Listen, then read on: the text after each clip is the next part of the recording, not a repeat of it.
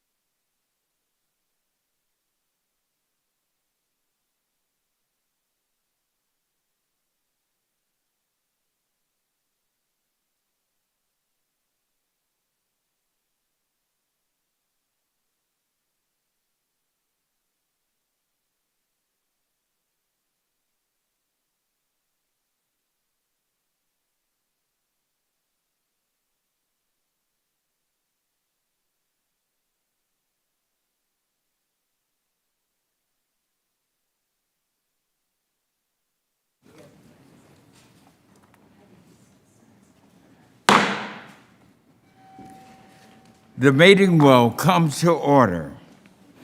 I note that a quorum is present and that each member has been provided the material on our agenda today.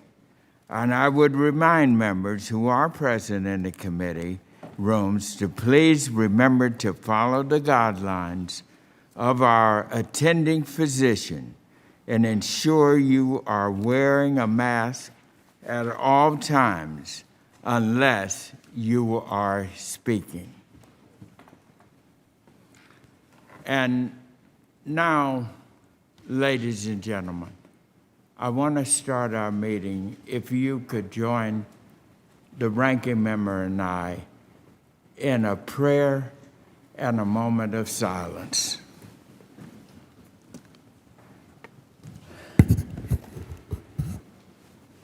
Dear Heavenly Father, we come before your throne of grace today as we mark on tomorrow 20 years since our great nation was attacked on 9/11.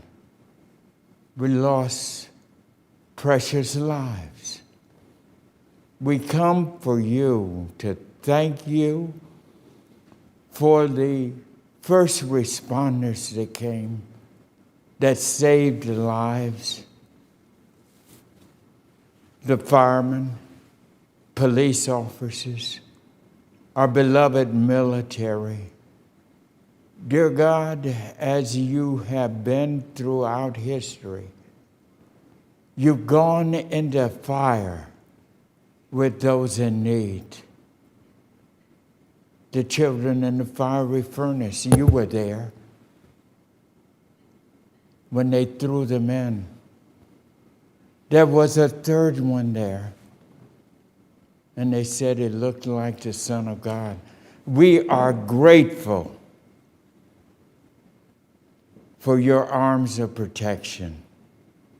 And dear God, as we go forward, your humble servants, we dedicate to you our full attention and gratefulness to take care of our precious American people.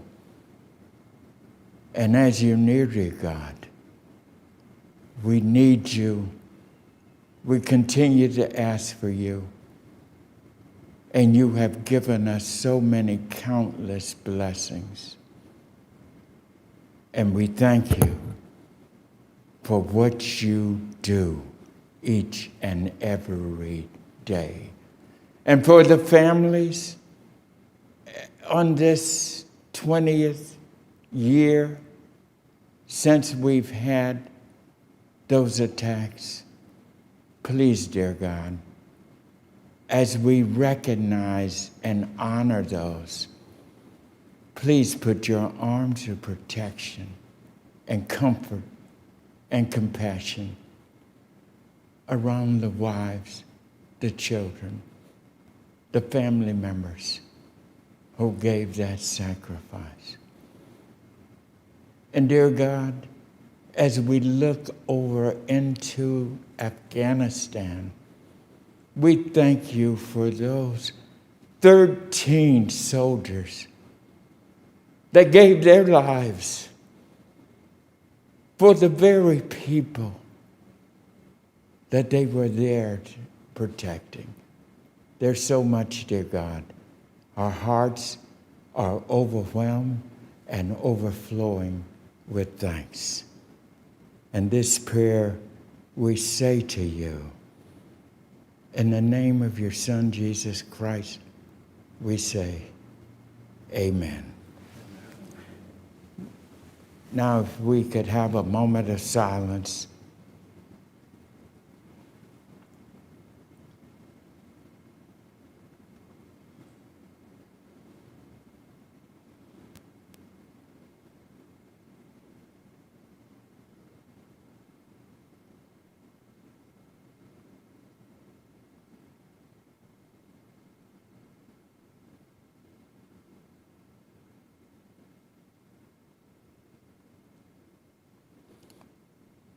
Thank you. You may be seated.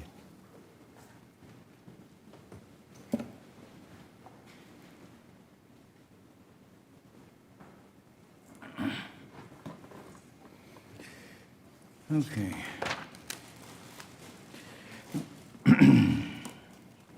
We have before us this morning for consideration, this afternoon rather, for consideration, the Agriculture Committee's print, which includes recommendations to the Budget Committee pursuant to the budget reconciliation instructions provided in the fiscal year 2022 budget resolution S-Con Resolution 14.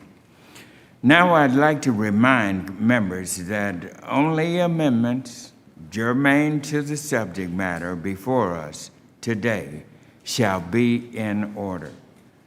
No motion or proposition on a subject different than that under consideration shall be submitted under the color of amendment.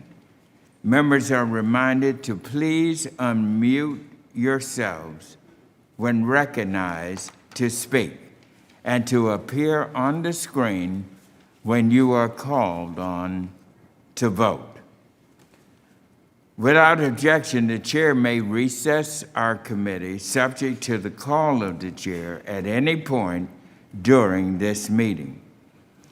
And now I recognize myself for my own opening statement. I want to kind of go over, I think I had my page here. Did you? Oh, okay.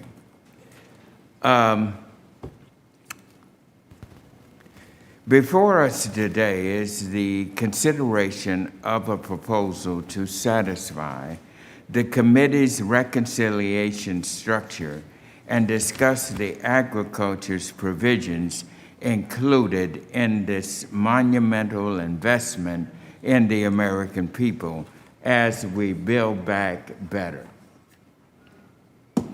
There will undoubtedly be vibrant debate over the substance of this package today, but put simply, our role today will be to discuss critical investments in agriculture research, rural development, renewable energy, and the ever-important national forest systems and land and private forest lands.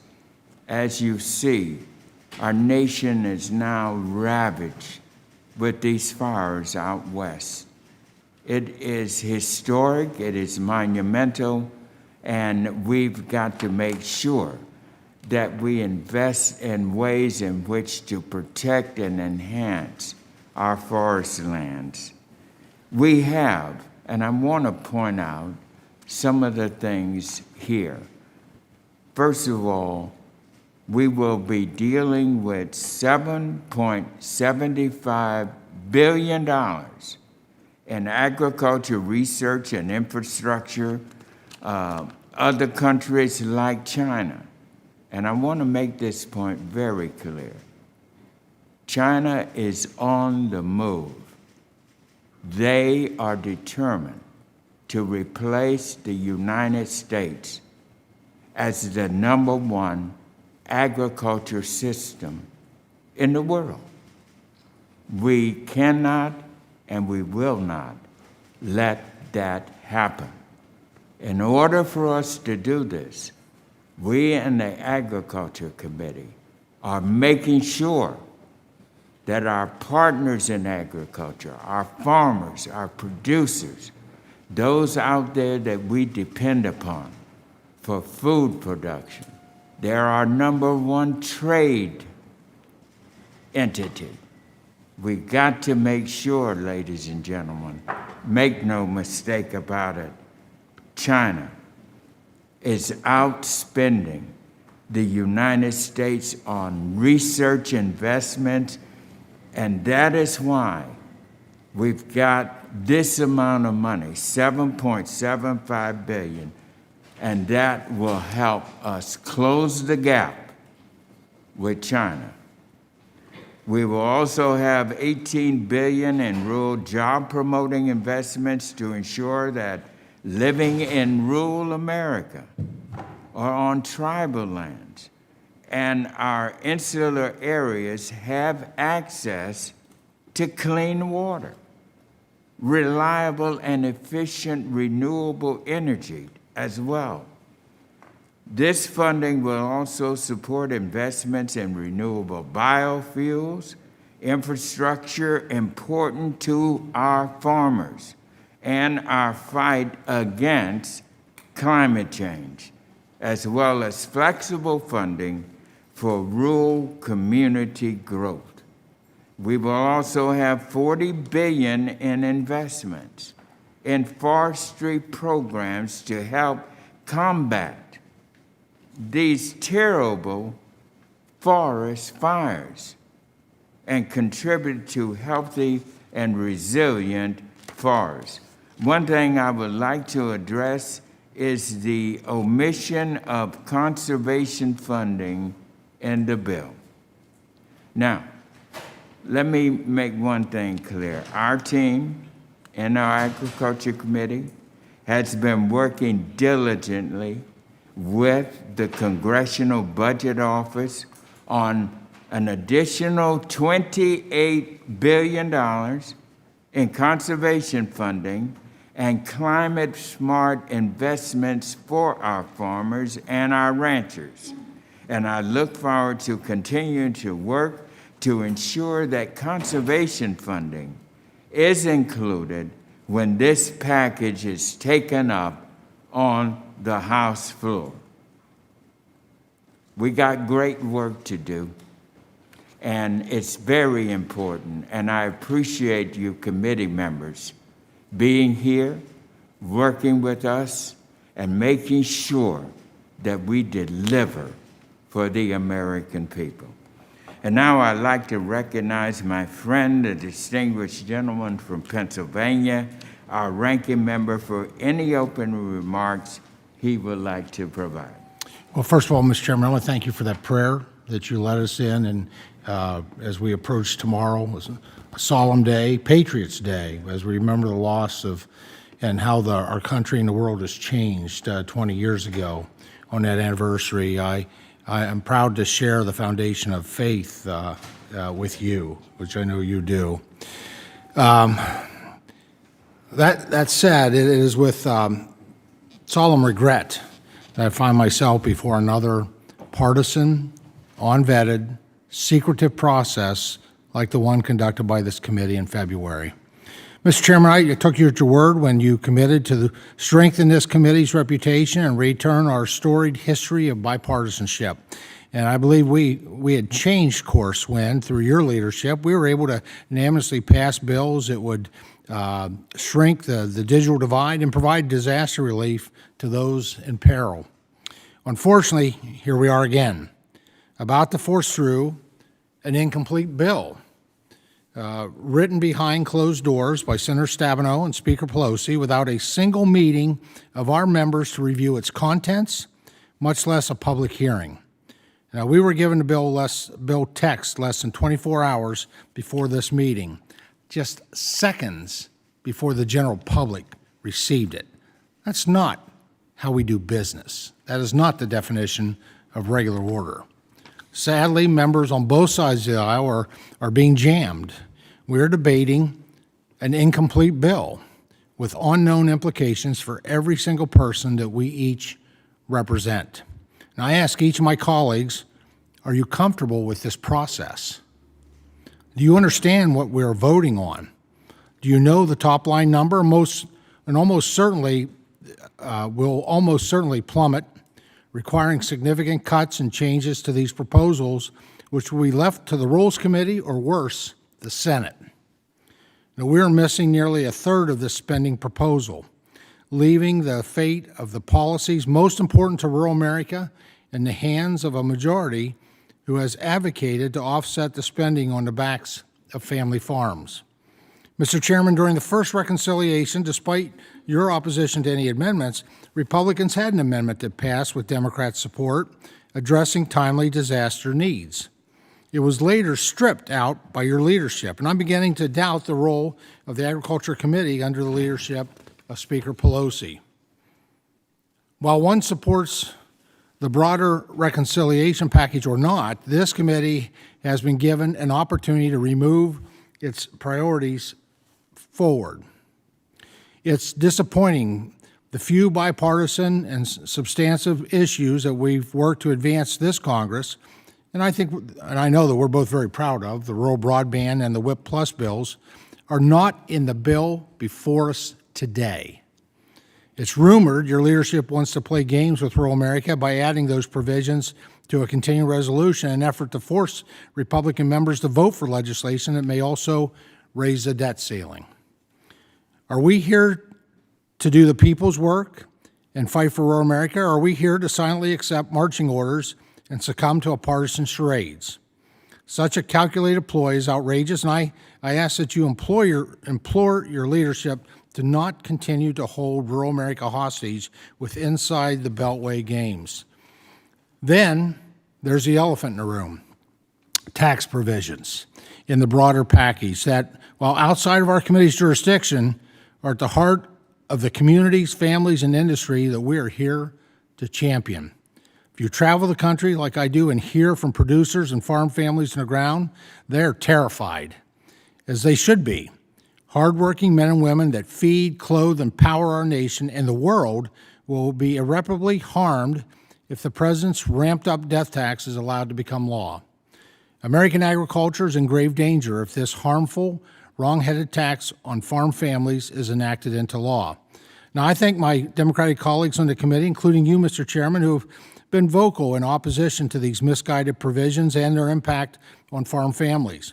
You're prudent to heed the growing call of frustration and fear from so many farmers and others who know how devastating this policy could be for their livelihoods. To all our members, do you feel comfortable today standing before your constituents and telling them the tax increases on farm families that many of you have opposed aren't a part of this broader package?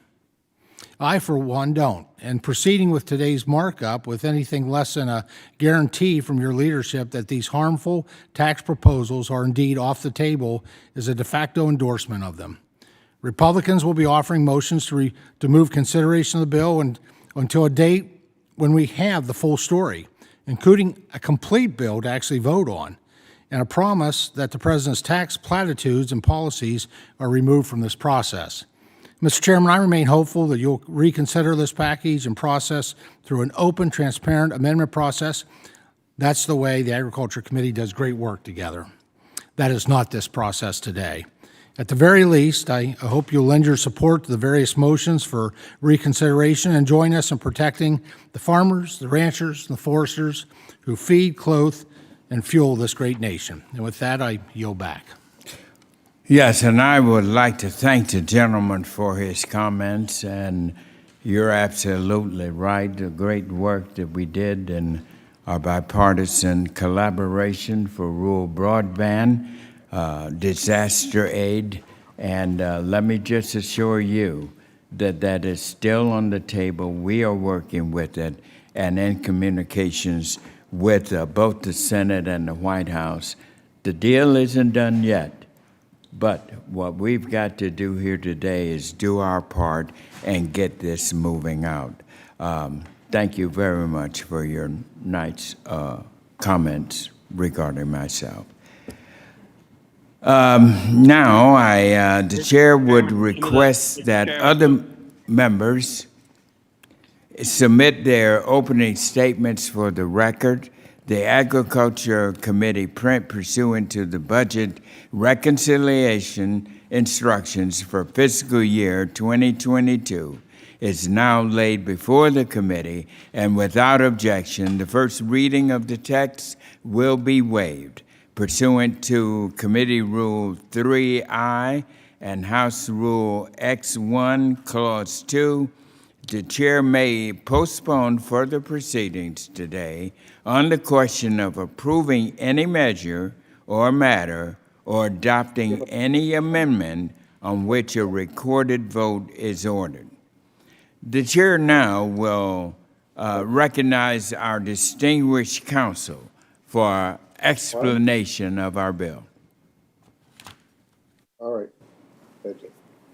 Thank you, Mr. Chairman, Mr. Ranking Member, and members of the committee. Before you for consideration is a measure pursuant to the reconciliation instructions provided in the fiscal year 2022 budget resolution, Senate Concurrent Resolution 14. This measure makes changes to laws within the jurisdiction of this committee to increase the deficit by not more than $89.1 billion for the period of fiscal years 2022 through 2031. The measure has 5 subtitles. Subtitle A covers general provisions, including definitions. Subtitle B covers forestry programs. Subtitle C covers rural development and energy programs. Subtitle D covers research in urban agriculture. And Subtitle E includes miscellaneous provisions. I will summarize those provisions. Subtitle A is the general provision subtitle that includes definitions. Subtitle B, forestry. Section 11001 of Subtitle B appropriates $10 billion for hazardous fuels reduction projects within the wildland-urban interface, $4 billion for hazardous fuels reduction outside the wildland-urban interface, $2 billion for certain vegetation management projects, $450 million for the Legacy Roads and Trails Program, $350 million for National Forest System land management planning and monitoring, $100 million for the maintenance of trails, $100 million for capital maintenance and improvements, and $100 million for the Chief of the Forest Service to conduct efficient and effective environmental review under the National Environmental Policy Act. This section also appropriates $50 million to develop and carry out activities for the protection of older and mature forests on National Forest System land, in addition to completing an inventory of such forests. $50 million to develop and carry out activities for habitat maintenance and restoration, $50 million to carry out certain post-fire recovery, $50 million to develop and carry out non-lethal activities to reduce human-wildlife conflicts, and $2.25 billion for staffing, salaries, and other workforce needs to support the development of a civilian climate corps. Section 11002 appropriates $9 billion to award grants to support forest restoration and resilience projects on non-federal land, $1 billion to award grants to communities for wildfire protection, to purchase firefighting equipment, provide firefighter training, and increase the capacity to protect at-risk communities, $250 million to award grants to aid in the recovery and rehabilitation of burned areas, and $250 million to award grants to expand equitable outdoor access and promote tourism on non-federal forested land for members of underserved groups.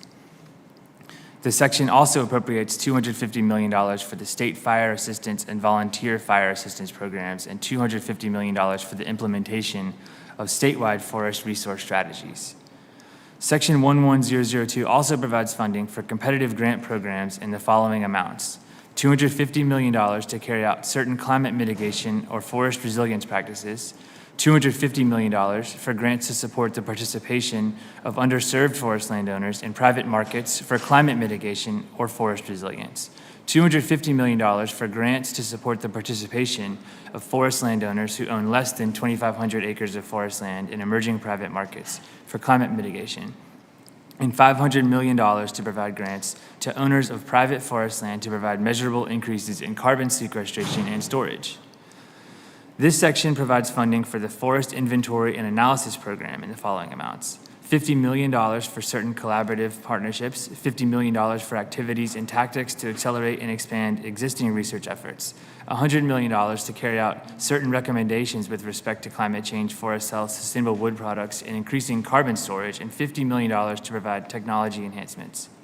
This section also provides funding for the research mission area of the Forest Service in the following amounts: $50 million to accelerate and expand existing carbon stock research, $50 million to accelerate and expand climate and weather variability research, $50 million to accelerate and expand existing ecosystem, climate, and weather adaptation research, $50 million to assess carbon sequestration and storage, and $50 million to carry out greenhouse gas life cycle analyses of domestic wood products. This section also appropriates $50 million for the Healthy Forest Reserve Program, $100 million for the Wood Innovation Grant Program, $50 million for the Forest Health Monitoring Program, and $2.25 billion to be used for staffing, salaries, and other workforce needs and expenses to support the development of a civilian climate corps for carrying out projects on non-federal land through the Forest Service, state and private forestry mission area.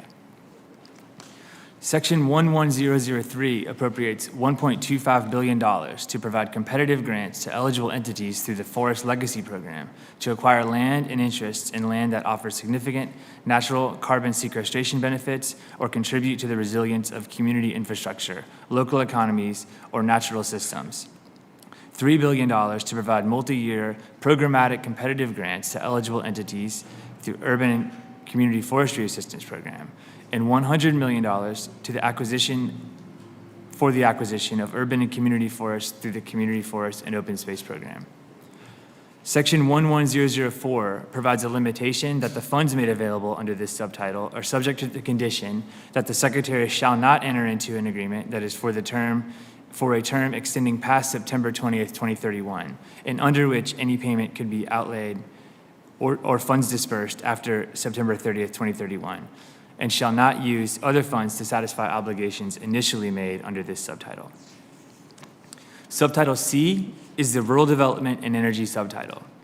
Section 12001 provides $40 million for the cost of direct loans and loan guarantees for the rural business development programs authorized under Section 310B, subsection A and subsection G of the Consolidated Farm and Rural Development Act.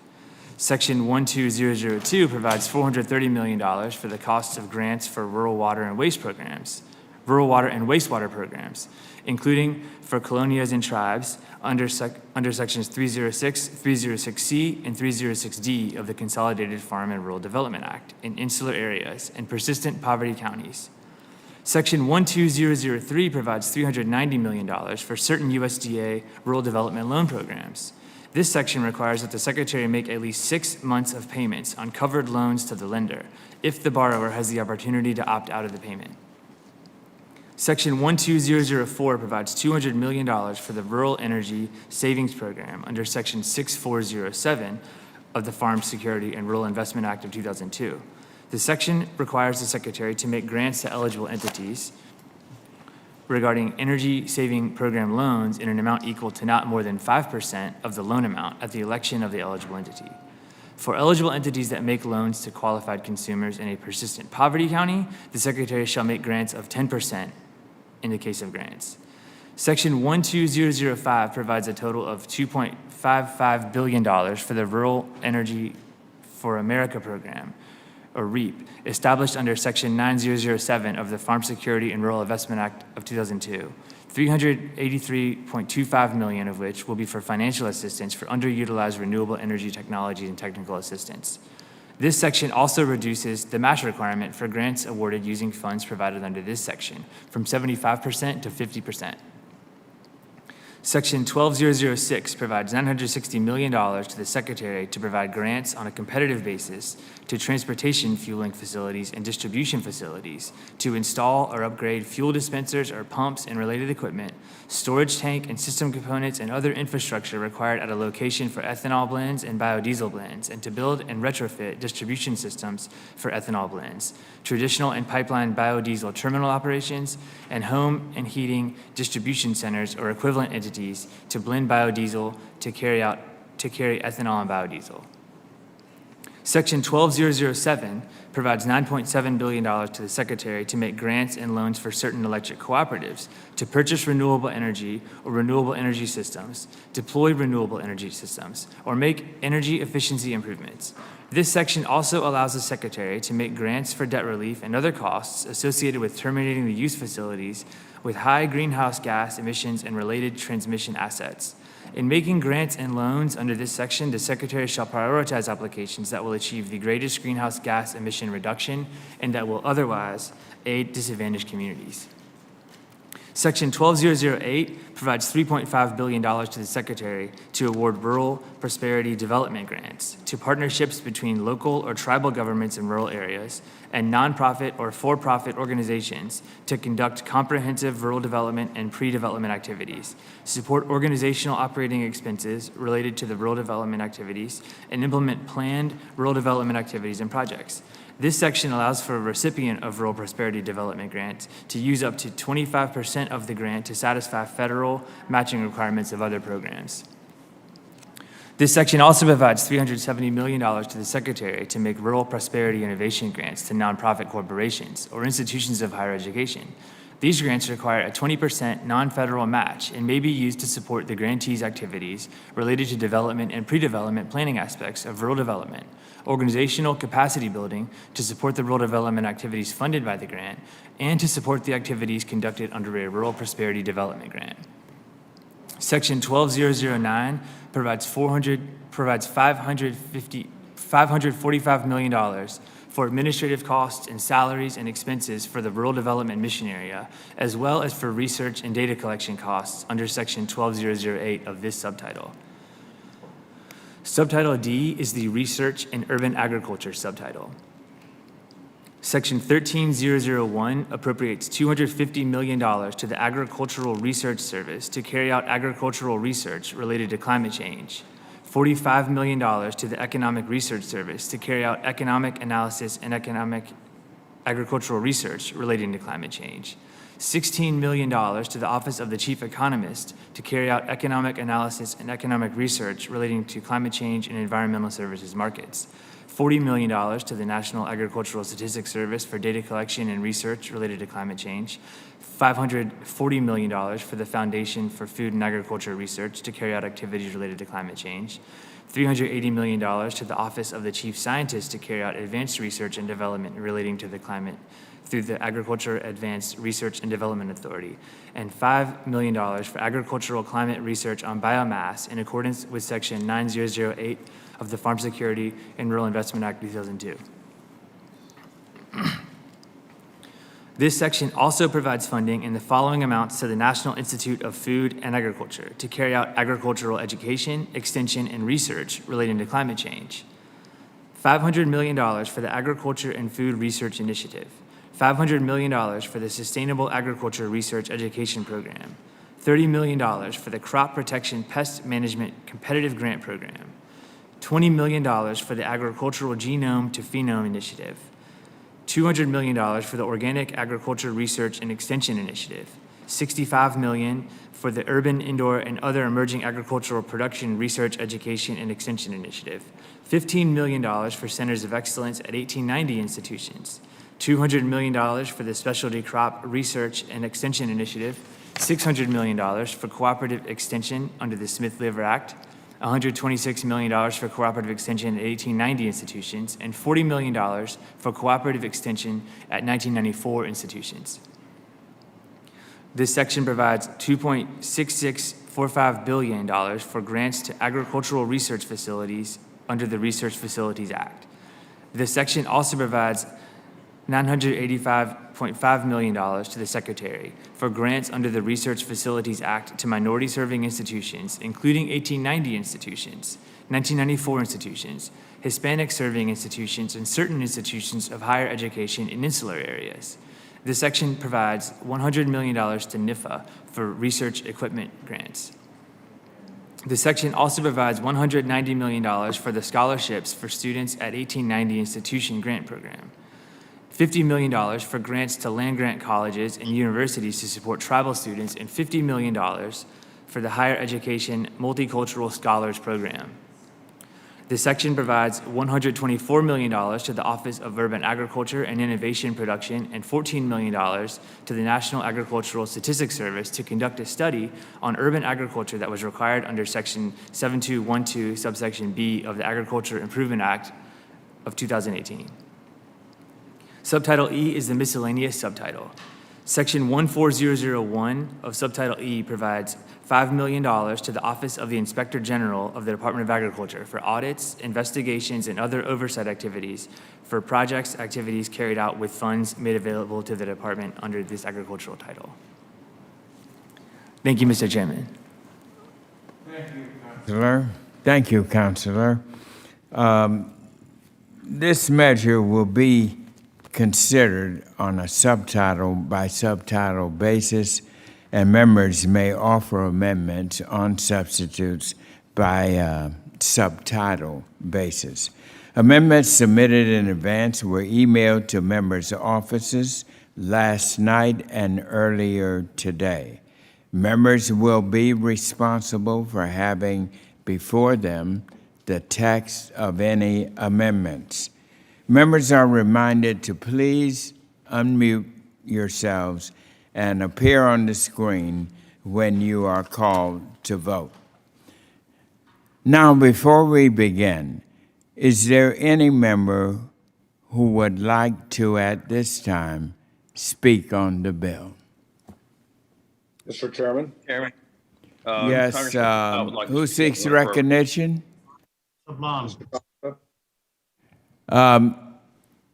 Mr. Costa and Austin Scott, is that correct? I'm looking at the screen there. Yes, sir. All right, Mr. Costa, you first, and then Austin Scott. well, thank you very much, Mr. Chairman, for all of your efforts and work on this very important reconciliation portion that the Agriculture Committee has jurisdiction over. It's not easy, and these are challenging times, and it was good of you to note for the Lord's blessing on the 20th anniversary of those Americans who lost their lives and their families, and we should never, ever forget. As it relates to the measure before us today, this is, I think, important on behalf of American agriculture, as we all are aware. We see the impacts of climate change around our country as it relates to whether it be extreme droughts in the West or the horrific fires that have been impacting many states as well in the West. But the hurricanes that we see in the South and Southeast and all the way to the Northeast, clearly we have a role and responsibility to play. And so therefore, this legislation, I think, is important. While many of us have challenges with regards to the process, and I am one of those, it's important that we work together. I wish that our Republican colleagues were participating in a way that would, I think, provide a work product that was bipartisan, like the infrastructure package. But they've made their decisions. They made that in 2010 with the Affordable Health Care Act. I understand.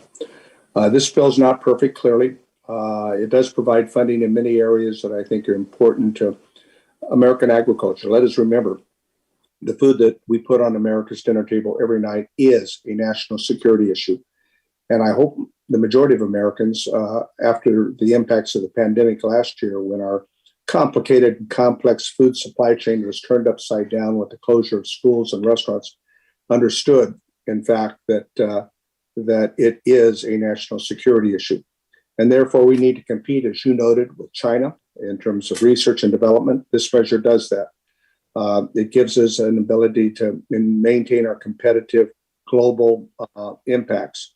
Let me remind everyone that providing a resilient, sustainable food supply chain is the primary responsibility, I think, of this committee.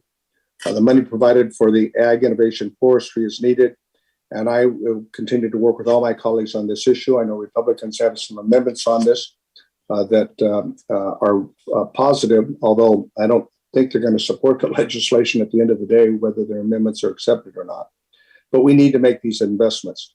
And the tax provisions that the ranking member noted, I am as concerned about and have led letters on this effort.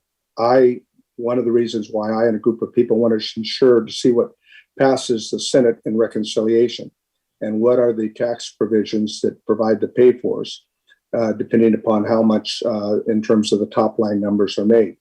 And that will ultimately determine my view on the total package. Mr. Chairman, I don't know how much time I have left. I don't see the clock here. I got a minute 42. A minute. Is it possible that our ledge analysis, a couple questions? Pardon me, I didn't hear what you were saying, Jim. Well, I see the time now. I've got 1 minute 26. So I was going to ask a couple questions of the analysis that was just written. Okay, go right ahead. Counselor. Yeah, with the staff person, on the breakdown of the definition for rural America, which is so important, and I know we're awaiting the conservation titles, but what is the definition of, and I know it's different in the Ag Code, that defines rural and counties throughout the country. Council. Could you repeat the question? I had trouble hearing. The definition of rural, in the USDA Ag Code for qualification purposes of these funds. Can you answer that? Of the funds in which section? For rural America? In the rural development section? Yes. And for the clean drinking water. I will, if we could wait and let my co-counsel answer that, who handles rural development. Hey, I'm running out of time here. I'd like an answer to that question before the end of the day. My other question is on the forestry efforts. We had a subcommittee hearing last year, and Subcommittee Member Spanberger has asked the question about the American Forestry Plan not having been updated in years. Does this take into account funding to update how we manage our forests better? In which fund? There's $40 billion for USFS, right, for forestry? Yes, sir. Well, is there provisions in there to determine how we update the forest management plan? It's estimated that we should be spending, the Secretary and I have spoken, $2 billion a year. Could you answer the question too, please? I'll get you an answer to that. Yeah, thank you very much. And when we get to that rural section, Mr. Costa will go back and give you a proper definition of rural America. Thank you so much for all your efforts, Mr. Chairman. Right. You're welcome. Now we'll hear from the gentleman from Georgia, Mr. Austin Scott. Well, thank you, Mr. Chairman, and I too appreciate your prayer. And I would remind also that in the book of Luke, we're advised that if one is going to build a tower, when they take time to estimate the cost and make sure that they had enough money to complete it before they started it. And I have a couple of basic questions before I have my comments, because we just got this bill a little while ago. My question really is the total spending in the bill $94 billion? Is that correct? $94 billion is the total spending in the legislation? Hold on, Austin. I'll get you the right answer. Hand me that, Ann, would you? Okay.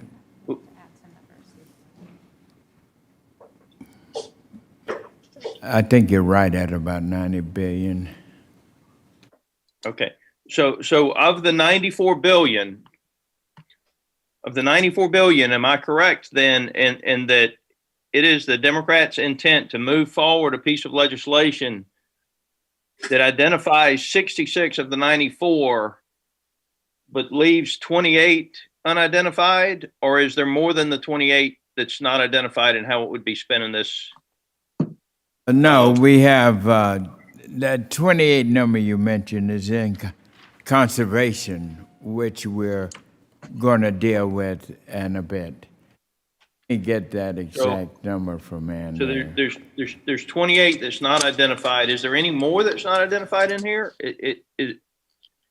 Is all, in other words, is all of the 66 billion identified and how it's going to be spent?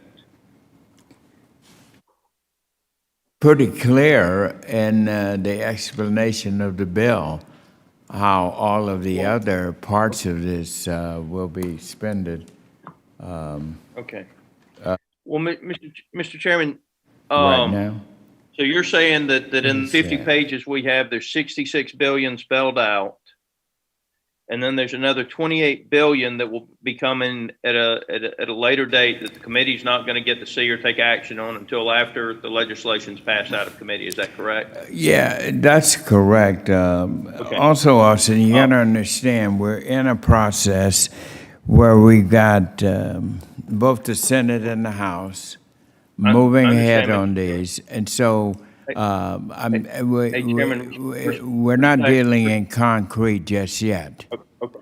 But respectfully, did I hear the Legislative Council say that the deficit, that this piece of legislation, the cap on the increased deficit spending is $89.1 billion? I believe that's correct. He said 89.1 billion of this was increased deficit spending. Is that correct?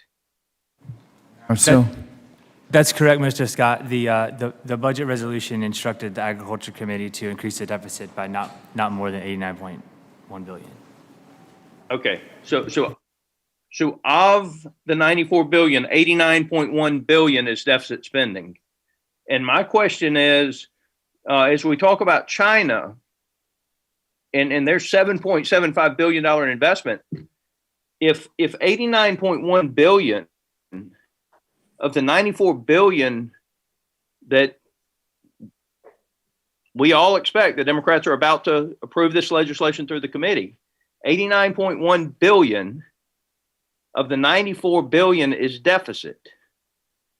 So 90 plus percent, really close to 95% of what you're about to appropriate is debt spending.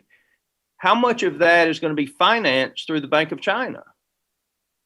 And so, you know, at the appropriate time, Mr. Chairman, I'm going to have a motion to postpone until we can get some real answers on how the $89.1 billion deficit in the piece of legislation is actually going to be paid for, because it's just, and I've got friends on this call, it's just not honest to say that of the $89.1 billion deficit, that it's not going to lead to tax increases on farmers and small farms. I mean, we know the estate tax proposals from Bernie Sanders and the far left. We know the stepped up basis tax increases that are proposed by some of the Democrats, not saying Democrats on this committee, but you've got a $90 billion deficit hole if you pass this piece of legislation that you've got to fill, and we need to know how you intend to fill it before this thing becomes the law. And with that, I'll yield the remainder of my time. all right. Thank you, Mr. Scott. Now I will recognize for 5 minutes the gentle lady from Virginia, Ms. Spanberger. Thank you very much, Mr. Chairman, for the opportunity to speak as we look at this markup. I want to begin by stating that I have significant concerns about the fact that we are proceeding with this markup without the $28 billion detailed related to the conservation spending. I say that as the chair of the Conservation and Forestry Subcommittee. I say that as the person who advocated and in many cases introduced the legislation that ultimately will make up the conservation portion. But I believe deeply in the programs that we are putting forth with this proposal, and I would like to see the committee have the opportunity to actually vote on them and go through the markup process. It's important. I am proud of the fact that the Rural Energy for America Program Improvement Act that I introduced with my colleagues, Congressman David Valadao in the Senate, Senator Tina Smith, will be included. Through the REAP program, growers and producers receive financial assistance to help deploy clean energy systems and adopt energy efficiency measures without converting productive farmland. Over the last 6 years, REAP has leveraged more than $300 million in public investment to stimulate more than 10 times that amount in private investment, delivering more than $4 billion in energy efficiency and renewable energy products to rural America. Unfortunately, this program, the demand for it far outstrips the available funds, leaving many farmers unable to take advantage of the incentives provided by REAP. And that's why I am proud and excited that this component should be included ultimately in the bill that we are marking up in this committee, but unfortunately it is not yet there because of ongoing challenges, and it's not yet before us.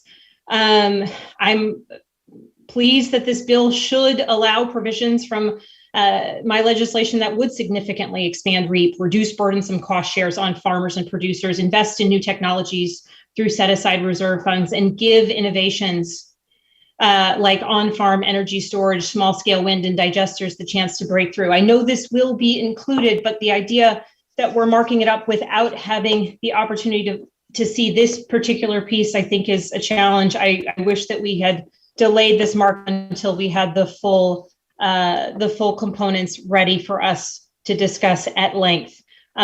Earlier this Congress, I also introduced the Climate Stewardship Act, HR 2534, alongside Senator Cory Booker. This bill lays out a framework for a once-in-a-generation investment in climate-smart agriculture, forestry, and wetland management.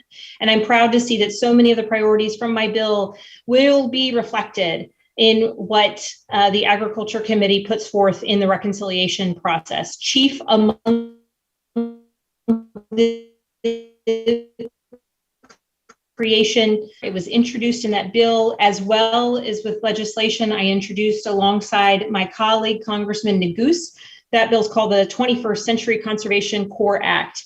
As the next generation looks to tackle the climate crisis head on, we must invest in opportunities for Americans to acquire the skills they need to build a stronger and healthier planet. And additionally, a new CCC is a smart idea that would pay off for our economy, would create well-paying jobs, good paying jobs in rural America while nurturing a talent pool of American workers that can gain valuable expertise in conservation, restoration, resiliency, and more. And I am proud that we'll be including investments in climate smart ag research. Farmers already feel the impact of the climate crisis. Studies consistently have shown that high risks that exist to crop yields from the impacts of the changing climate over the next century. Just on Tuesday, I was visiting with a farmer in our district, and he said when he first got married, got back from his honeymoon in time to harvest the crop. And now as they approach anniversary after anniversary, what seemed like a good plan when they were initially getting married some 25 odd years ago means that he's now harvesting on his wedding anniversary. Farmers on the ground know the shift that we are seeing with climate change. And so I am proud that we will be moving forward with climate smart conservation and forestry practices. These practices will help the United States meet our climate goals and improve farmers and foresters' bottom line. And notably, the investments in this bill will make our rural economies through the USDA's Office of Rural Development will make investments that are important, especially when paired with the investments made through the Bipartisan Infrastructure Investment and Jobs Act, whether through our rural electric co-ops, roads and bridges, or the universal broadband internet investments. These investments demonstrate a commitment that when we say we want to build back better, we indeed mean it.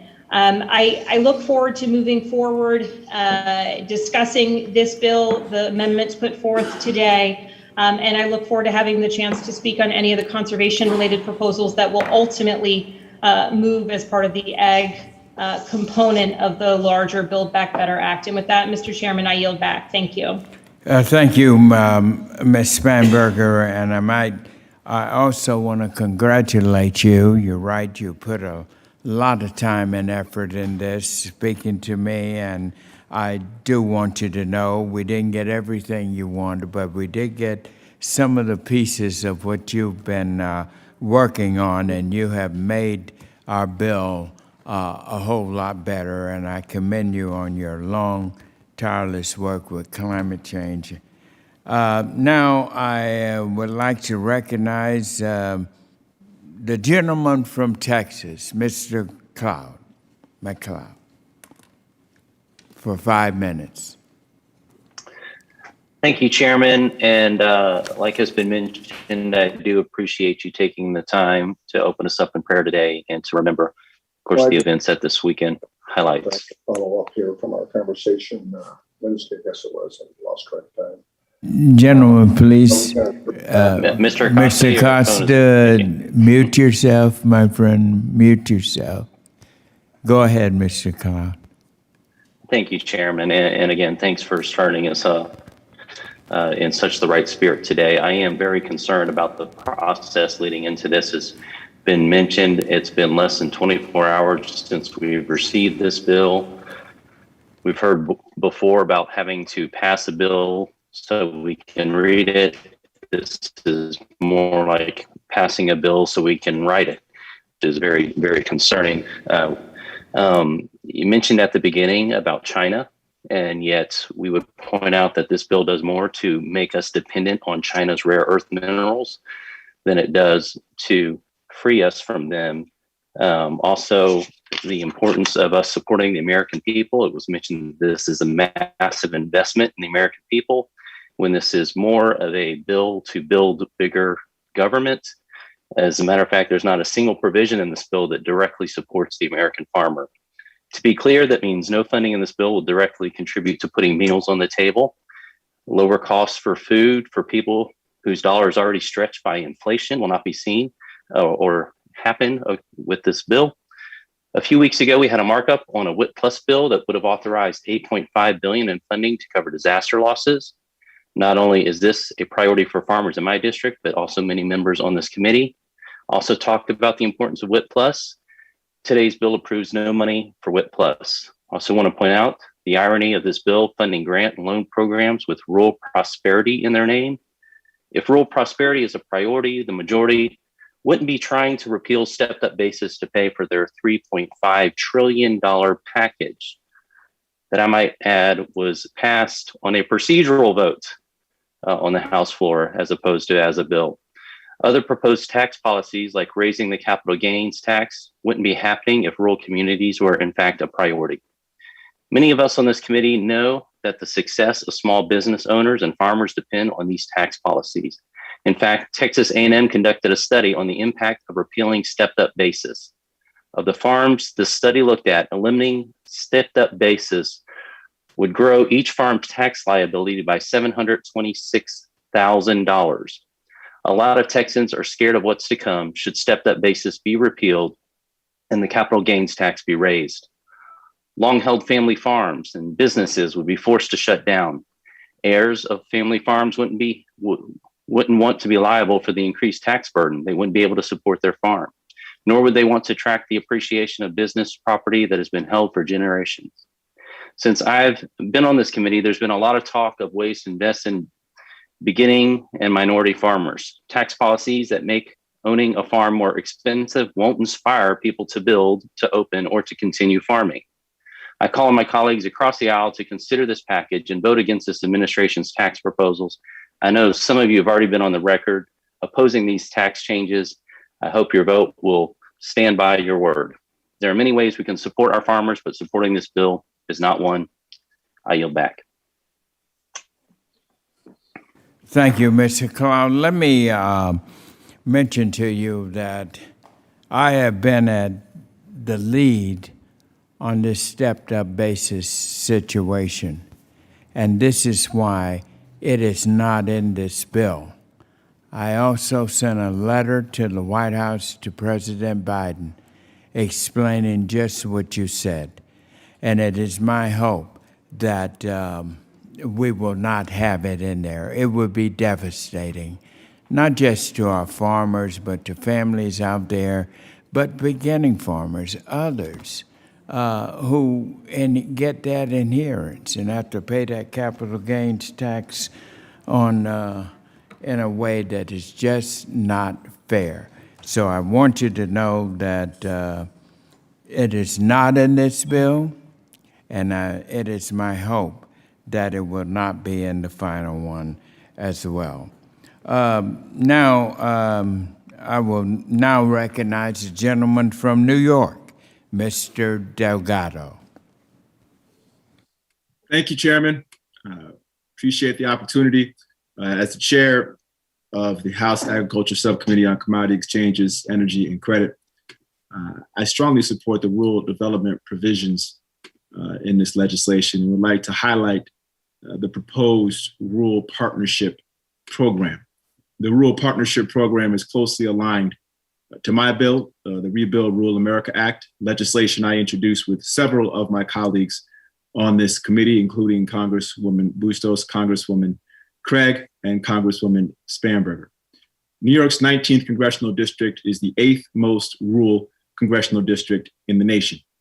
And for too long, federal programs have left rural communities out in the cold. As we recover from COVID-19, rural communities need targeted resources to rebuild back better. The Rural Partnership Program outlined in this bill will provide nearly $4 billion in flexible use funding for rural communities and small towns.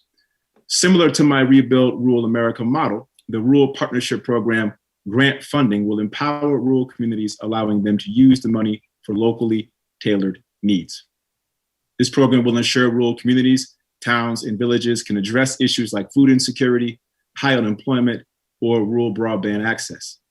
It will allow local governments to rebuild fire stations, repave roads, replace sewer lines, and create programs to address issues like substance abuse. The program will also provide grants for nonprofits to help rural communities develop and implement regional revitalization plans. This type of technical assistance is critical to making sure rural communities have the resources they need to succeed. The Rural Partnership Program provides a down payment on the Rebuild Rural America Act and follows my bill's an innovative approach to delivering aid to our rural communities. I'm thankful to the folks in my district who've been outspoken and working hard with me to advocate for this type of assistance, and look forward to working with my colleagues to closely monitor and assist with the rollout of this program. Thank you, and I yield back. Thank you, Mr. Delgado. And next we have Miss Michelle Fishback from Minnesota. You're now recognized, Ms. Fishback. And I believe I am off mute. Thank you very much, Mr. Chair. During August recess, we've been visiting across the district and visited many farms, and I hear about the challenges that they're facing. We've got a drought here in Minnesota, the workforce shortages, the overregulation, broadband internet access, and so much more. They have serious challenges, and those challenges require serious solutions. Unfortunately, the legislation before us today falls short of that. And we've received the bill material less than 24 hours ago, yet we're here and we're about to push through a $3.5 trillion spending without even public input. None of those stakeholder groups had the opportunity for input on this bill. This is opposite of transparent, and it's certainly not the way the American people should expect their government to function. Throughout this entire process, Democrats in both bodies have put together a bill without Republican input, and that is the exact opposite of good governance. Let me be blunt. This bill will raise taxes on family farms, further the labor shortages in rural Minnesota and in rural America, and significantly raise the national debt. It's a partisan tax and spending scheme that puts rural communities last. And those are just the provisions that we know about right now. We are in the midst of an economic crisis in this country, largely perpetuated by this administration's reckless policies. But even as the economic crisis continues to rage, the only solution Democrats have to offer is spend, spend, spend. The president continues to float complex tax proposals that are full of promises but empty on details. Even some of the Democrats on this committee have spoken out against them, just like you did, Mr. Chair. The most obvious example is President Biden's proposal to eliminate stepped-up basis, something that would have huge implications, and admittedly, many of the people on this committee do share that concern, as you do, Mr. Chair. They would have huge implications for family farms. Either the president doesn't understand, or worse, he doesn't care about the devastating financial impacts that tax will have on family farms. As we made the visits across the district during recess, it is one of the biggest issues that we are talked to about, that they say this will be devastating, this will hurt farmers, this will hurt farms, this will hurt rural Minnesota and rural America. This committee has a tradition of working together in the light of day, like we did on the broadband, like we did on WIT Plus, to pass thoughtful policy on behalf of America's farmers, ranchers, and rural communities. Yet, unfortunately, we are here today, and I can't support this legislation that runs completely counter to the principles of good governance. And I urge my colleagues to join me, and let's get to work on policy that will have true positive impacts on the people we represent. Thank you, Mr. Chair, and I yield back. Thank you, Ms. Fishback. And now I recognize the vice chair of our committee, the gentlelady from North Carolina, Dr. Adams. Thank you, Mr. Chairman. Thank you so much for your leadership. The Build Back Better plan is a once-in-a-generation investment in America's future. This proposal represents a historic opportunity to focus federal investments in climate change mitigation, rural communities, forest restoration, and agricultural research and education. I'm also thrilled this proposal addresses the infrastructure needs of the land-grant universities, the 1890s. As you know, the 1890s are some of our largest and most impactful historically Black colleges and universities, HBCUs. And for more than 125 years, the 1890 land-grant universities have provided essential research, education, public outreach, and economic development opportunities across our country. And yet these institutions continue to face major issues regarding state matching funds and insufficient infrastructure on campus to conduct cutting-edge agricultural research. Since the late 1990s, land-grant universities, including the 1890s, have received very little to no infrastructure funding. And as a result, these state agricultural research facilities face a huge backlog in deferred maintenance of at least $11.5 billion. If we're truly to meet the challenges and the opportunities of the 21st century, renovating and securing new facilities and equipment is absolutely crucial, which is why I appreciate Chairman Scott for working with my colleagues and you to address this concern. By providing funding to the Research Facilities Act, the 1890 land-grant universities, as well as the entire state agriculture research system of institutions, will be able to participate in cutting-edge agriculture and climate change research. Moreover, as vice chair of this committee, it is a priority of mine to make sure that these 1890 land-grant universities and minority-serving institutions, MSIs, continue to have the resources they need to unlock the potential of millions of students across the country. The more than $1 billion included in this proposal for MSIs, including funding for the 1890s Centers of Excellence, extension programs, and scholarships, will do just that. This funding will enable the 1890s and MSIs to continue to be a critical source of diversity in the food and agriculture sector, and ensure that these institutions have equitable resources to continue delivering competitive research facilities and extension services. And with that said, Mr. Chairman, I am very proud to support this piece of legislation. I urge my colleagues to support it as well so that we can build back better together. Chairman Scott, as always, thank you for your leadership and your commitment to helping all of our schools and the 1890 land-grant universities and MSIs, and I yield back. And thank you, Gentle Lady and Vice Chair Adams, and thank you for the wonderful leadership that you are providing, especially with our 1890s. And I just want you to know that we have money in here to cover those areas that you mentioned to get good research down to our 1890s, as well as we also have the $100 million for the 1890 scholarships covered in here as well, so that we will have that done. Also, while I'm on this, Ann has scheduled an October 21st vote. Is that correct, Ann? On the bill itself. And as you know, we have the bill, it's been introduced, and it will be called up now on October 21st. And we have the $100 million in there and the language that would make this scholarship program permanent. And I just want to thank my ranking member. I want to thank, I already go back with the gentleman from Texas, Mike, who worked with us in getting that done. Thank you. Now I will recognize, who do we have? Okay. The gentle lady from Missouri, Ms. Hartzler. Well, thank you, Mr. Chairman. Appreciate this opportunity. So as I toured the farms in my district earlier this month, I heard from many Missourians who were concerned about these proposed tax increases that could impact their businesses and their families.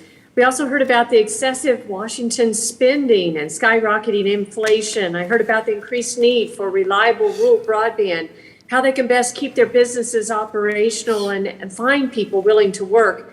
But I did not hear we needed to go further in debt as a nation and pass a massive bill without even having one hearing.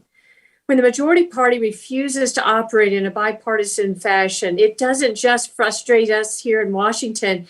It has a direct negative impact on our producers and our communities. And because of partisan politics, we're sitting here pretending to mark up a bill that Republicans received less than 24 hours ago that spends $66 billion without any input from the individuals that we on this committee support. So this bill is not only a disgraceful use of taxpayer dollars and a partisan wish list, it also will do more harm than good through the tax increases. Nearly every agricultural association has made clear that this administration's proposed tax increases would have devastating impacts on our farming families.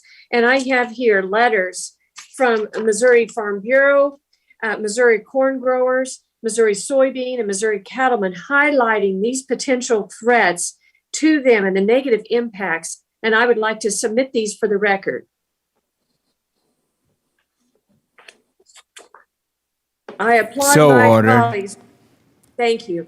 And I applaud you, Mr. Chairman, for opposing these increases and others on this call on the other side of the aisle who also have listened to their constituents and have raised concerns about this issue. And I appreciate that letters have been written, but I would like more information on conversations. Have there been serious conversations with the Ways and Means Committee and with the speaker on this? Because letters are nice, but this would be devastating to our rural communities and to our farm families. If any of these proposals go through, they cannot be in this proposal. And so I'm hopeful that you can provide more insights on this and that as a committee, we can stand together against any tax increases on our farm families. And I look forward to working with this committee in a bipartisan fashion to work for the agriculture industry and something that we all can support. So thank you, and I yield back. Thank you very much, Congress lady. And let me assure you, you mentioned, are there serious discussions on this stepped up business?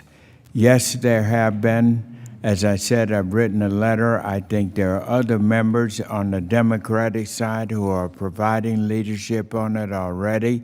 I certainly have talked with our leadership, and I'm not at privy to reveal any of these conversations. However, I just want you to know that this is very serious. I think we're in the hunt here, and hopefully we will be successful. But this is one issue, the stepped up business, you're right. It will be devastating, not only to our farmers, but to small businesses.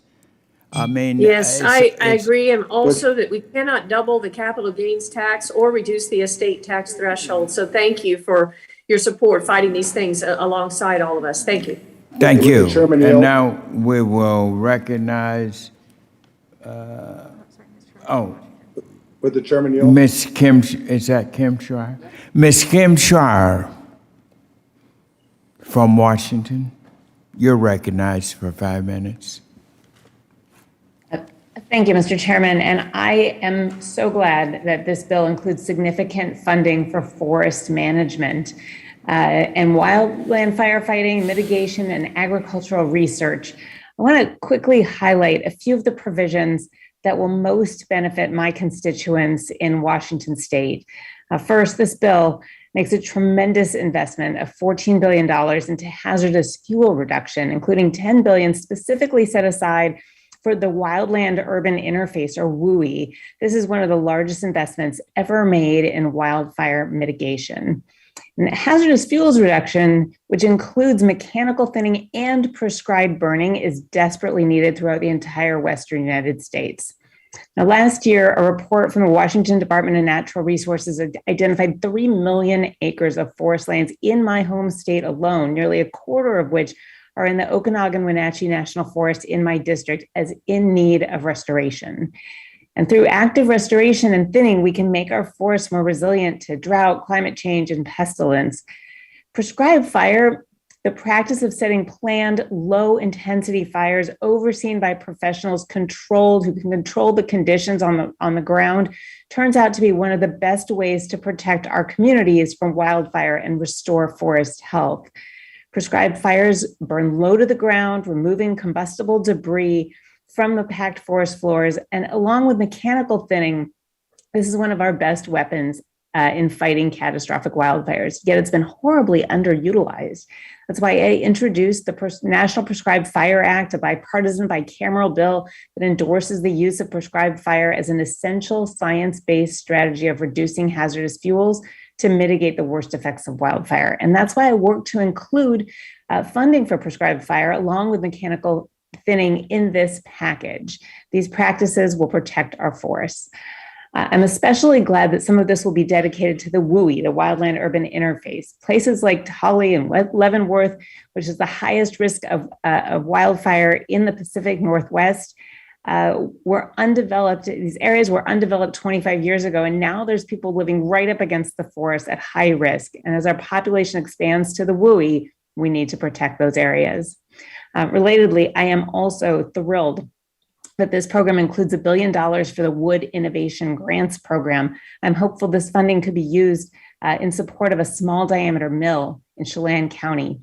As my colleagues and I discussed at a recent Conservation of Forestry subcommittee hearing, a major challenge for removing fuels from overcrowded forests is the loss of small sawmills throughout the country.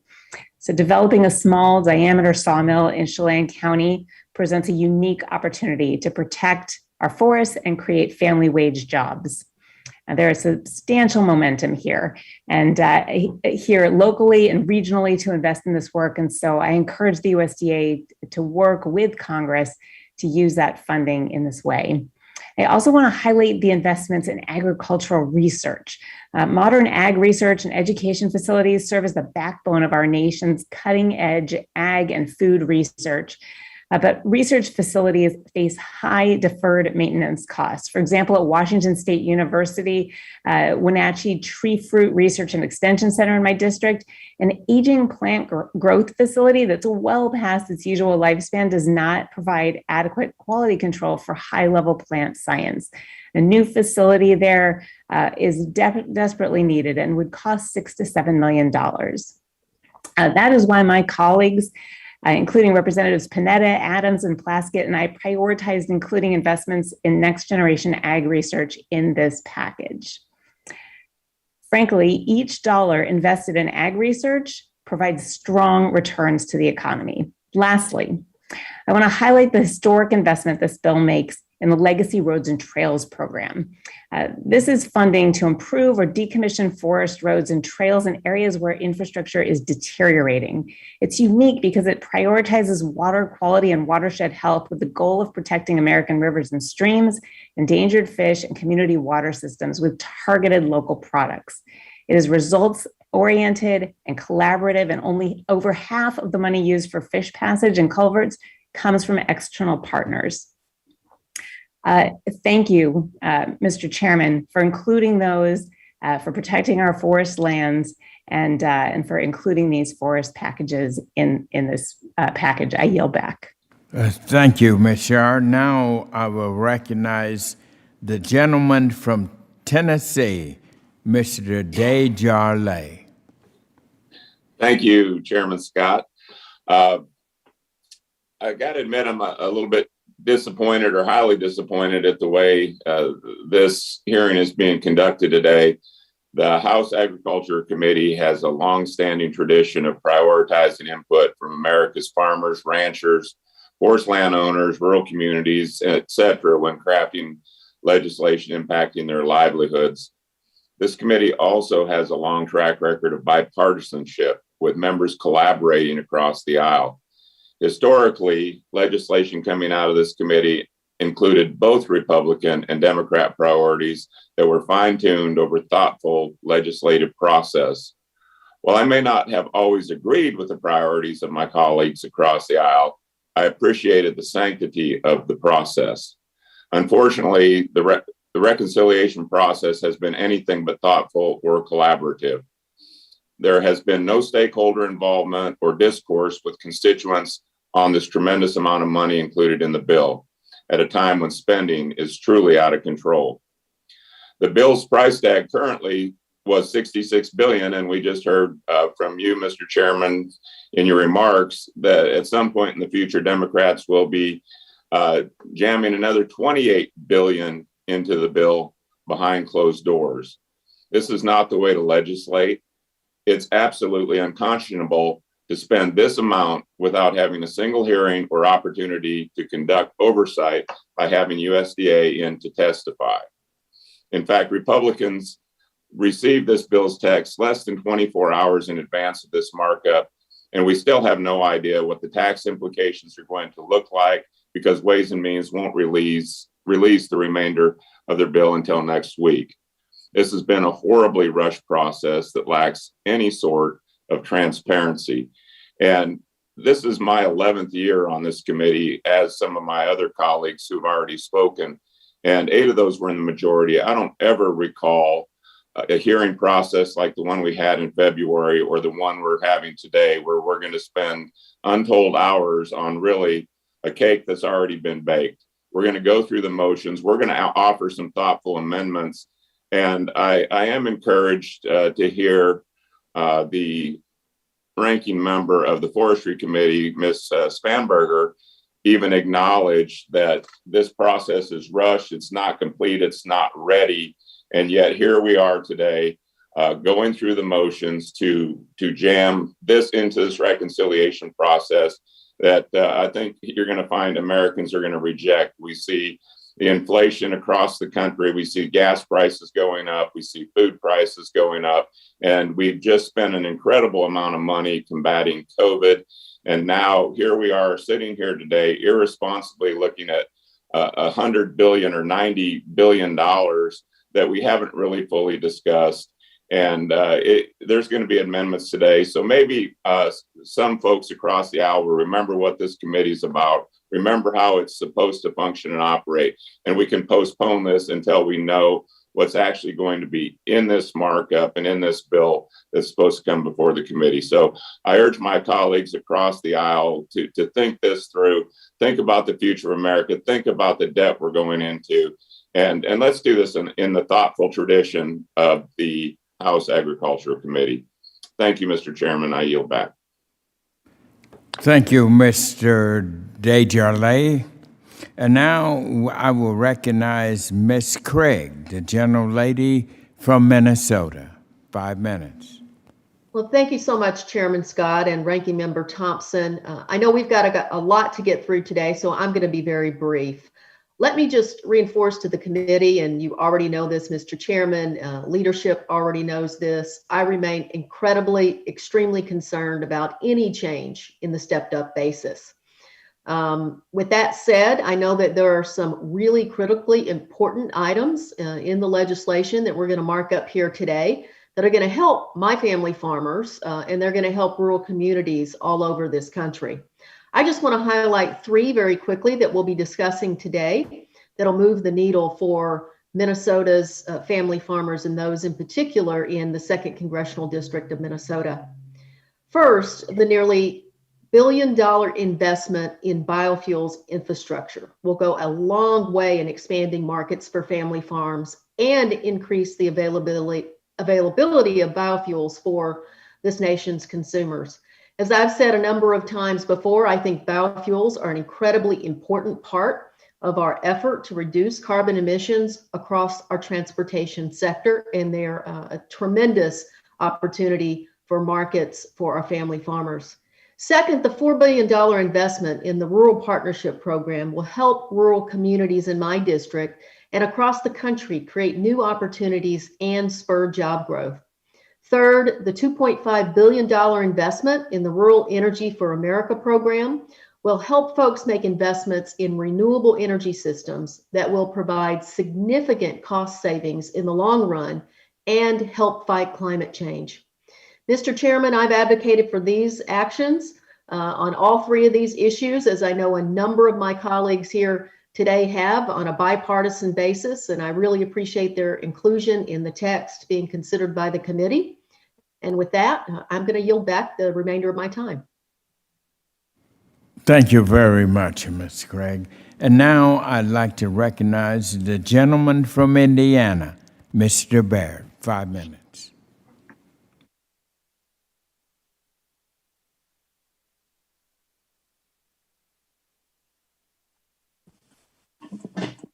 Thank you, Mr. Chairman. And I really did appreciate your beginning prayer and recognizing the 13 soldiers that gave her life for this great country of ours. I want to appreciate also the fact that you and Ranking Member Thompson for giving me the opportunity.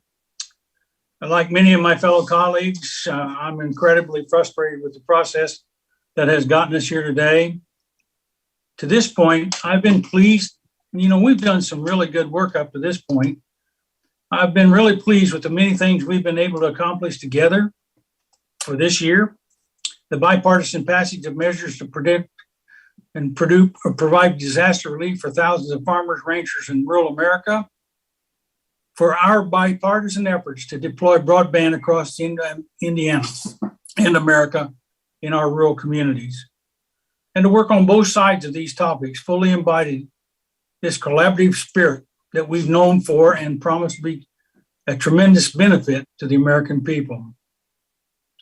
Given the historic price tag for this measure, it is especially concerning to watch the majority's hasty and partisan development of this package with little regard for the Americans who will be directly affected by these policies. Prior to the 2018 Farm Bill, Republican leadership held over 100 public meetings that included members on both sides of the aisle. Democrats' plan today provides changes to funding for Farm Bill programs with no input from Republicans, no public hearings or discussions, and practically no other input from stakeholders. It is my hope that we can correct the course of our committee away from the mainstream partisan issues and refocus our attention on providing leadership for rural America in areas like climate change, agriculture research, and protecting our nation's food supply chain. As we begin further consideration of this package before us today, it is my sincere hope that all of you, regardless of where you are and what party you may be associated with, will fully consider the changes to this package that I and many of my colleagues have proposed in a good faith effort to improve the bill, as is, does little to make changes needed for the department and for improving farm policy.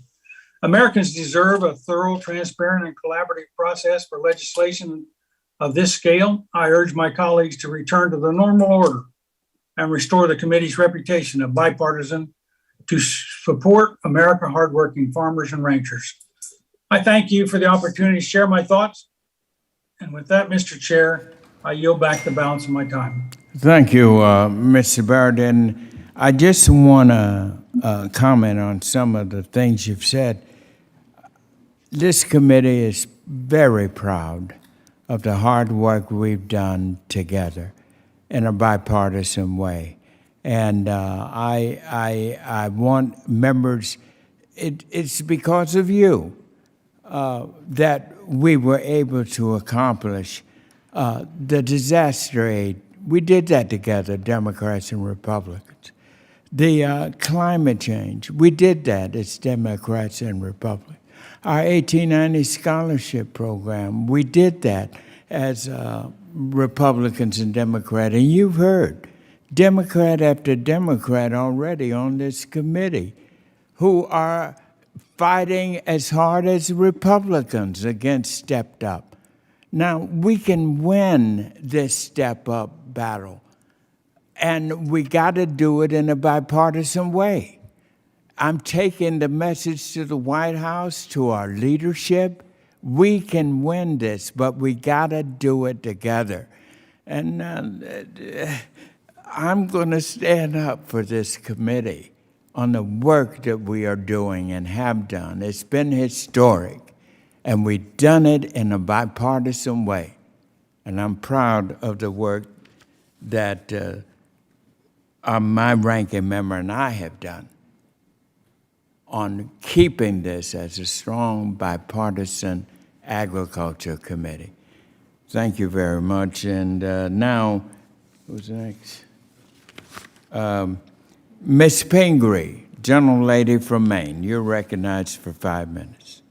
Great. Thank you very much, Mr. Chair. I'm looking forward to going through this markup, so I will try to keep my remarks brief, but I appreciate being able to be here today. I just want to say I think there are some really good things in this markup that we're doing, and I'm so pleased to be able to be a part of it. I'm particularly pleased about the climate-focused research that's going to support things like on-the-farm renewable energy, which is so important to many of our farmers. I'm glad to see we're making long overdue investments in our research infrastructure and our land-grant university. I'm particularly pleased in the investment in innovative wood products, which brings more green jobs to my state of Maine. And some of the family forest provisions in there that will help family forests and small forest owners to sequester more carbon and be able to have those new revenue streams. I am disappointed, and I know this has been already brought up, that we're not considering investments in the USDA voluntary conservation programs. I know how important theirs are, particularly programs like CSP, which is such an important tool for farmers to engage as partners in our climate change efforts. Programs that help sequester more carbon in the soil and reduce our greenhouse gas emissions. It's really important that we work with farmers on this and support the work that they're doing. I think this is a once-in-a-lifetime opportunity for us to fund these programs where the demand greatly exceeds the funding that we currently have available. This funding today will help us to address many of those funding shortfalls that our farmers across the country desperately need. And it will give us a chance to give them more on-the-ground technical support that they also are asking us for every day and desperately need. I do appreciate that the chairman has already talked about his commitment to ensuring that these investments are included in our final bill. And I'll look forward to working with him and everyone else on the committee on that. So with that, I'll yield back and look forward to doing the markup. Thank you. Thank you. And now, Mr. Finstra, you're represented for 5 minutes. Thank you, Mr. Chairman Scott and Ranking Member Thompson. Always remember, God is always in control. We always have to remember that. And I just want to put things in perspective just a little bit. Our state of Iowa budget is $9 billion, or just under that, about $8.5 billion thereabouts. This bill is $3.5 trillion. This morning, I got to speak to about 200 university students talking about economics and accounting. And it got brought up of all our unfunded liabilities, like Social Security and stuff like that. And one student brought it up just simply saying, how can you pass a $3.5 trillion bill when we have all these unfunded liabilities? And it shivered. It put shivers in my spine of saying, these kids are on the hook. They're on the hook for all this spending. And it's scary. It's scary to think about where we're headed as a country when we go down these paths. And this, I look at this bill itself. I mean, the bill, I regret to say it, but it's a debacle. I mean, we have no idea of the tax increases. We have no idea where the $28 billion is going to go to. I mean, we in generalities know, but we haven't seen the text. You know, my real concern is what it's doing to the family farmers. You know, the taxes, the crushing regulations, the breaking of promises that we made to farmers.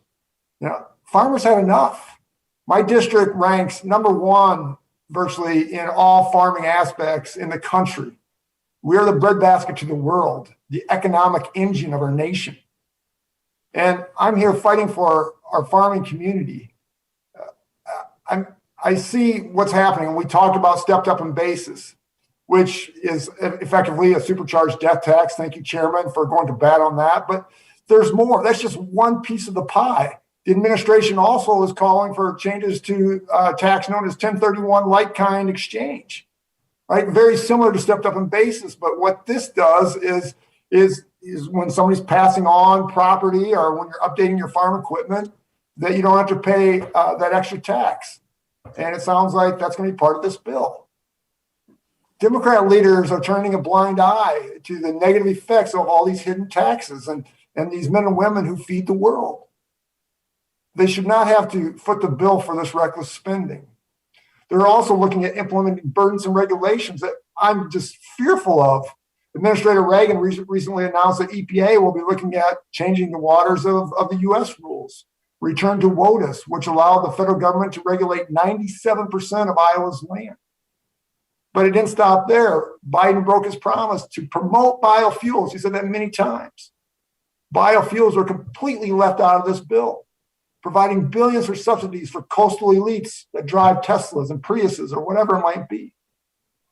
In June, I spoke on the floor about this, about the burdens that are on our farm families. My in-laws are one of them.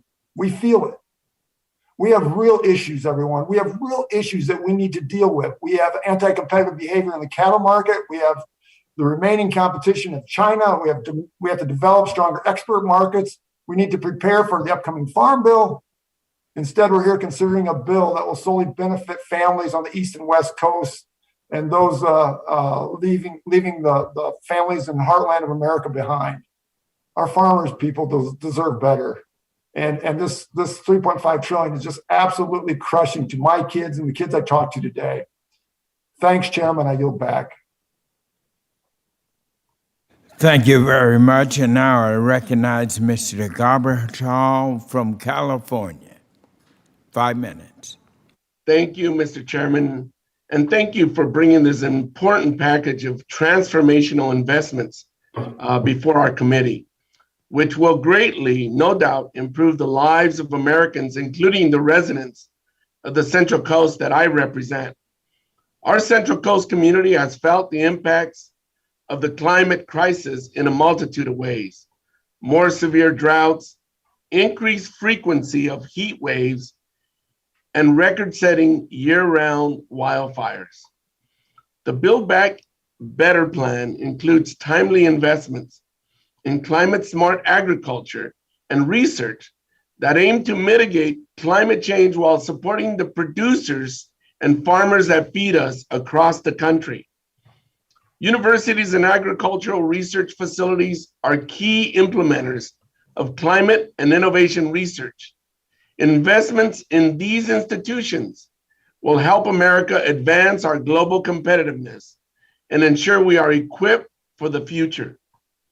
The Build Back Better plan also makes critical investments that help our rural economies build economic resiliency, advance renewable energy, and support job growth.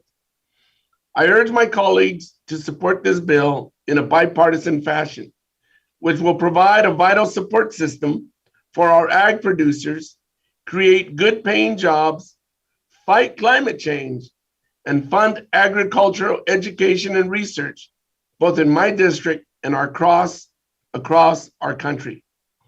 Finally, I would like to reaffirm my support for the nearly $35 billion investment in children nutrition programs being considered by the Education and Labor Committee today, which would ensure that 9 million more children will have access to health-focused nutrition programs. With that, Mr. Chair, thank you. I yield back.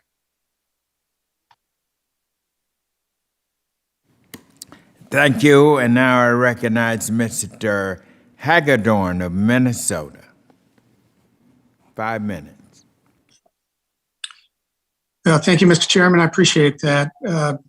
Look, I just have to say that this second reconciliation package to me is just a big spending sham.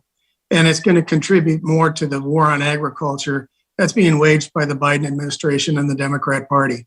And it's going to be as blunt as that. You look at these tax provisions, and Congressman Feenstra brought up other issues, but the stepped up in basis is really a killer.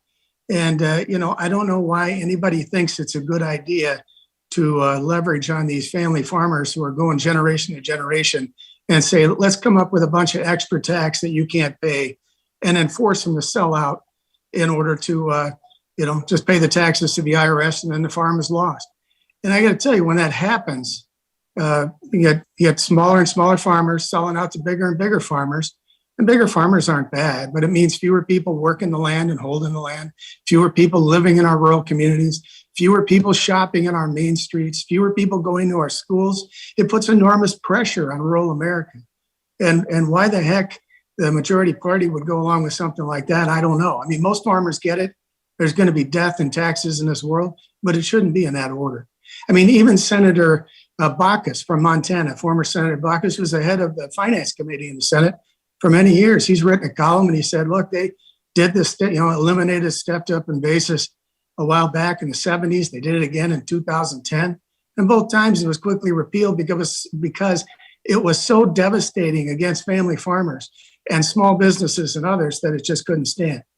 So I have a sneaking suspicion that the end result of this process, that's going to be in there along with very bad other tax policies.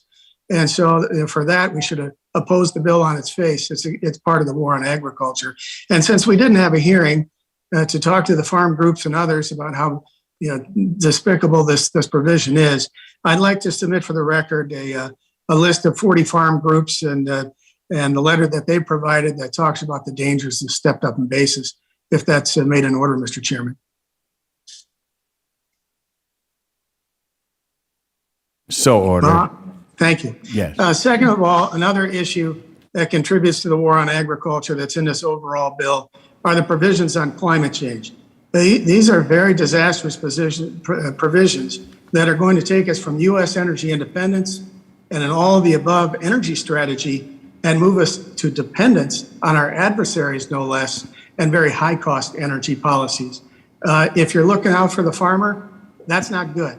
I've never had a farmer or a farm group or agribusiness come up to me in First District, Minnesota and say, please increase my fuel cost, increase my electricity costs, make it all less reliable. Make sure my fertilizer costs more so my production costs go up and I get hit on the bottom line. I don't know of anybody who thinks that's a good idea, but that's exactly what's going to happen with the Democrats' climate change agenda. It hasn't been thought out, it's not feasible, and it's really anti-American when you look at it on its face. Removing us from fossil fuels, where we have low-cost energy production, especially in electricity and fuel, and moving us, for instance, to renewables. I have no problems with ethanol, but I tell my friends in the ethanol industry, I don't know how much ethanol is blended into an electric vehicle. You got to get back to me on that one. I don't think too much. But if you're going to move us to wind and solar and decommission coal and natural gas and nuclear, that's going to make the grid unreliable. That's going to drive up costs. And then on top of that, in this bill, you're looking at going ahead and subsidizing, mandating, and everything else the use of electric vehicles and having these charging stations and all of that not ready for prime time, not even in demand by the consumers. And you know what you're going to do when you go to wind, solar, and electric vehicles? You take us from U.S. energy independence, where we don't have a worry in the world, and you're going to move us to dependence mostly on China, because China has the rare earth materials that are needed. They cornered the market in many respects, the cobalt, the lithium, even the copper and other things that we need for these 1,000-pound batteries in these cars. And we are going to depend on China for our energy production and our vehicles. That makes no sense, depending on the communist Chinese. Why would we do that? What patriotic American would ever say that's in the interest of the United States? I certainly wouldn't. I think it should be rejected. Again, it hasn't been thought through.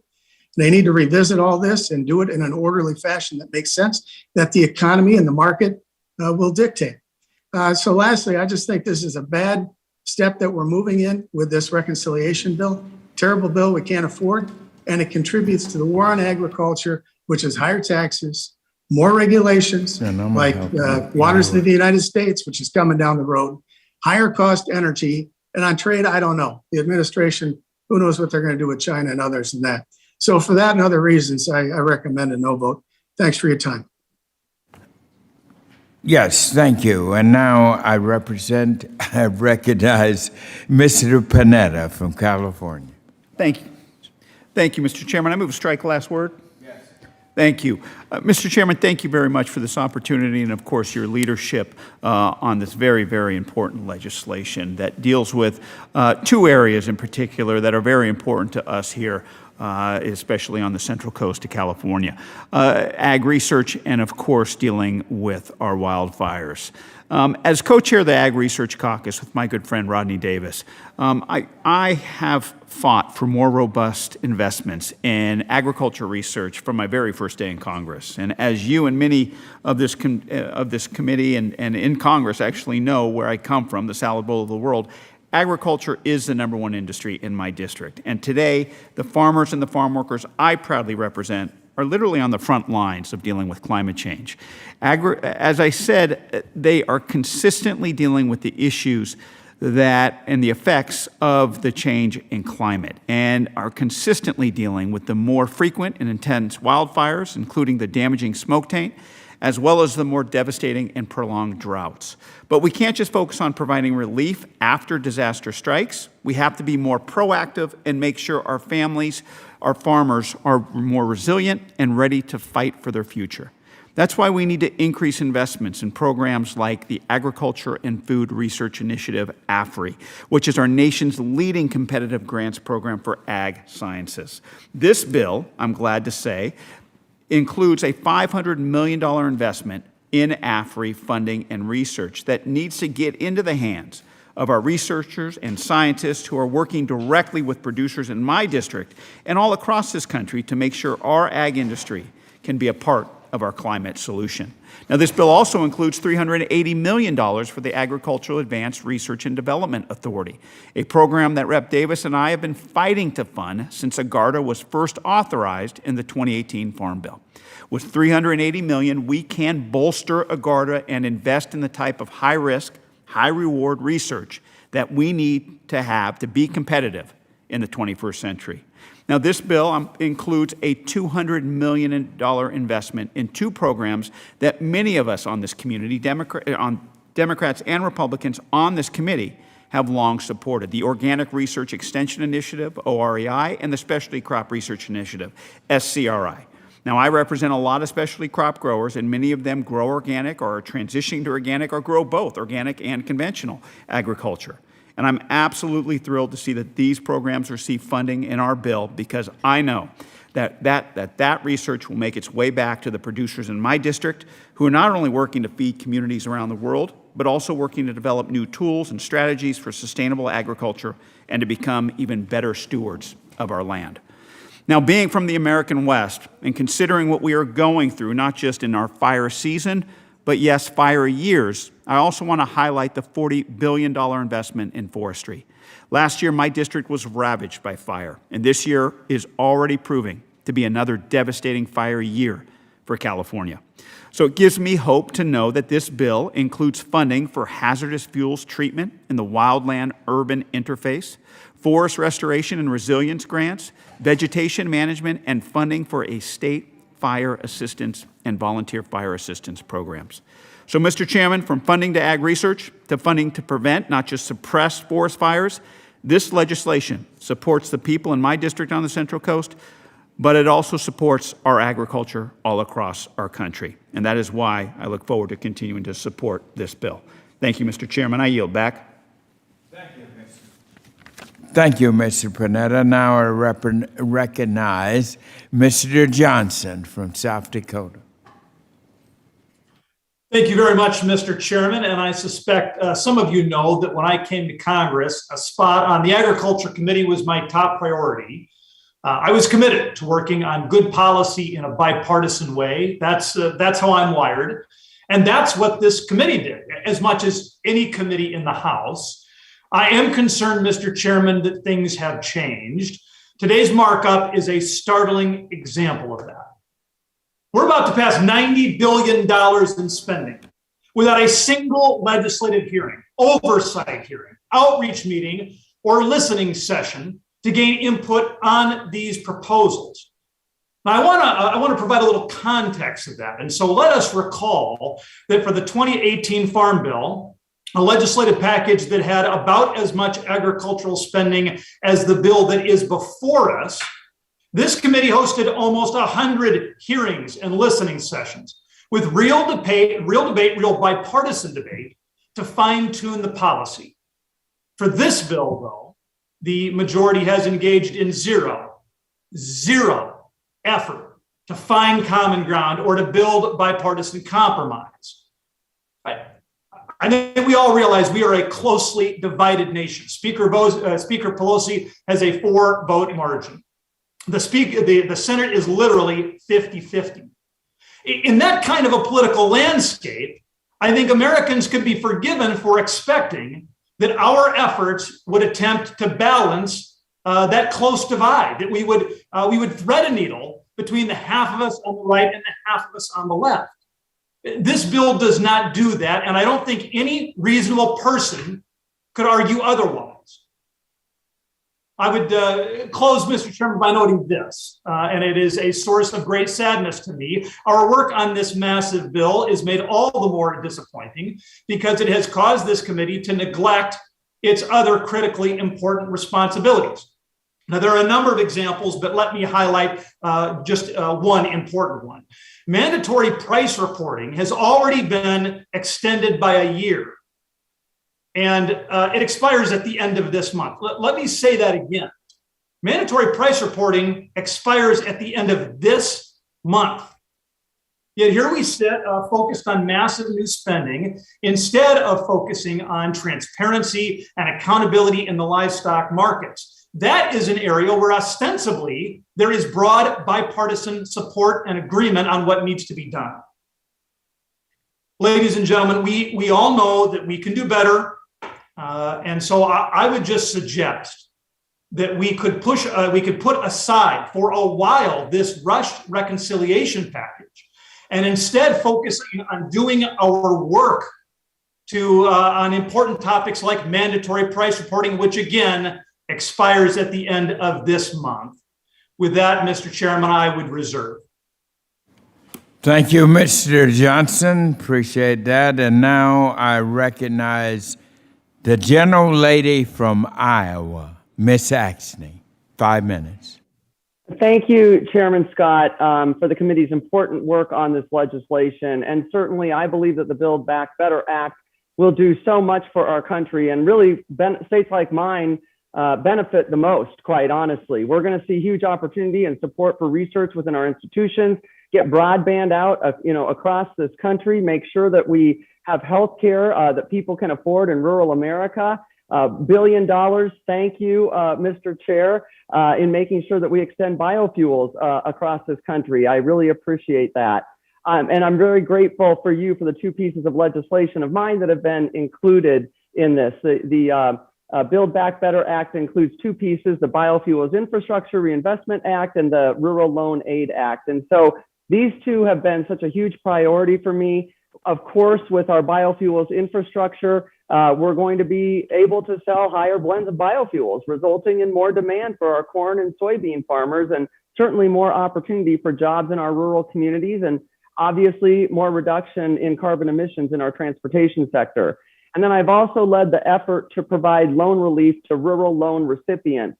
The Rural Equal Aid Act was my first bill in this Congress, and it would extend the same loan relief that the folks who got the SBA loans through the PPP program, the folks in the USDA loans will receive the same type of relief. We wanted to make sure that we were on parity in our rural communities as opposed to just urban businesses getting loan relief during COVID. And this is very critical to increase opportunity and to invest in our rural communities. The main streets of these rural communities are literally no less deserving of federal relief efforts that have been implemented. And so I'm so thrilled that you've included this as well as my biofuels legislation so that we can help farmers have more success across this country. So I thank the chairman for working with me to include these important provisions in the Build Back Better Act. I look forward to its passage. I think that this is a huge opportunity for agriculture. To sit here and listen to my colleagues on the other side of the aisle call this a war on agriculture, this really shocks me when I see what is being put in here that really will change the face of opportunity for farmers in my district and in rural communities across this land. Thank you so much, Chairman, for including my pieces. Thank you, Ms. Axney. And now I recognize Ms. Kat Cammack of Florida for 5 minutes.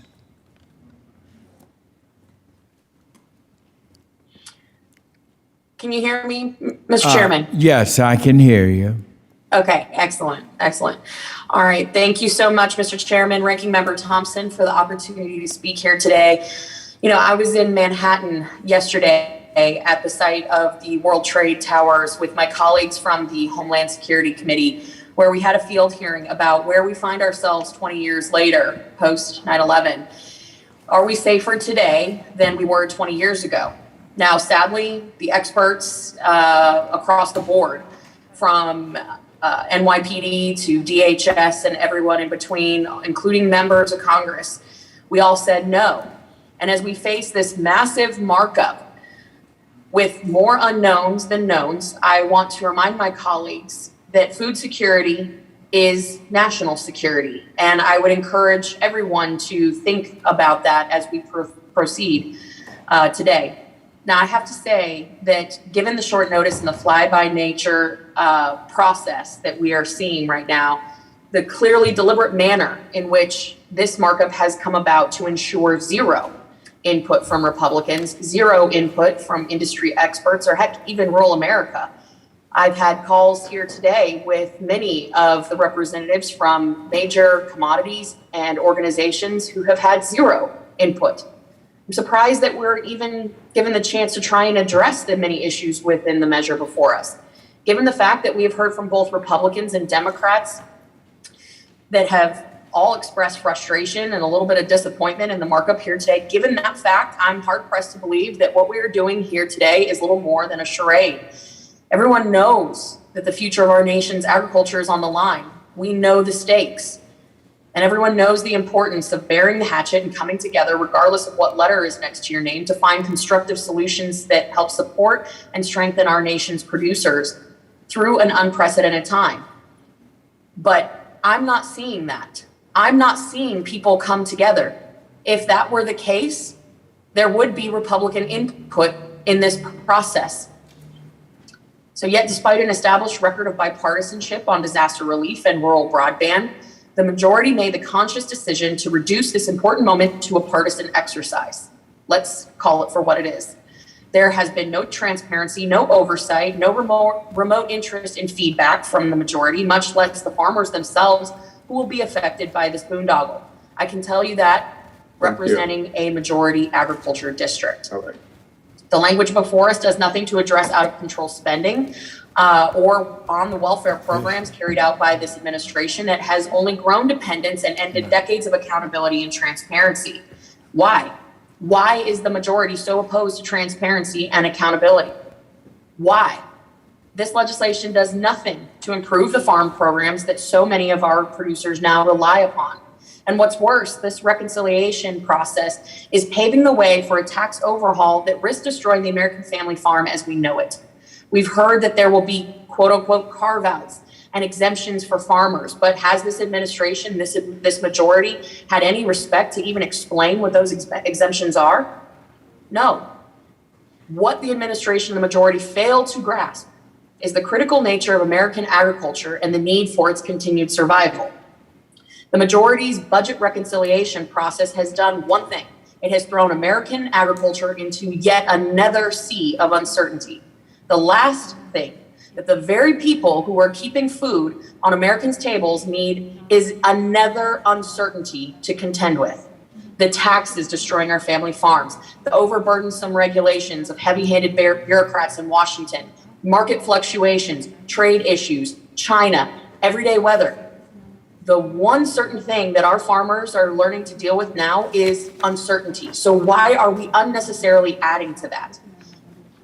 I look forward to speaking on the amendments that I am offering here today and hope that we can restore some semblance of bipartisan nature back to this committee that we have carefully cultivated over the last few months. But I want to remind my Democrat colleagues that every single one of our constituents needs safe, affordable, and accessible food.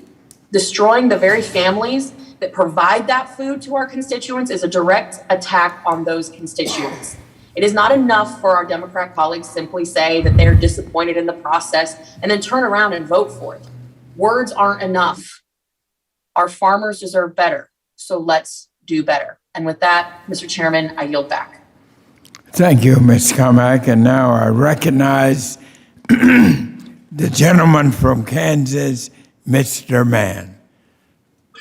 Thank you, Mr. Chairman and Ranking Member Thompson.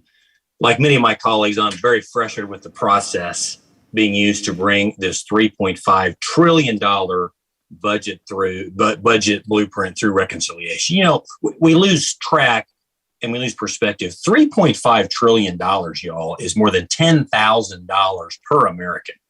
$10,000 per American we're in the process of jamming through. As many of you know, reconciliation was created in 1974 to reduce the national deficit through a simple majority vote.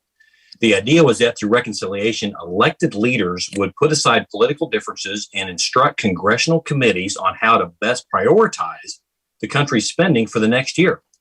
Since January of this year, the majority party has instead used reconciliation to pass the $1.9 trillion American Rescue Plan and now this $3.5 trillion budget blueprint, both passing on party lines. Several weeks ago, I voted no to this budget blueprint because it's dangerous for America. This is the largest tax and spend measure in American history, adding trillions to our already $30 trillion national debt. It includes damaging taxes, which I've offered some amendments on today, and those taxes will fall largely on the shoulders of middle-income families, small businesses, and our family farms. I proudly represent the big first district of Kansas. We have 63 counties. I've done 63 town halls this summer. I did a town hall in every single county. And repeatedly, the out of control spending and what this bill will do to our taxes continue to come up over and over and over again. A few weeks ago, and as I've traveled around discussing what's going on, I assured people in the big first of Kansas that the vote on the blueprint was not the final passage of the eventual budget that we're going to see coming from this reconciliation process. I said that to them with the hopes that we could put differences aside and determine the next best steps for America. It's clear today from the text we received only 24 hours before today's markup that this will not be the case. We're not going to hear from Americans on their priorities or even from my colleagues on the matter prior to this full committee markup. When we fail to put legislation through the proper House procedure, we end up throwing money at our problems rather than working to solve those problems well. Unfortunately, the losers today and in this process is agriculture, the country, and our future generations. With that, Chairman, I yield back. Thank you, Mr. Mann. Next, we have Mr. Allen of Georgia. 5 minutes.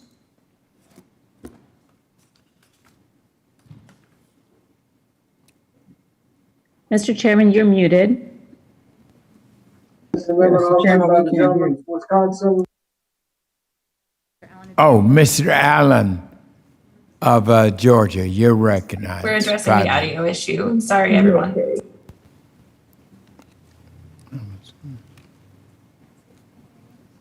Can you hear me? Mr. Allen of Georgia, you're recognized. What room? The room is muted on the Zoom. Oh. Is the room muted? It's fixed. Thank you. Mr. Allen of Georgia, you're recognized. Did he? He's muted. Mr. Allen is muted. We don't know if they can hear us. They should be able to hear you. Okay.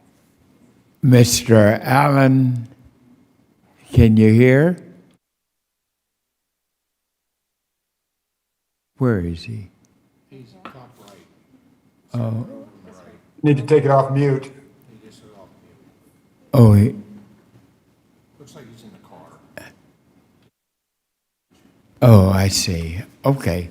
Well, let's try him again. Mr. Allen of Georgia?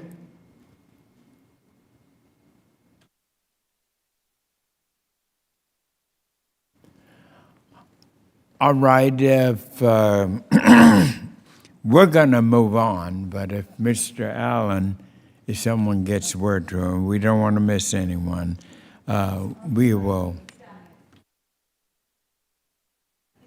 Oh, he's back? I'm sorry, Mr. Chairman, my thing wouldn't unmute here. Oh, okay. Well, Mr. Allen, you're recognized. 5 minutes. All right, so just a second. Yeah, Mr. Chairman, there's been a lot of discussion today about the markup, and I will have to say, can you hear me now? Yes, sir. We hear you clear. Go right ahead. Okay. I'm sorry, I got two markups going, and apparently they're doing it in all these committees. But anyway, I just had to get my concerns voiced about this whole process. We spent yesterday in the Education and Labor Committee marking up, their part of this, and now we're in the Agriculture Committee, and I'm sure all the other committees are working on this, and it's like this is an emergency action. I don't understand that. In fact, this whole administration came out of the gate and with a lot of regulatory reform and other things. We see what that's doing to inflation, to the economy, and everything else that's going on in the country. And all of the administration's actions thus far have turned into a crisis. I mean, each and every one of them. And what I see in this piece of legislation is no different.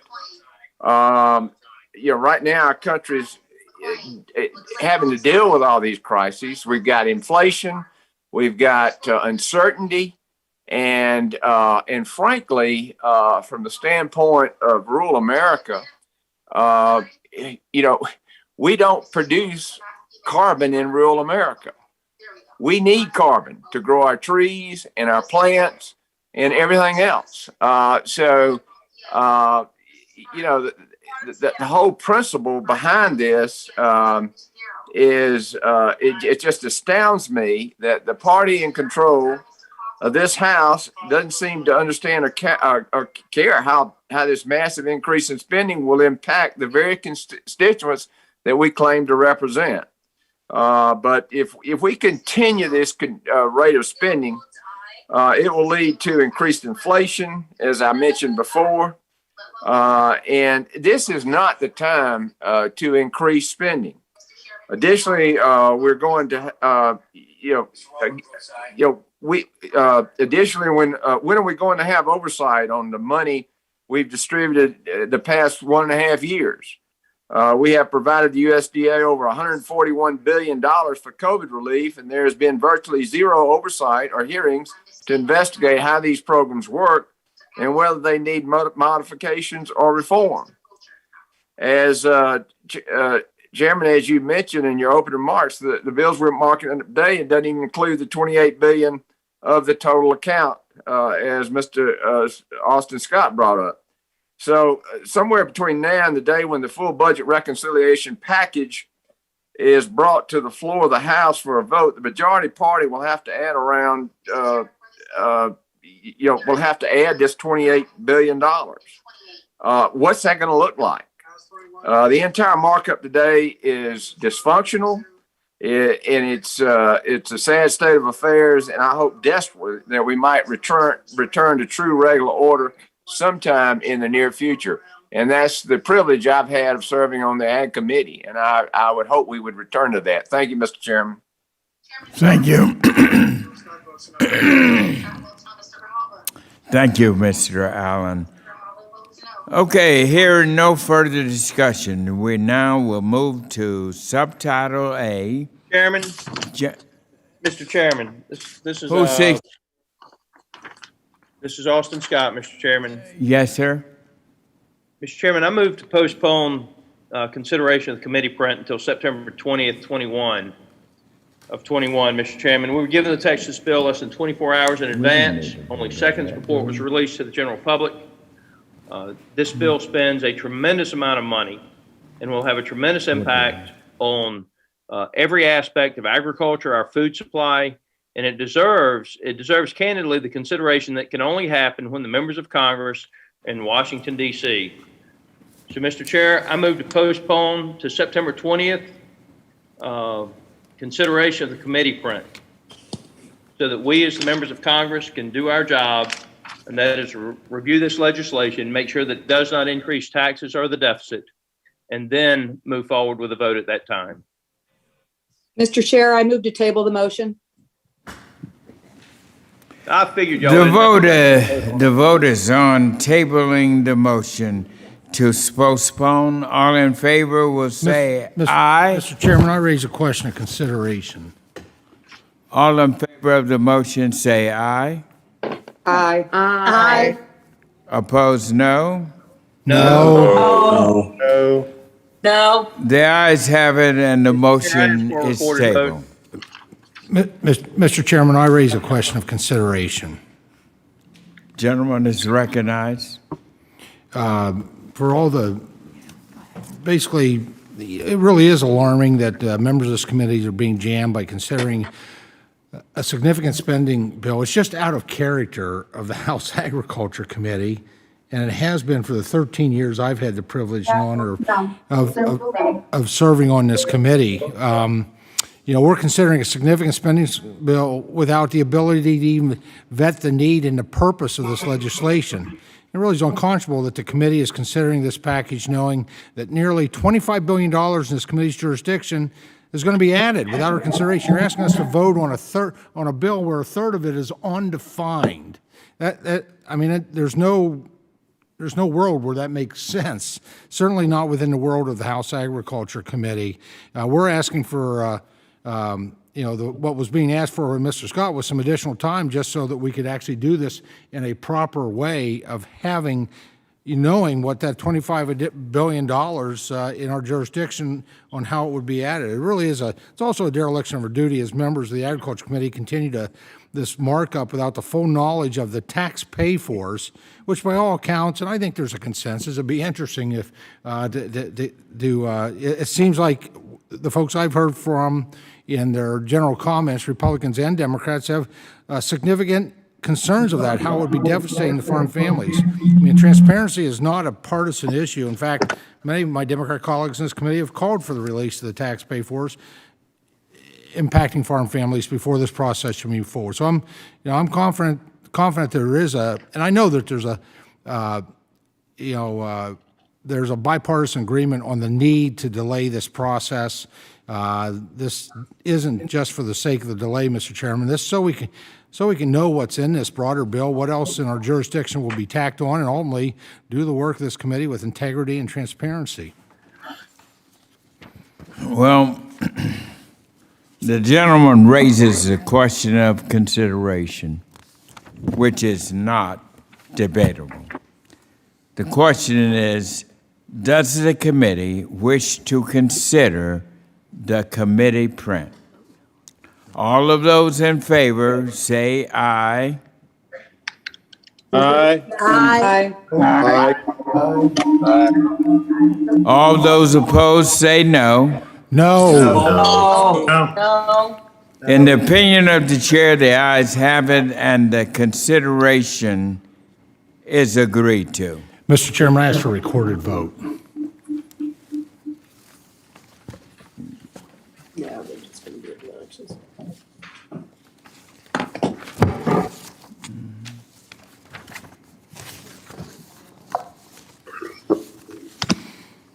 A recorded vote has been asked. The clerk will call the roll. Mr. Comer votes yes. Mr. Palmer votes yes. How is Owens recorded? Mr. Chairman, how is Mr. Owens? How is Mr. Owens recorded?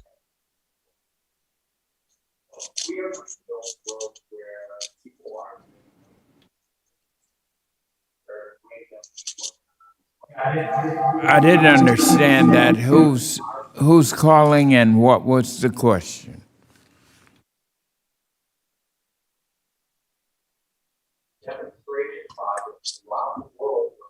Yeah, would you give me?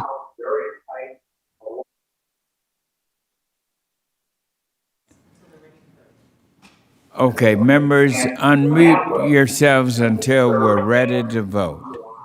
And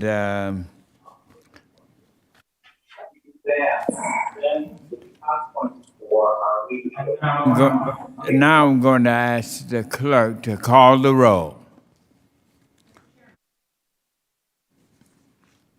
Who?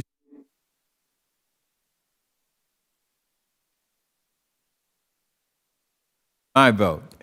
My vote is yes. Chairman votes yay. Mr. Costa.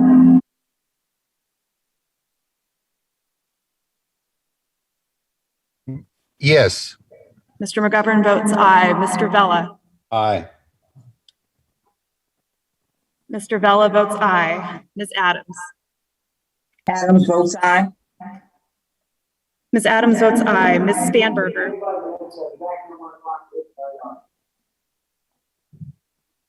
Ms. Spanberger.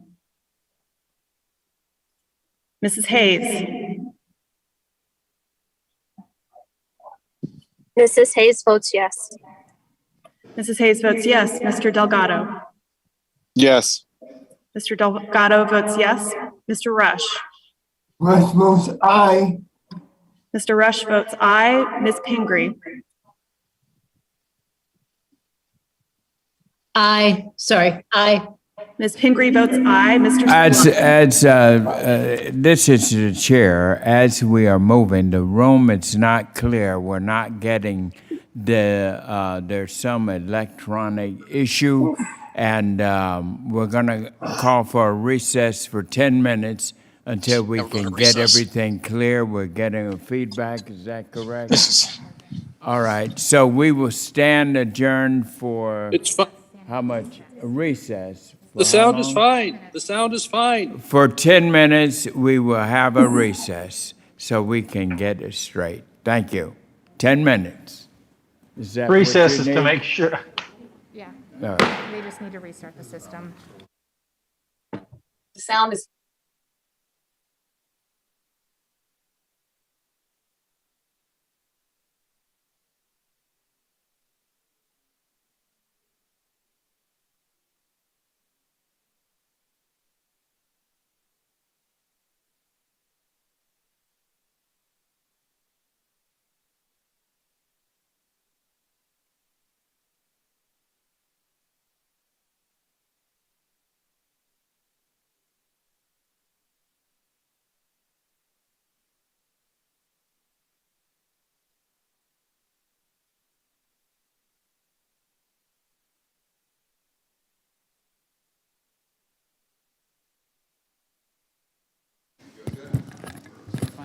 audio check.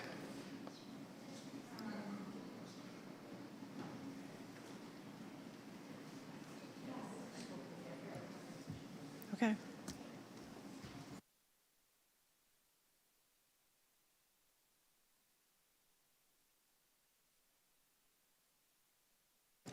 Mic check.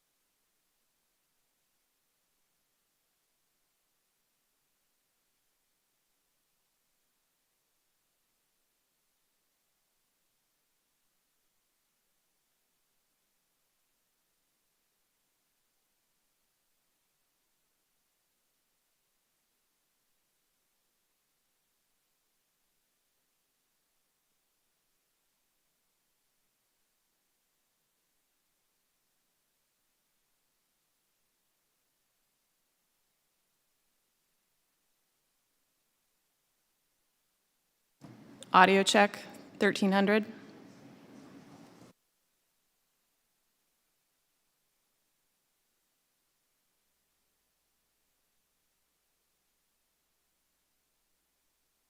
Audio check, 1300. Confirming audio check.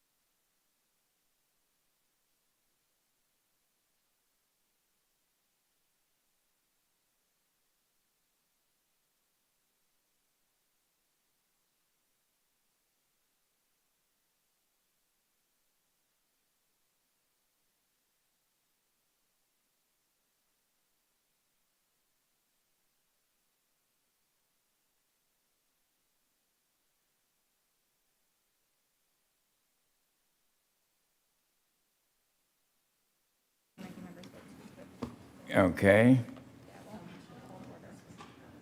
Okay. Now, meeting will come back to order. The clerk can now resume calling where we left off due to the feedback in the room. What happened, ladies and gentlemen, was, as it was informed to me, the mic in the room interfered with the mic of our clerk, Ms. Sandman. And now we've gotten that corrected. So we are now resuming the recorded vote as to where we left off. And I think that was the last vote was the ranking member's vote, I believe. Is that correct? No, we were on Mr. Sablon. Mr. Sablon? Yes. Okay. And so we will pick up after that, and please continue calling the roll. Okay. Mr. Sablon. Mr. Sablon, can you hear? Ms. Custer. Yes. Ms. Custer votes yes. All right. Ms. Bustos. Yes. Ms. Bustos votes yes. Mr. Maloney. Sean Maloney. Mr. Maloney. Mr. Maloney votes yes. Mr. Maloney votes yes. Ms. Plaskett. Plaskett votes yes. Ms. Plaskett votes yes. Mr. O'Halloran. O'Halloran, yes. Mr. O'Halloran votes yes. Mr. Carbajal. Carbajal votes yes. Mr. Carbajal votes yes. Mr. Khanna. Yes. Mr. Khanna votes yes. Mr. Lawson. Yes. Mr. Lawson votes yes. Mr. Correa. Correa votes yes. Mr. Correa votes yes. Ms. Craig. Craig votes yes. Ms. Craig votes yes. Mr. Harder. Yes. Mr. Harder votes yes. Ms. Saxney. Axney votes yes. Mrs. Saxney votes yes. Ms. Schreier. Schreier votes yes. Ms. Schreier votes yes. Mr. Panetta.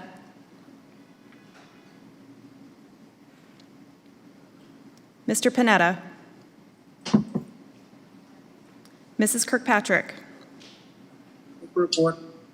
Mr. Chairman, for 22 ayes, 7 noes. Mrs. Kirkpatrick votes yes. Mr. Bishop. Mr. Bishop votes yes. Mr. Bishop votes yes. Mr. Thompson. Mr. Thompson votes no. Mr. Thompson votes no. Mr. Austin Scott. Mr. Austin Scott votes no. Mr. Austin Scott votes no. Mr. Crawford. Crawford, no. Mr. Crawford votes no. Mr. Desjardins. No. Mr. Desjardins votes no. Mrs. Hartzler. No. Mrs. Hartzler votes no. Mr. LaMalfa. LaMalfa, no. Mr. LaMalfa votes no. Mr. Davis. Davis votes no. Mr. Davis votes no. Mr. Allen.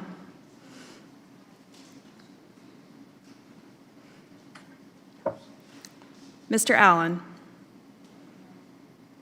Mr. Rouser. No. Mr. Rouser votes no. Mr. Kelly. No. Mr. Kelly votes no. Mr. Bacon.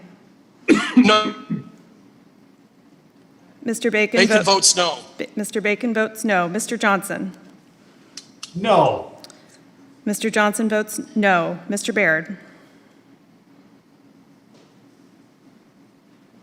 How is Mr. Allen recorded? Mr. Allen, you were not recorded. How do you vote? No. Mr. Allen votes no. Mr. Baird. Mr. Baird. Mr. Hagedorn. Hagedorn votes no. Yes. Mr. Hagedorn votes no. Mr. Jacobs. Jacobs votes no. Mr. Jacobs votes no. Mr. Balderson. Alderson votes no. Mr. Balderson votes no. Mr. Cloud. Cloud votes no. Mr. Cloud votes no. Mr. Mann. Mann votes no. Mr. Mann votes no. Mr. Feenstra. Feenstra votes no. Mr. Feenstra votes no. Mrs. Miller. Miller votes no. Mrs. Miller votes no. Mr. Moore. Mr. Moore votes no. Mr. Moore votes no. Mrs. Kamick. Kamick votes no. Mrs. Kamick votes no. Mrs. Fishbach. Fishbach votes no. Mrs. Fishbach votes no. Ms. Letlow. Letlow votes no. Ms. Letlow votes no. Ms. Spanberger.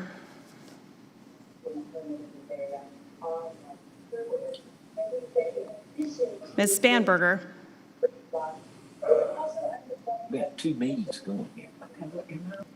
Mr. Sablon.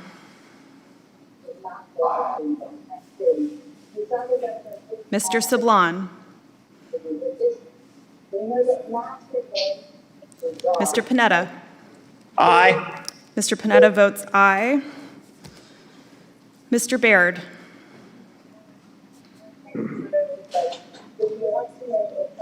Mr. Baird.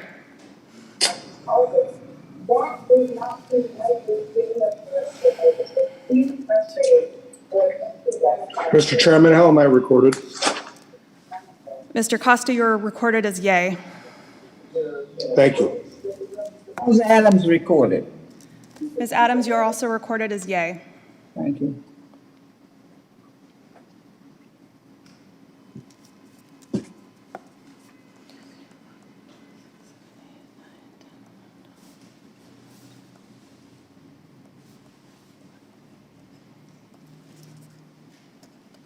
How's Mr. Bishop recorded?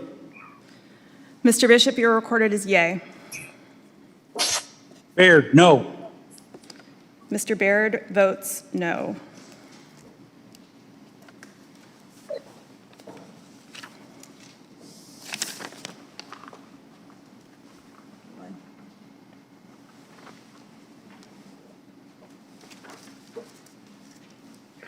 Mr. O'Halloran, how am I recorded? Mr. O'Halloran, you're recorded as aye. Thank you.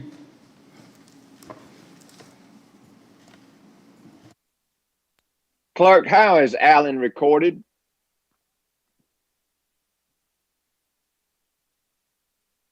Mr. Allen, you were recorded as no. Thank you.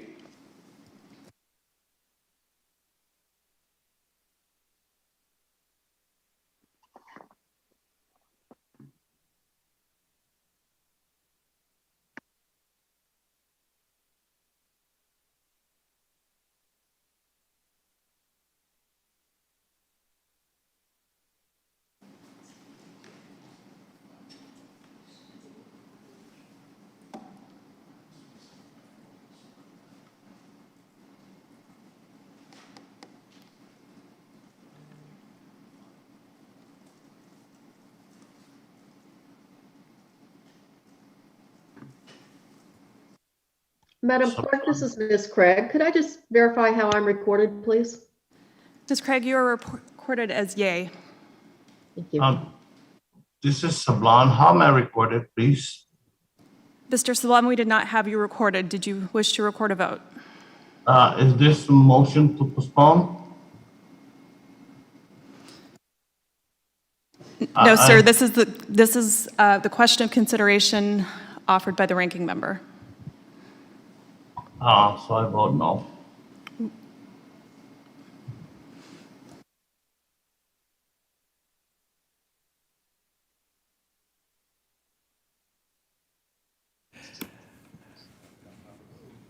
Mr. Chairman, how am I recorded? Mr. Rush, you are recorded as yay. May I change my vote, please? Sablon? Sorry. Mr. Sablon, how do you wish to be recorded? Yay. Yeah, Mr. Sablon votes yay.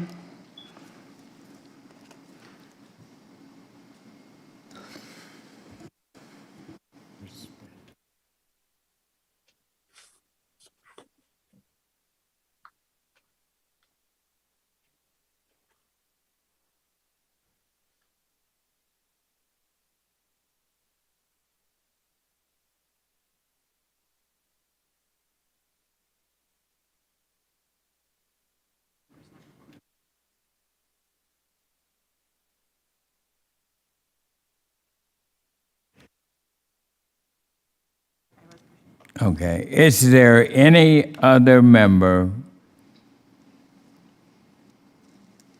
wishing to vote or wishing to change his or her vote?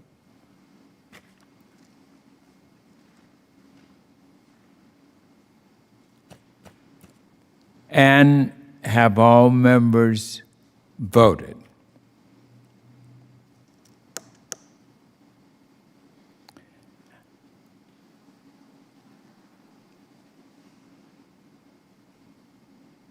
Clerk, which members have not been voted?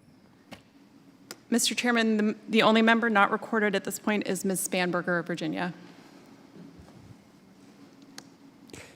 Okay.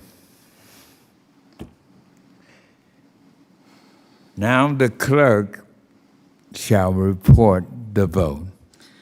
Mr. Chairman, on this vote, the yeas were 26, the nays were 24. Okay, thank you. Now we will move on to the next part of business, which is, Madam Assistant, we're now moved to.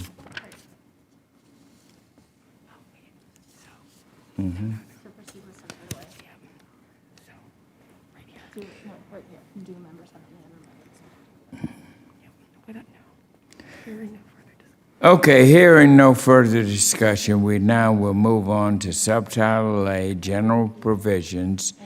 Without objection, this section will be considered as read. Now, are there any members who have any amendments to Subtitle A?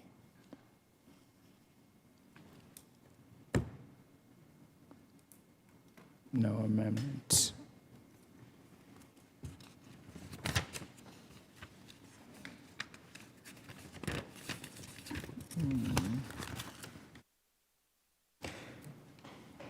Okay, hearing none, we will now move on to Subtitle B, which is Forestry. Do members have any amendments to Subtitle B? If, yes, ranking member? I have an amendment. It strikes underlying provision and adds broadband and. Okay. Okay. Ranking Member Thompson, you have, you're offering an amendment? I am. The Chairman, clerk- it's amendment number 35. All right. The clerk will report the title of that amendment. Amendment number 35, amendment to the committee print offered by Mr. Thompson of Pennsylvania. Without objection, the amendment will be considered as read, and I now recommend a distinguished ranking member, the sponsor of the amendment, for up to 5 minutes for an explanation of their amendment. Well, thank you, Chairman. Basically, this is an amendment that is already in on at least 2 occasions. The content of it has been supported by every member of this Agriculture Committee, both Republicans and Democrats. If I was to summarize it, it basically strikes the subtitles A through E and inserts agriculture disaster assistance and rural broadband, both of which were voice voted out of the committee. Obviously, this summer, the Agriculture Committee approved 2 bipartisan pieces of legislation, one on July 14th, the other on July 27th, and broadband and WIP Plus disaster assistance, which were both omitted from the Democrats' reconciliation bill, despite being obviously priorities of, I believe, every member on this committee. This committee started out on a terrible foot in February. The historically bipartisan Agriculture Committee convened the 117th Congress with a bipartisan markup of the reconciliation legislation. And during that markup, Chairman, Chairman Scott, you claimed time and time again that it was not how we wanted to run this committee. And true to your word, over the summer, we've been able to work together to craft legislation supporting producers impacted by disaster, as well as authorizing programs to deliver rural broadband connectivity to bridge that digital divide in rural America. Now, I was optimistic that we had put the partisanship behind us. Unfortunately, I was wrong, and we're back to considering another bloated spending package that not only will increase the size of the federal debt and was written in secret by Democratic leadership, it ignores the priorities that we put forward as a committee. It's no way to run a committee, this committee. The amendment before us would strike all of these partisan provisions crafted in secret and will place them with the two pieces of legislation that's actually been vetted with stakeholders, marked up in this committee, and unanimously approved by members on both sides of the aisle. Now, I don't need to extol the merits of these provisions. After all, everyone in this room supported them. But now is the perfect opportunity to actually get them enacted. Will this committee carry on the tradition of bipartisanship and deliver real assistance to rural America, or were the markups this summer just empty promises and theater? And I urge my colleagues to join me in supporting this amendment. And Mr. Chairman, I yield back.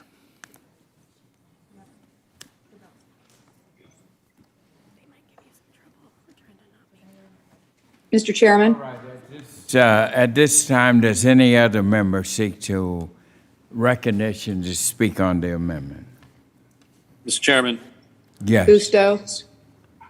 Ms. Bustos, you're recognized.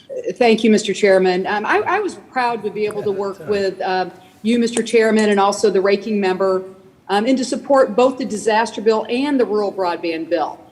We've demonstrated broad support for this legislation, and the chairman has been actively working to advance them through separate mechanisms.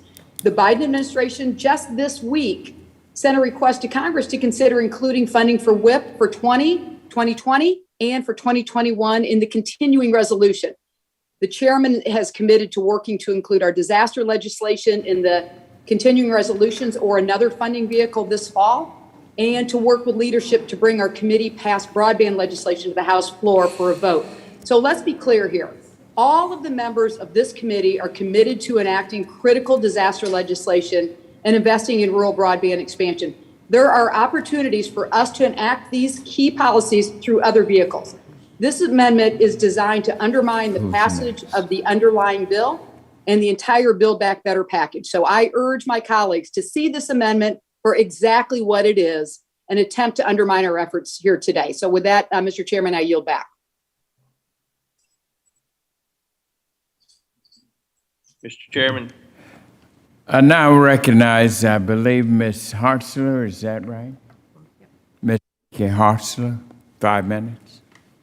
Give me this. No, I'm sorry. I did not want to speak on this right now, so. Yield back. Chairman, this is Austin Okay, Scott. we'll move to Austin Scott. Thank you, Mr. Chairman. And I think that if we want to show support for these issues, what Ranking Member Thompson has put there is a great opportunity for us to, put the vote behind what we say we're in favor of. It's good legislation that's passed in a very bipartisan manner, been worked on by every member of the committee, unlike this piece of legislation that we have here. It doesn't increase the debt or the deficit the way the piece of legislation that we received 24 hours ago does.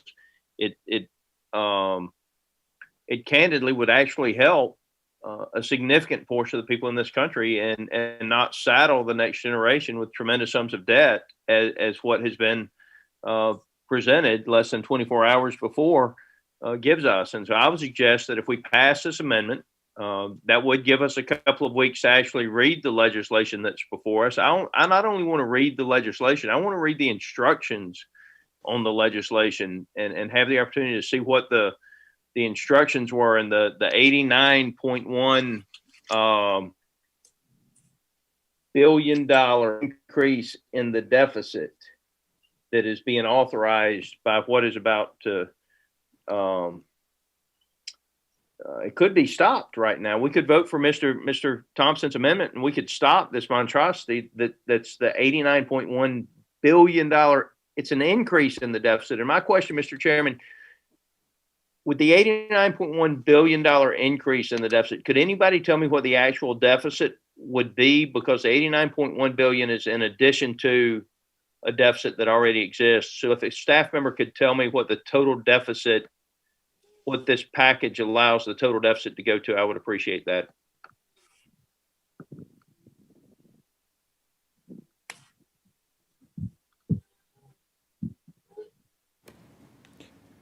Excuse me, Austin, we were trying to get something else clear. Could you repeat that question? So Right, and so the language, it's not actually in the committee print, but the language in the instructions, as I understand it, and that's one of the reasons that the not giving us the legislation in a timely manner is such a problem for us.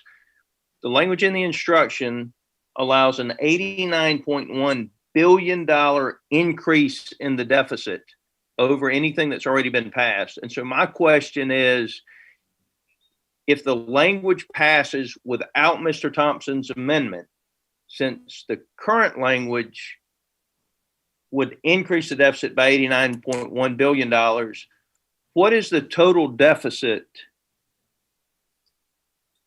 that there would be if we don't pass Mr. Thompson's amendment? Because Mr. Thompson's amendment does not increase the deficit.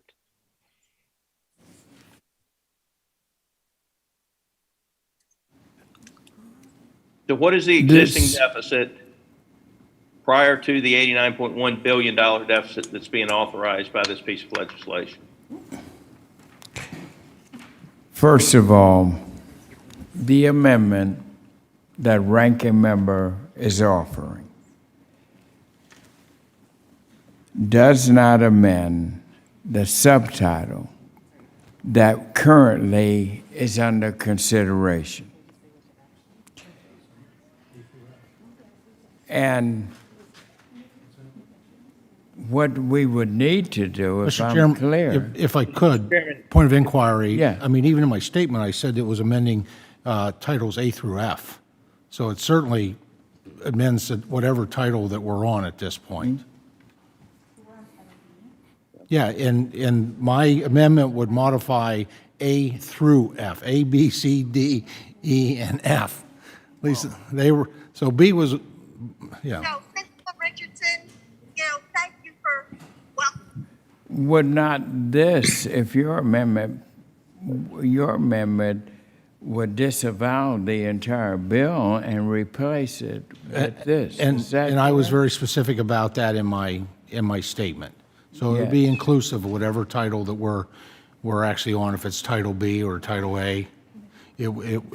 So. And so your amendment is designed to disrupt the flow that we have in terms of the totality of the bill. Well, Mr. Chairman, I would point out, Of we have reconciliation. no flow until we actually mark up a bill. I And understand. we're in the process of marking this bill up, and we're in the process of amendments of the bill. And my amendment that I put out there, and it was pretty straightforward, it wasn't deceiving at all, was to strike the provisions in titles A through F and replace it with the great bipartisan work that we've done on disaster relief and rural broadband. We are already, and we're also working as a part of the budget reconciliation process with an understanding of the inclusion of many of the features of this bill that, if your amendment was passing, would eliminate. Well, Mr. Chairman, you might have made promises to somebody else, leadership. My commitment is to this committee process in regular order. We're not doing anything until we work our way through this process in regular order of marking up the bill. So, I appreciate the fact that you are now asking for comments from our other members on the amendment that I put forward. Hey, Mr. Chairman Scott, I did try to reclaim my time, but I won't go long. I think that what Mr. Thompson has offered is something that we have all voted for and all supported. We can come back to DC on the 20th. We can have an honest and serious discussion about the other parts of this legislation. But I candidly am very concerned about the $89.1 billion deficit that seems to be the Democrats are on track to pass today without any committee discussion that actually occurs in Washington, D.C. where it is taken more seriously. We've got people that it looks like are at the beach right now, where we can have honest debate about what we're doing to the future generation. With that, I yield. Well, also, you got to understand that this is a part of the totality of the bill, and the Budget Committee itself has determined that those numbers are correct, and I can appreciate your frustration, but right now that is out of our jurisdiction. Mr. Chairman, we are and the United States Congress, and the public deserves better than to have members sitting at the beach, having to be called on a cell phone to come back and vote, and then actually not knowing which way they're voting until someone else calls them and tells them, hey, by the way, you voted the wrong way. So love you, respect you, but the American citizens deserve better. This is $89.1 billion in deficit spending, and we should be in Washington, D.C. having a serious debate over these issues. I understand the Mr. frustration. Chairman. Just a minute. I understand the frustration, the objectives of my Republican colleagues. I respect their opinions on this, but we're moving ahead with a process and a procedure that is very much being led and being operated in conjunction with the Budget Committee. This is a budget reconciliation. And the numbers that some of you have raised are there and under consideration to us, given, and we have to work together with other committees in reconciliation. So the amendment that you have may be well intended, but it abuses the process. Now, does any other member seek recognition? Let me just say now. On what basis? Committee, I have been very fair, patient with your time. Let me see, Mr. Scott, if there are others that would like to comment at this time. Yes, Mr. Chairman. Rick Mr. Chairman, Allen from Georgia, yes, you're sir. recognized. Mr. Chairman, let me see if I can understand what is going on here. Now, we have an amendment at the desk that provides for a bipartisan, non-deficit spending piece of legislation. I would think we could all agree that that's what we want. And what you have and what you're proposing is highly partisan and deficit spending. Plus, we don't, at this time, know, we've already marked up this amendment. We already know what is contained in it. We have no idea what's in this, Pelosi's legislation that she's trying to implement through the Ag Committee. But the bottom line is either we're going to work together or we're not. And I understood and I've heard comments from the other side that said they want, they wish we could work together on this thing. Well, this is the way we work together. It looks black and white to me. And then we pass this amendment in a bipartisan way. And then if we want to, once we get the rest of the package put together, then we are risk. And I agree with my colleague, Mr. Scott, Austin Scott, is that we should be in Washington talking about this issue. And we shouldn't have multiple markups at the same. I'm voting in education and labor right now, trying to understand what's going on in the Ag Committee. It's almost impossible. So, Mr. Chair, point of order. This is Congresswoman Plaskett. Yes, Ms. Plaskett.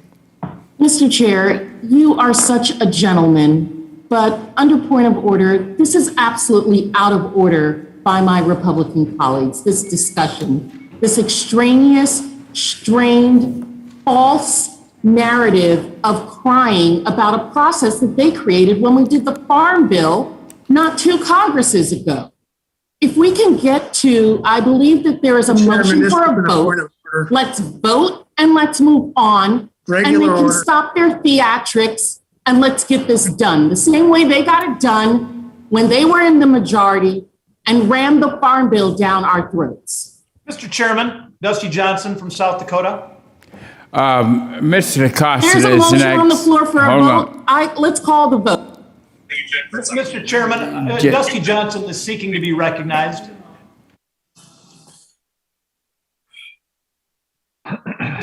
Mr. Chairman, Congressman Johnson is seeking to be recognized. Let me, hold on a second. We Yes, asked sir. for that personal order. That is done. Mr. Allen had 3 minutes left on his remarks, and then next is Mr. Acosta. Are you complete, Mr. Allen, and we can move? Acosta? Yes, Mr. Chairman, I yield back. All right. Mr. Acosta, you're recognized for 5 minutes. Thank you very much, Mr. Chairman. I think it's very clear, and I said it on the outset. I'd hoped that our colleagues would participate in reconciliation, but they've made that clear that's not the case. So I understand there are amendments that, to varying degrees have merit. Certainly, some in the past in different forms we've supported. But I think that it's very clear that what we're attempting to do is to do our work as a part of the reconciliation. I made it very clear that I'm not going to vote for anything that the Senate doesn't pass the Senate. And so I'm very concerned about the issue on revenues, as the chairman is, as I think everybody on this committee is, to protect family farms. I'm a 3rd-generation family farmer. So I'm going to do everything I can to ensure that and all legislation that we're dealing with, whether it's the reconciliation process or other bipartisan pieces of legislation, are always a work in progress. That's what we're doing right now. Let's take these amendments straight up as they come. People are certainly members of this committee provided to speak their view on each separate amendment, and then we call the vote. And so this amendment's very clear that Mr. Thompson's put before us. And I think we understand what the purpose of that amendment is. I don't think it needs to be explained to anybody. We all understand. We just differ. We have a different opinion, which is part of what democratic government's all about. So we express our differences by our vote. So I have stated my point of order, and I think we need to proceed on a fashion that allows us to hear all of these amendments that have been put forward by the end of the day. I yield back the balance of my time. We're speaking on the amendment, and I think I made clear that with all due respect to the ranking member, this is indeed a poison pill that would just destroy the reconciliation movement we're moving in conjunction with the Budget Committee. Remember, this is a budget reconciliation, and the amounts of money, all of that was put together, and they have done their job as far as the Budget Committee is concerned. And unfortunately, the ranking member's amendment would be a poison pill. It would take the place of this overall Budget Committee. Now I would recognize Mr. LaMalfa. California.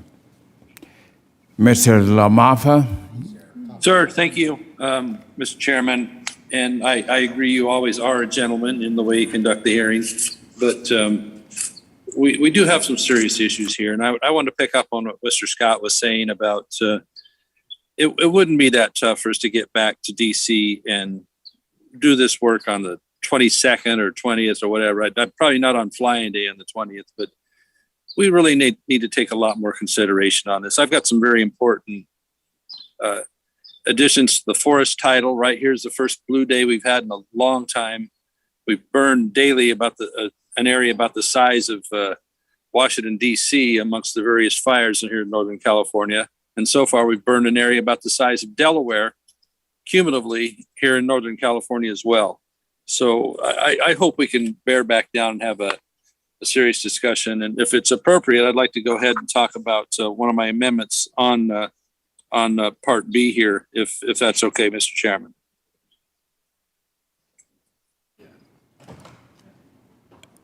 We will get to your amendment in order, and but Okay, we're thank you, talking sir. about Mr. Thompson's amendment, but we will hear your amendment. Okay, thank you, sir. I yield back. Johnson, you're recognized for 5 minutes.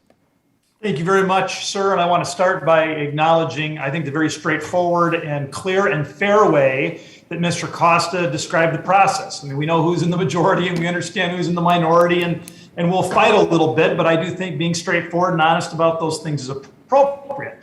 I would contrast his style from the comments by the gentlewoman from the Virgin Islands who made the comparison to the Farm Bill. And I like a good piece of revisionist history as much as the next guy or gal. But let's be clear that over more than 2 years, this Agricultural Committee engaged in more than 100 field hearings, more than 100 hearings of other kinds on the merits of the Farm Bill. And I get it. The minority, the Democrats at that time, might not have agreed with everything that was in the majority's Farm Bill. But let's not allege for a moment, for the tiniest portion of a second, that the process that we are undergoing today, the rushed process, the jammed process, in any way examines what Chairman Conway and Ranking Member Peterson did in the 2 years that led up to the 2018 Farm Bill, which I would remind the committee ultimately at the end of the line passed with more Democrat and more Republican votes in the House than any other Farm Bill in the history of the country. Mr. Chairman, I doubt that will be the case with this reconciliation.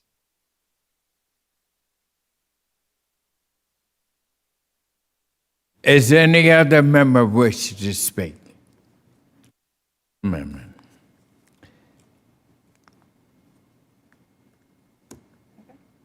Hearing no further discussion, the question is on the amendment. Is that correct? Members are reminded to unmute themselves and appear on the screen when they are called to vote. So now we vote on the amendment. Are all minds clear? Okay. All those in favor of the amendment signify by saying aye. Aye. Those Aye. Aye. Those opposed by saying no. No. No. In the opinion of the chair, the noes have it, and the amendment is not agreed to. A recorded vote has been requested.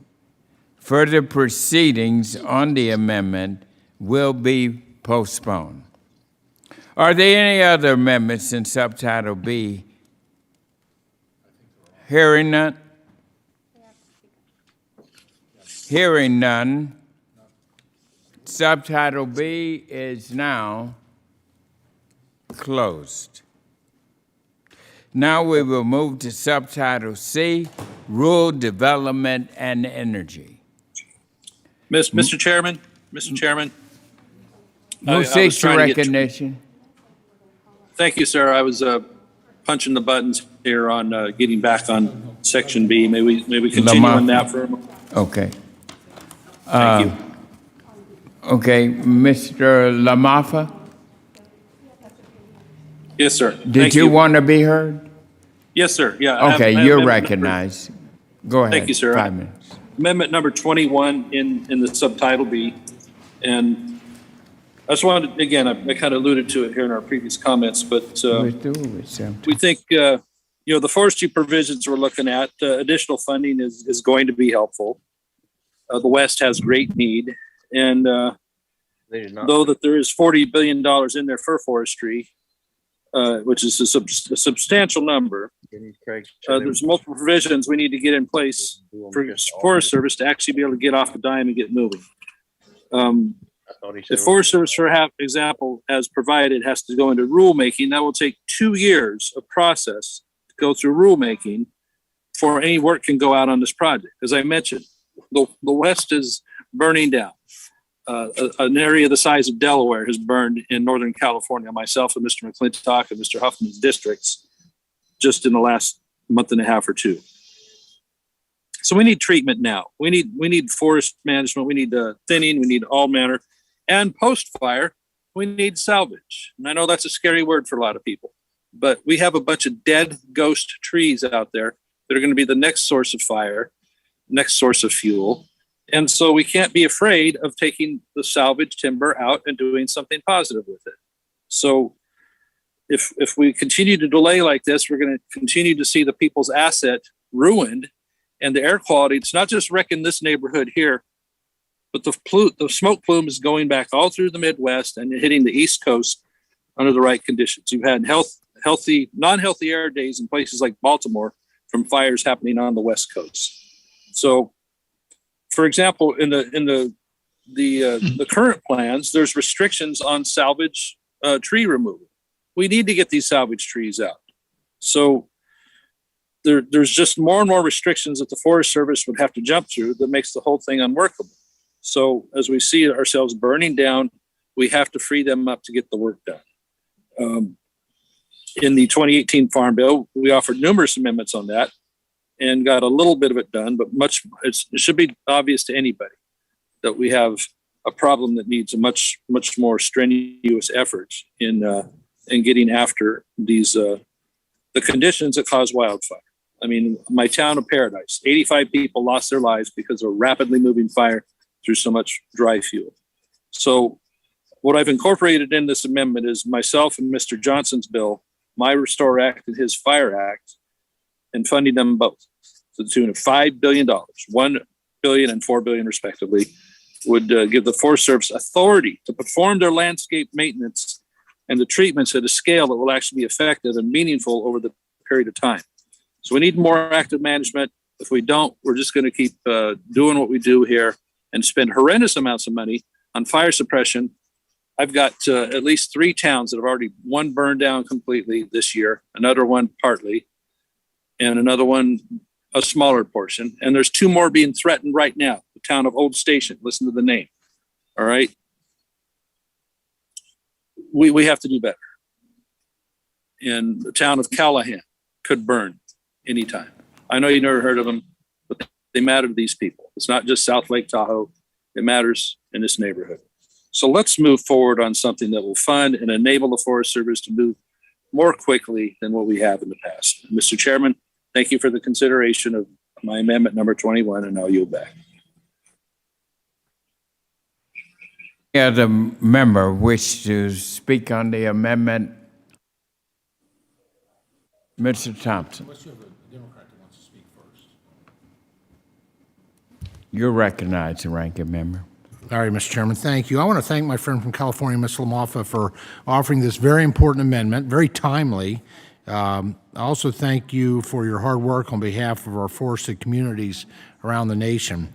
Though the Forest Service clearly in need of significantly more funding to combat fire, I agree with you that the forestry provisions of this legislation are counterproductive and will do little to help us get a handle on the wildfire crisis.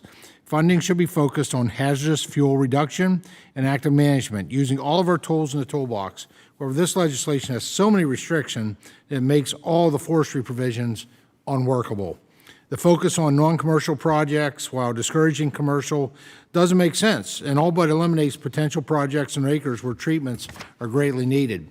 Forest Service has identified down to the acre where treatments are needed, but we can't limit funding to non-commercial and specific wildland urban interface projects. We also can't prohibit salvage within the post-fire recovery funding, as this bill does.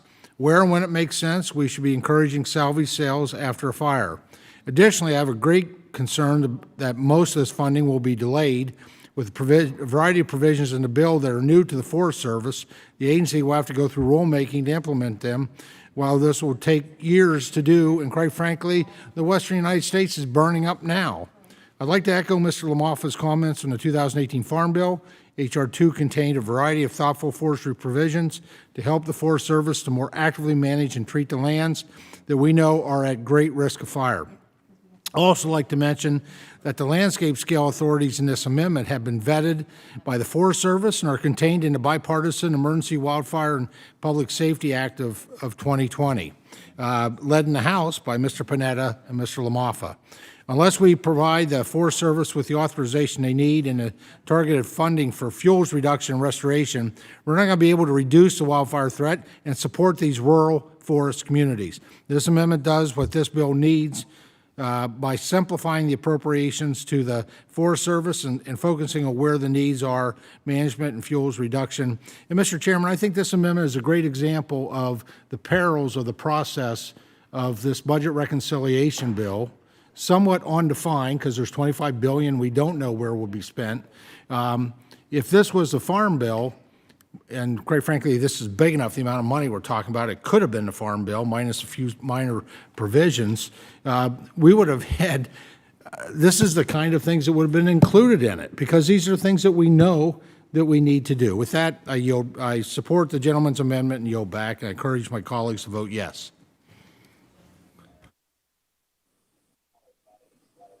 From California, Mr. Costa, you're recognized for 5 minutes.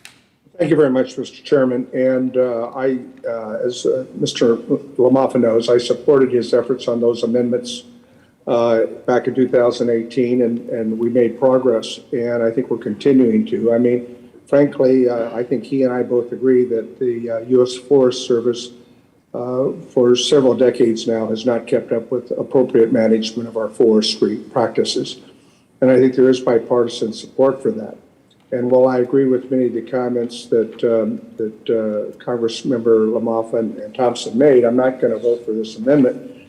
I've had a number of conversations with Secretary Vilsack that we need to, as you said, do better. We need to up our game.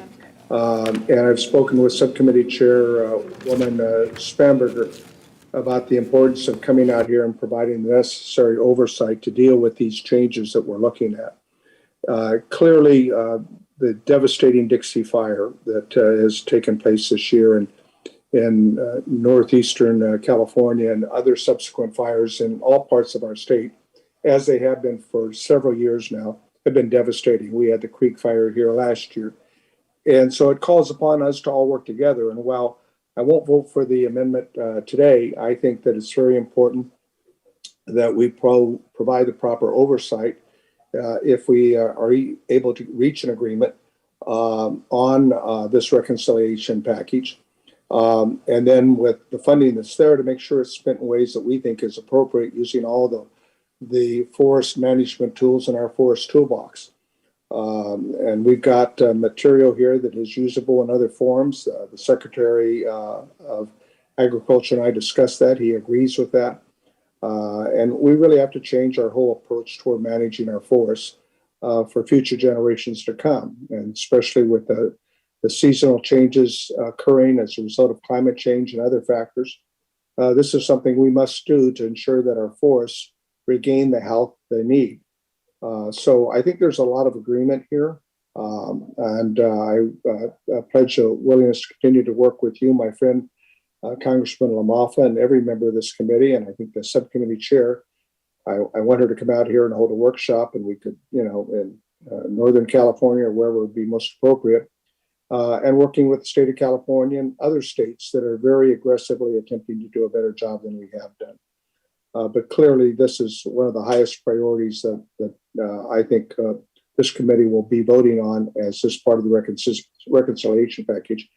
And let's keep your amendments in mind as we go further down the road to see how we can make them implemented in a fashion that I think achieves the goals that you want to achieve. With that, I yield back the balance of my time. Thank you, Mr. Acosta. And now I recognize a distinguished lady from Washington State, Ms. Kim Schreier. 5 minutes. Thank you, Mr. Chairman. I'd like to speak on this amendment. And in particular, I'd like to say that I completely agree with the sentiment of Representative LaMalfa's amendment, and in fact, all the other amendments that he has offered to this bill. I've really enjoyed working with him on forest health issues and wildfire prevention, and I look forward to continuing to work together on wildfire issues. We absolutely need more federal support for forest management, firefighter pay and benefits, and also suppression. However, I urge my colleagues to oppose this amendment because this bill already makes historic investments to mitigate the impact of catastrophic wildfires. It appropriates $14 billion for forest thinning and prescribed fire, $250 million for state and volunteer firefighter assistant grants to help rural communities suppress fires, and $100 million to support investments in innovative wood products like something called wood straw, made by Forest Concepts in my district, that can be used for post-fire restoration, stabilization of hillsides, allowing seeds to germinate that will stabilize those hillsides. I also want to note that the president called for the establishment of a civilian climate corps for exactly the reasons Mr. LaMalfa's amendment is intended to support. And the CCC will work to conserve and restore public lands, increase reforestation, and address the changing climate by mitigating the outbreak and impact of wildfire. So the Corps will create jobs in rural areas, improve forest health, and cutting these provisions of the bill is really counterproductive to the goals that we all share. So I support the concepts, but urge my colleagues to oppose the amendments, and I yield back. Thank you. Thank you, Ms. Schreier. And is there any other member who wishes to speak on this amendment? Hearing no further conversation, the question is on the amendment by Mr. LaMalfa. Members are reminded to please unmute yourselves and appear on the screen when you are called to vote. All those in favor of the amendment signify by saying aye. Aye. Aye. Those of Yes. Mr. Fitzgerald. all right. Mr. Fitzgerald. Those- Mr. Hawthorne. Those opposed say no. No. In the opinion of the chair, the noes have it and the amendment is not agreed. Mr. Chairman, request a recorded vote on. A recorded vote has been requested. Further proceedings on the amendment will be postponed.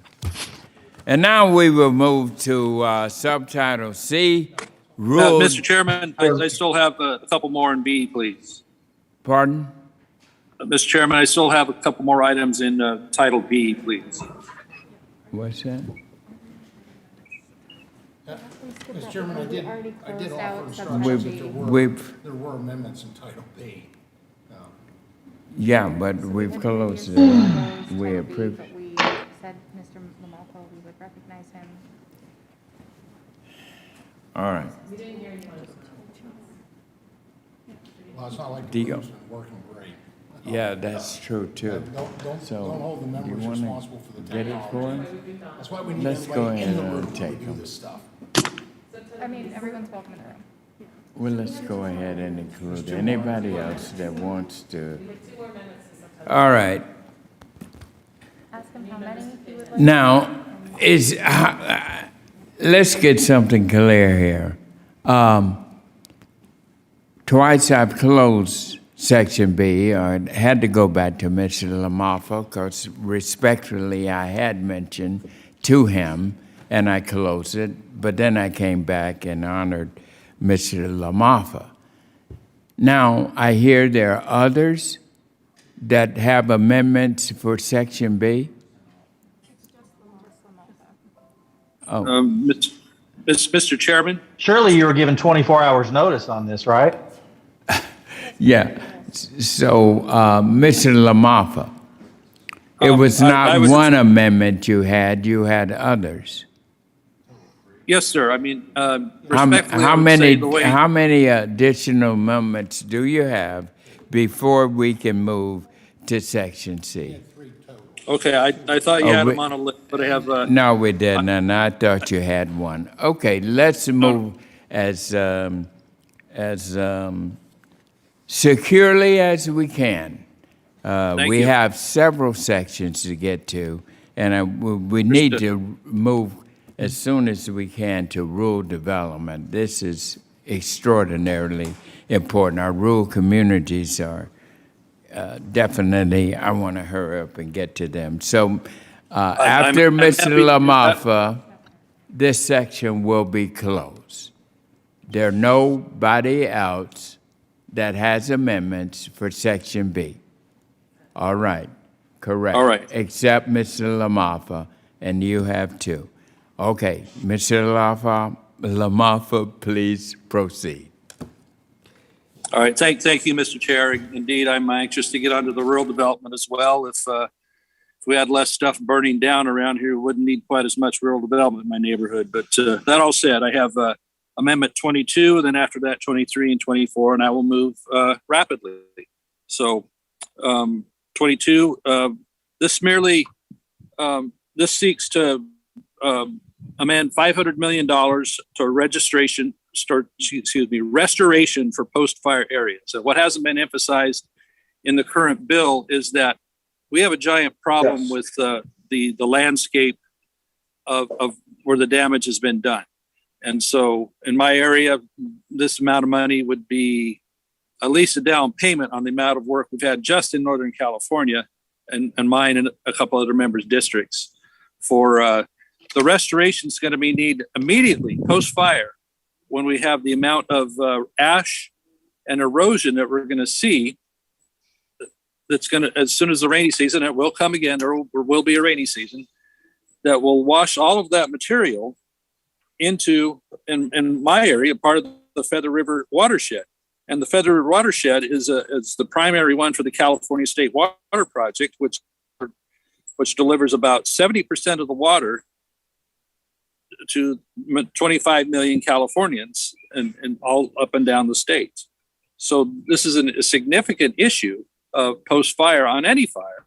But here we need to look at the size of what this watershed means for California's water supply and the immediate need to get in there and do erosion control measures, such as removing some of the hazardous materials up there and putting in place erosion control straw and other measures that help to stabilize the ash and the ground there. And this could include seeding of grasses that would be able to help stabilize the soil.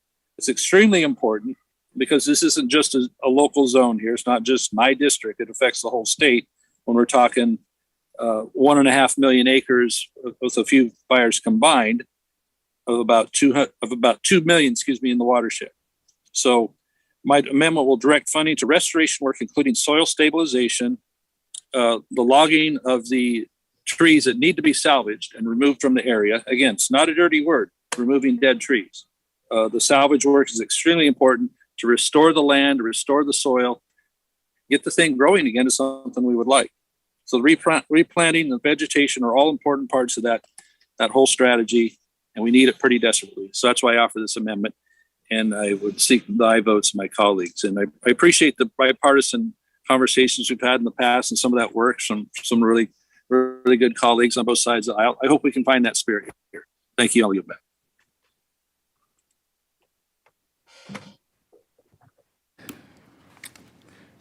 Does any other member seek recognition? Mr. Chairman, I seek recognition. Ms. Spanberger, you're recognized for 5 minutes. Thank you so much, Mr. Chairman. I oppose this amendment. While I appreciate the premise of this amendment, this bill already provides $250 million in grants for the recovery and rehabilitation of burned out areas. In addition, there's more than $50 million allocated for post-fire recovery plans. Additionally, the bipartisan infrastructure bill Congress intends to pass along with, separate from this bill that we're considering right now, would actually remove the cap on the Reforestation Trust Fund, making greater reforestation efforts possible. So separate, I do hope that Mr. LaMalfa will vote for that piece of legislation. This is a provision that will be vitally important. Notably, certainly as we see the heart-wrenching, disastrous wildfires across the West, it is important that we note that striking the Civilian Conservation Corps in order to combat wildfires is actually completely backwards. As my colleague from Washington State, Ms. Schreier, mentioned, the CCC, as designed in this bill and in my Climate Stewardship Act, is actually designed to build a workforce that can help build resilience across our forest land, strengthen our rural workforce and our economies, and ultimately work in prevention of the types of forest fires that we are so frequently reacting to. I support so much of what Mr. LaMalfa's amendments are trying to achieve, but in fact, they are already being achieved through the text of this bill, through the Civilian Conservation Corps, and certainly through the bipartisan infrastructure bill, which Congress will be taking up separately. And with that, Mr. Chairman, I yield back. Thank you, Ms. Spanberger. Does any other member wish to be recognized? May I be re-recognized, Mr. Chairman? Who? Mr. LaMalfa. Mr. Yes. Mr. Chairman, I'd like to be recognized, and I'll yield to my friend, Mr. All right. California. Thank you. Thank you. Appreciate that. Just a quick note on that. If we think that $50 million on the size and scope of what we have in the western states here, I mean, you show me how we're going to replant one tree for less than $5 per tree. We need 200 trees per acre to have a stand that will, after 10 years, be something that we can find is viable. And you multiply that by just 1 million acres, you have a number that's about $1 billion right there to try and redo one fire, the landscape of one fire. So I went conservative on this, seeking 500 million to at least kickstart some of the work that's going to be done on a costly per acre. It's going to, how do you do this for less than $1,000 per acre? Somebody show me that. And the amount of money that we're putting towards that in this bill, although you're grateful for what you get, the scope of this is much bigger than what we're talking about in this legislation here today. And shifting this to the professionals that can be doing the work rather than training new people to go out and, they can help, and we love volunteers. But if we're going to take this serious, we got to put some money behind it. And we've not done it for 40 years since basically environmental movement has clamped down on the Forest Service doing the work. So I am just frustrated that we're not looking at really what the size and scope of the cost and the vast acreage we're talking about. And this is with all due respect to my great colleague, Ms. Spanberger, who I enjoy working with and hope to do a lot with, maybe out here pretty soon. So we have an enormous amount of work to do if the federal government is going to continue to be in charge and try and have some semblance of maintaining this land. And I appreciate the time. I go back. Thank you, Mr. Does any other member wish to speak? Mr. Chair, this is Congresswoman Pingree. Yes, Ms. Pingree, you're recognized. 5 minutes. Thank you very much, Mr. Chair. I'd like to yield my time to Chairwoman Spanberger. Thank you so much, Ms. Pingree. Just to follow up, we're not limiting it to $50 million that's allocated just for post-fire. I'll point the gentleman from California back to the Reforestation Trust Fund as part of the separate bipartisan infrastructure bill, literally removing the cap, recognizing that prevention, that reforestation is an element of prevention to fight additional and future wildfires is so incredibly important. So I hope all who intend to support Mr. LaMalfa's amendment here will keep that in mind when that separate bill comes before the House floor in 2 weeks' time. Separately, I'd note that the Replant Act, which Mr. LaMalfa and I are both original co-sponsors of, a bill led by Mr. Panetta, is getting exactly at this need to ensure that we are investing in protecting our forest land, contending with forest fires, not just after they occur, but making real investments in reforestation to avoid future fires. And then notably, the professional workforce that we need throughout the West, that is the purpose of the Civilian Conservation Corps. These are not volunteers. It's a professionalized workforce, a training mechanism as well to ensure that we have a professional workforce that can work in resiliency and in conservation across the rolling hills of Virginia and throughout the forest lands of the West, contending with issues related, everything from soup to nuts with conservation and with wildfire prevention and forest management. And with that, I thank the gentlewoman from Maine for yielding her time, and Mr. Chairman, I yield back. Thank you, Ms. Spanberger. Does any other member seek recognition? Hearing no further conversations, the question is on the amendments. All those in favor of the amendment signify by saying aye. Aye. Aye. Aye.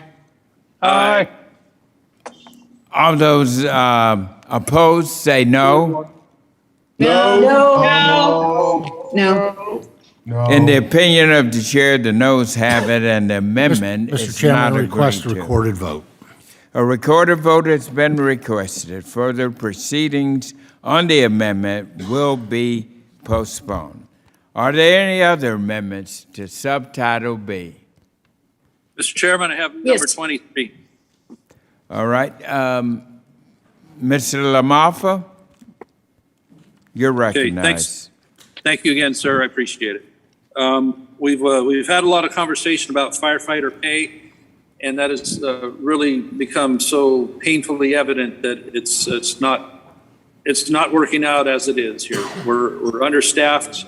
Each fire requires a shift of personnel from one to the other. Some got moved away from my Dixie Fire down to Tahoe, understandably, and now we need them to move back to take care of two other fires, as well as the remnants of Dixie, where we're barely holding off from a couple of towns, as I mentioned. So this amendment would shift the $2.25 billion from the second section of the civilian climate chore and put it into the staffing retention we need in the U.S. Forest Service and growing that staff for these professionals so that they will have the additional personnel they need and also the incentive to stay there. They're underpaid compared to our state firefighters, and there's a lot of other professions they could go into that would be a lot less dangerous and a lot less hard work, sleeping on the ground and in the fire and the smoke and all that. And it will help address their health needs and all the good things you would get from that you need for the workforce.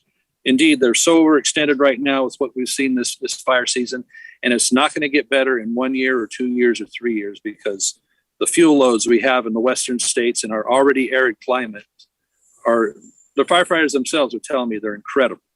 The incredible amount of fuel and the level of dryness it's receiving from this drought period we're in is just it's setting records for them. So if we want to make sure there's enough funding available for doing that, we need to have the number of firefighters to help do the job. We need the funding for it with the professionals that we keep losing to other entities that they pay better. We're not going to get ahead of this problem at all. We're going to continue farther behind, and the cost of suppression just keeps skyrocketing as well. The U.S. Forest Service has seen its budget flip upside down on the amount of money that used to go for the good green work and planning work and all the things in the so-called off-season, and now it's mostly the vast majority is fire suppression, to not as great of a result we'd hope to. So I think rather than shifting into a new program under the Civilian Climate Corps, let's put it into the practices that we know would work if we have the personnel and the retention of them that we could have with better pay and a little better conditions for them. So I ask your aye vote on Amendment 23 to help our firefighters, the Forest Service, to have a better way for them to be able to stay in this occupation that I think they come from out of love for the forest and the love of the adventure they want to do. But they ought to be compensated for it. I appreciate that, and I'll yield back. Mr. Chairman, I seek recognition. This is Spanberger from Virginia.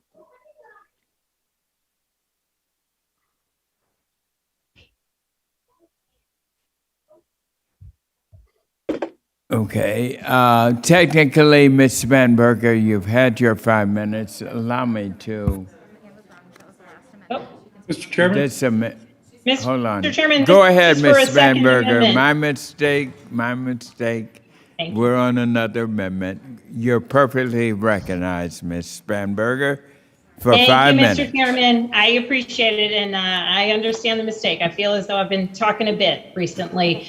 And on this issue, I am just very fired up. And while I absolutely appreciate the intention of the gentleman's amendment, I would like to remind members of this committee that the Biden administration has made an announcement to raise wildland firefighter pay for more than 3,500 wildland firefighters. That's an important element when we're talking about the pay of the vital work that these firefighters do. That's important to note that that's already in process. In addition, and I know we're here to talk about the Build Back Better Act. In addition, it's important to note that the bipartisan infrastructure bill that Congress will be considering in just a couple weeks provides increases to firefighter salaries, and it allows for another 1,000 part-time employees to convert into full-time employees to perform more hazardous full treatments on the ground. That's another reason why I'm super excited to cast my vote in favor of that separate bill. And so for all those who intend to support this amendment, I draw your attention to that because it's such an important element, and I hope you'll consider it when you cast your vote in 2 weeks' time. Further, this amendment again strikes the funding for the Civilian Conservation Corps, and this critical funding, in fact, the element that is for the state and private forest funding would give under the CCC would give state forestry agencies the resources that they need to partner with local communities and NGOs, creating thousands of jobs, restoring millions of acres, rebuilding vital infrastructure that's really critical to economic recovery and the restoration of that forest land. And by striking funding to the CCC, we in fact would be striking all of those benefits that go to local communities. So with that, I urge members of the committee to vote no on this amendment. And I will be reminding all of you about the fantastic provisions of the bipartisan infrastructure bill that we'll be voting on soon for those who are so incredibly concerned with wages and opportunities to ensure that we can fully fight fires across our Western United States. Thank you so much, and I yield back. Thank you, Ms. Spanberger. Does any other member wish to be recognized on Mr. LaMalfa's amendment number 2? Hearing no further conversation, the question is now on the amendment. All those in favor of the amendment signify by saying aye. Aye. Aye. Those opposed by saying no. No. In the opinion of the chair, the noes have it and the amendment is not agreed to. Mr. Chairman, I'd ask for a recorded vote on that amendment, please. A recorded vote has been requested. Further proceedings on the amendment will be postponed. Are there any other amendments to subtitle B? Mr. Chairman, Mr. Chairman, this is Vicki Hartzler. Mr. Ms. Vicki Hartzler and Mr. Doug LaMalfa. Okay. Do we get finished with Ms.?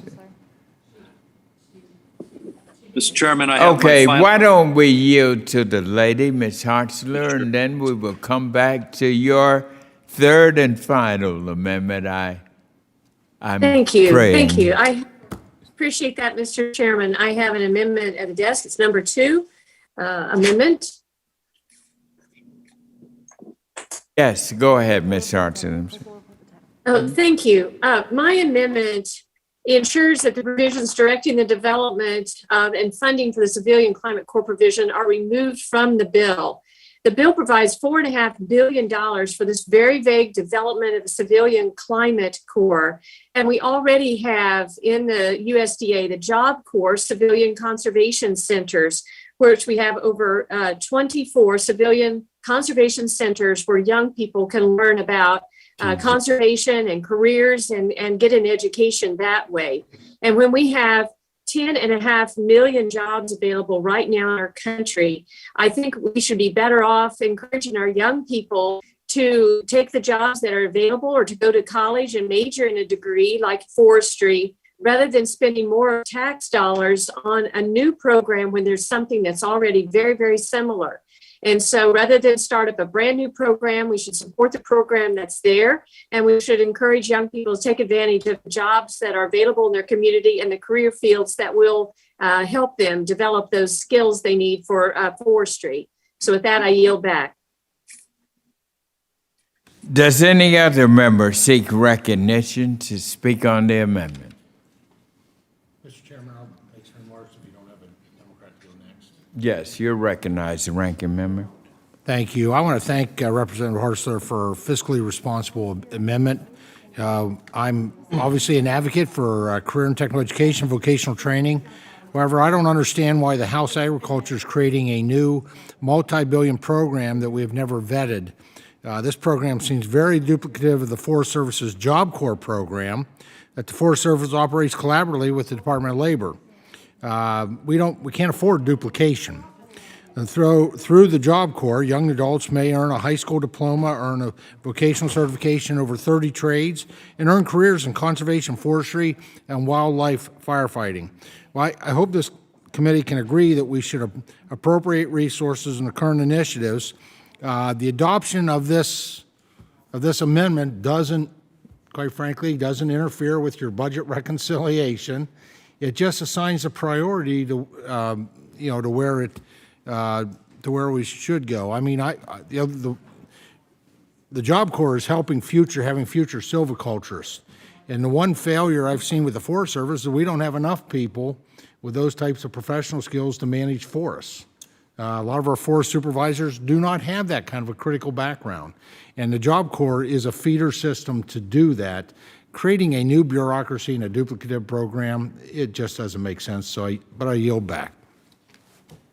All right. Mr. Chairman, I seek recognition. This is Spanberger from Virginia. Ms. Spanberger, you're recognized.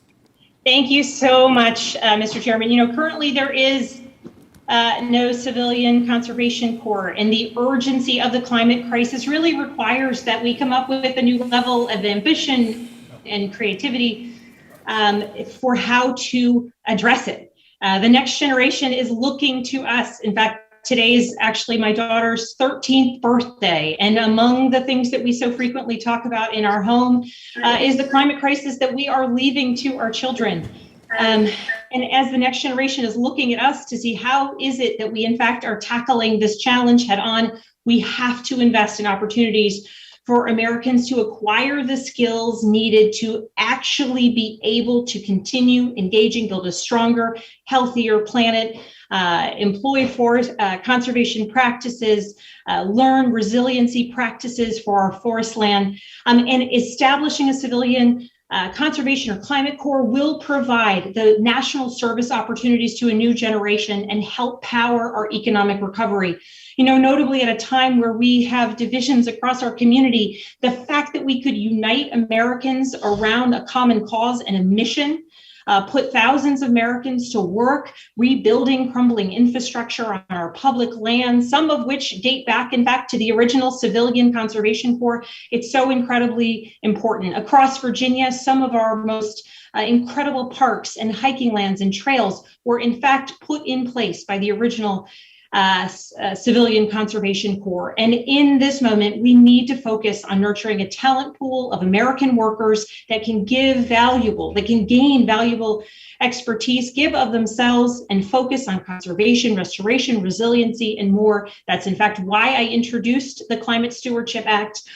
We need to invest in our communities. We need to make investments in the sorts of challenges that some of my colleagues have mentioned. It's about prevention. It's about resiliency. And the long-term economic costs of doing nothing, the long-term economic costs of not investing are great. And the long-term national security implications of pretending as though this crisis is not upon us is a is a horrible, horrible reality that far too many are willing to pass on to our children and our grandchildren.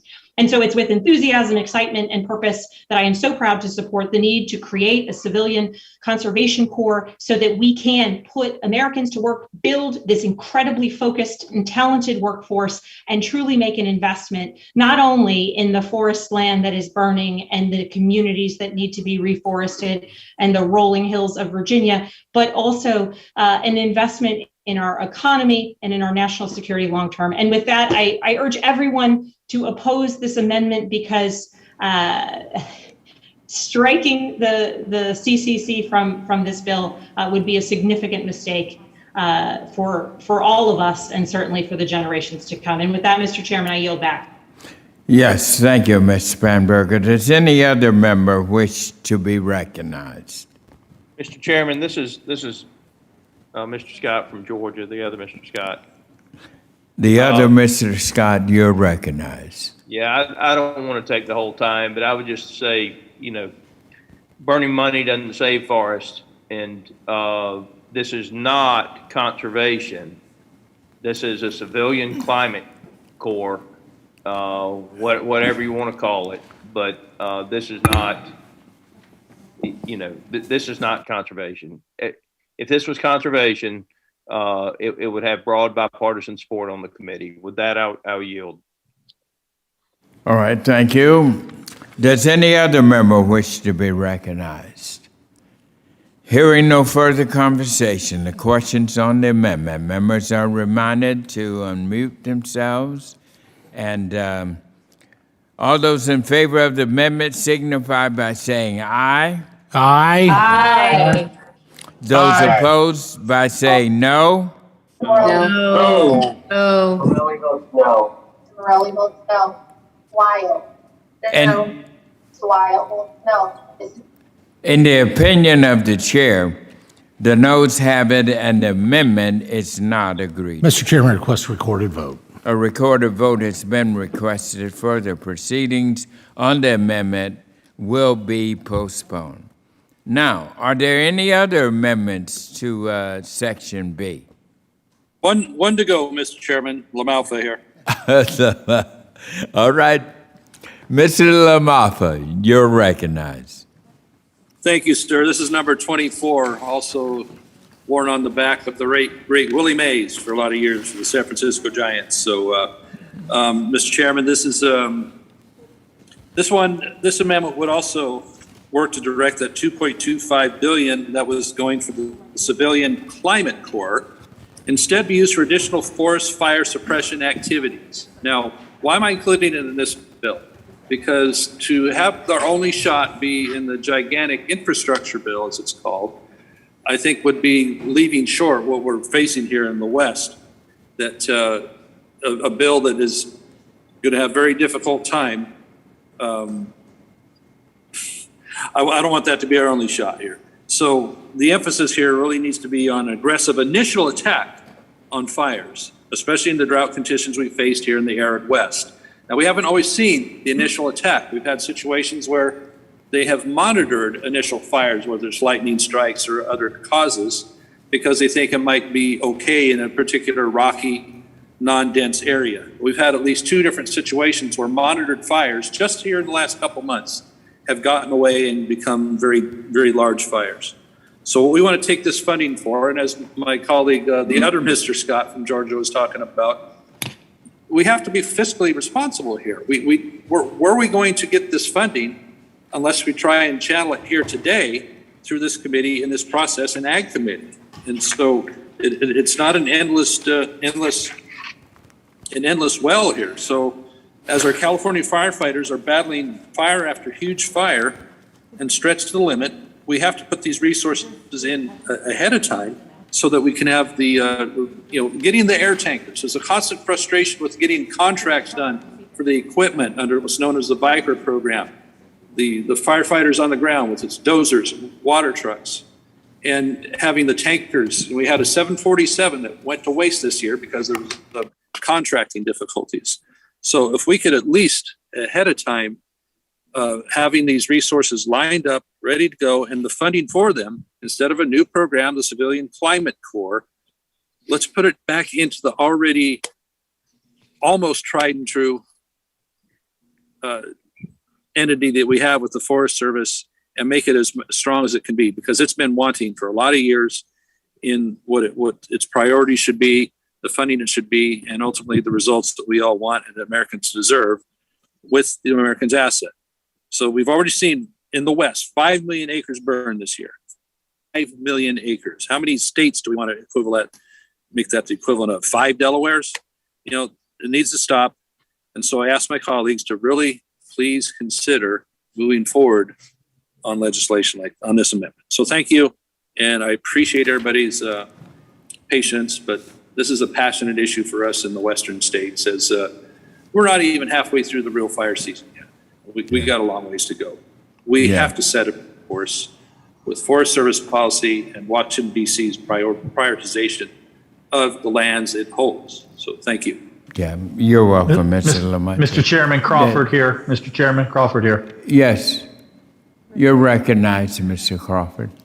Let me just make one point that my colleague from California made. If we had had an opportunity to actually do some hearings on this, I had some constituents in my district that were under contract to go out and fly some of those fire suppression missions, and those contracts were inexplicably terminated, and they called me to ask for help, and we're working on that now. But had we had an opportunity to have some hearings and discover some of the issues related to this, maybe we would have been in a better position to actually address this in a more meaningful way. I yield back.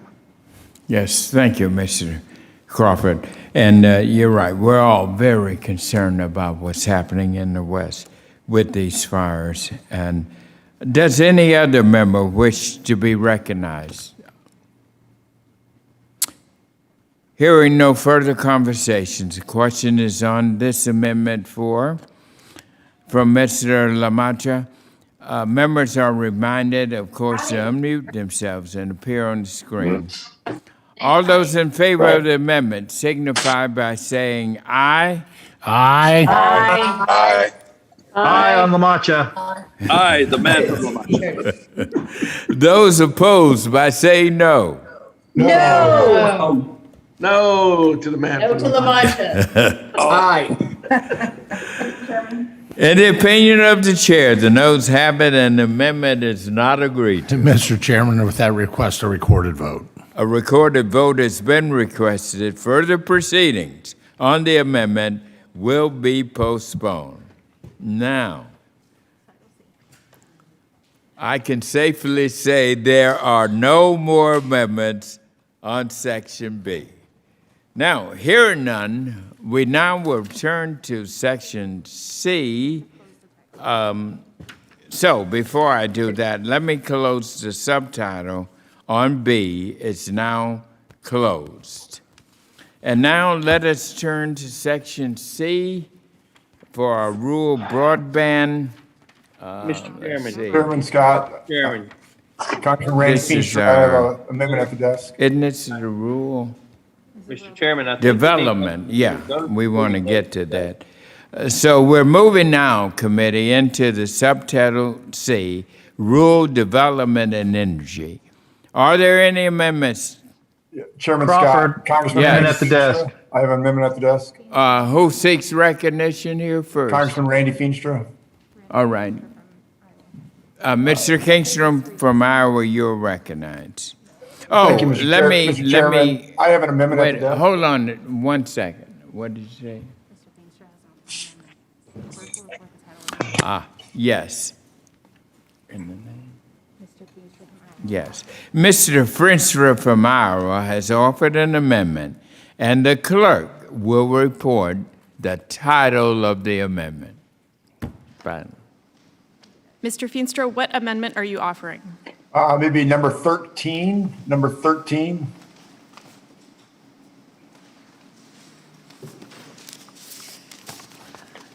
Amendment? Excuse me, Mr. Hey, Reg, Tom. Hey, Tom, how you doing? Oh, my God. I've been so in the ring. Mr. O'Halloran, you might want to mute that phone for a minute, sir. Oh, Mr. Baird? Oh. Parliamentary inquiry, Mr. Chairman. Chairman, I do have a. I think first clerk, Parliamentary. Crawford. Crawford was first. Doesn't the clerk have to report now? Is that? Mr. Yes, Chairman. Clerk, 1 second. Madam Clerk, would you report? Amendment to the committee print offered by Mr. Feenstra of Iowa. This is amendment number 13. Thank you. It's a parliamentary inquiry, Mr. Chairman. Without objection, the amendment will be considered as read. Parliamentary inquiry, Mr. Chairman. Yes, Mr. Crawford. Mr. Chairman, are we not supposed to vote on each title prior to closing those out on the votes according to those titles that are rolled and recorded votes are requested? We have rolled the votes until the end. So we're not going by title? Going by title, it has been made clear at the very beginning of each title that the votes will be rolled to the end. Okay. My question was the same, and I honestly think, procedurally we're supposed to vote before the title's closed. You're the chair, but I would just ask council to make sure, but I do think procedurally we're supposed to vote before the title's closed. Yeah, there's no question on the title. We vote at the end.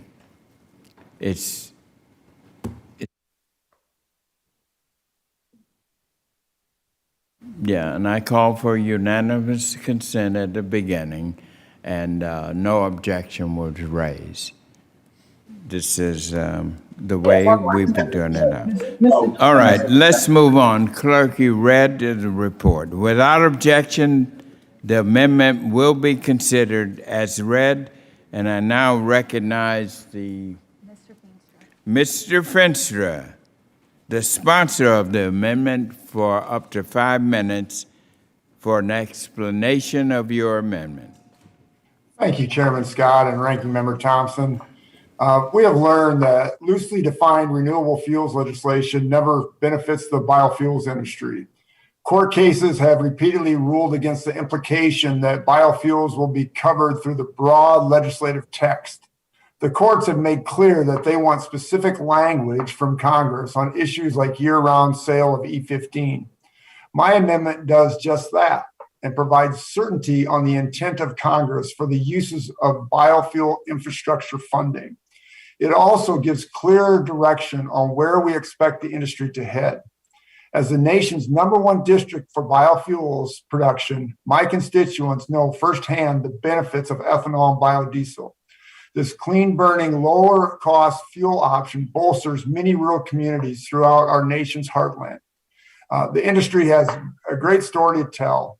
While the conversations for low-carbon fuel continue, farmers are prepared and eager to deliver a product that is ready for use every day of the year. And that's why I'm introducing this amendment, and I humbly ask for everyone's support. I yield back. Does any other member wish to be recognized? Chairman, this is Ms. Craig from Minnesota. Ms. Craig, you're recognized for 5 minutes. Thank you so much, Mr. Chair. Representative Feenstra, I really appreciate you highlighting the issue of year-round sales of E15 and other higher blend biofuels. I appreciate your leadership and advocacy, especially in this space. And I sure wish I had as many corn ethanol facilities. Miller votes aye. You did. Ensuring the stability. Oh, sorry, I'm on 2 committees. I'm trying to vote on both. You're voting in the wrong committee. Oh no. Oh dear. Okay. You're in the labor and Thank you. Thank you so much, Ms. Miller. Please continue. Thank you, Mr. Chairman. Ensuring the stability for the biofuels market by codifying year-round sale of E15 and high blend biofuels is at the top of my priority list. And I appreciate all the bipartisan work that so many of us on this committee have done on this issue on behalf of family farmers and producers. Rest assured that I'm working to get year-round sales of E15 included in legislation moving forward using my position on the Energy and Commerce Committee, which is the committee of jurisdiction for RVP waivers under the Clean Air Act.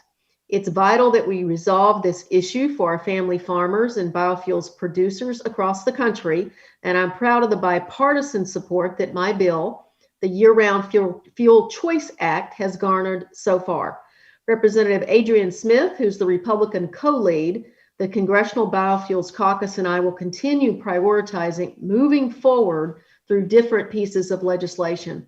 However, Mr. Feenstra, I'm concerned that if this amendment is added to the underlying text, USDA's ability to implement the biofuels infrastructure program could be negatively impacted because the language would be in direct conflict with current provisions of the Clean Air Act related to RVP waivers.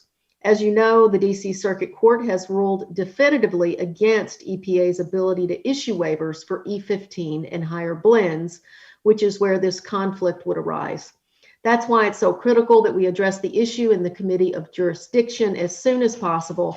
And it's why I'm committed to working with you and other bipartisan biofuels leaders on this committee to get it done before next summer. We just can't jeopardize this critical funding for the biofuels industry. And I do appreciate your passion around the issue, but because of all that, I would encourage my colleagues to vote no on this amendment. And with that, Mr. Chairman, I yield back. Thank you, Ms. Craig. Does any other member wish to be recognized on the amendment? Mr. Chairman. Yes, Ranking Member. Thank you, Mr. Chairman. I want to thank Mr. Feenstra for offering his amendment.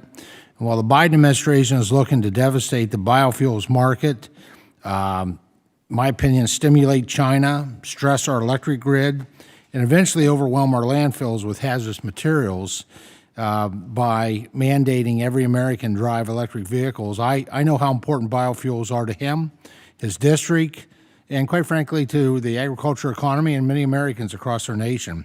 I support his amendment to ensure that the new infrastructure installed through this program is equipped to serve all Americans who are looking to make, sell, and purchase biofuels at any time of the year. And with that, I yield back. Thank you. Does any other member wish to be recognized? Hearing no further conversation, the questions on the amendment, members are reminded again to unmute themselves. All those in favor of the amendment signify by saying aye.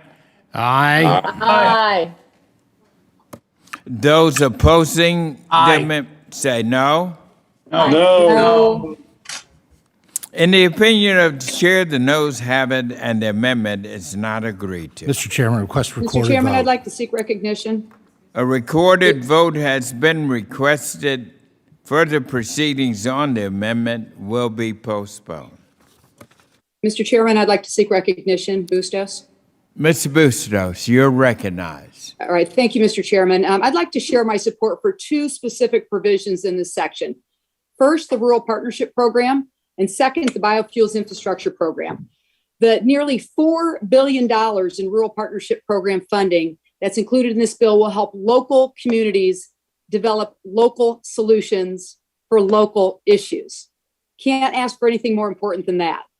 Rockford, Illinois, which is in the congressional district that I represent, has some of the highest rates of abandoned foreclosures in the entire nation.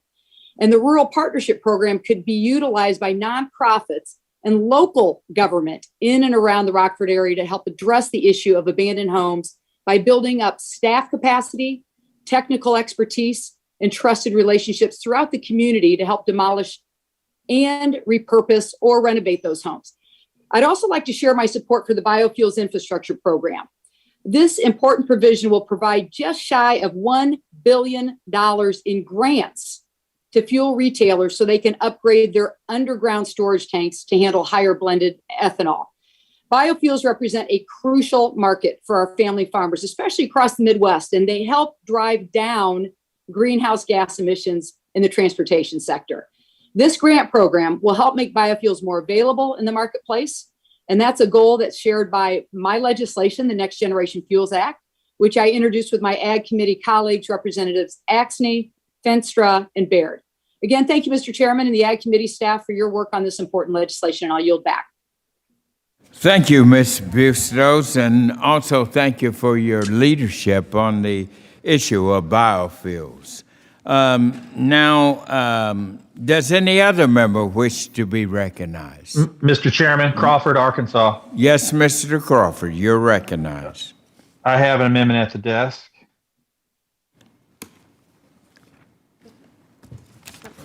Amendment number 3.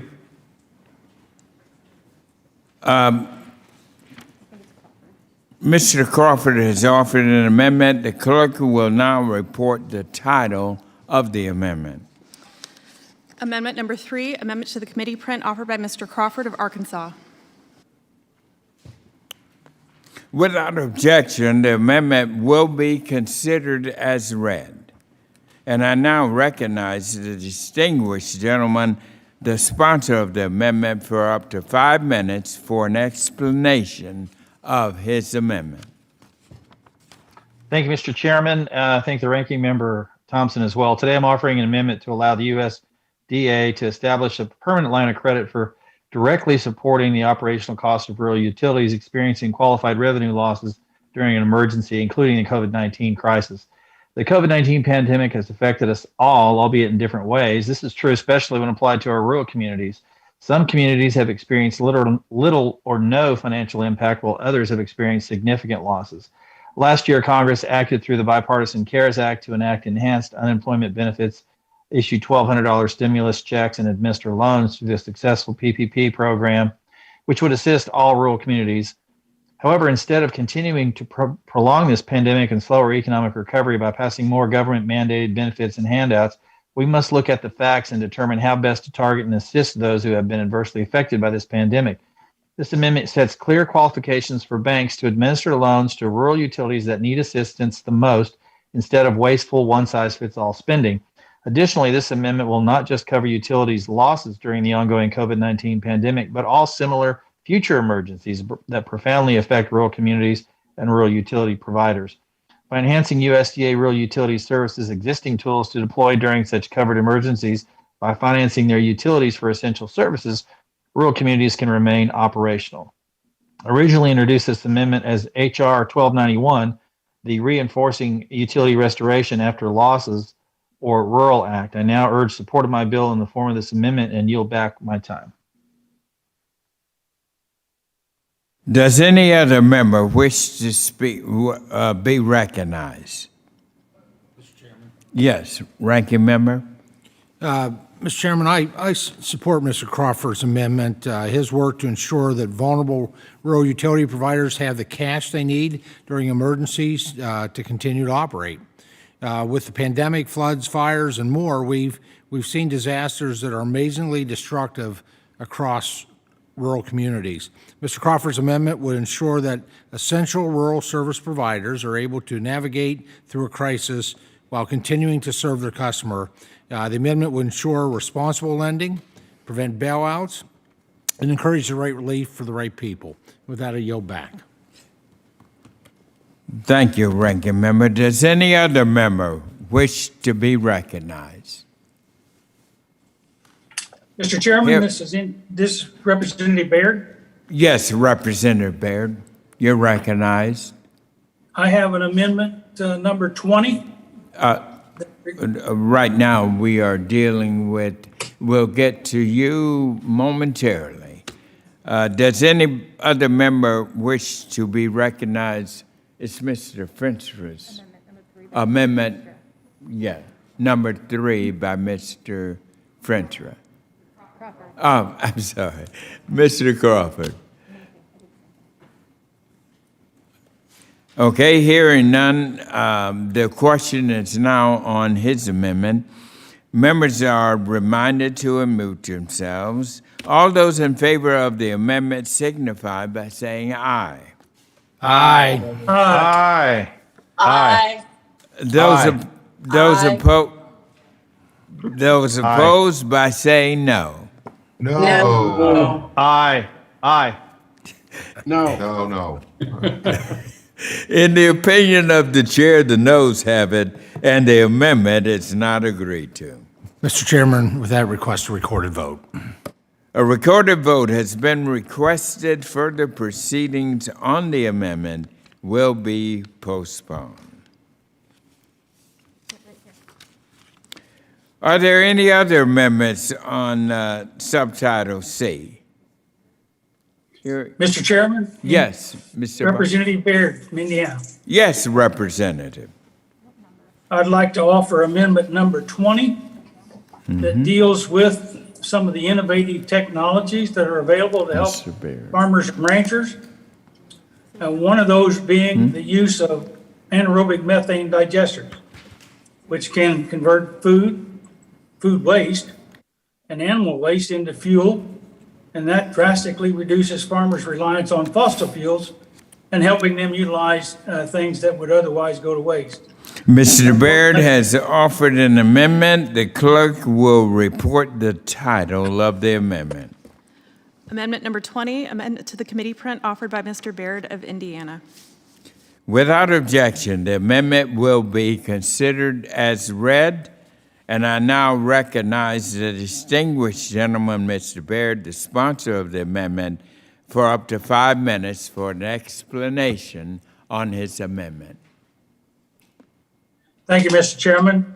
You know, there's some innovative technologies out here that really are a benefit to farmers and ranchers and help them produce energy right on the farm.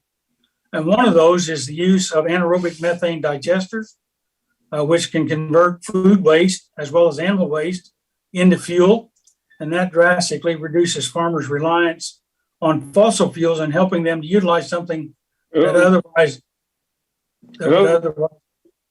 Hello? Hello? Yes, go ahead, Mr. Baird. Well, it would allow them to utilize something that would ordinarily go to waste. Unfortunately, the high cost of these digesters creates a significant barrier to the entry of many small and medium-sized farms that would benefit from this technology. My amendment specifies that anaerobic methane digesters be included as underutilized renewable energy technologies to receive funds under the Rural Energy for America program. High costs should not be a prohibitive factor in the fight against climate change, and this additional funding will ensure that American farmers have greater access to these technologies. So this amendment really just specifies anaerobic methane digesters to be included as underutilized renewable energy technologies for access to the funds under the Rural Energy for America program. And I yield back. Thank you, Mr. Baird. Does any other member seek recognition to speak on the amendment? I do, Mr. Chairman. This is Spanberger from Virginia. Yes, Ms. Spanberger, you're recognized for 5 minutes. Thank you so very much. This amendment would actually modify the language included in my original bipartisan REAP Improvement Act of 2021 that would create a reserve fund for underutilized technologies within USDA's REAP program.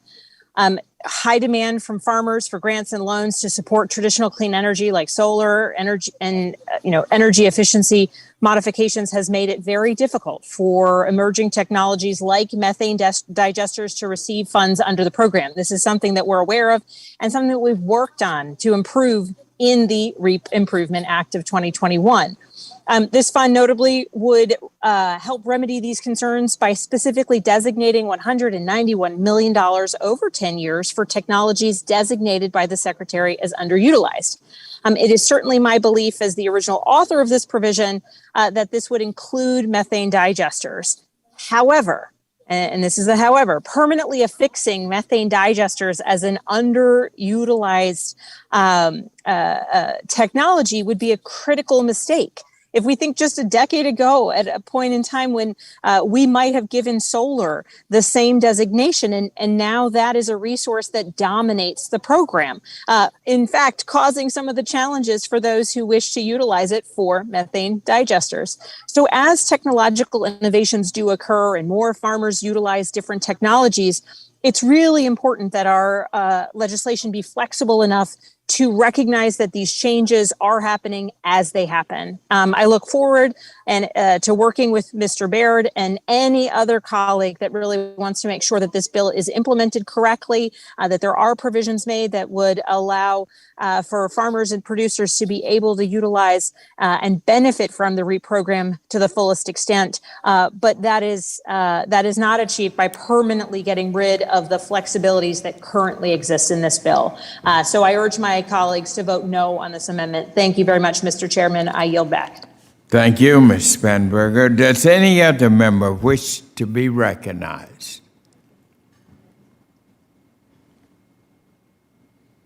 Hearing no further conversations, the question is now on the amendment. All those in favor of the amendment signify by saying aye. Aye. Aye. Aye. Those opposed by saying no. No. No. No. In the opinion of the chair, the noes have it, and the amendment is not agreed to. Mr. Chairman, with that request, a recorded vote. A recorded vote has been requested for the proceedings on the amendment will be postponed. Is there any other amendments on Subtitle C?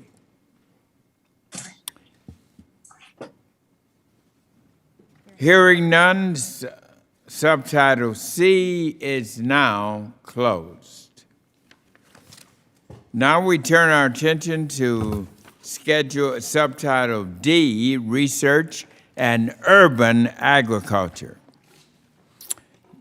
Are there any members that have any amendments to Subtitle D?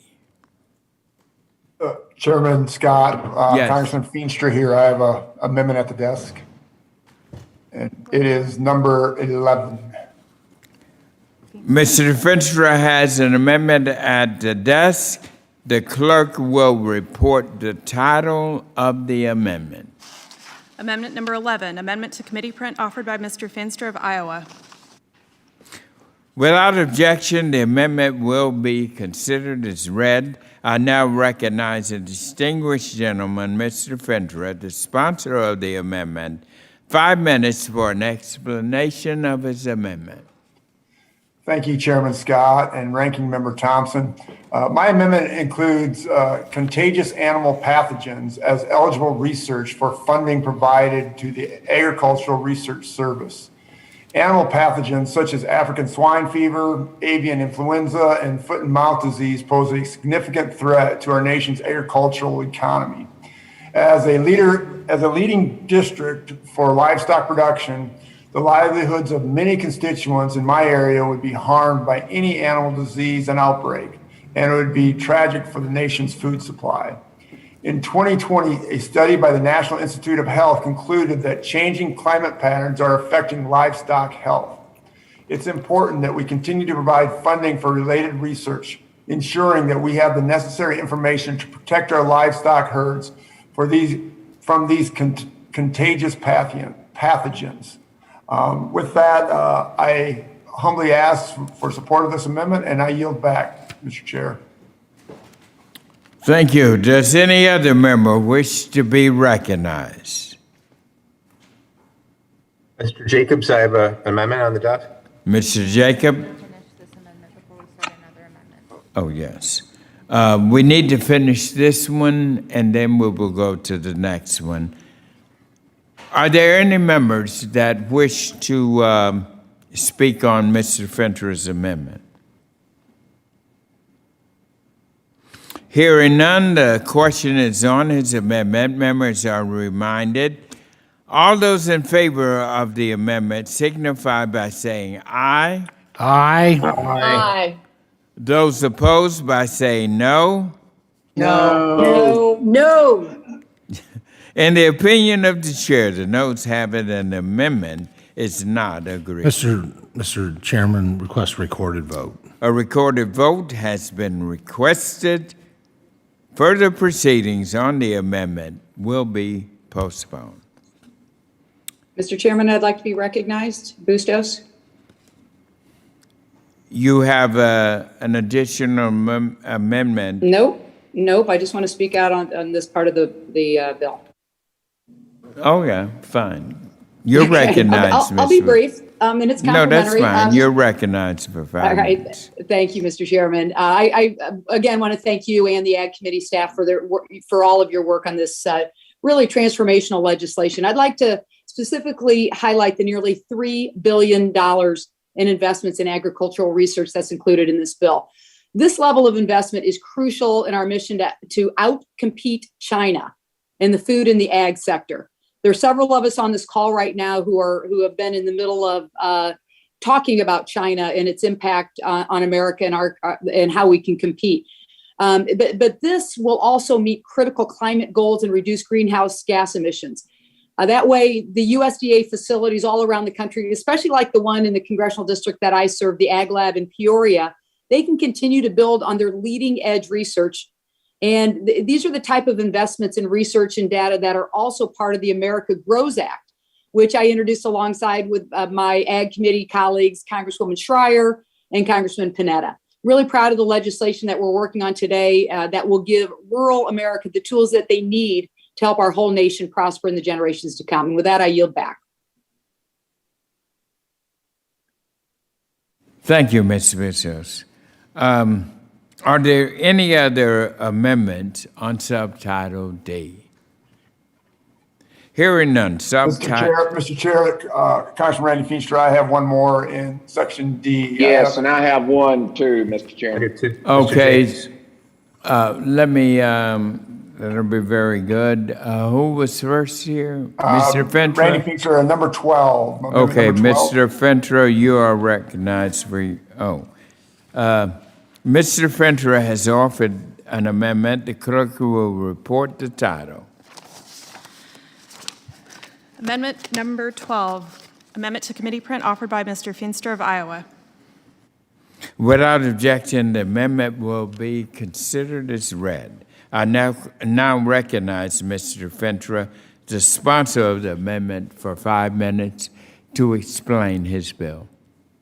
Thank you, Chairman Scott and Ranking Member Thompson. My amendment simply includes the study of biofuel conversion as eligible for funding for biomass research.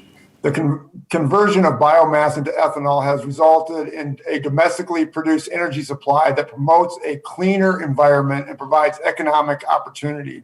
There is great innovation in this space. An example is a team from Iowa State and Ames Lab who are writing a software program called NW Chem that is working to provide an increase in the size of chemical systems that can develop new methods for converting biomass into biofuels. This is truly groundbreaking stuff. And as we explore ways to expand the use of biofuels, research investment will be a light to the best path forward. I urge the committee colleagues here to please support this amendment. And I just want to say, I'm getting the feeling this is obviously a hyper-partisan bill right now. But you know what? In all due respect to each one of us, when we have good amendments, I think we should collaborate and work together. And I humbly ask for everyone's support on this amendment. Thank you, and I yield back. Is there any other member who wishes to be recognized on the amendment? Hearing no further requests, the question is now on the amendment. All those in favor of the amendment signify by saying aye. Aye. Aye. Those opposed by saying no. Aye. No. I looked at this the other day. In the I thought opinion of the there chair, may be- the noes have it, and the amendment is not agreed to. There may be a way Madam, Mr. Chair, get request that unanimous out of consent, there. or ask for recorded vote. Please check your, whoever that is, would. Thank you. A recorded vote has been requested. Further proceedings on the amendment will be postponed. Are there any other amendments on Subtitle D? Yes. Go ahead. Mr. Jacobs? Yes. Thank you, Mr. You're Chairman. recognized. I have an amendment on the desk, amendment number 9.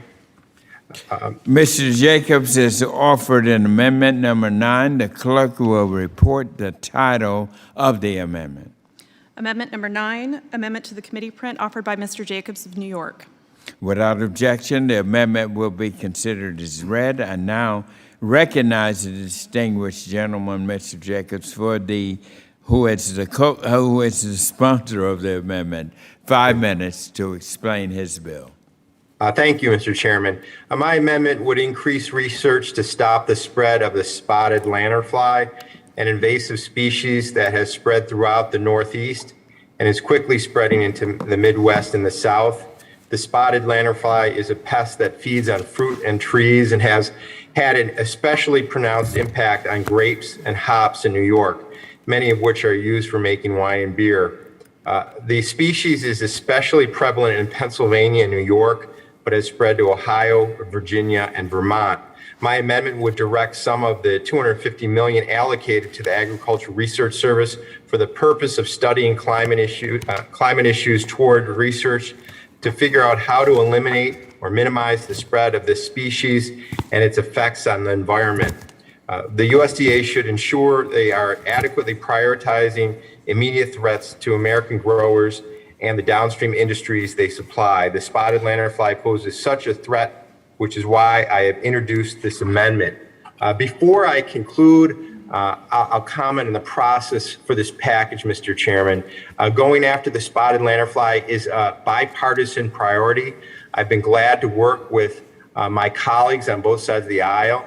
I'll set aside the wisdom of the $3.5 trillion package for the moment and focus in on the fact that something like this amendment has to be added to the bill at the last minute. Yet another example of how putting this bill together has not been a good process. We shouldn't have to scramble to include this clear and established priority in the bill in fewer than 24 hours. I wish the committee had studied and evaluated the needs that exist in our agriculture communities or solicited input from members before releasing the bill. I hope that we will stick to the bipartisan tradition of this committee and do better in the future. In closing, I urge members to support my amendment and yield back the remainder of my time. Thank you. Thank you, Mr. Jacobs. Does any other member wish to speak on Mr. Jacobs' amendment? Mr. Chairman? Yes, sir, ranking member. Thanks, Mr. Chairman. I want to thank Mr. Jacobs for introducing this important amendment. The spotted lanternfly was first found in North America in my home state of Pennsylvania in 2014, and since then has spread to surrounding states. This continued spread is concerning as the spotted lanternfly has the potential to destroy our forests and certainly our crops, grapes, orchards, and specifically hardwoods as well. The economic impact can be devastating. According to a recent study from Penn State, the spotted lanternfly could cost just the state of Pennsylvania $324 million annually in economic impacts. This is an urgent need and one that is worthy for inclusion in this package. Scientists with USDA Agricultural Research Service and at many of our land-grant universities have been conducting research on this invasive species, but more work remains to ensure that it doesn't spread any further. This amendment would add research to eliminate or minimize the spread of spotted lanternfly to the list of agriculture research related to climate change that ARS should focus on. This research is important and much needed to ensure that this invasive species does not continue to harm our environment or our economy, and I urge all my colleagues to support Mr. Jacobs' amendment to ensure our producers and foresters have the tools they need to combat this spotted lanternfly. Thank you, ranking member. Does any other member wish to be recognized? Hearing no further conversation, the question is... Mr. Chairman. Yes, who's speaking? Mr. Desjardins, you're recognized. Are we speaking on this amendment? Yes. Okay, well, I have an amendment. I'll wait. I'm sorry, I misunderstood. Oh, yeah. Well, we'll get right to yours after we complete this one. Is there any other member wish to speak on Mr. Jacobs' amendment? Okay, here no further conversation. The question is now on his amendment. And all those in favor of the amendment signify by saying aye. Aye. Aye. Those opposed by saying no. No. No. In the, I'm sorry, Jeff. I'm voting. in the opinion of the chair, the noes have it, and the amendment is not. Mr. Chairman, request a recorded vote. A recorded vote has requested further proceedings on the amendment will be postponed. Please, members, make sure you're muted because it comes through loud and clear when you're not being activated to speak. Are there any other amendments on Subtitle D? Any other? Yes, Mr. Chairman, I have an amendment at the desk, amendment number 32. Mr. Allen. Yes, Mr. sir. Allen has an amendment at the desk. Will the clerk report the title of the amendment? Amendment number 32, amendment to the committee print offered by Mr. Allen of Georgia. Without objection, the amendment will be considered as read. I now recognize the distinguished gentleman from Georgia, Mr. Allen, the sponsor of the amendment, for 5 minutes of his bill. Thank you.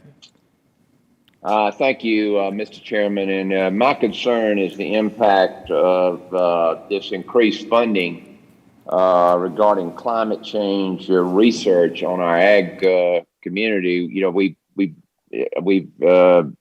now have a war on fossil fuel, which has affected a lot of states. Agriculture is the largest industry in my district. It's the largest industry in the state of Georgia. And I don't want a war on agriculture. As I've explained before in this committee, I believe that the American farmer is our nation's greatest conservationist. If the majority party truly would like to make a difference in climate change and carbon sequestration, let's turn our focus on urban America. Do you know that urban dwellers as a whole are responsible for more than 3/4 of all greenhouse gas emissions in the world?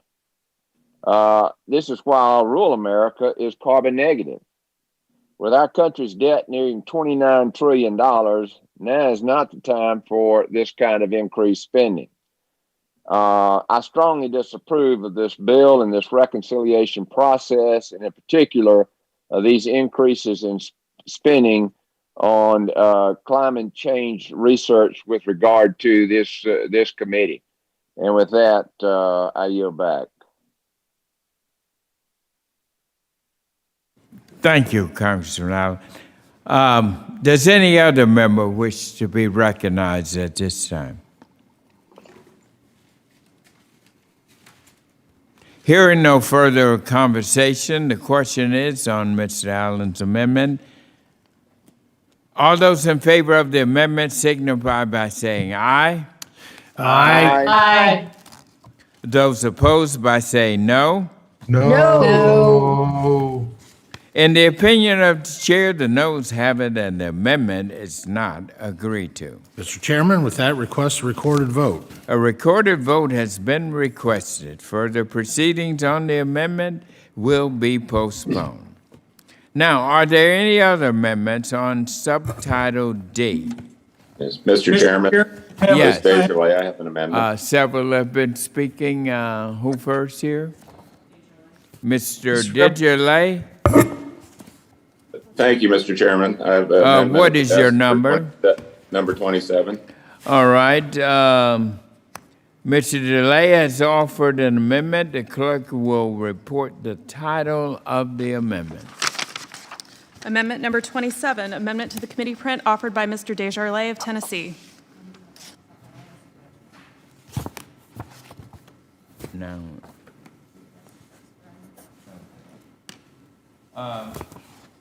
Mr. Desjardins, let me make an important consideration and correction on your bill.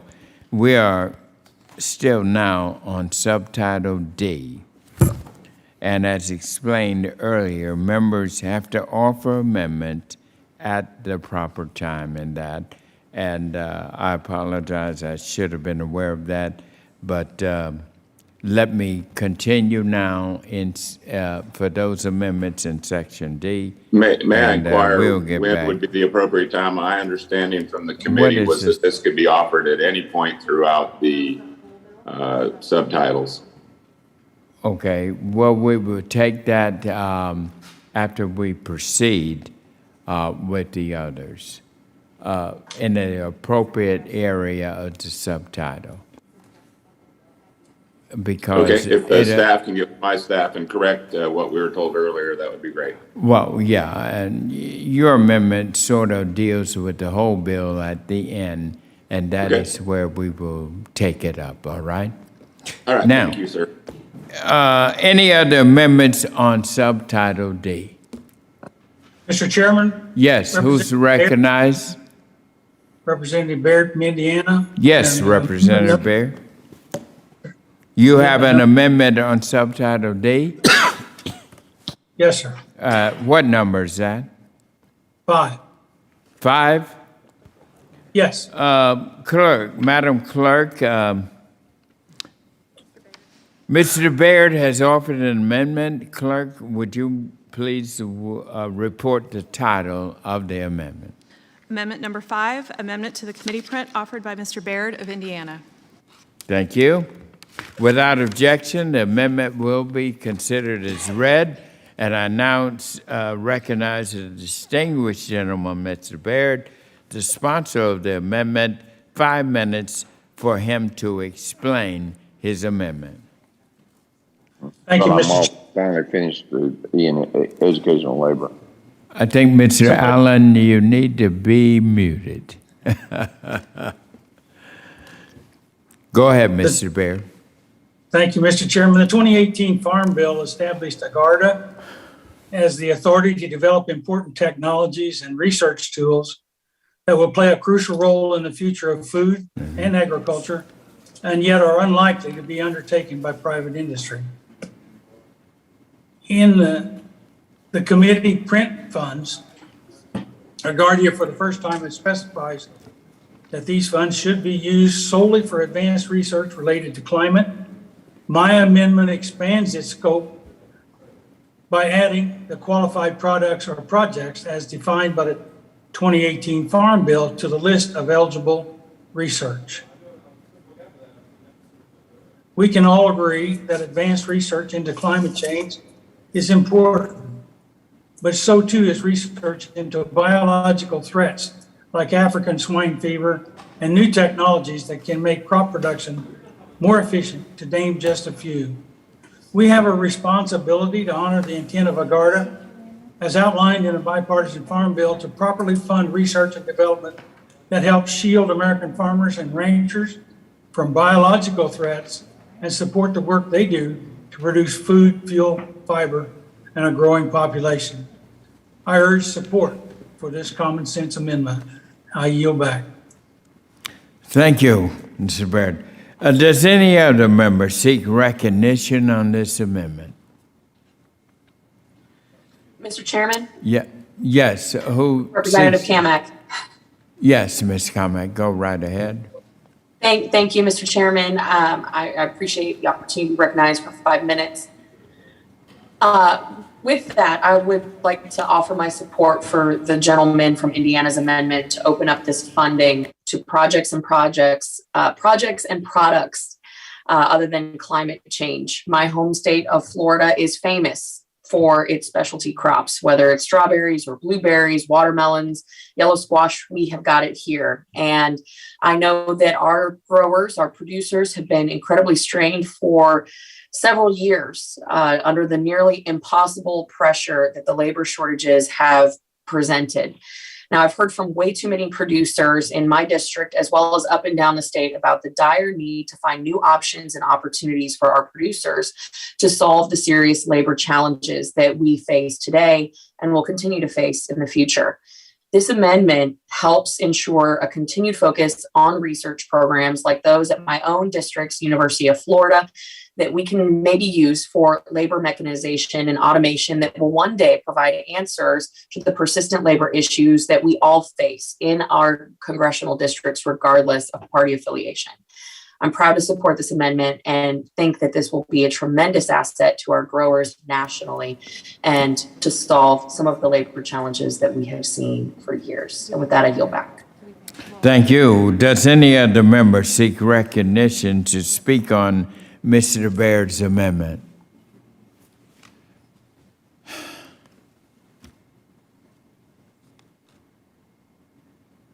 Hearing no further conversations, the question is now on the amendment. All those in favor of the amendment signify by saying aye. Aye. Aye. Those opposed by saying no. No. In the opinion of the chair, the noes have it, and the amendment is not agreed to. Mr. Chairman, request a recorded vote. A recorded vote has been requested for the proceedings on the amendment will be postponed. Now, are there any other amendments on Schedule D?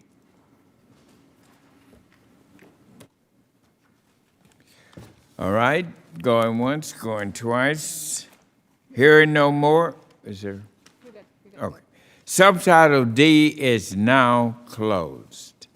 And now we go to subtitle E, which is miscellaneous.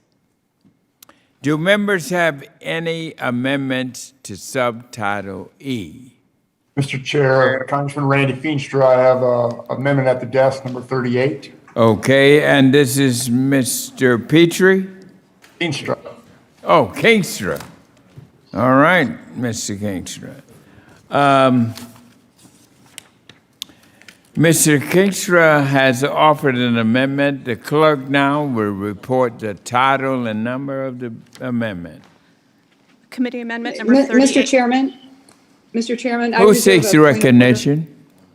I reserve a point of order. Mr. Bustos, you're recognized. Um, Pardon me, getting this information right on time. A point of order is reserved. The gentlewoman is recognized for 5 minutes to speak on the amendment.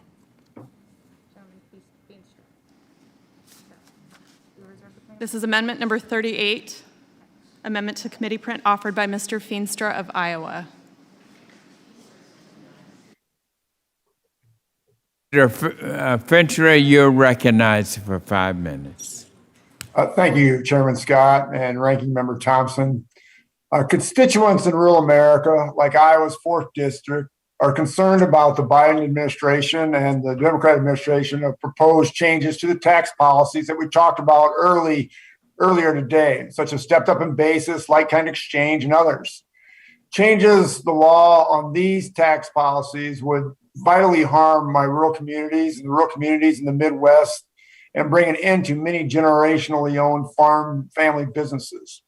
President Biden has repeatedly promised that he won't raise taxes on people making less than $400,000, claiming that these individuals, and I quote, won't see one single penny in additional federal tax. Throughout his campaign and since his inauguration, Biden has made this promise very clear. Secretary Vilsack also wrote in a Wall Street Journal op-ed a few days ago that there are special protections built into the plan for family businesses and farms. Unfortunately, these protections have not yet been disclosed, right? We don't know, leaving much of us in uncertain terms and leaving our rural farms in very uncertainty. While it's my hope that President Biden keeps these promises along with the Democrats, it is important for me to have a mechanism in place that guarantees this commitment will be upheld. Therefore, the amendment I'm proposing freezes all funds until this title of the Secretary of Agriculture certifies that no farmer with an income below $400,000 will have their taxes increased because of the tax increase in this act. If this qualified taxpayer presents evidence of an increased tax burden caused by this act, the amendment requires the Secretary to pay them back. While the administration has created a lot of uncertainty for farmers and rural communities in our district, this amendment provides constituents the confidence that their taxes and government regulations will not keep them from operating their family businesses. And it also will set up that the promise was made and the promise delivered. So I humbly ask for support of this amendment, and I yield back. Does any other member seek recognition on this amendment? Mr. Chairman? This Yes, is, Sherry Ms. Bustos. Bustos. I make a point of order as the amendment is not germane.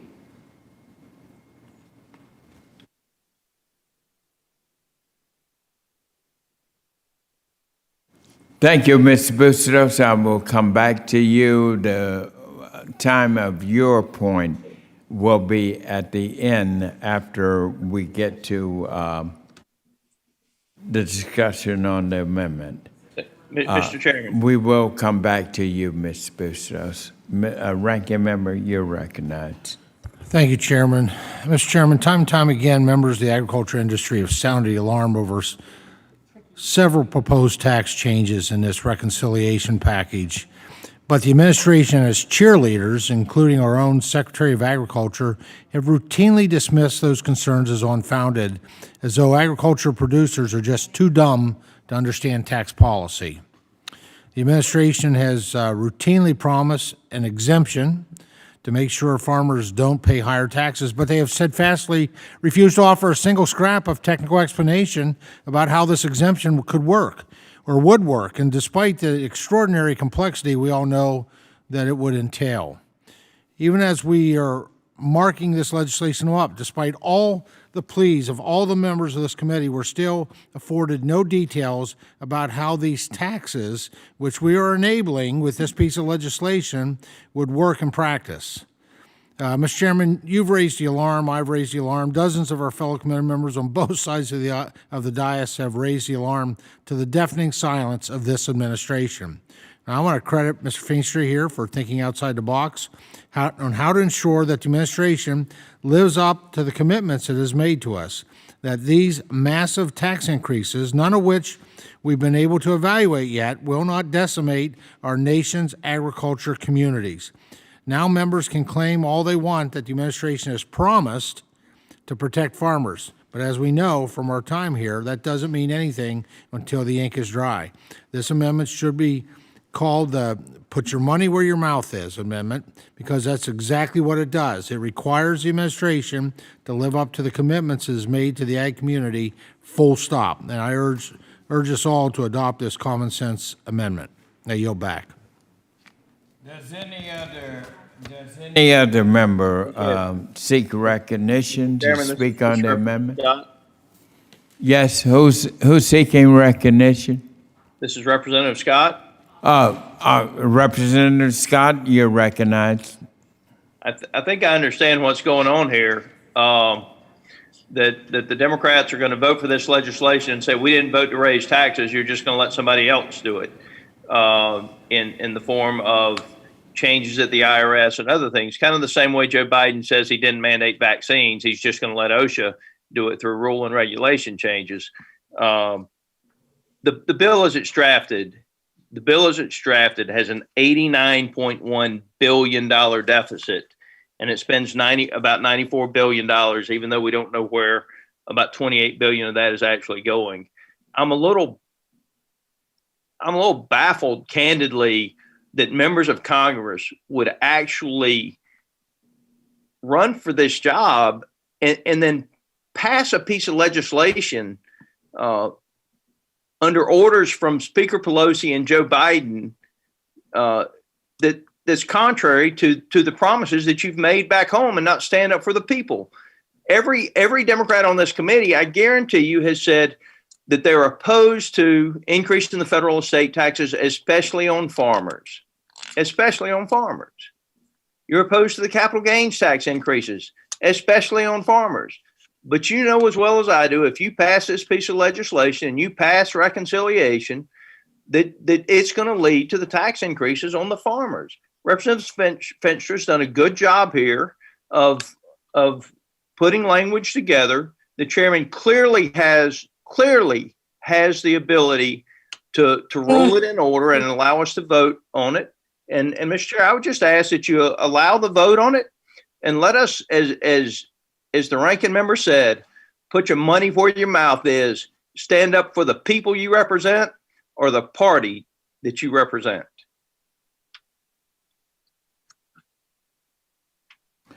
Is there any other member that wishes to seek recognition?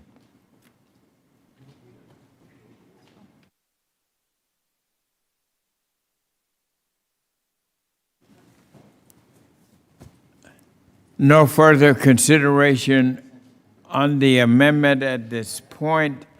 Let us turn to the point of order that Ms. Bustos has raised. I'd Thank you, Mr. like to Chairman. comment on the point of order also. Ms. Bustos, you are now recognized. Thank you, Mr. Chairman. As I stated before, I make a point of order that the amendment is not germane because they introduced tax jurisdiction where it does not exist in our print. That's the rationale on this.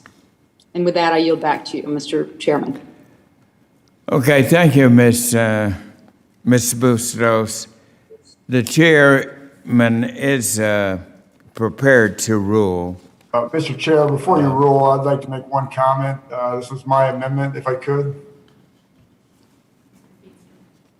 Mr. Feenstra, this is not appropriate time. Mr. Feenstra would like to talk on the point of order.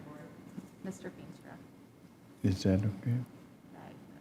There's no harm in it. All right, Mr. Finstra, you're recognized for a point of order. No, thank you, Mr. Chair. I just want to object to what Congresswoman Bustos is saying. If you look at the bill and the bill draft, it completely ties into what we're doing with this bill. This amendment is clearly germane. I've been through these fights, for 12 years in the Iowa Senate. I know what germaneness is. I know how this all plays out. And I tell you what, if you want to go down that path, then this is highly political. And I'd be ashamed. I'd be absolutely ashamed if we go down this path tonight and take this amendment down on a germaneness issue. Thank you. That's my point. I yield back. Mr. Chairman. Mr. Allen, you're recognized. Mr. Chairman, since, obviously this is not the committee of jurisdiction on the tax issue, wouldn't it be wise that we would allow the Ways and Means to determine exactly what the tax implications of this reconciliation are going to be in that committee? And then we'll know how to address the needs of our of rural America once we see what they're going to do to us. I think we got the cart before the horse here. I think it's unwise for us to vote, particularly members who have who made these commitments and promises in their district to protect our farmers and protect their their ability to generationally pass those farms along to the next generation. And then say, well, sorry about that. The Ways and Means Committee, they said that, well, we're going to double the inheritance tax. So I think we need to wait and look and see what Ways and Means is going to do with this, and or any other committee that would be doing tax. And then there are a lot. We're talking about the inheritance tax here, but there are a lot of other hidden taxes in this thing that are going to hit the family farm. And so I think we need to let all that kind of see what happens there, and then we'll know how to react in this committee on how to protect this critical industry that's of national security interest. And so that's what I would recommend that we do, and that's why I would support this amendment. Well, thank you, Mr. Allen. But our jurisdiction, mine as chairman of the Agriculture Committee, I've been asked. Mr. Chairman, just Yes. one quick note on the point of order. I think the point of order is out of place because what this does, simple read, it allows the Agriculture Committee to direct the Secretary of Agriculture. When has that never not been within our jurisdiction? The fact that that we're questioning and essentially legislating, shutting down our lines of communications on some really critical issues for our farmers. So I just think that the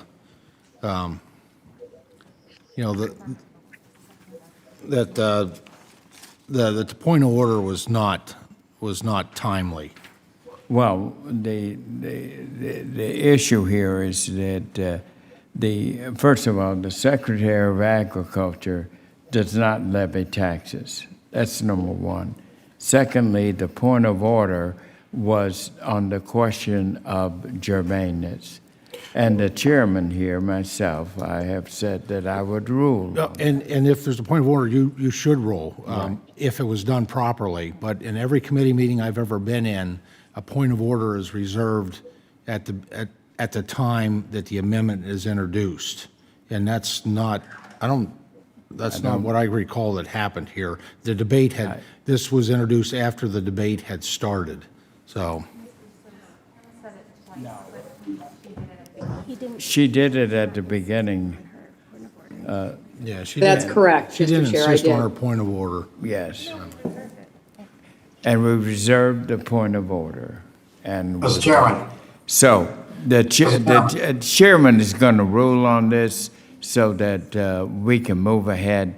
And my ruling on it is that I find the amendment is not germane to the subject matter before us. And Chairman, I Let humbly and respectfully appeal the ruling of the chairman. Mr. Chairman, I move to table the appeal of the ruling. Mr. Chairman. The question is now on the motion to table the appeal of my, as chairman's ruling. All those in favor say aye. Aye. Aye. All those opposed say no. No. Chairman, I would ask for a recorded vote. In the opinion of the chair, the ayes have it, and the motion to table is agreed to. Mr. Chair, Fishbach has an amendment. I ask for a recorded vote. A recorded vote has been requested on the motion to table the appeal of the ruling of the chairman. Mr. Chair, The clerk shall now call the roll. Mr. Chairman, Aye. Chairman votes aye. Mr. Costa. Aye. Mr. Costa votes aye. Mr. McGovern. Aye. Mr. McGovern votes aye. Mr. Vella. Aye. Mr. Vella votes aye. Ms. Adams. Adams votes aye. Ms. Adams votes aye. Ms. Spanberger. Aye. Ms. Spanberger votes aye. Mrs. Hayes. Mrs. Hayes votes aye. Mrs. Hayes votes aye. Mr. Delgado. Mr. Delgado. Mr. Rush. Rush votes aye.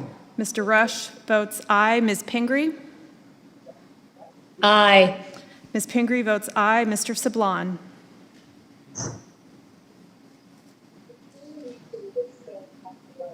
Mr. Sablon. Ms. Custer. Aye. Ms. Custer votes aye. Ms. Bustos. Aye. Ms. Bustos votes aye. Mr. Maloney.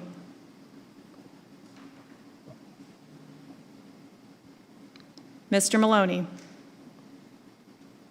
Ms. Plaskett. Ms. Plaskett. Mr. O'Halloran. Plaskett votes aye. Ms. Plaskett votes aye. Mr. O'Halloran. Aye. Mr. O'Halloran votes aye. Mr. Carbajal. Aye. Mr. Carbajal votes aye. Mr. Khanna. Mr. Khanna. Mr. Lawson. Lawson votes no. Mr. Lawson votes no. Mr. Correa. Aye. Mr. Correa votes aye. Ms. Craig.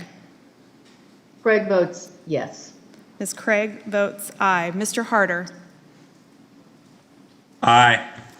Mr. Harder votes aye. Mrs. Axney. Aye. Mrs. Axney votes aye. Ms. Schreier. Schreier votes aye. Ms. Schreier votes aye. Mr. Panetta. Aye. Mr. Panetta votes aye. Mrs. Kirkpatrick.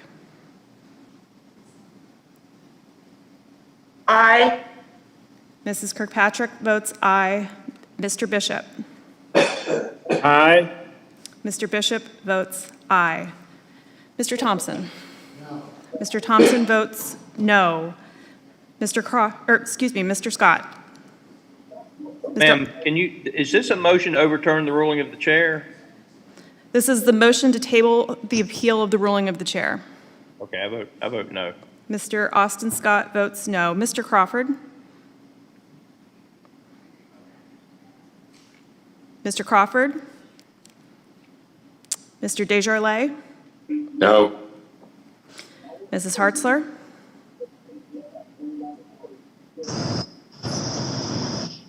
Mrs. Hartzler? No. Mrs. Hartzler votes no. Mr. LaMalfa?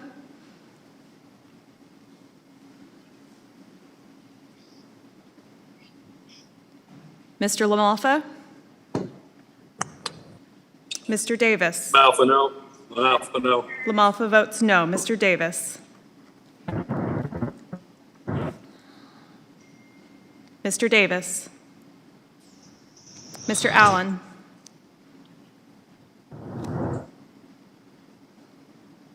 Mr. Allen? No. Mr. Allen votes no. Mr. Rouser? No. Mr. Rouser votes no. Mr. Kelly? No. Mr. Kelly votes no. Mr. Bacon? Bacon is no.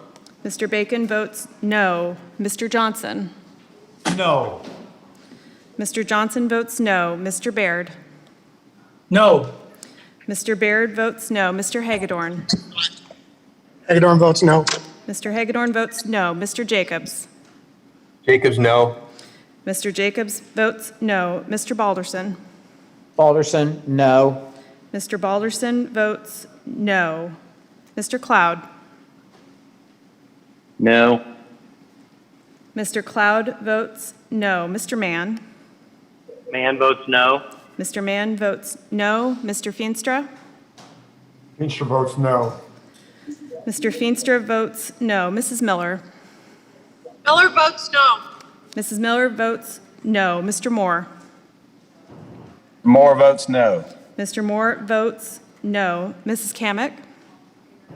Kamick votes no.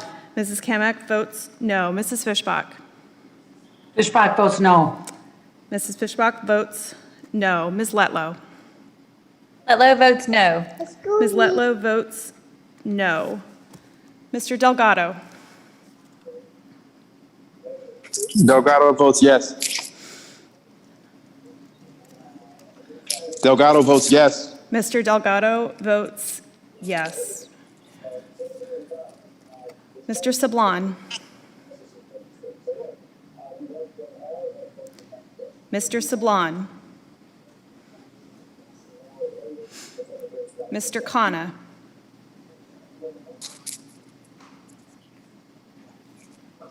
I'm sorry, this is Congressman Delgado. Is that recorded as yes? Yes, sir, you're recorded as yes. Thank you. Crawford here. How am I recorded? Mr. Crawford, you are not recorded. I'm a no. Mr. Crawford votes no. Mr. Khanna.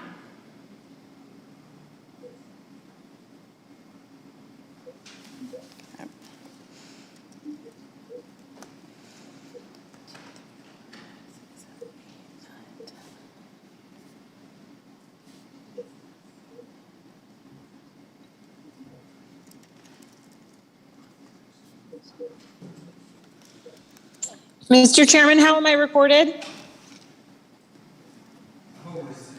Ms. Spanberger, you are recorded as aye. Thank you.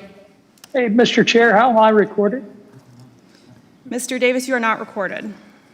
I'll be a no, please.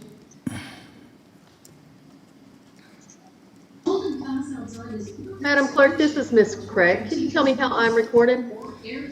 Ms. Craig, you are recorded as aye. Thank you. Madam How Clerk, about, what do you have? O'Halloran, how am I recorded? Mr. Halloran, you are recorded as aye. Thank you. This is McGovern. How am I voted? How am I recorded? Mr. McGovern, you are recorded as aye. Can you tell me what you have for Mrs. Hayes? Mrs. Hayes, you are recorded sorry. as aye. I'm sorry? You are recorded as aye, yes. Thank you. Mr. Chair, would it be okay if you reminded us to mute if you're not speaking? I hear a news report in the background. You're absolutely correct. Please mute your phones when you're not speaking. How's Adams recorded? Ms. Adams, you're recorded as aye. Thank you. Madam, Axney recorded, please? Mrs. Axney, you're recorded as aye. Thank you. Ms. Clerk, how is Congressman Lawson recorded? Mr. Lawson is recorded as no. Mr. Saban? Mr. Sablon is not recorded. Mr. Lacana? Mr. Khanna is not recorded. Mr. Sean Maloney? Mr. Maloney is not recorded.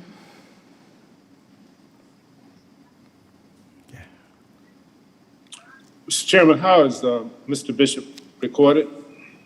Mr. Bishop, you're recorded as yay.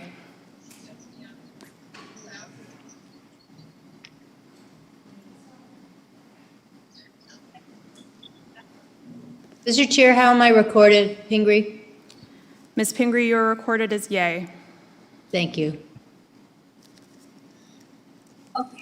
Mr. Chairman, how am I recorded? This is Kim Schreier. Ms. Schreier, you are recorded as yay.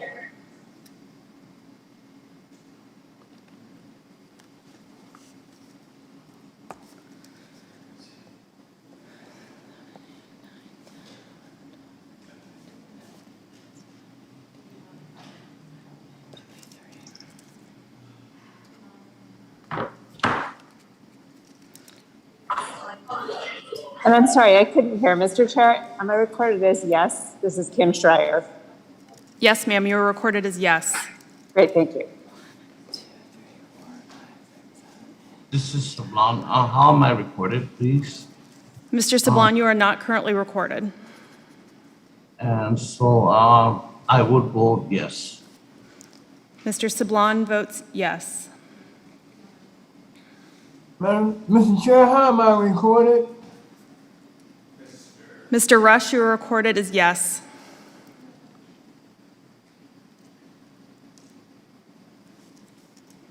Mr. Chair, how am I recorded? This is Congresswoman Custer. Ms. Custer, you are recorded as yes. Thank you.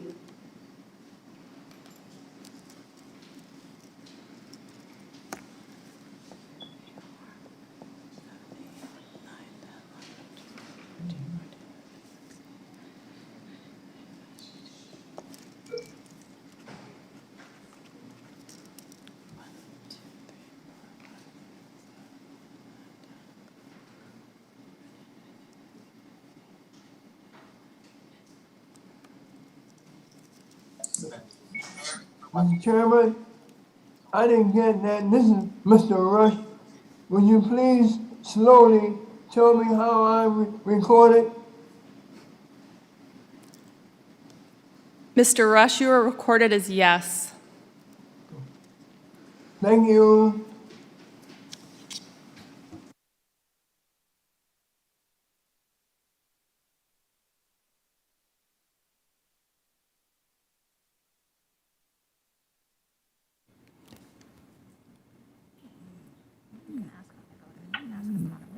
Did we, I may have asked that, but Mr. Sean Maloney, how did he vote? Mr. Maloney is not recorded. Okay. And Mr. Khanna is not recorded, is that correct? Yes, sir. Okay.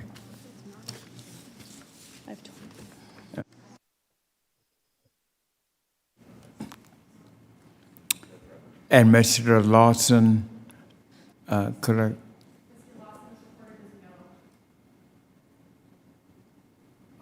Mr. Lawson is recorded as no. Mr. Chairman, could you remind me how I'm recorded? May I ask who's speaking, please? Yes, absolutely. This is Spanberger from Virginia. Oh, Ms. Spanberger, how is she recorded? Ms. Spanberger is recorded as yes. Thank you, Mr. Chairman. Okay. Thank you, Madam Clerk. Mr. Chairman, Congressman Correa here. How am I recorded? Correa. Mr. Correa is recorded as yes. Thank you very much, Mr. Chairman. Yes. Mr. Chairman, Mr. Kelly, Mississippi. I make a motion, we close the vote. I second. Representative Kamak seconds. My goodness. Mr. Chair, I make a motion to table the motion. It's at the discretion of the chair. The delay tactics are getting old. Come on now. Mr. Chairman, I second. Motion to to table the motion.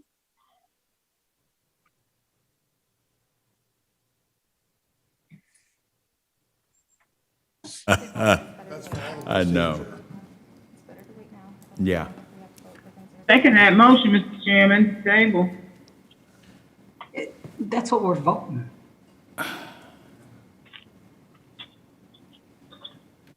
Mr. Chair, how can we get the report on the vote currently, Mr. Chairman? Mr. Chairman, how was Mr. Khanna recorded? Could you answer that, correct? Mr. Khanna is not recorded. I'd like to vote yes.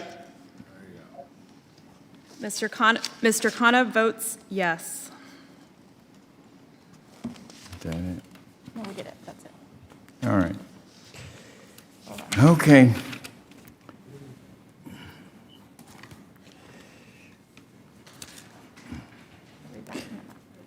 Is there any other member wishing to vote or wishing to change their vote? How did I vote? I would think I voted Mr. Chairman, you yes. voted yes. All right. I tell you, it is. Mr. Chairman, how did I vote? King? Please mute. Who? Mr. Harder. Mr. Harder. Thank you. Okay. Mr. Harder, how do you vote? Mr. Harder is recorded as yes. Okay. Mr. Chairman, can you please remind me of how did I vote? Can somebody please check that for Representative Axney, please? Mrs. Axney, you're recorded as yes. I appreciate that. Thank you.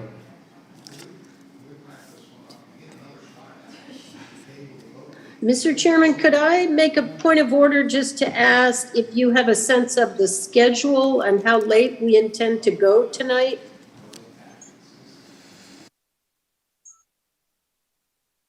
Are going to go until. How late do you expect our votes will be tonight? We're going to go until we get finished tonight. Now, Or in the morning? No, I think that we should be able to get through tonight. I Thank you, am Mr. praying and hoping that we can get through tonight and remain sane and wonderful and happy and thrilling that we're here doing great work. All right, where are we now? Mr. Chairman, what's the vote tally? Right now, I believe we calling where that we're receiving messages that we have a member or some members that are trying to vote, but have become their system is bogged down or something.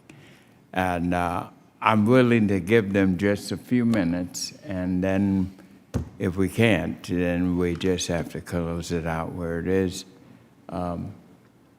Nothing? Can't make this shit up. And, Mr. Chairman, what is the vote tally? Oh.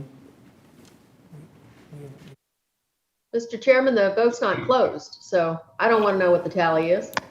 Wow. Mr. Chairman, now would be a perfect time as we wait for them to be, for you to give us one of your great prayers at this moment. Well, I will tell you. Thou shalt not steal, thou shalt not lie. Thou shalt not lie. Twitter, Well, we love it. believe you me, I am praying now like I've never prayed before. And I hope the good Lord will send me We do have a preacher on, don't we? a wonderful. Mr. Chair, isn't it correct that when the Republicans were in charge, they kept the Medicare I Part D know, vote but up to 3 I'm hours? getting message of friends where if you were in this shape, call, and they got staff Amen. calling that, and it's got to be the voice of the member, and their phone system has gone down, and they're trying to get to where they can voice. Yeah. Maybe that's You know that we need a yes vote on this? Tom, you're on, Mr. you're on blast there. Can we move? You literally can't make this stuff up. You literally can't. Chairman, is there anything from the parliamentarians? Y'all are lighting Twitter All up. right. Well, maybe we do.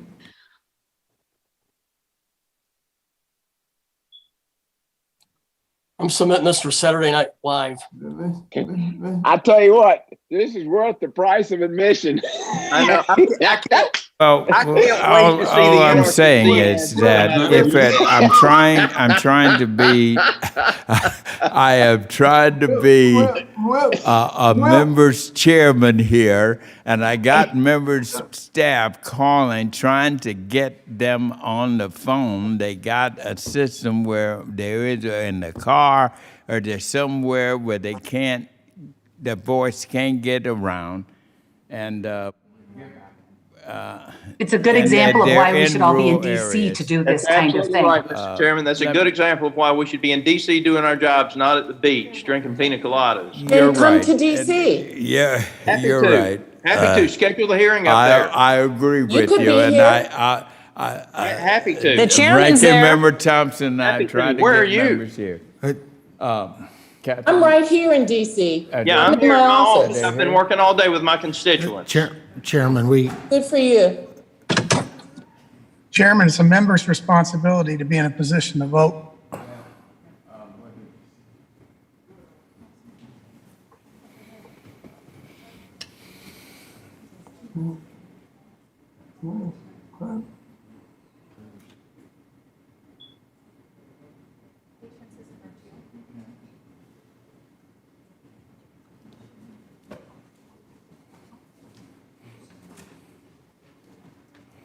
patience is a virtue, but exceptional delay is an abuse. Especially when you got to get a chance to vote on this again if we, no, that's my table- motivation, ranking if the member. table's is set aside, I'm trying to we're gonna show vote on this compassion amendment again. to members We who got a are lot of work calling, ahead of their us, staff this are evening. calling trying to get their member. Now they're 2 I'm happy for their minutes from a staff, but the phone. members should have been on like everyone else is. Maloney's on. Finally, all right, here he is now. Sean Maloney, What's the vote? how are you? Yeah. Sean Maloney, you're recognized. Thank you. We can't see him. He's there. Have you all my got him? understanding, there you go. Chairman, Mr. Maloney votes yes. All right, thank you, Mr. Maloney. Thank you, sir. All right, there was one other was trying to get here, Mr. Lawson. Can somebody, is that? All right, well. Okay. Is there any other member wanting to vote or wishing to vote, waiting to vote? I want to be clear. If not, we'll close this down. Mr. Speaker, I yes. just heard from Al Lawson. He wants to change his vote, but he said he can't call in for some reason. If we could have maybe an IT person get in touch with him. He's having problems. I know, that's what I was just sharing with the ranking member. Chairman, I think his line's busy. He's got Speaker Pelosi on it, I bet.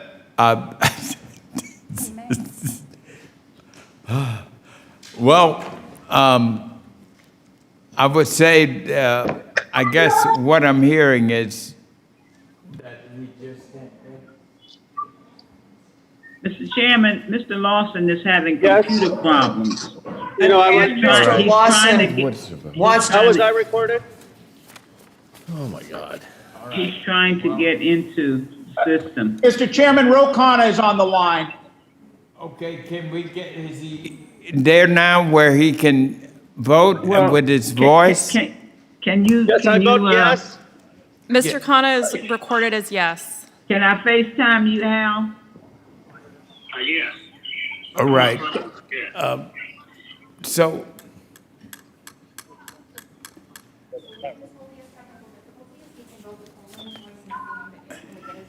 okay, he has technical, I mean, these people are having technical difficulties. Is there a way your voice can get on? Mr. Chairman, this is Alma Adams. I just got him. He's on my FaceTime. You can see his face. He can talk and cast his vote. Who is that? Who is that, Miss Ann? This is Al Lawson on the phone. Mr. Lawson, speak up. All right, I recognize Mr. Yeah, I'm on the phone. You wanted to correct your vote, is that correct? You voted no? Mr. Chair, I do this procedure. Yes. How is this he? procedure. This is not normal. Yes. Look, folks, Now we're proxy voting in committee. You can see him and you can hear him, and that's the requirement. So, I'm gonna, I don't know.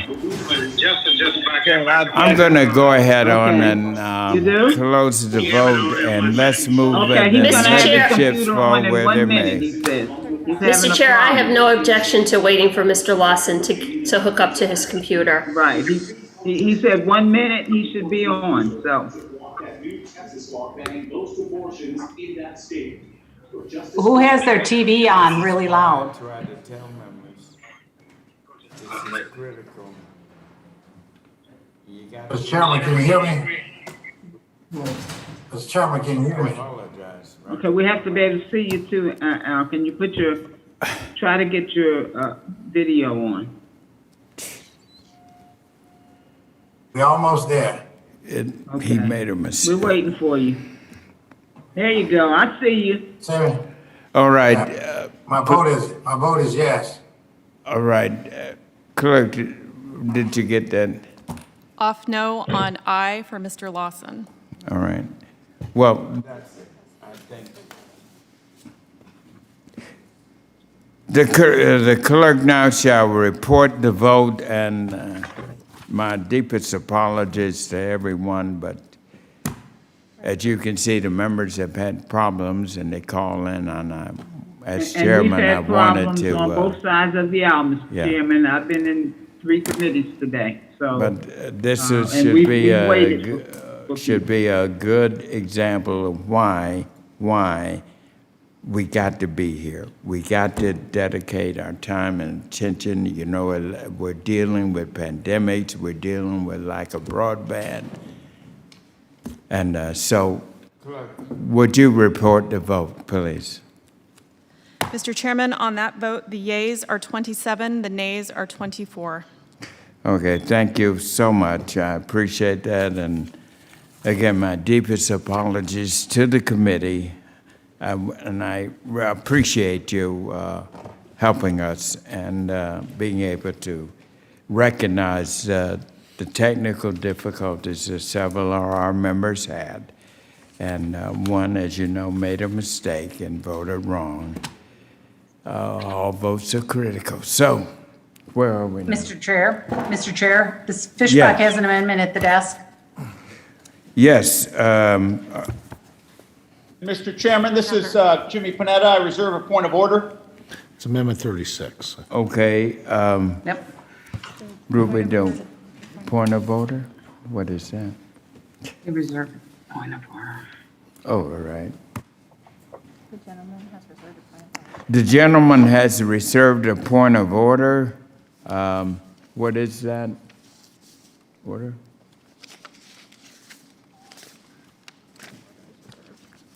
Your point of order is reserved.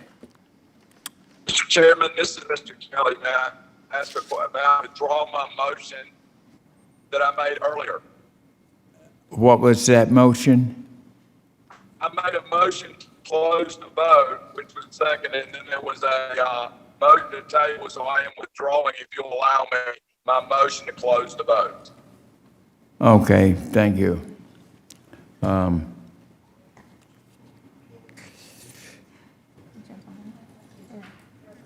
Is it? I don't think so.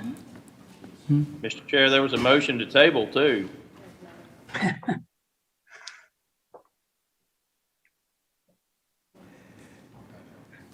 So somebody reserved a, so he has to say this, right?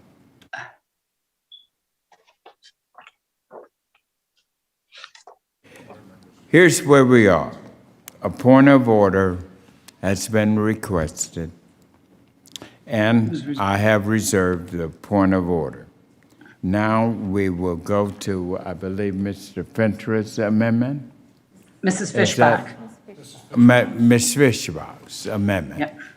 And Mr. Chair, it's amendment number 36 at the desk. Okay, the clerk will report the title of the amendment 36. Amendment 36, amendment to committee prints offered by Mrs. Fishbach of Minnesota.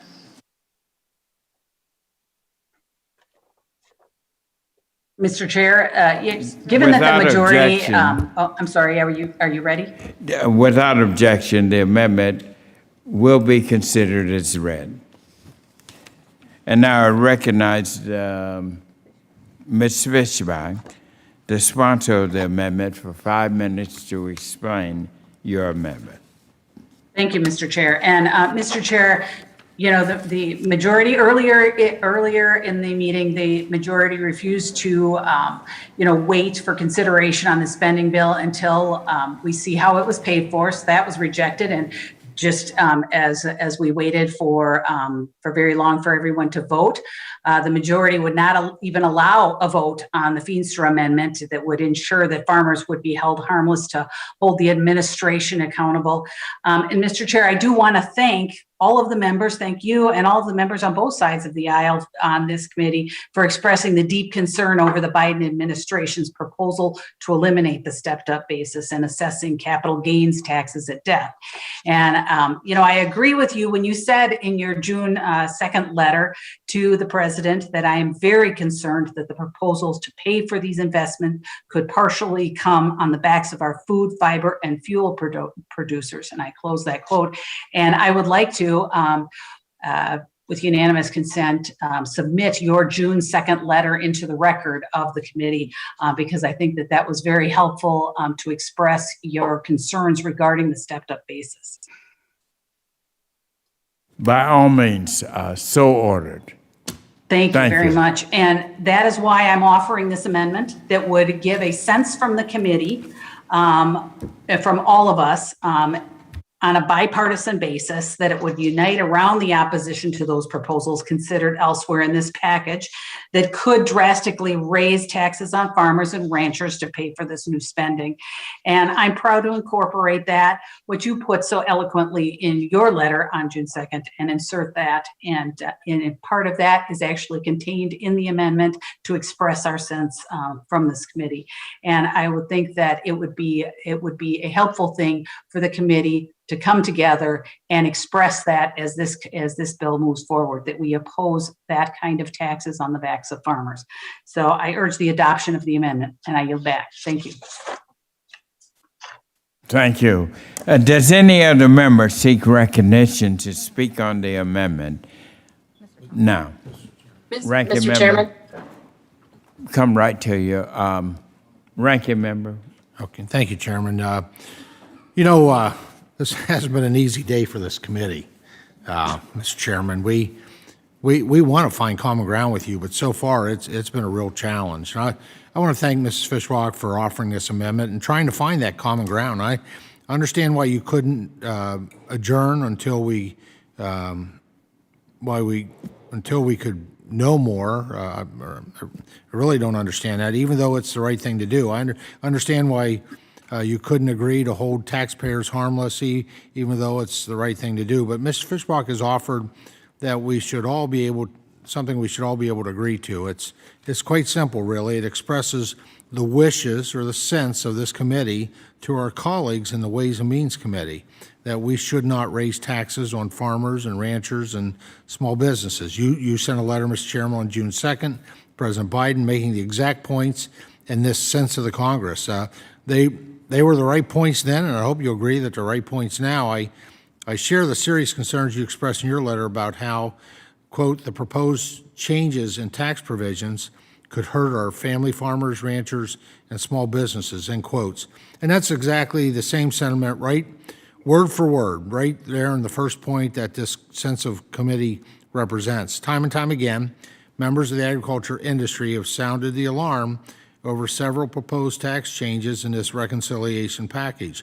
I don't think there's anyone more qualified in the United States House of Representatives to at least weigh in with a sense of this committee to protect our farmers, ranchers, and foresters and our small agribusinesses, our rural communities. We are the folks that should be doing that. We are on the front line for rural America and for our farmers and ranchers.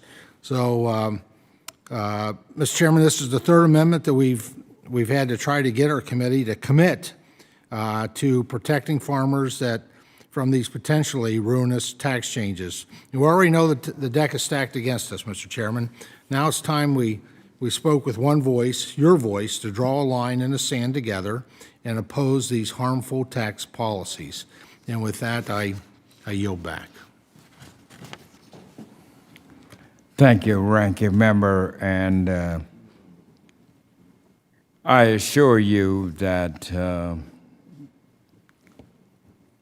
the letter I wrote to the President and to the White House is having an impact. We're not there yet, but we are working on it, and I'm still fully committed to doing everything we can to make sure that this stepped-up process is adhered to, and so that we can protect our farmers and small businessmen from this taxation.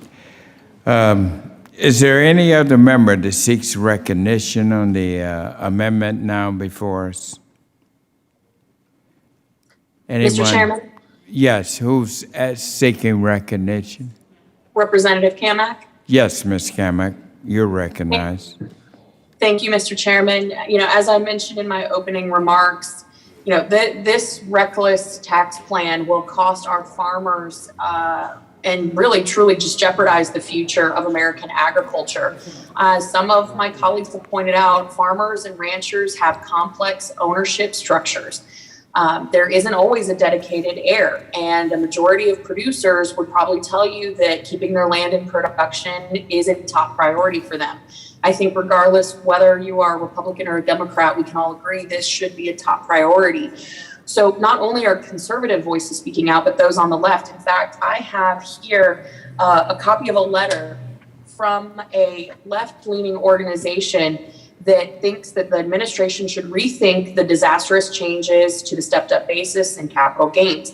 Now, as the letter makes clear, capital gains taxes pose a particular burden to our small farms, young and new farmers. And as the youngest member of this committee, I find a particular sense that this is something that if we are truly to protect the future of agriculture, we need to rethink this and be united in opposing this. So those that are new or young farmers, socially disadvantaged groups, all of whom this administration and the majority talk about, we have an opportunity to really come together on this. And that's why I am fully in support of Representative Fischbach's amendment. I think this is something that we need to come together to protect and really stand up for those most vulnerable farmers.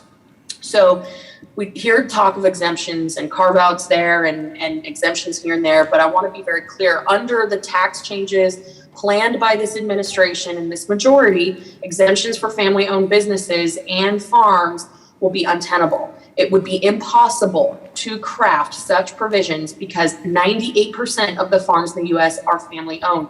And to guarantee that 100% of those operations will be protected is simply unrealistic. So I strongly encourage all of my colleagues to support this amendment, put the party politics to the side, and with that, I yield back. Thank you, Mr. Chairman. Thank you very, very much. And I just want to say that this stepped up issue, you're absolutely right. But what we have is a bipartisan Democratic and Republican support for this. We're working, this is very delicate. This amendment might throw off the negotiations.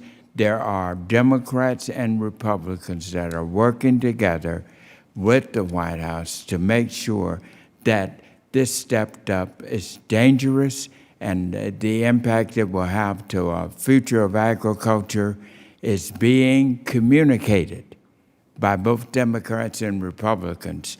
And we got to be very careful as you're moving in and navigating in choppy waters as we are, that we do not disrupt the negotiations that are going forward, and we are making some progress. I can tell you that within this stepped up progress. I've been out front on it, and I'm committed to it.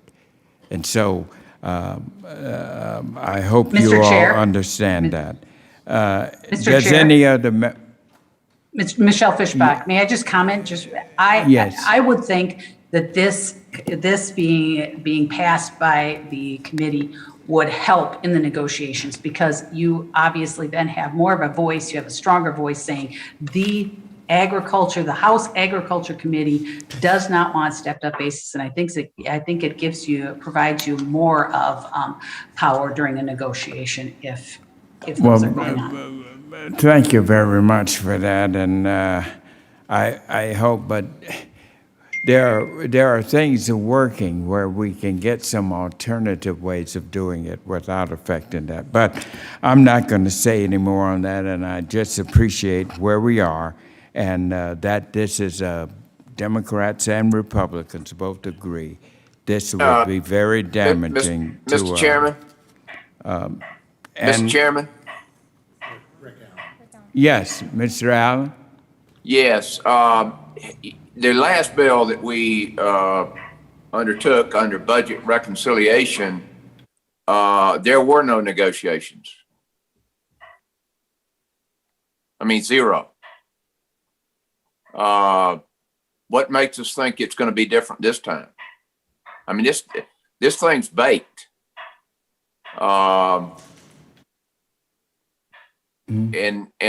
so why are we even wasting time talking about it if it's baked? I mean, there's no need to mislead us here. This thing's baked. It's baked right out of the speaker's office and right out of the White House. And so, why are we even wasting our time here? And I'll yield back.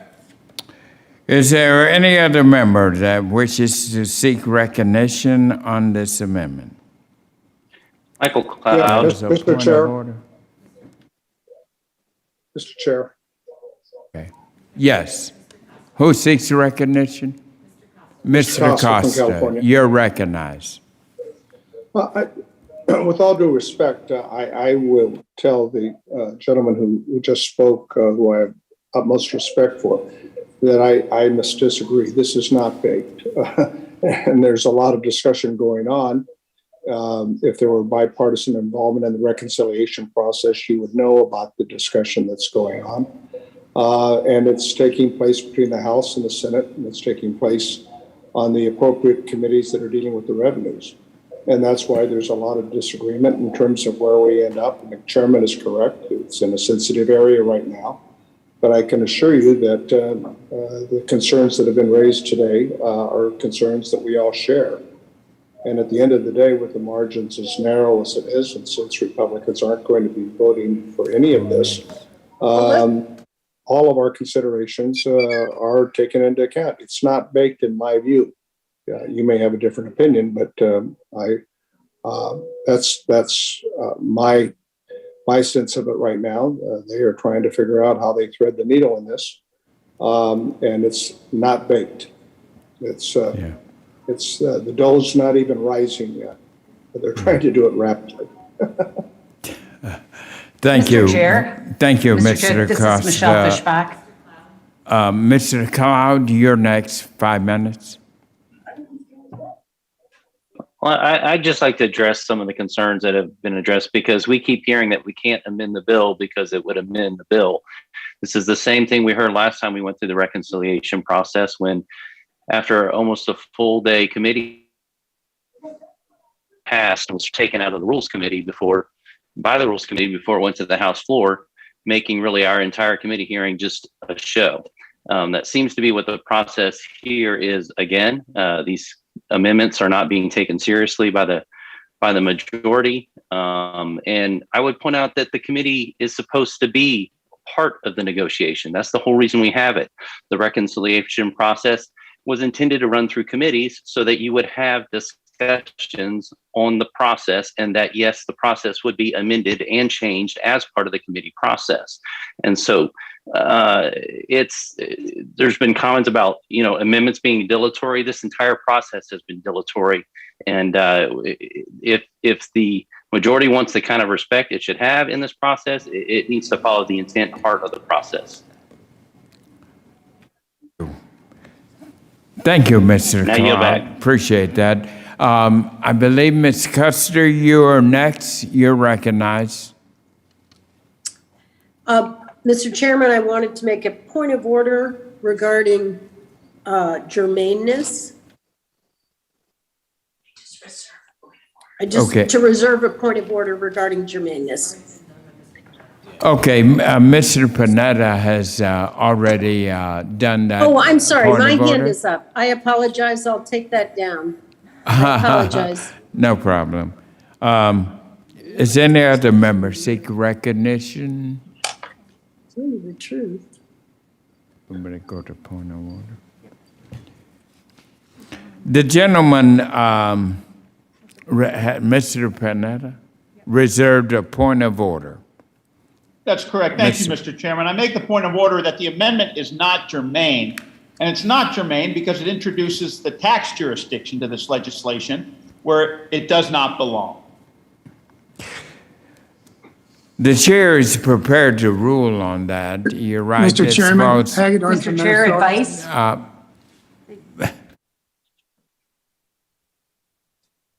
Okay, who seeks the recognition? Hagedorn, Minnesota. Mr. Hagedorn, you're recognized. I'd like to yield my time to Representative Fishbach.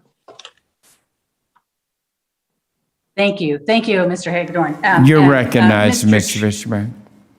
Mr. Chair, just advice on germaneness. This does not introduce, policy on tax jurisdiction. What it does is it provides a sense of the committee.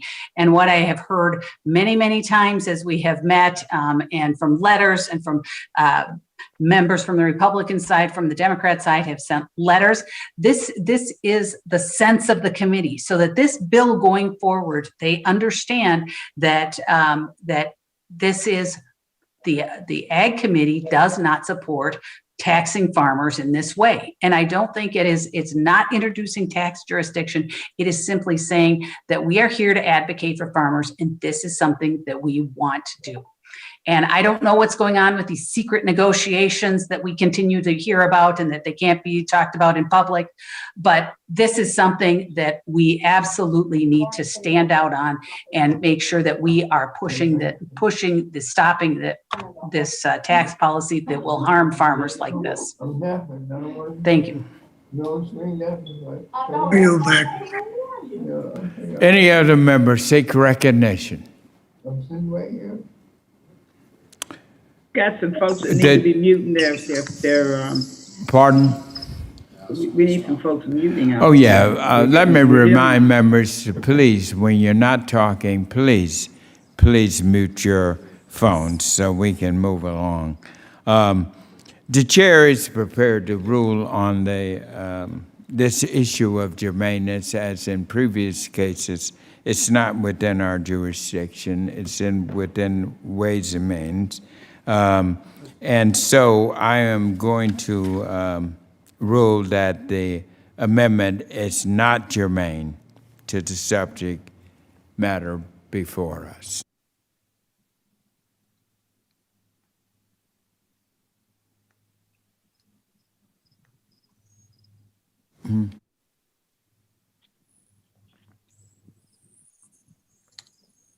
Yeah, Mr. Chairman, I would appeal the ruling of the chair and Mr. Chairman, I move to table the appeal. All right, the question is on the motion to table the appeal of the chair's ruling.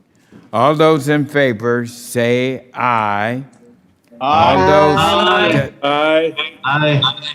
Aye. All those opposed say no. No.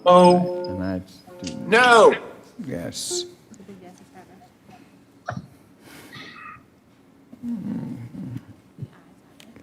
The ayes have it, and the motion is tabled to, is agreed to.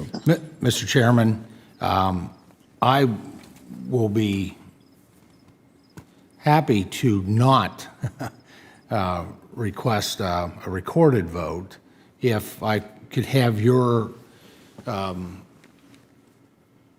agreement that we could work together, yourself and the 9 of our Democratic colleagues have sent letters supporting the language of this amendment, expressing our concerns. If we could report, if your commitment to work together on report language to address that, basically the points here, that the sense of the House Agriculture Committee, our concerns of the implications of these taxes on farmers and ranchers, and report language is germane, period. That's something within our ability to provide input into. It's doing our job.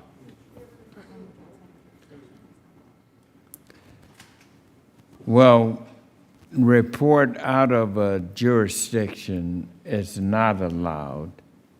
Was your but letter to ranking President member, Biden allowed? Is that my ranking letter to member, President Biden allowed? I've not finished what I'm saying.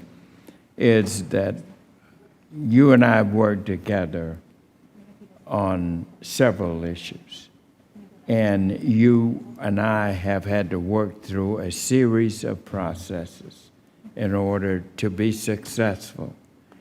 And sometimes it takes a little longer for whoever you're working with to come to your side, to be able to come to our side, but they have to find an alternative means to to acquire what they're after. And report language is a great alternative. Council is telling me that I cannot move out with any language at that, but you and I will, I'll gladly work with you. And let me tell you. No. You and I. It's, you know, just. Pardon, we're trying to put together please, this for members, conclusion, like you say, that you can follow. And, unmute your phones, please. You know, and it's, Whoever that, Mr. Costa, please mute your phone. Look, I genuinely believe that we can make some progress here. Right now, it's very delicate. I'm in a delicate position, and my position would be weakened. I want to keep myself strong in this, and you and I working together, as we've done before. I think we got enough Democrats on our side that we can make a difference in saving and helping our farmers not be subjected to the step up. And I look forward to working with you on that. Well, I'd love that opportunity. We've just spent approximately 6 and hours you here. can also, I'm telling you, from legal counsel, that you can submit views. There are things that you can do that need to be done. We will be presenting but at this minority time, views. I can't do them as chairman of this committee. But you know what I'm talking about. We've been down that road. So all I'm saying, I think everybody knows where I stand on this issue. It's wrong. It will hurt our farmers. I've said it. Members have said it. And we got to grow those members. The more Democrats we can get, and they look to me to try to bring a few more Democrats. But I can't violate that position of my strength right now. I don't agree with, I respect your perspective on it. Quite frankly, my view is always to do things in a bipartisan way with the Agriculture Committee. So I'm just very disappointed in your perspectives and the counsel you received on that. So, okay. So with that. All right, where are we on that? Recorded votes have been requested on the motion to table the ruling of the chairman. The clerk should call the roll. Mr. Chairman. Chairman votes aye. Mr. Chairman votes aye. Mr. Costa. Costa votes aye. Mr. Costa votes aye. Mr. McGovern. McGovern votes aye. Mr. McGovern votes aye. Mr. Vella. Aye. Mr. Vella votes aye. Ms. Adams. Adams votes aye. Ms. Adams votes aye. Ms. Spanberger. Ms. Spanberger votes aye. Ms. Spanberger votes aye. Mrs. Hayes. Hayes votes aye. Mrs. Hayes votes aye. Mr. Delgado. Delgado votes aye. Mr. Delgado votes aye. Mr. Rush. Rush votes aye. Mr. Rush votes aye. Ms. Pingree. Aye. Ms. Pingree votes aye. Mr. Sablon.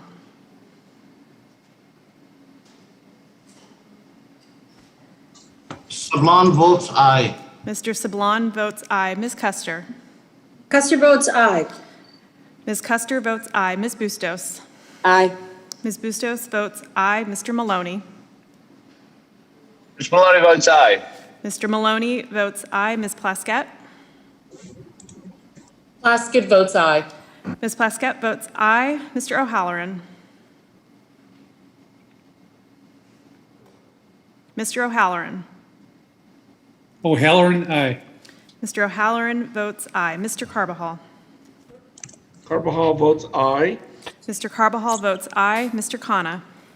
Aye. Mr. Khanna votes aye. Mr. Lawson. Aye. Mr. Lawson votes aye. Mr. Correa. Correa votes aye. Mr. Correa votes aye. Ms. Craig. Craig votes aye. Ms. Craig votes aye. Mr. Harder. Aye. Mr. Harder votes aye. Mrs. Axney. Aye. Mrs. Axney votes aye. Ms. Schreier. Schreier votes aye. Ms. Schreier votes aye. Mr. Panetta. Panetta, aye. Mr. Panetta votes aye. Mrs. Kirkpatrick. Aye. Mrs. Kirkpatrick votes aye. Mr. Bishop. Aye. Mr. Bishop votes aye. Mr. Thompson. Mr. Thompson votes no. Mr. Thompson votes no. Mr. Austin Scott. Mr. Scott votes no. Mr. Austin Scott votes no. Mr. Crawford. Crawford, no. Mr. Crawford votes no. Mr. Desjardins. No. Mr. Desjardins votes no. Mrs. Hartzler. No. Mrs. Hartzler votes no. Mr. LaMalfa. LaMalfa, no. Mr. LaMalfa votes no. Mr. Davis. No. Mr. Davis votes no. Mr. Allen.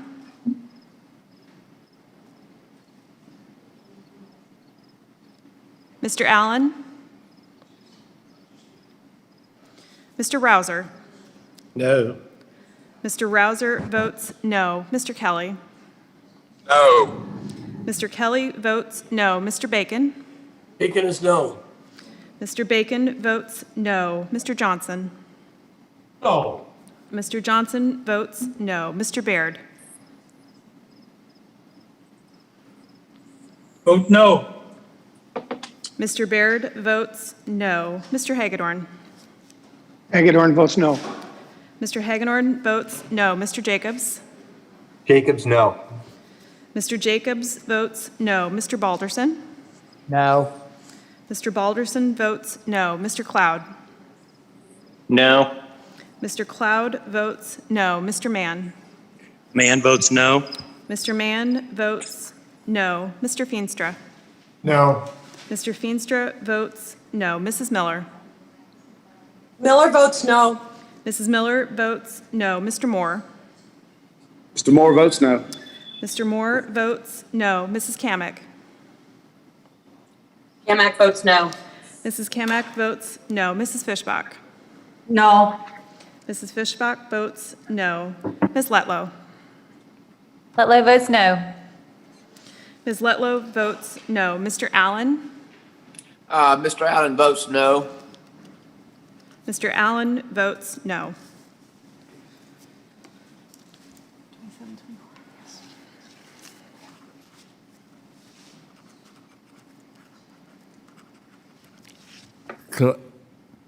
That's it. Is there any other member wishing to vote or wishing to change his or her vote?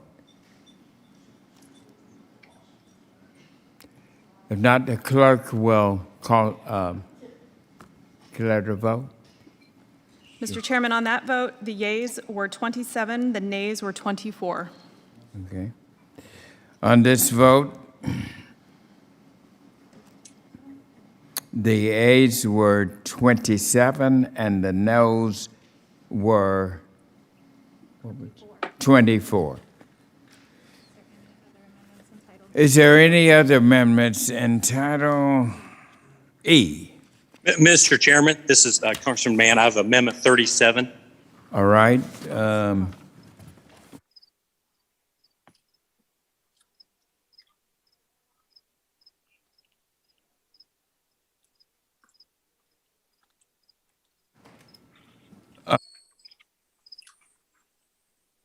Who was that had the amendment? Congressman Mann. All right. Congressman Mann has offered an amendment. The clerk will report the title and number of the amendment. She's saying right now. Sherry, give me a second. Wait. Mute your phones. Wait. Mr. Chairman, Congressman Custer, I reserve a point of order. Mr. Speaker, I request a point of order. Point of order is reserved, it said. Excuse me, Mr. Chairman. Yes. Who's taking my? Custer had a point of order, Panetta had a point of order. All right, we had 2 points of order, Ms. Custer and Ms. Panetta. So we who was first? Mr. Mann is recognized. Oh, correct. Mr. The Chairman, point of order is reserved. Now, and you're recognized. Did we have, clerk, did you? Mr. Chairman, this is committee amendment number 37, amendment to committee print offered by Mr. Mann of Kansas. All right. Without objection, the amendment will be considered as read. I now recognize the distinguished gentleman, Mr. Baird, Mr. Mann. I'm sorry, get his name so we can to speak on his amendment and explain it to us.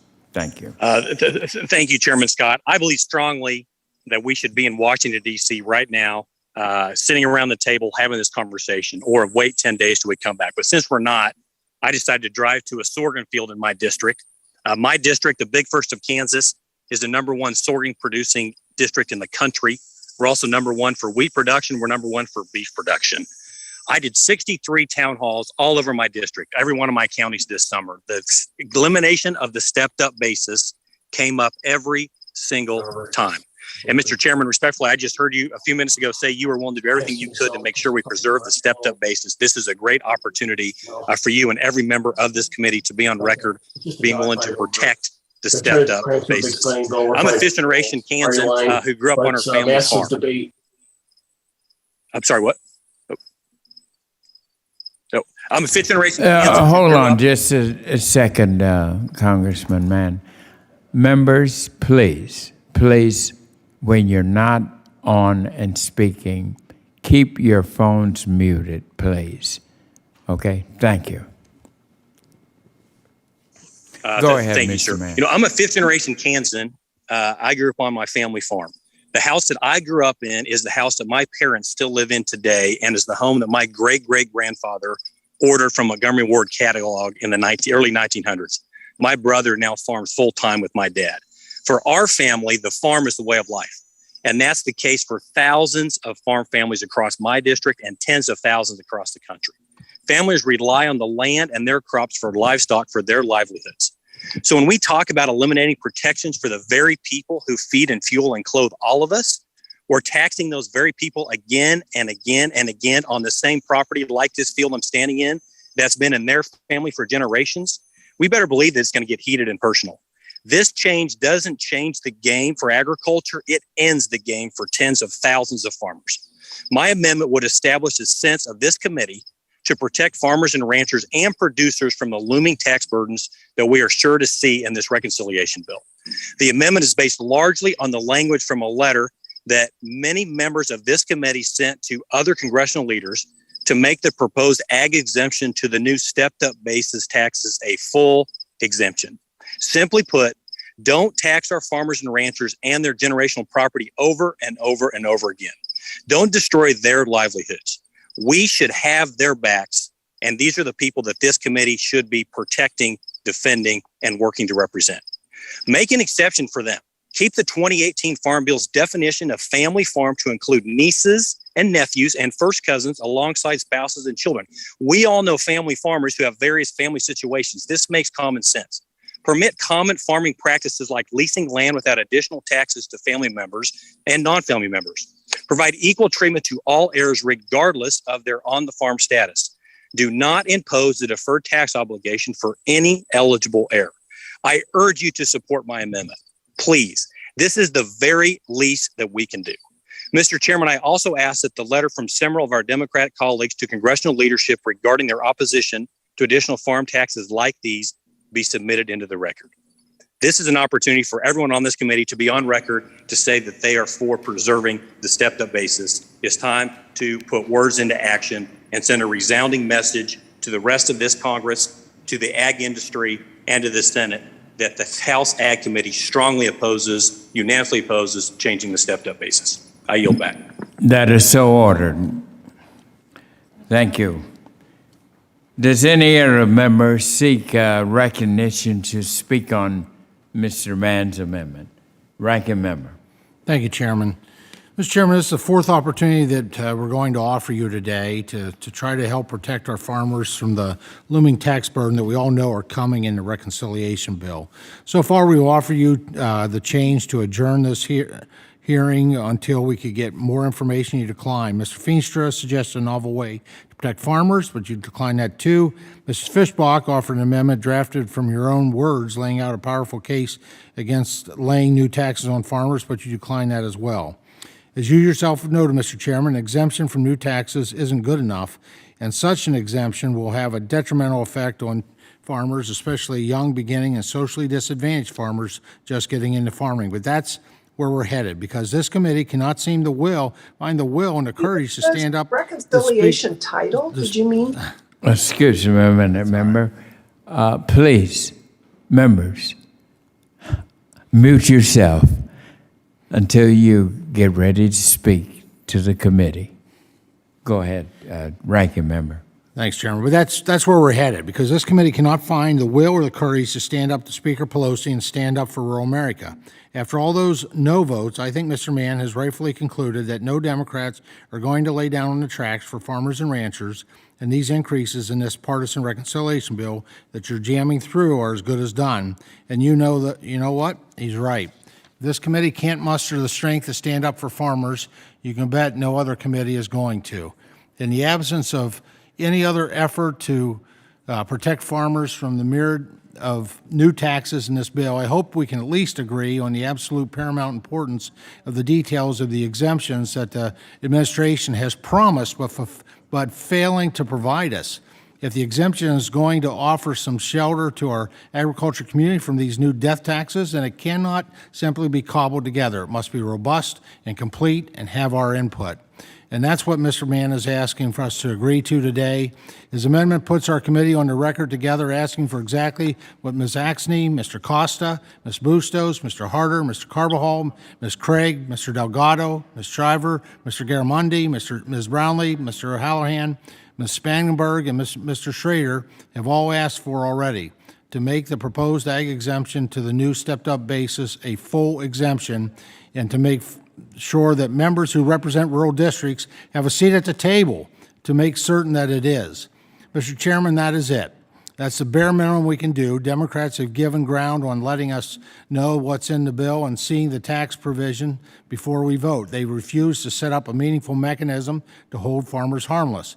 They've even managed to announce that they're not against new taxes on farmers. So here, all we're asking is for Democrats to work with us and tell Speaker Pelosi that if she insists on imposing a bunch of new taxes on farmers, at a bare minimum, there must be a robust exemption from just one of the new taxes, the capital gains tax that this bill will impose. I honestly don't know what else we can do to protect our farmers, our ranchers, and small businesses from the train wreck that's coming. Mr. Chairman, I'd also like to submit for the record this letter from over 100 leading agriculture organizations describing their concerns about the tax proposals. In addition to that, I have a letter specifically from the National Farmers Union, in addition to those 100, asking the same thing, not to alter or eliminate longstanding tax code provisions that are fundamental to the financial health of production agriculture and the businesses that supply its inputs, transports its products, markets its commodities, and support the vibrancy of the U.S. livestock and crop production. And they concluded, the letter from the 100 concluded by saying, as the economic backbone of nearly every county and rural community across the United States, the importance of American agriculture and related industries cannot be overlooked. Farmers, ranchers, and family-owned agribusinesses operators are responsible for producing the safe, affordable, and abundant food, fiber, and fuel supplies Americans enjoy every day. As the stewards of nearly 900 million acres of crop and rangeland, farmers and ranchers play an important role in terms of natural resources and land conservation. For agriculture producers, carrying on the legacy of our predecessors and setting the next generation up for success is critically important. It is with this in mind that we urge you to preserve the federal tax provisions that have long supported the American agriculture, and that's end quote. And quite frankly, I couldn't say it better than what they have. And so I submit this for the record, and I yield back. Thank you, Ranking Member. Does any other member seek recognition to speak on the amendment? Hearing none, the Chairman? gentlelady, Ms. Custer, has reserved a point of order. Ms. Thank Custer. you, Mr. Chairman. I make a point of order on the Mann amendment, that this amendment is not germane. The chair is prepared to rule on that, and the chair finds that the amendment of Mr. Maine is not germane to the subject matter before us. Mr. Chairman, I appeal the ruling of the chair. The ruling of the chair.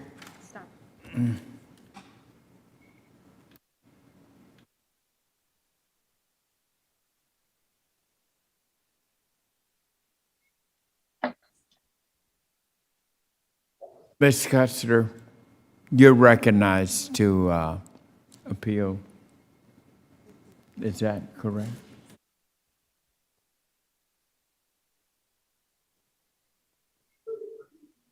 Doesn't.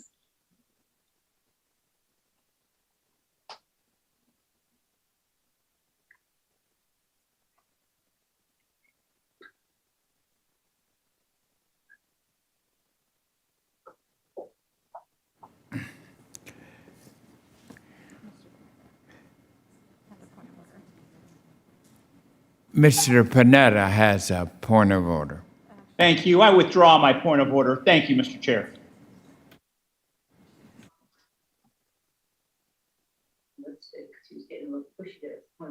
Yeah, he texted.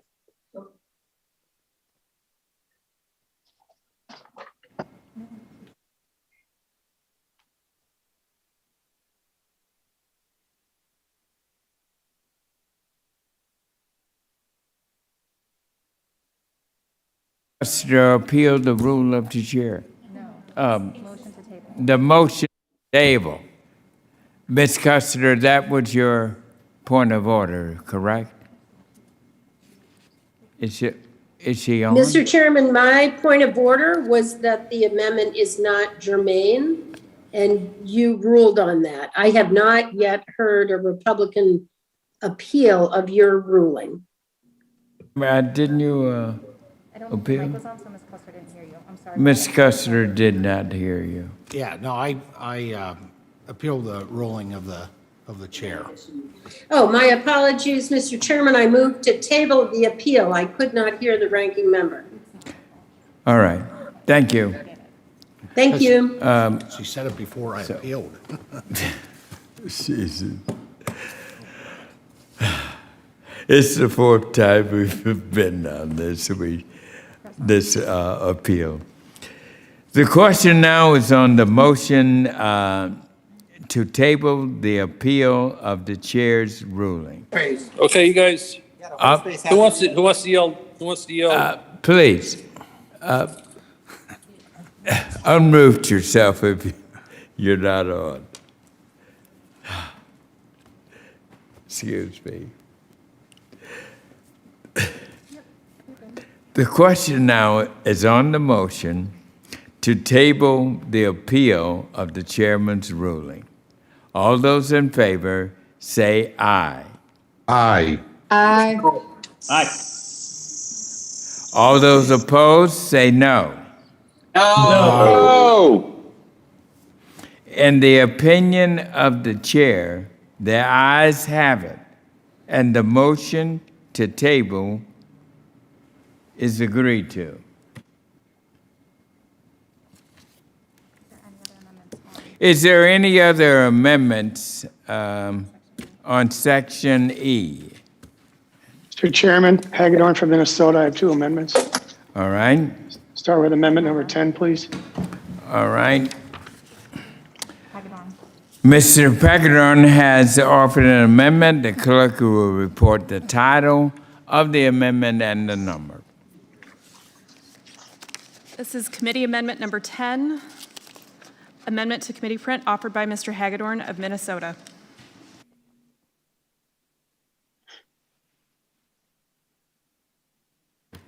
Oh, thank you. Without objection, the amendment will be considered as read. And I now recognize the distinguished gentleman, the sponsor of the amendment, 5 minutes to explain your amendment. Thank you, Mr. Chairman. I'll be relatively brief. My amendment simply reinstates the work requirements for SNAP assistance, which was paused in the early part of the coronavirus back in, I think, March of 2020. And, right now, if you look at it, this amendment restores work requirements for those folks if they're able-bodied, childless. And at this point in time, 71% of people who fit into those categories do not even report income. So it's a pretty good indicator that we have a very large population of people in the United States collecting benefits who are able-bodied and prepared to go to work, but for whatever reason, haven't gotten back to work. So I think, we want to make sure that that happens. Right now across the country, we have something like 10 million open jobs, way more open jobs in our country and in our state of Minnesota than we have people to fill them. And, if you look at what goes on with work for welfare, requiring technical training for welfare, it really works every time. Going back into the 80s and 90s, I used to work for a member of this committee, Congressman Stanglin of Minnesota, and we carried that bill, the Work for Welfare bill back then, which became part of what Speaker Gingrich and President Clinton enacted, I think in 1996, and it was very successful. And what you always hear on the other side is, that's heartless. It's heartless to require people to go do their work in exchange for welfare. But what's really heartless is trapping people in poverty. The compassion part of it is moving people from dependency, especially government dependency, to self-sufficiency and private sector work. And that's what we need to get back to, particularly with all these jobs that are available across the country. This is a perfect time for anybody who's able-bodied without dependents to get back in the workforce. Half of small businesses in this country in the recent survey said they're open and they need people to work. I mean, they're just begging for work everywhere you go. And so I think out of compassion for the people that are on the sidelines, that are in position to get back to the workforce, to be self-sufficient, we should pass this amendment and let's restore order in the SNAP program and help these folks across the country. With that, I yield back. Mr. Chairman, it's McGovern. Can I strike the last word? Mr. Governor, you're recognized for 5 minutes. Yeah. I've heard a lot of things, but when people tell me that it's compassionate to throw people off of food assistance, that's something entirely new to me. Yeah, it is heartless to go after this population. One is we're still in a pandemic. I should remind my colleague that the majority of people who are able to work, who are on SNAP right now, actually do work, but they get paid so little they still qualify for the benefit. Of the able-bodied adult population that he's talking about without dependents, I mean, this is a complicated population. It includes veterans. You should talk to some of the veterans organizations. It includes young people graduating out of foster care. It includes people who are homeless. It includes people with mental illness. So the idea that somehow we're being compassionate by trying to throw them off of a food benefit when there's a pandemic still going on, please. Look, I get it. I mean, for some reason, it has become fashionable by some of my colleagues to beat up on poor people. But the people we're talking about, the population the gentleman is focused on, are not just poor, but they are extremely vulnerable for a whole bunch of reasons. If the gentleman would like, I'm happy to introduce him to some of the people who would be affected by this. I'm happy to have him talk to some of the people at USDA who can explain to him how complicated this population is. But please, enough. I get it. It's late at night, and everybody's trying to get their amendments in here. But this is a lousy idea. And again, I'm just sick and tired, fed up to the ears with people trying to get political mileage out of beating up on poor people. So I urge all my colleagues, including my Republican colleagues, this is a bad idea, especially. Will the gentleman yield? Will the gentleman yield? I yield my time back. Thank you, Mr. McGovern. Is there, Mr. Chairman? Any other member seeks recognition? Yes, Mr. Allen, you're recognized. 5 minutes. I'm going to speak real quickly to this, and I'm going to yield the remainder of my time to Mr. Hagedorn. But let me just say this. We've been going through this since this program was initiated in 65 or 66. I'm not sure. But what we've done is we've trapped people in welfare. There's no question about that. I mean, they don't have a way out. If you want to keep people poor, you keep them on welfare. And this business about people, going hungry. I mean, we're not taking away the benefit. What we're trying to do is provide them a means to be self-sufficient. What in the world is wrong with that idea? That, in my opinion, is compassion. I mean, you talk to people who are trapped, and this is generational. I mean, initially, this was going to be a primer. It was going to be a primer to help folks get on their feet, and then somehow get then into the workplace. I strongly disagree with my colleague that just spoke about, what is compassion? Compassion is allowing people the dignity and respect they deserve with having a good job. Why is, drug use so rampant? Because people are without hope. We need to give people hope. And let me tell you, what I've been experiencing in my lifetime is the dignity and respect of a good job and allowing them to provide for their family.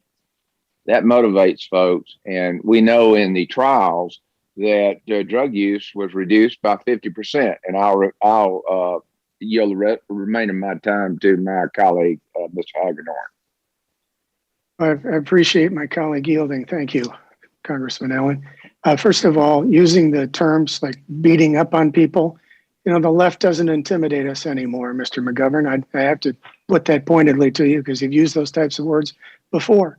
And when what I'm talking about here are able-bodied people without dependents, 71% of which show no income. Now, I don't know what kind of job you can get out there and show no income, but typically that means the people aren't working. And if they're in a position to work, they're capable of work, and they don't have any dependents, why wouldn't we want to require them to get into the workforce, particularly when there's 10 million open jobs in our economy? And I'd have to say that nobody's getting kicked off the rolls, as you say, more intimidation type tactics. We're making requirements. And remember, the taxpayers are the ones providing these benefits to folks who are down and out, no doubt. And we want to take care of people, but we also want to provide the proper incentives so they don't get trapped in poverty. And with that, I'm gonna take my. I'll yield back. Thank you. Mr. Chairman? Mr. Chairman? Actually, Yes. Mr. Chairman. Who seeks the recognition? I actually still have, I reclaim my time. Your time. Yeah, and I yield back. Okay. All right. Ms. Schreier, you're next. Thank you, Mr. Chairman. I move to strike the last word. I just had a couple of comments. First, as a physician, the term ABOD or able-bodied adult without dependent is very it's very misleading. In part because, as my colleague pointed out, many of these are veterans, PTSD for one reason or another, simply cannot work. The other thing I would just like to point out is that there's no job training or job placement program that is associated with food benefits. And so, if they went hand in hand, we might think about this a little bit differently. None of us want people just living off of the system, but I think that we're mischaracterizing people and misunderstanding the totality of the word ABOD. I'd like to yield the rest of my time to my colleague, Mr. McGovern. Well, thank you. And I associate myself with the gentlewoman's remarks. I mean, we've heard a little bit of all the hot button issues here today. We've heard this cycle of dependency. Well, again, USDA information and data, even under the Trump administration, tells us that the average person is on SNAP for less than a year. So this, cycle of dependency goes on forever and ever and ever. I mean, again, it's this talking point that is not based on fact. The problem is the narrative that my colleague is putting forth does not represent the reality. As Congresswoman Schreier pointed out, this is a very complicated population. Talk to some of the veterans organizations who are really worried about some of these work requirements on veterans who are suffering from PTSD. It is a real problem. Talk to some of the youth advocates who are talking about young people graduating out of foster care and not being able to get placement. So this idea that somehow let's just put more requirements in place, and everything will work out is fine. Look, in a recent study, USDA found no evidence that the so-called ABOD time limit increased employment or earnings. It doesn't work. And I can get my friend a copy of that if you'd like to read it, so that we can actually have a debate based on facts, not based on talking points that, for whatever reason, people think will satisfy their base. But I mean, this is not a good thing to do. And I would urge all my colleagues on both sides of the aisle, enough of this. Enough of beating up on poor people, because that's what it is: poor, vulnerable people. And my other colleague who talked about compassion, let me just say, where's the compassion where we have people who are working in jobs that pay so little wages that they still qualify for SNAP? I mean, why aren't we advocating for better wages for those people? These people are working and they're still on the SNAP program. That should upset all of us. And with that, I yield back my time.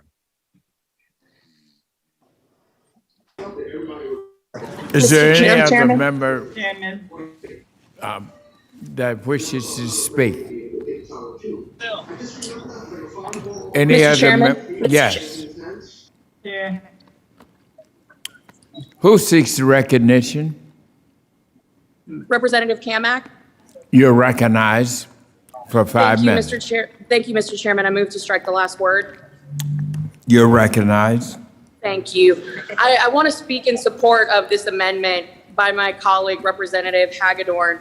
And, when we're talking about this, I'm getting pretty frustrated because as, again, the youngest person on this committee who just 10 years ago was homeless, I am probably the person who can most effectively communicate about this issue, about government programs and dependency. And the notion that Representative McGovern is suggesting that requiring work requirements as part of this program that is designed to help people with a hand up rather than a hand out, that is infuriating to me. No one is taking food off of the table for anyone. There is absolutely not a member of Congress that I know of that would ever advocate for such a program. This program of actually requiring people to look for work, giving them the opportunity to really reestablish themselves in the workforce and restoring the dignity of work is what we need more than ever. I can tell you, Representative McGovern, while you have been in Congress, I was homeless, and homeless because of big government programs that are designed to keep people like me, working class, down. I have talked to our veterans community. I have spoken with people that are struggling to make ends meet. These programs are missing the mark.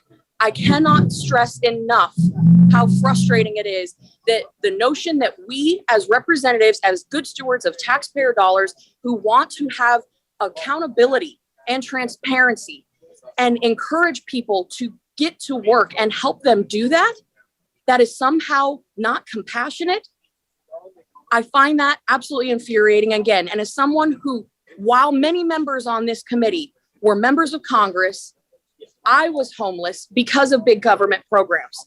So I just want to stress that this rhetoric that has been played out for the last 20 years has got to stop.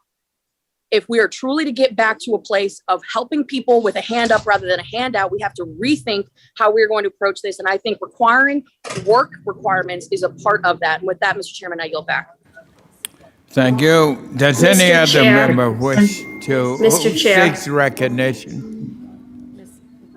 Mr. Chair. Ms. Hayes, Thank you, Mr. Chair. you're recognized for 5 minutes. Thank you. I move to strike the last word. I'm not going to go down this rabbit hole because we've already debated this and the Republican position has not changed. And like Representative Kamick, I also benefited from many of the programs that we're talking about. And we need to keep the door, what you're saying is it's okay for us to take advantage of them, but now to pay it forward for other people who are similarly situated in the middle of a pandemic to have access to supplemental nutrition. This SNAP benefits don't cover the full cost of a person's meals. It is supplemental. And 80% of people who access these benefits are in fact working. If a living wage was raised and people were paid, then these positions would probably be filled. But to throw people, which is exactly what this is, throw people off of these programs in the middle of a pandemic is something that we debated a year ago, something that we've been talking about. And right now, we are the ones who are trying to keep people fed and safe, our most vulnerable people. It does not disincentivize work. The research shows just the opposite. And it puts people in generational poverty. I sit now as a member of Congress. These programs are meant to be temporary support programs for families. And this idea that right now in the middle of a pandemic, we continue to debate this, to throw people off of these critical life-saving programs is just not something that I'm going to entertain right now.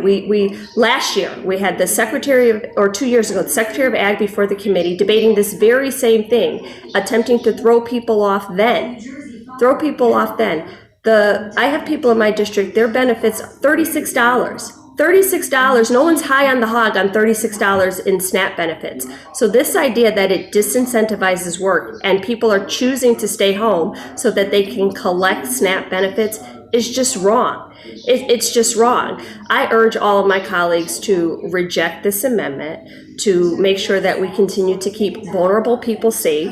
We keep hearing how we should be in Washington, we should be voting. We all want to be in DC. We all want to be in committee. We all want to be doing our work, but we are in the middle of a pandemic, a global pandemic that is not slowing down because people refuse to get vaccinated and just follow the science. So we have to do what we can at this moment until we can stabilize our communities. So please vote no for this amendment. Let us continue to be the party that supports people in their most difficult stages and stands in intercession until they could stand for themselves.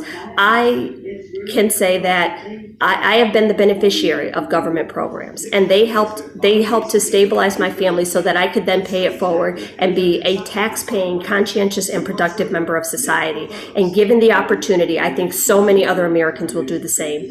Mr. Chair, that's all I have. With that, I yield back. Mr. Chair. Thank you, Ms. Hayes.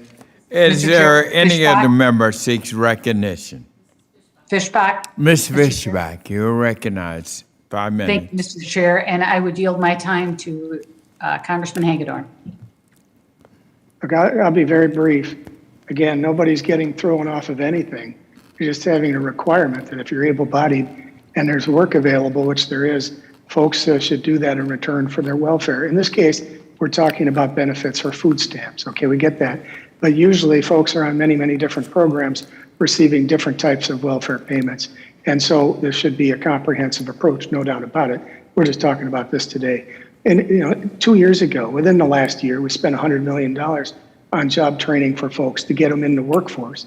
Now they're in a position with all these open jobs to get in the workforce, and we should encourage them as best as possible to do that.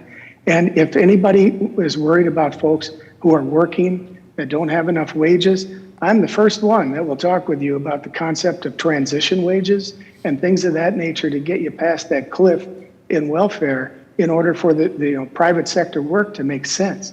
And so there's a lot of opportunity here, but just to keep using these words of, oh, you're beating people up and you're kicking people off the rolls and you're going to starve them. The American people are way beyond that. Nobody believes that. And I'm not going to talk about polls, but in this case, look, this is an opportune time for folks to get re-engaged in the workforce. And by the way, as compared to 2020 in March, when these work requirements were paused, from there till now, the wages are probably much higher than when they were back then. So it's a good time. I yield back to my colleague. Thank you. Is there any other member seeking recognition? Who seeks it? Adams. Vice Chair Adams, you're recognized for 5 minutes. Thank you, Mr. Chair. I move to strike the last word. I want to just associate myself with both my colleagues, Johanna Hayes and Mr. McGovern. We have a lot of food insecurity here in my district in North Carolina. 156,000 people are food insecure. 50,000 of those are kids who go to bed hungry every single night. And of course, the pandemic has exacerbated that to a degree.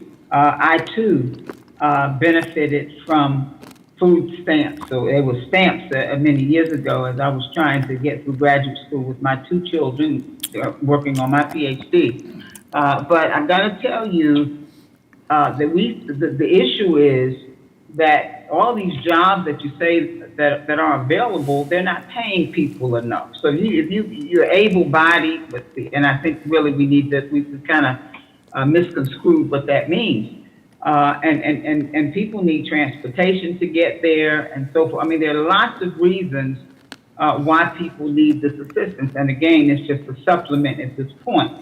And I see no reason for us, particularly now, as Ms. Hayes has said and McGovern, this is a very vulnerable time for people, and people are very vulnerable. And we need to the way you give them a help up is, first of all, let's support raising a wage so that most of these people are working, but they're working 2 and 3 jobs. Working hard is not enough if you don't make enough. You're not going to be able to pay your rent and all of the other things that you need to do if you are taking care of your family. So to just say take any job out here, it's just not going to work. So I would certainly encourage all of my colleagues to vote against this amendment. It's pretty cruel, it's just not going to solve the issue that's before us. We've got to make sure that people have enough to eat. And again, that's a small amount that we're talking about. You're not going to be able to buy your groceries with that little supplement. But so I yield back. I yield my time to Ms. McGovern if he needs it. I thank the Whatever I have gentleman. left. I think she said it all perfectly, and I will kindly return the time. Thank you. Thank you. Thank both of you. Any other member seeking time? Any other member? Hearing none. All those in favor of the amendment signify by saying aye. Aye. Aye. Those opposed by saying no. No. In the opinion of the chair, the noes have it, and the amendment is not agreed to. Mr. Chairman, I ask for the yeas and nays. All right, a recorded vote for the yeas and nays has been requested, and further proceedings on the amendment will be postponed. Are there any other amendments I have a minute test. on subtitle E? Yes, sir. Number 15. Yes. Mr. Barrett has one as well. Okay. Alderson has one as well. All right, And let us. Miller has an amendment. Such great eager beavers. I love the energy. Who was first? Draw mine if you would give me 60 seconds. to speak. Mr. Baird, you're recognized with your amendment. Thank you, Mr. Chairman. And before you do that, It's amendment I number 7. want to. Where's my other? Oh yeah, Mr. Baird is offering an amendment, and now the clerk will report the title and the number of the amendment. This is Committee Amendment Number 7, amendment to the committee print offered by Mr. Baird of Indiana. Without objection, the amendment will be considered as read. And now I recognize the distinguished gentleman, Mr. Baird, the sponsor of the amendment, for 5 minutes to explain his amendment. Thank you, Mr. Chairman. The recent cyber attacks against U.S. infrastructure, like the ransomware attack on the Colonial Pipeline, the hacking of the New York City subway system, the local government agency breaches, hospitals, and critical components of American food supply chain cannot be ignored.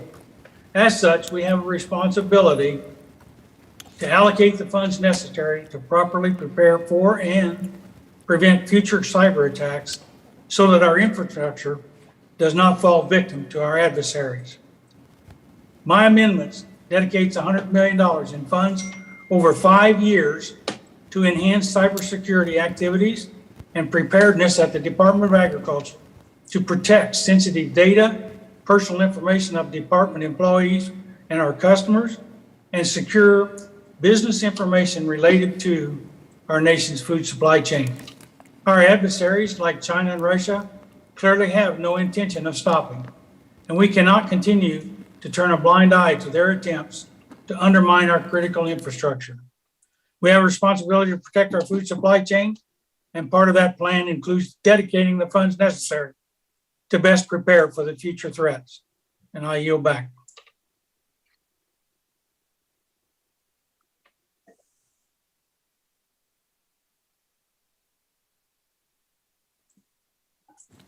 Excuse me. Does any other member wish to speak?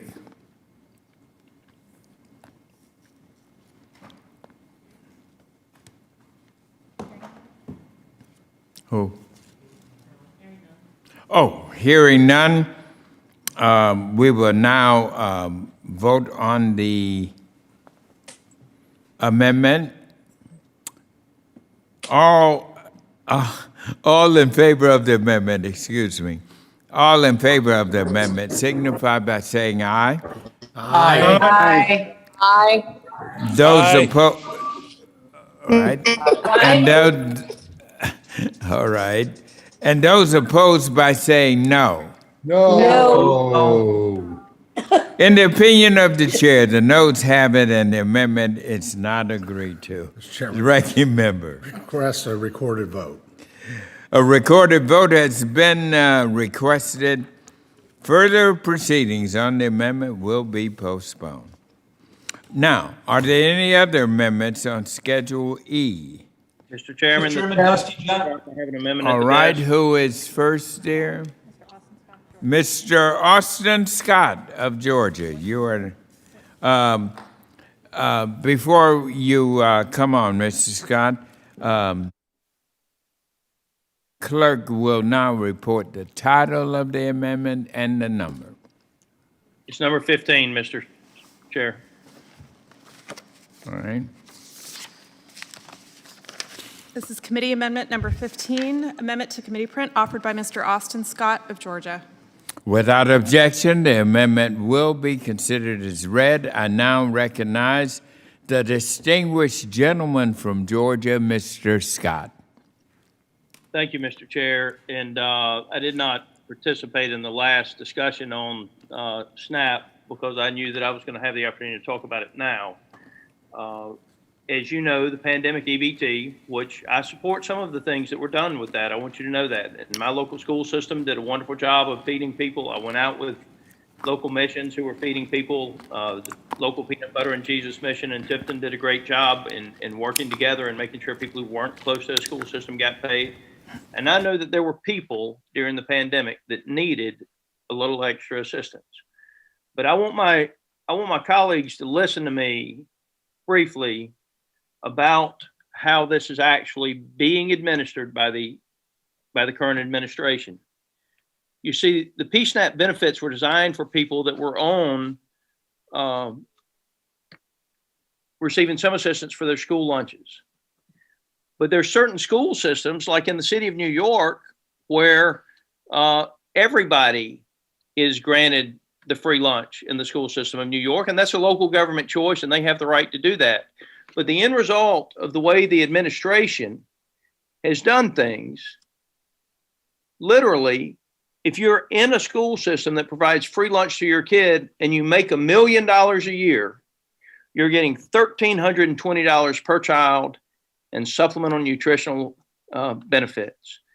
Now, surely the Democrats didn't intend to give people who make $1 million a year SNAP benefits, but that is exactly the way the program has been implemented.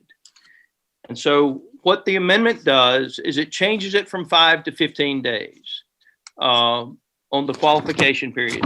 I'm going to withdraw the amendment because I recognize that the amendment would actually hurt some people who need it. But I want you to at least admit, as Democrats, that you didn't intend to give people that make $1 million a year $1,320 per child in SNAP benefits. And that's the way you've done things. And so, Mr. Chair, I mean, with all due respect, that's why we need to be in Washington having hearings on these issues. That's why we as the Ag Committee need to be having oversight. That's why, candidly, we need to bring Joe Biden's administration before the committee and have honest discussions about some of the ridiculous things that are happening in Washington, D.C. right now. So I won't take any more of your time.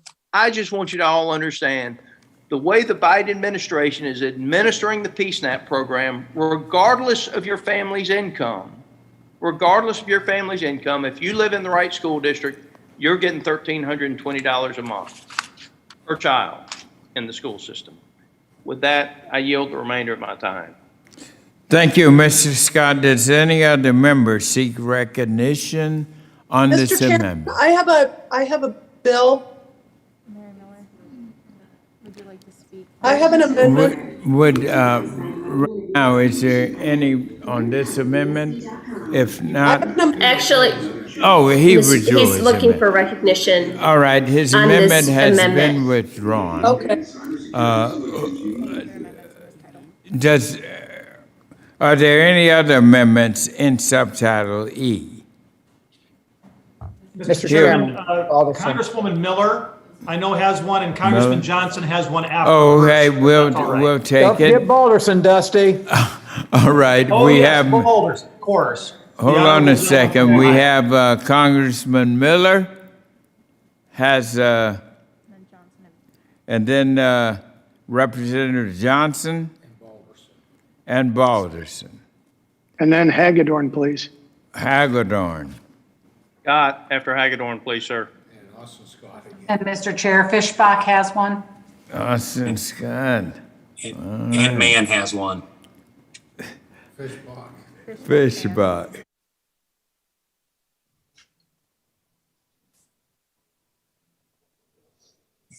Mann has one. It's man, but it's Fishbach. All right, thank you. All right, we got the lineup. First, we'll have Miss Congresswoman Miller and Clerk. Congresswoman Miller has offered an amendment. Clerk, please report the title and the number. Mrs. Miller, just confirming this is number 14. Yes. All right, without objection, the amendment will be considered as read. I Thank now you. recognize Ms. Miller, the sponsor of the amendment, 5 minutes to explain her bill. Okay, thank you. Mr. Chairman, as you are aware, this committee has a deep history of bipartisan efforts to support rural America and help farmers and ranchers. I'm sad to see this tradition abandoned today. Our consideration of this hyper-partisan reconciliation title is disheartening. Not only were Republicans not involved in negotiating and writing this legislation, but we were concealed from seeing the final version of this bill less than 24 hours in advance of the markup. This is a disgrace. This has been a very, upsetting today. Despite what my colleagues may choose to tell you about this legislation, none of the provisions in this bill give assistance to farmers directly. This socialist spending package is going to ruin our economy and destroy our freedoms and civil liberties. And the Democrats are forcing rural America to foot the bill for their radical policies. We are not fooled. From the start, this process has been secretive and deceitful. Nancy Pelosi and Biden are seeking to pass legislation that raises taxes, increases the deficit, and perpetuates labor shortages, which will inherently punish American farmers, ranchers, and small business owners. It's a shame that we have to consider this legislation today, which is why I introduced my amendment to strike this title entirely. If the Democrats actually cared about rural prosperity, stepped up basis wouldn't be on the chopping block during this reconciliation process. Our farmers know that this is a sham. I urge my colleagues to support this amendment and yield back. Thank you very much. Does any other member seek recognition? Chairman Scott, Sablan. Mr. Sablan, you're recognized. Just point of clarification, are we discussing amendment number 14, sir? Yes, by Thank you, sir. Thank you. Ms. Miller. All right. Is there any other member seek recognition on this amendment of Ms. Miller? Anyone? Hearing none. Where am I here? All those in favor of the amendment signify by saying aye. Aye. Aye. Those opposed by saying no.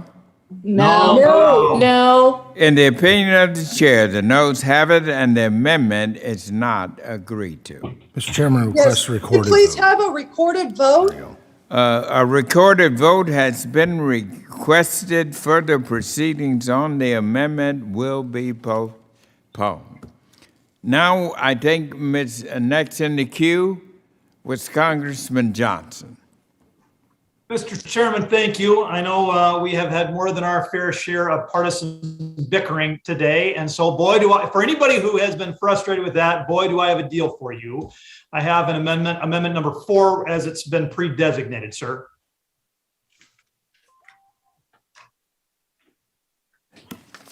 The clerk will report the amendment and the title of Mr. Johnson's amendment. This is Committee Amendment Number 4, Amendment to Committee Print offered by Mr. Johnson of South Dakota. All right, thank you. Without objection, the amendment will be considered as read. I now recognize the distinguished gentleman, Mr. Johnson, sponsor of the amendment, for 5 minutes to explain his amendment. Okay, Mr. Chairman, this amendment is not an attempt to try to blow open some big partisan rift. This is an honest attempt to improve the bill. And I'm sure most everybody on the committee knows that we have a very real foreign animal diseases knocking on our doorstep here in this country. There are 75 million hogs in this country. That is a big number, and 30% of our pork is exported. That is a very big number. And African swine fever, that's ASF, it causes exceptionally high mortality in both domestic and wild pigs. And it would stop our export absolutely in the cold. It would just stop it. And if African swine fever was discovered in the United States, well, Mr. Chairman, it is getting closer. Just in July, it was discovered that ASF was in the Dominican Republic. And we've got to make sure that that does not get to the United States. Obviously, the Dominican Republic is not that far away from Puerto Rico. That, by the way, was the first case of African swine fever in the Western Hemisphere. Now, most reliable estimates say that if ASF hit our shores, including Puerto Rico, that could cost us $50 billion over 10 years. That is a tremendous amount of destruction. And because of the environmental and the economic impacts, we just cannot afford to take this threat too lightly. So with that, what Amendment 4 does, all that Amendment 4 does, is that it appropriates $75 million for 3 things, sir. First off, equipment for the National Veterinary Stockpile, including what they would need to handle animal depopulation and disposal in the event of an ASF outbreak. That's number 1. Now, number 2, the hiring and training of additional field staff to respond to and to address potential outbreaks of African swine fever or other foreign animal disease. And number 3, it would fund the National Animal Health Laboratory Network for early detection. And with that, I'm happy to answer any questions my colleagues have, sir, and I would reserve the remainder of my time. Is there any other member seek recognition to speak on this amendment? Mr. Chairman, I seek recognition. This is Bustos. Ms. Bustos, you're recognized for 5 minutes. Thank you very much, Mr. Chairman. I want to thank the gentleman from South Dakota for offering this amendment. I agree with my Ag Committee colleagues and Secretary Vilsack that we have to stay vigilant about the threat of the African swine fever. I want my colleagues on both sides of the aisle, including our chairman, to know that I stand committed to ensuring that the USDA has every resource they need to protect our herds from this virus, including in upcoming government funding negotiations. With that said, I would urge my colleagues to vote against this amendment, and want to make sure that I was on the record as sharing that with you. Thanks very much, Mr. Chairman, and I yield back. Does any other member seek? Mr. Chair, Yes. Fischbach? Who is that? Fischbach. Ms. Fischbach. I'll defer to my colleague, Ms. Fischbach. This is Ms. Craig. All right. Ms. Fischbach, you're recognized. And Mr. Chair, I also appreciate Congressman Johnson's thoughtful amendment. My district is a top 10 in the country in terms of hog production. And one of the primary concerns that I hear from hog producers is related to foreign animal disease readiness and response. This amendment is critically important to them into protecting our domestic herd. As an outbreak would be devastating to our food supply and broader economy. And so I urge members to support this because it is critical to our hog producers. And I thank you, Mr. Chair, and I yield back. All right, ranking member. Well, Mr. Chairman, thank you. I'm just pleased to be able to support this amendment by the distinguished Republican leader of the Livestock Subcommittee. You know, we have a very real foreign animal disease threat, and it's knocking on our doorsteps. And it could be devastating, absolutely devastating. In late July, ASF was detected in the Dominican Republic, marking the first detection in the Western Hemisphere, as you heard Congressman Johnson report that. If the disease spreads to the U.S. Virgin Islands and Puerto Rico, we face enormous trade implications that could devastate a huge portion of the agricultural economy. Now, we're confident that industry and the department are doing all they can to keep this disease at bay, but it is essential they have the financial support necessary to bolster these efforts. And I'm happy to support this important funding effort and urge my colleagues to do the same. I yield back. Thank you. Does any other member seek to speak on this? Ms. Craig, you are recognized for 5 minutes. Ms. Craig. Thank you so much, Mr. Chairman. I just want to say thank you to Representative Johnson for bringing this amendment forward. Thank you for bringing forward the other amendment related to the emerging disease threats. Like you, I appreciate the urgency and importance of acting on this matter. Producers in my district have made clear how essential it is that we get out ahead of African swine fever as possible. And I am absolutely committed to working with you to do so. While the budget resolution being considered in this reconciliation process isn't the best vehicle for the funding proposed in your 2 amendments, I look forward to working with you and our colleagues on the committee to secure funding for significant ASF prevention efforts. The entire pork industry and our constituents across the country deserve action on this. Thank you so much, Mr. Chairman, and I yield back. Thank you. And now I recognize Ms. Axney. Thank you, Mr. Chairman, and thank you, Rep. Johnson, for offering this amendment. Dusty, it looks like we'll have a group of folks who can work together on this. You know, I strongly support the prevention of ASF getting here to our shores, and that's why I led on this issue with my bill that helped create more support for that through the USDA, so that we're actually helping, you know, making sure that those resources are there so that we can actually ensure that we're at our ports of authority, keeping things safe. So I was glad to make sure that we could do what we can to prevent the disease. And I want to continue to do as much as we possibly can But like my other colleagues, I don't think this is the vehicle that it should be in. And I definitely look forward to working with you and these other members to figure out a way where we can actually get more support on this issue. So thanks for bringing it up, though. Thank you, Ms. Saxony. And now the gentleman from Georgia, Mr. Austin Scott. Mr. Chairman, I just want to make sure that the members on the committee understand that it wasn't just a case or two that was found in the Dominican Republic. It was found in 11 of the 32 provinces in the Dominican Republic. They didn't just kill a couple of hundred hogs. They killed tens of thousands of hogs down there. And, all of these people that are on camera saying how they support doing something about it, vote for it. It's a good amendment. It doesn't hurt the other stuff you're doing.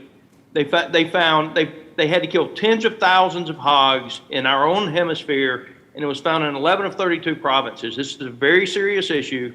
You got the opportunity to vote on it right now. And the bottom line is, if you vote no now, you know as well as I do, this is the last action this committee is going to take on this issue this year. We won't even have a hearing on it after this vote. So if you want to support your hog producers, and if you want to support the people that actually like to eat pork and buy it at the grocery store, this is a good amendment. And this is probably your last opportunity to show people that you actually do support the things that you say you do on this particular issue. And with that, Gentlemen, yield. Sure, I'll yield to Mr. Johnson. Well, thank you, and I think that's exactly right, Austin. And I have heard people say it isn't the vehicle. I respectfully disagree. I would recall to everyone's attention the fact back in March when we were dealing with the American Rescue Plan, I offered an amendment dealing with animal health. I was assured by my colleagues that they would work with me on that topic. So I in good faith, withdrew the measure. And so, listen, if we're going to work together, let's have this be the vehicle. I don't understand why it can't be. Let's get it done. I was patient in March. We're now 6 months later. Let's do it today. Mr. Acosta, you're recognized. Thank you very much, Mr. Chairman, and I want to thank the ranking member of the Livestock Committee for this amendment. Clearly, not only is he advocating on behalf of the swine industry that he represents, but I think all of the members who have opined on this amendment are doing so. And certainly, working with Secretary Perdue and the last administration, this was an issue that we continue to monitor and focus on with Chairman Peterson, who represents a significant portion of the pork industry in this country. It's just not the Dominican Republic, it's China. There are other areas where we have to be very, very, very watchful in terms of importation of products that could possibly bring that, just as we have attempted to with hoof and mouth and other kinds of diseases that could be terrible to American livestock industry. There has been $300 million that we have provided for the Animal Plant Health Inspection Service in the previous COVID package. And I think that my commitment to you, my friend and my ranking member on the subcommittee, that we'll continue to monitor this. If you want to hold a subcommittee hearing on this, I'm more than happy to work with you on that. To add $75 million to the $300 million that we've already dealt with, I think we need to make sure that this money is all spent. And I'm willing to meet with Secretary Vilsack and you and others who represent the pork industry in this country to ensure that USDA is doing everything they should be doing to prevent the spread of the African swine fever and protect American pork producers. So I remain committed as the subcommittee chair to do everything possible, working with all of you. And notwithstanding the good intention of this amendment, I guess, Dusty, if you told me you were going to vote for the reconciliation package, I'd be more enthusiastic to helping you get this in here. Well, as long as we're honest about the transactional nature of it, I guess that's something. Okay. Mr. Costa, did I understand you to commit to have a hearing on this particular issue? Yes.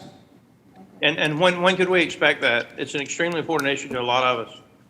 Well, I'm got to look at our schedule and see what works in October and November. Thank you. You're welcome.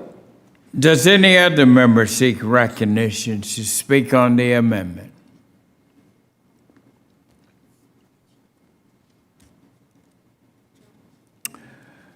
Hearing none, all those in favor of the amendment signify by saying aye.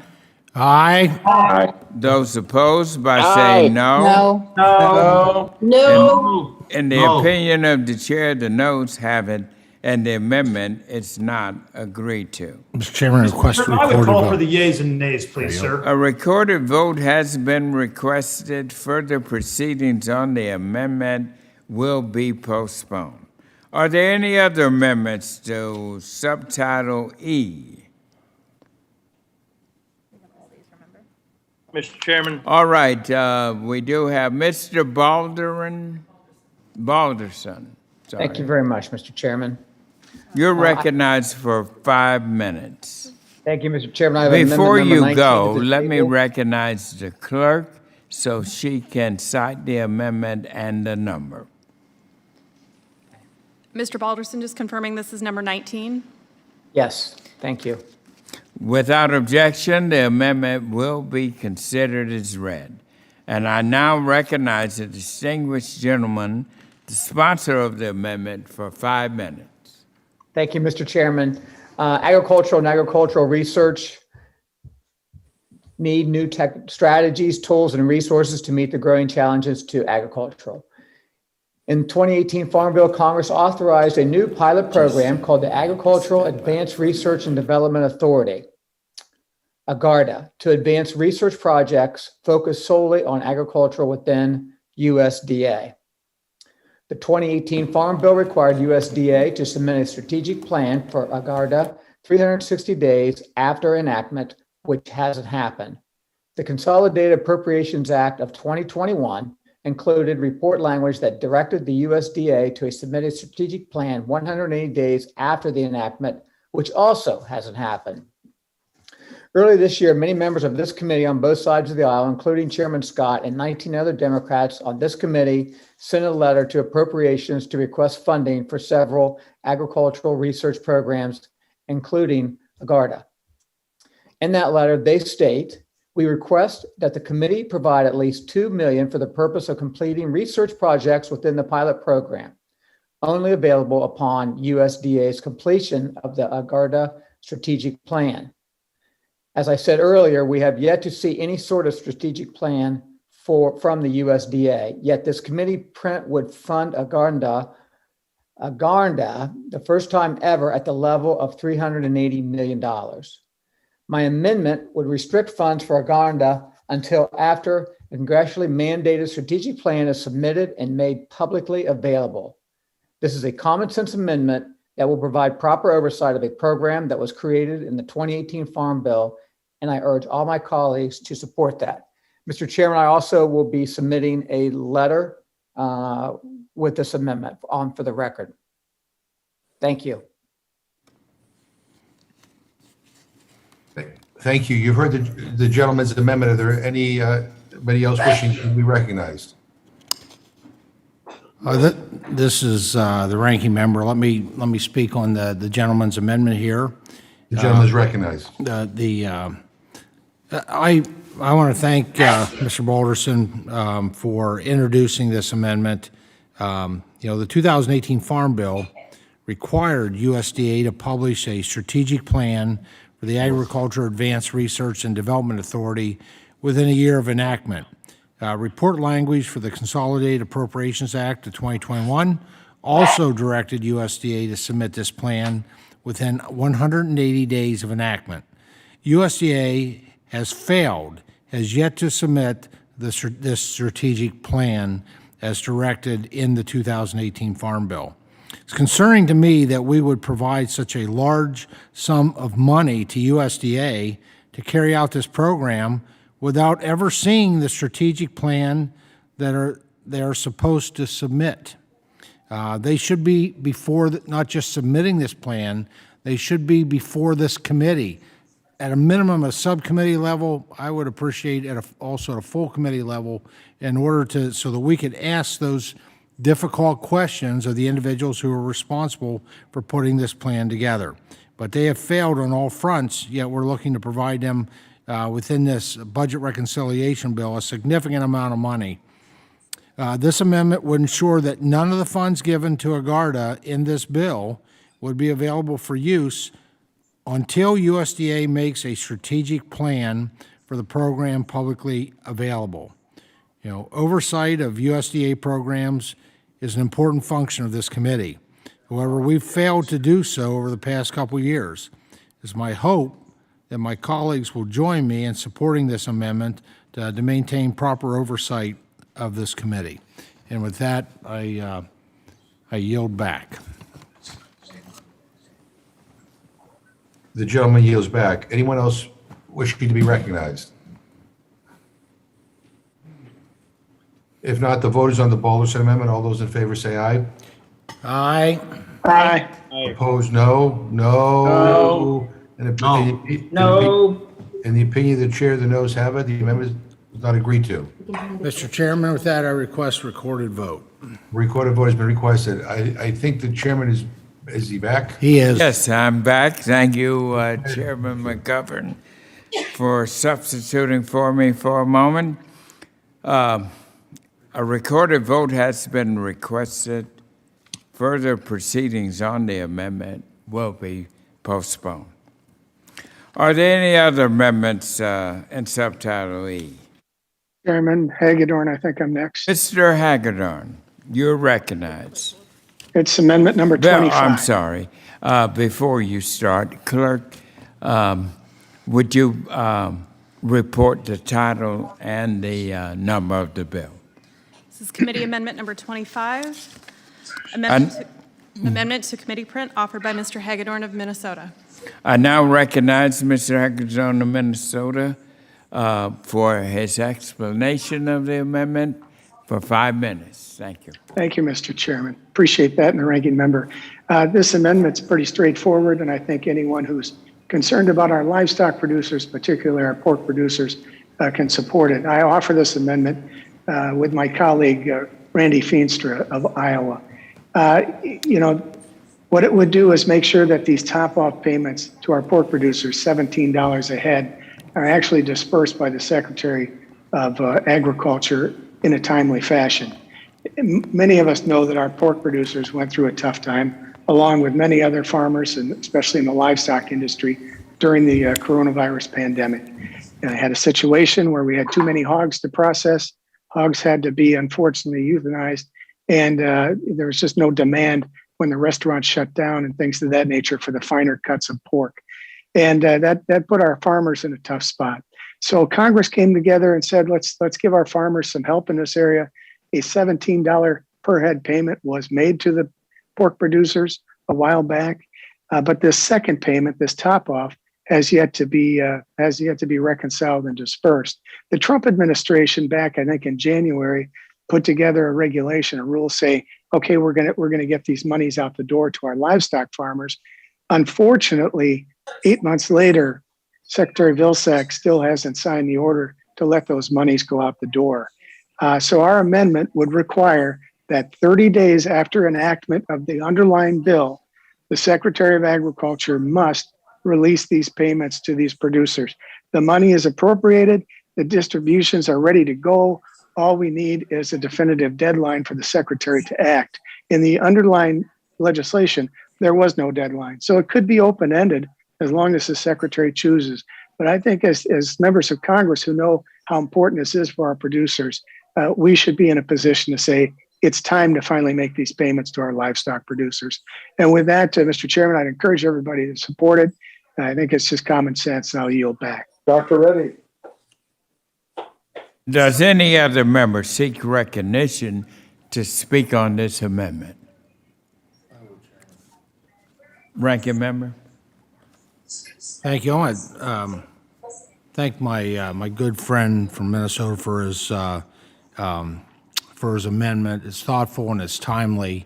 As I visit we know that the pandemic was a trying time for producers across the nation. And thankfully, Congress came together to provide much-needed support to help cover the substantial losses experienced. I think we voted on that bill somewhere around December 21st of 2020. Yeah. And although while we appreciate the department's efforts to get things right as they work to get the money out the door, we're now in September. And this, for some commodities, and specifically pork producers, they're still waiting, and it's just unacceptable, absolutely unacceptable. As I talk with my pork producers and pork producers around the country, they've got two concerns, and certainly they have a number of concerns, but one of them was the African swine flu and the fact they made it into this hemisphere. But the other is the fact that they've been being held hostage by the Biden administration and this USDA, and really can't get an explanation from USDA of why that's happening. Our nation's hog producers need the support that we provided them when we passed that December version of the CARES Act, and I hope my colleagues will support this amendment because it will actually meet the needs that by requiring that the CFAP 1 top-up payments for pork producers will happen within 30 days of enactment of this underlying bill. With that, I yield back. Does any other member seek recognition?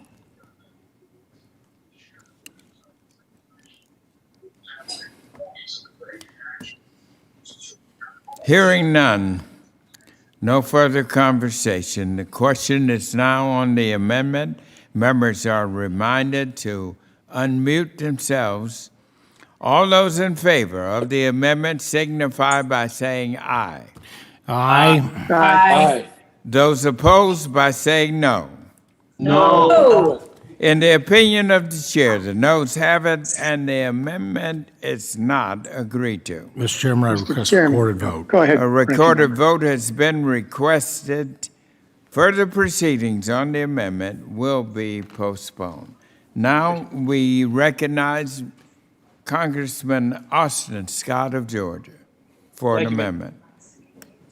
Thank you, Mr. Chairman. I have a very similar amendment dealing with CFAP. Mine is not limited to pork, but mine deals with all producers. As you know, the Biden administration, when they came in, they froze the payments to the farmers of this country, this great country of ours. They stopped the payments to the American farmer once Secretary Vilsack took over. So Point of clarification. Well, my amendment says, I'm sorry, someone. Which amendment? Hold on. The amendment needs to be, 16. Mr. Chairman, the clerk has to read the amendment. I thought oh yes, I'm sorry. Mr. Scott has offered an amendment. Clerk, would you please report the title and the number? This is Committee Amendment Number 16, amendment to the committee print offered by Mr. Austin Scott of Georgia. I now recognize Mr. Scott for 5 minutes to explain his amendment. Thank you, Mr. Chairman. It was such a good amendment. I got ahead of myself. I appreciate Mr. Sublime straightening me out. At least he thought it was funny anyway. All right. As you know, CFAP payments were frozen after Secretary Vilsack became the Secretary of Agriculture. All this amendment does is says that within the next 60 days, the USDA is to identify the remaining eligible producers for the CFAP payments, which I believe the vast majority of the people on the committee supported these CFAP payments for producers, as we usually do things in a bipartisan manner to support America's food supply, and send the payments within 60 days of enactment of this legislation. I'll just tell you candidly, if we don't get this in this piece of legislation, I don't expect the Biden administration to do anything to help farmers unless the House Ag Committee is actually able to force the issue with them.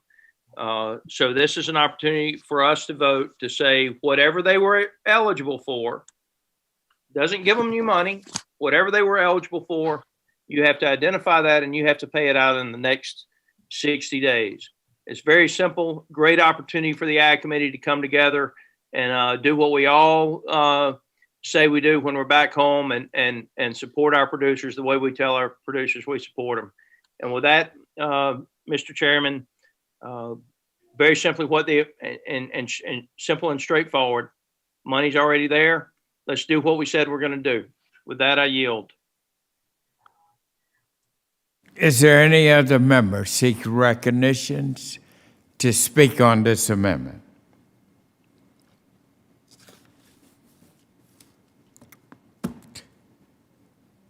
Hearing no further conversation on it, members are, now we will have the question on this amendment. And members, please be reminded to unmute yourselves as we vote here. All those in favor of Mr. Scott's amendment signify by saying aye. Aye. Aye. Those opposed by saying no. No. No. In the opinion of the chair, the noes have it and the amendment is not agreed to. Chairman, I request a recorded vote. A recorded vote has been requested. Further proceedings on the amendment will be postponed. And I believe we have one more, Ms. Fishback.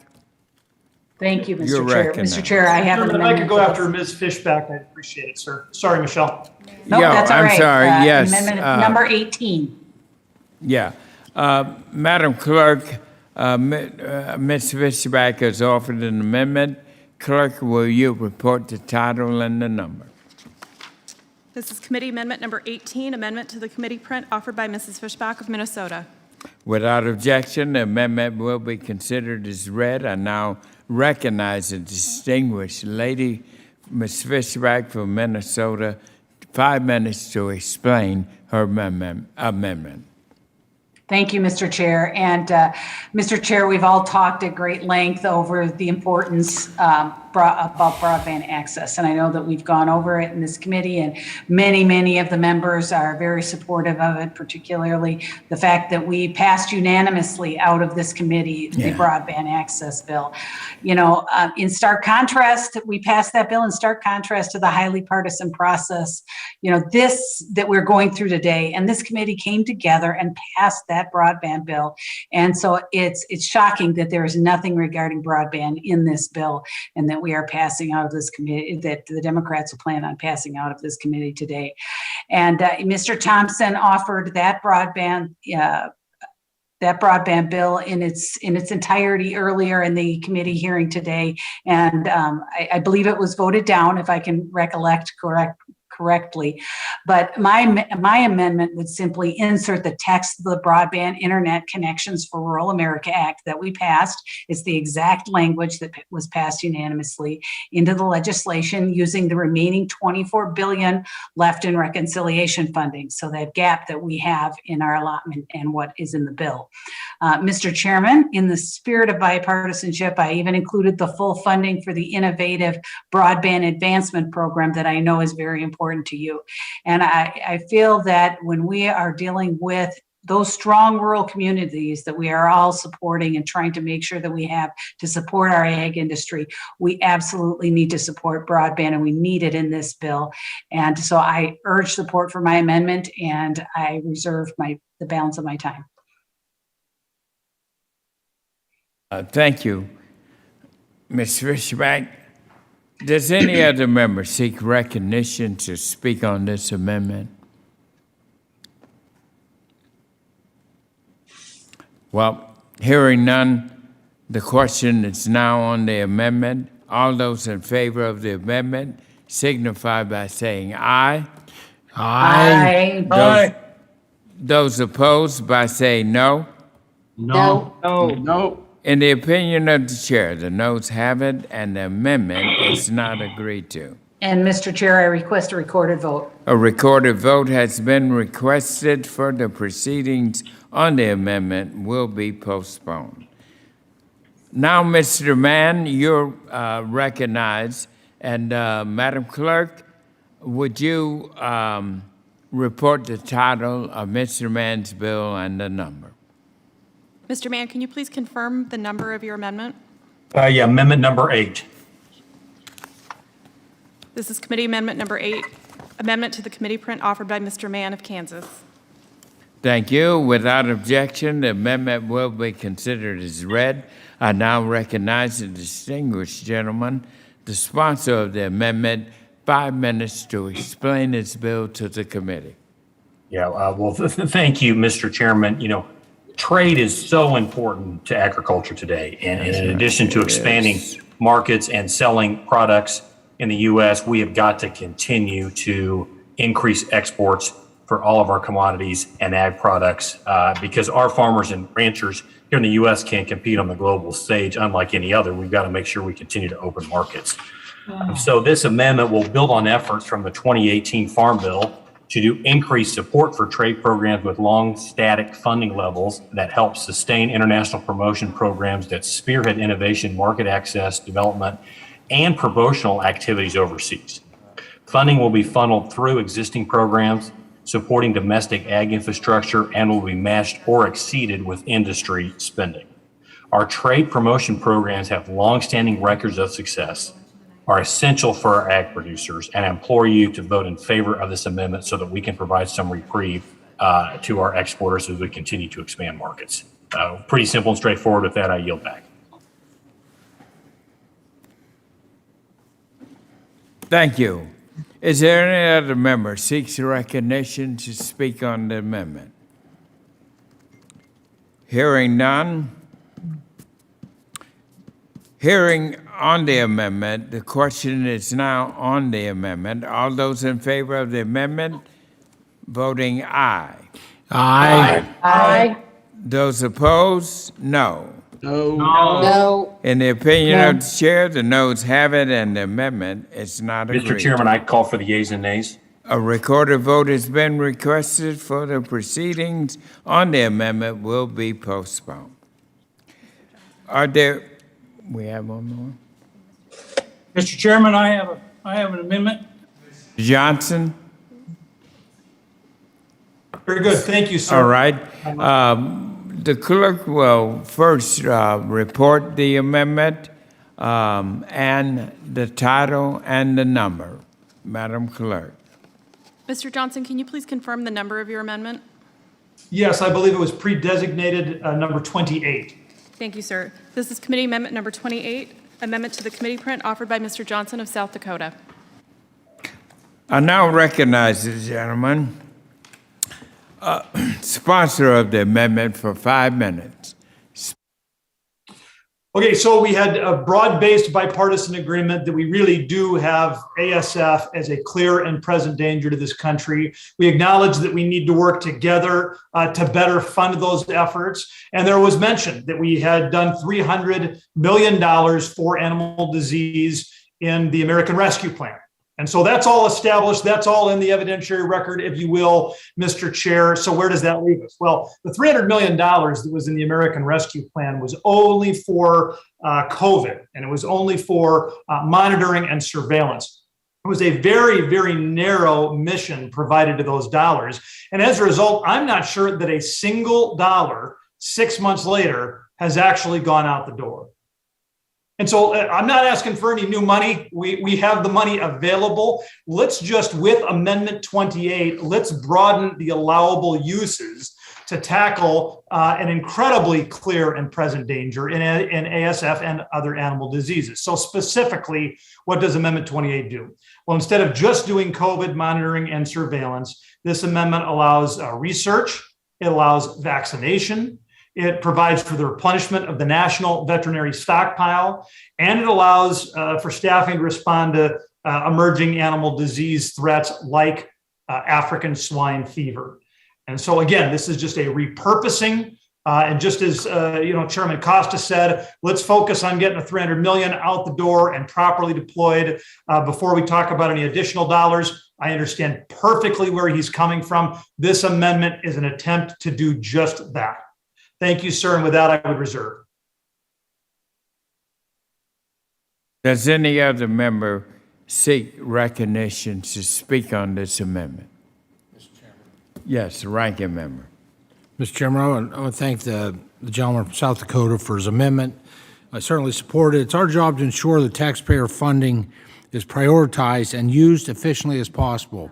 It's the best description of oversight, and where we have not been performing that function for some time, it is our duty and responsibility. Now, I remain concerned with USDA's lack of clear vision for using $300 million only for the purposes of conducting monitoring and surveillance of animals for signs of COVID. With foreign animal diseases like African swine fever at our doorstep, I think it makes sense to broaden the eligible uses of the American Rescue Plan funding already provided to USDA. This amendment does just that and is more reflective of the carefully considered and bipartisan animal health priorities outlined in the last Farm Bill. Now, even if this amendment is not adopted today, I'd appreciate a commitment to taking a hard look at this provision and ensuring USDA has the resources it needs to keep animal diseases at bay. That said, I support the amendment and encourage my colleagues to do the same, and I yield back.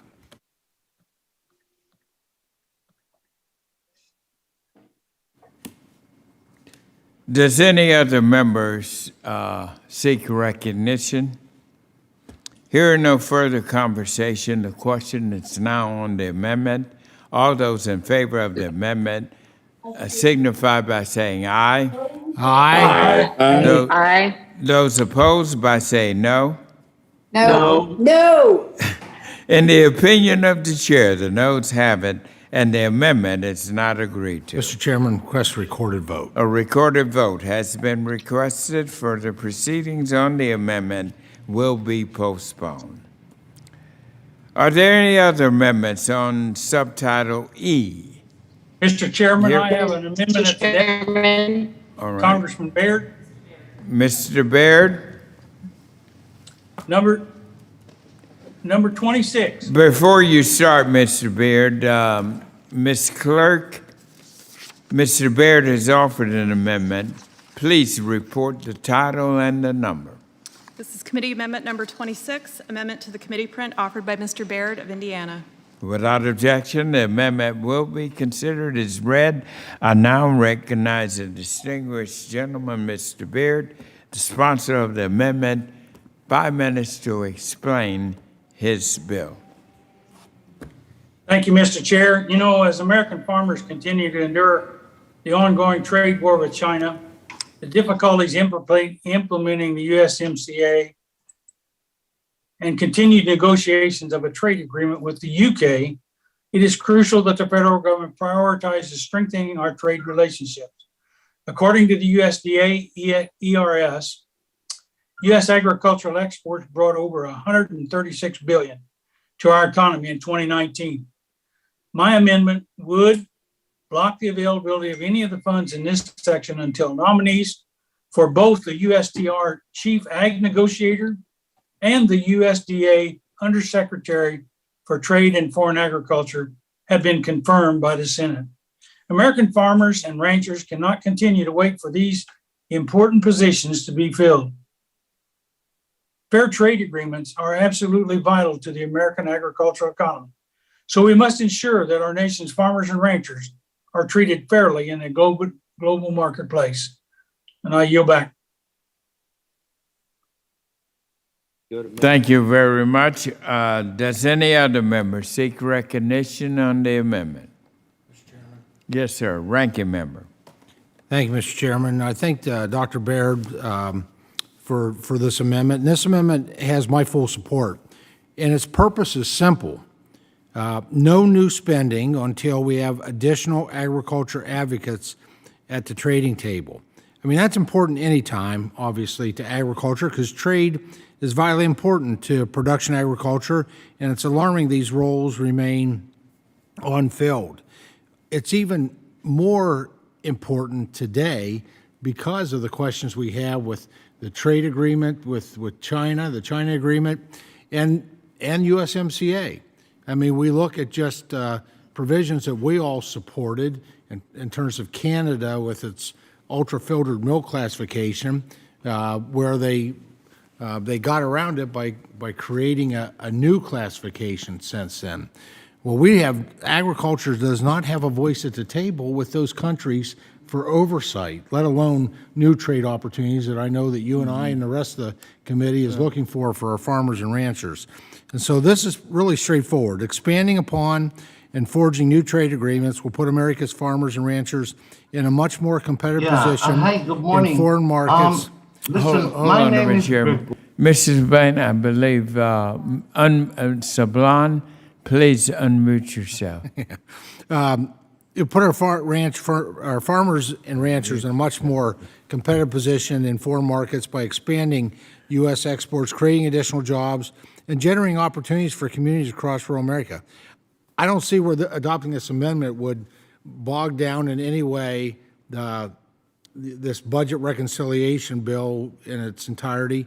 It's just a message to the administration: do your job and make sure that we have an strong agriculture voice at the table when it comes to trade discussions. And with that, I urge support and yield back. Thank you. Thank you, Ranking Member. Does any other member seek recognition? Mr. Chairman, I would seek recognition. Mr. Scott of I'll be Georgia. very brief. Go right ahead. I would just like to point out, all this says is the Biden administration should nominate and we should have people confirmed that are going to negotiate trade deals on behalf of our farmers. And the fact that the Biden administration has not even nominated the people that our ag industry is so dependent on, and you know it's the number one industry in the state of Georgia, my state and your state. And so again, I think that it's just a good, straightforward amendment that hopefully will, maybe wake President Biden up, get him to do what rural America needs him to do. Our economy is dependent on agriculture. We need these people nominated. It's very simple.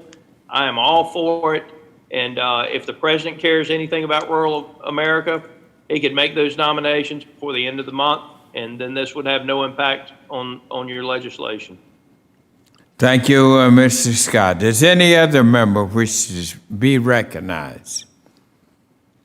Hearing no further conversation, the question now is on the amendment. All those in favor of the amendment signify by saying aye. Aye. Aye. Aye. Those opposed by saying no. No. In the opinion of the chair, the noes have it and the amendment is not agreed to. Chairman requests a Mr. recording Ranking vote. Member. A recording vote has been requested. Further proceedings on the amendment will be postponed. Are there any other amendments now to subtitle E? Mr. Chairman, I have an amendment at the desk. Ms. Kamek, you are before that, I'm sorry, Madam Clerk. Mrs. McCormick has offered an amendment. The clerk will report the title and the number. Mrs. Kamick, can you please confirm the number that you're offering? Number 6. This is Committee Amendment Number 6, amendment to the committee print offered by Mrs. Kamick of Florida. Ms. Kamick, you are now recognized 5 minutes to explain your amendment. Thank you, Mr. Chairman. First, I want to revisit the points made in my rules, testimony, and floor remarks during July's appropriation process. When it comes to SNAP, this administration chose the playbook and the people of the Center on Budget and Policy Priorities to create a food stamp free for all. Democrats love to say hunger is a political issue. Their own side politicizes welfare at every turn by expanding dependency and securing every single last dollar without so much as a public comment nor hearing to keep families idle. We heard this same rhetoric earlier this evening. Any rational human would choose the tens of thousands of misguided dollars in public benefits over work. The Democrats have single-handedly spearheaded a cradle-to-grave safety net that traps people rather than lifts them up. In July, I went on to mention a significantly condensed and ultimately questionable process in updating the Thrifty Food Plan, which serves as the basis of my remarks today. The administration, without so much as a peep, increased SNAP benefits by 25%. Not only does this violate every tenet of the Administrative Procedure Act, but it reeks of impropriety. The Biden administration and his circle of toxic pro-poverty advocates choreographed a press and political effort laced with a predetermined outcome that undid 45 years of precedent in order to expand benefits and to continue to wield power over their voter base. Worse, the modeling input selected show what little regard this administration truly has for the health and well-being of recipients. In order to add another 6% to the benefit, the Biden administration added calories to the diets of Americans in need, ignoring piles of research that show that we have an obesity crisis on our hands, as well as an inactive population of young people. While their message would have you think otherwise, this is a deceitful process shift with zero research. So my amendment is simple. This disgusting overreach cannot be implemented until the GAO completes their investigation, as originally requested by the Republican leader Thompson and Senator Boozman. If this department and administration have nothing to hide, this should be an easy amendment. And while my colleagues may spin this amendment differently, I'm here to tell you that no one loses their benefits because of this amendment. No one loses their benefits because of this amendment. The food plan update under discussion might raise benefits, but this amendment does not impact eligibility. And with that, I yield back, Mr. Chairman. Mr. Chairman, it's McGovern. Chairman. McGovern, Mr. Chairman. Mr. McGovern, you're recognized. Mr. Chairman, here we go again. I want to say, oh my God, I can't believe that this is an amendment that we're actually discussing. Let's do a little history lesson. Do you know why the administration had reviewed the Thrifty Food Plan? They did so because Congress in 2018, when the Republicans were in charge and they controlled this committee, put it in the Farm Bill. All my Republican friends who were around, you voted for this thing. You asked the administration to do it. So they actually did what you put in the bill. And now you're shocked that they did that? Now, let's also understand what the benefit is. The Thrifty Food Plan, is used to calculate SNAP and used to try to figure out what constitutes a healthy diet. I know this may come as a shock to a lot of people on this committee whose responsibility is to oversee SNAP, but the average SNAP benefit before COVID was about $1.40 per person per meal. Now, the last time we looked at updating the Thrifty Food Plan, is another news flash to my colleagues, was 45 years ago. You mean to tell me nothing's changed in terms of costs in 45 years? Come on. And so what did the administration do? They did what Congress asked, and when they recalculated the benefit, they added roughly about $1.19 a day to the benefit. That's it. And that has my colleague all upset? That's what she's so horrified by? I mean, come on. I mean, everybody in this committee makes a good salary. You get a good pay as being a member of Congress, but the average SNAP benefit without this, you can't even afford a cup of coffee with. And so they went through the process like we asked them to, and they, 45 years since the last update, came up with a modest, I wouldn't even say a minuscule increase. And people are upset about that? I mean, all of us on this committee who live a comfortable life, who get a decent salary, are going to say that somehow that this is unreasonable. Oh, and by the way, the gentle lady said, as if to imply that the benefit is so generous that we have an obesity problem. There is a link between obesity and food insecurity in the sense that people who cannot afford to buy nutritious food, who cannot afford to make those choices that all of us can make, oftentimes rely on foods that are high in calories, that are not really good for you, but they're cheap and they last longer. So that's the deal. I mean, it never ceases to amaze me how people want to politicize this issue.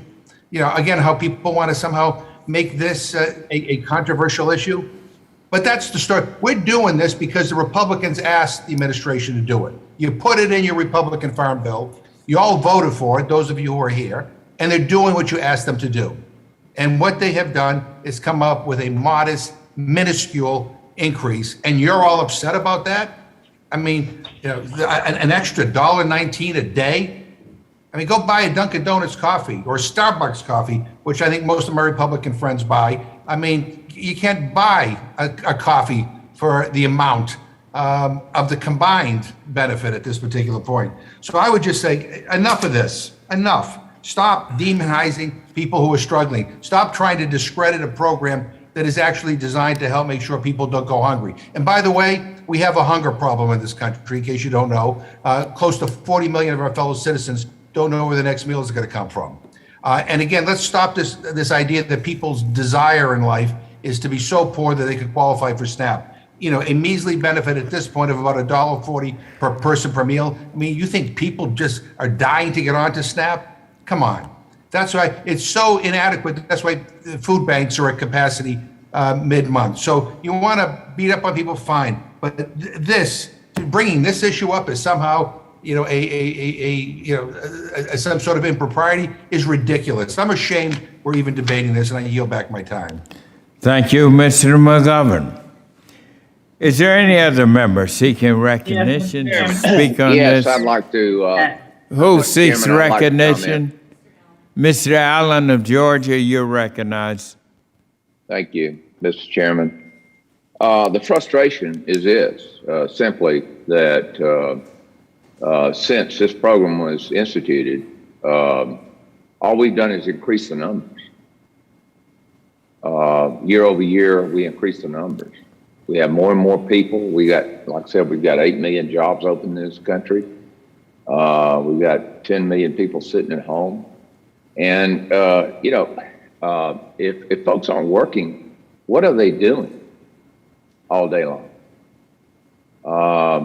Work is very meaningful. The greatest privilege that I had in my life as a small business owner was give someone a good job and the dignity and the respect that they deserve to do that job and provide for their families and their church and their community. I don't understand why we would deny people that privilege. We know that folks. Can we please just stop this conversation? This is, I'm with Jim on this. At some point here, folks. Miss Sidney, Miss Axney. You know what they're doing?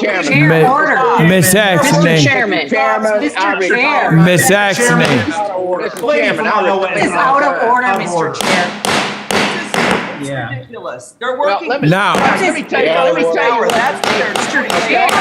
Let me tell you what's ridiculous. Mr. Allen, they are. Stop, please. Mr. Chairman, let me tell you what's ridiculous. Here. Now, do the same thing. We are going to have order. Is insanity. Mr. Chairman, I have my time. We're going to have order. Miss Allen, hold on, everybody. We're going to have order in this committee. Mr. Allen has the floor. Others that want to speak, just let me know. We got to respect one another, and we're going to do it. Mr. Allen, continue your presentation. Thank you, Mr. Chairman. And thank you, Mr. Chairman, for restoring order and for your leadership in this matter, because this is a serious debate. This is a serious debate for the future of the country. All we're doing is we're seeing numbers increase. We're doing the same thing over and over. I don't see progress here. Let me tell you, I've done mission projects. I have been on the ground with folks, and I grew up poor as dirt.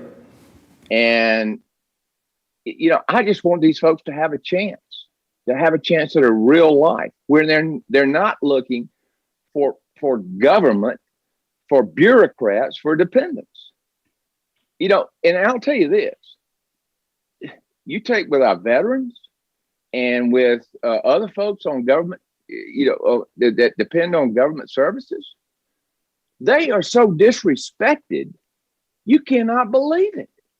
I mean, the bureaucrats treat these people terribly. And we spend more time in constituent services dealing with government bureaucrats who degrade these people. It is awful. And if you talk to folks, if you get on the ground and you talk to folks who have gotten off of government assistance and who are out there making a difference, it's a change of life. So why are we, either we're trapping people in this lifestyle or we're doing something wrong here, because the idea is for every American, and I'm talking about children. Right now we have children, and we just talked about this on Education and Labor Committee. We have children we're losing because we don't allow school choice. And I can give you examples of what we're doing in our community right now to save these children. And we're making rock stars out of them. But nobody wants to hear about those programs. And the government does not support that program. It is the local churches that support that program. To take these kids who are told they are losers in the public school system, and we bring them into Heritage Academy, and guess what? They're rock stars. They're recruited to every school, private school, and public school in the community. Folks, we have got to do things differently in this country. We cannot continue down this road. It is insane. And I am sick and tired of it. I mean, your rhetoric is deplorable. I mean, we have people like Ben Carson, who you don't respect, that lived in poverty, that became a neurosurgeon, for crying out loud. And you just disrespect the man because he came from there, and he is, he has made a difference in this world. What is going on here? This is what this country was founded on, my friends. And everybody can do it. But if you brand that person as a loser, if you brand that person as you're going to be on government dependence the rest of your life, and this is the way you do it, how does that going to work? And I yield back. Thank you. Does any other member seek recognition on this? Adams, Mr. Chairman. Dr. Adams, you are recognized. 5 minutes. Thank you, Mr. Chairman. Yeah, I'm a little tired of hearing this over and over too. We still have a hunger issue in this country, and probably even in many of the districts that are represented in this committee. But this amendment is not only not germane to the underlying bill, it would heartlessly cut SNAP benefits by 27% on average in the middle of this ongoing COVID-19 pandemic. Now, recently released data on food security from USDA paints a clear picture that more adequate SNAP benefits in conjunction with other COVID-19 relief have prevented widespread hunger during the pandemic. I've seen so many people, and I'm sure you have, who lined up to get food. The food banks are overworked. As a matter of fact, folks couldn't even go to the grocery store to buy food. They went to food banks. But however, despite that good news that nearly 14 million American households continue to struggle with food insecurity, and that's a fact. And so as this deadly Delta variant spreads across our country and others are following, other alarming variants continue to emerge, it's really not the time to slash food assistance for Americans in need. This much needed thrifty food program reevaluation ensures that. Both during and after this pandemic, Americans in need will receive more adequate SNAP benefits that better support their families' needs. And finally, I just want to reiterate what my colleague, Mr. McGovern, has already said. It cannot go without mention that the Thrifty Food Plan reevaluation was a Republican mandate in the 2018 Farm Bill. I helped to work on that bill. And that USDA used the same methodology for the 2021 reevaluation that has been for decades. So you ask for it, this is what we have. It's clearly, we've got to feed, we do have a responsibility, I think, to help people so that ultimately they will be able to help themselves in that way. But we cannot have all these hungry people and turn our heads and turn our backs on helping them to eat. A lot of these folks that we're talking about are children, and that would be just a tremendous travesty to do that. So, Mr. Chairman, I want to yield whatever time I have left to Mr. McGovern if he needs it. Well, Mr. McGovern, you're recognized. Justin.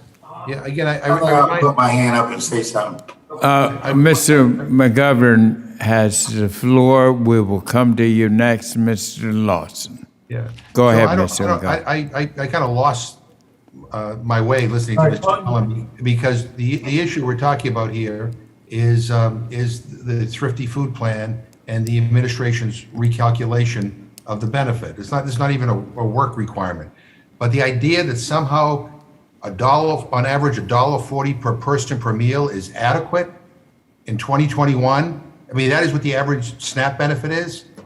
This increases it maybe by $1.19. That's what we're talking about, is what should the benefit be?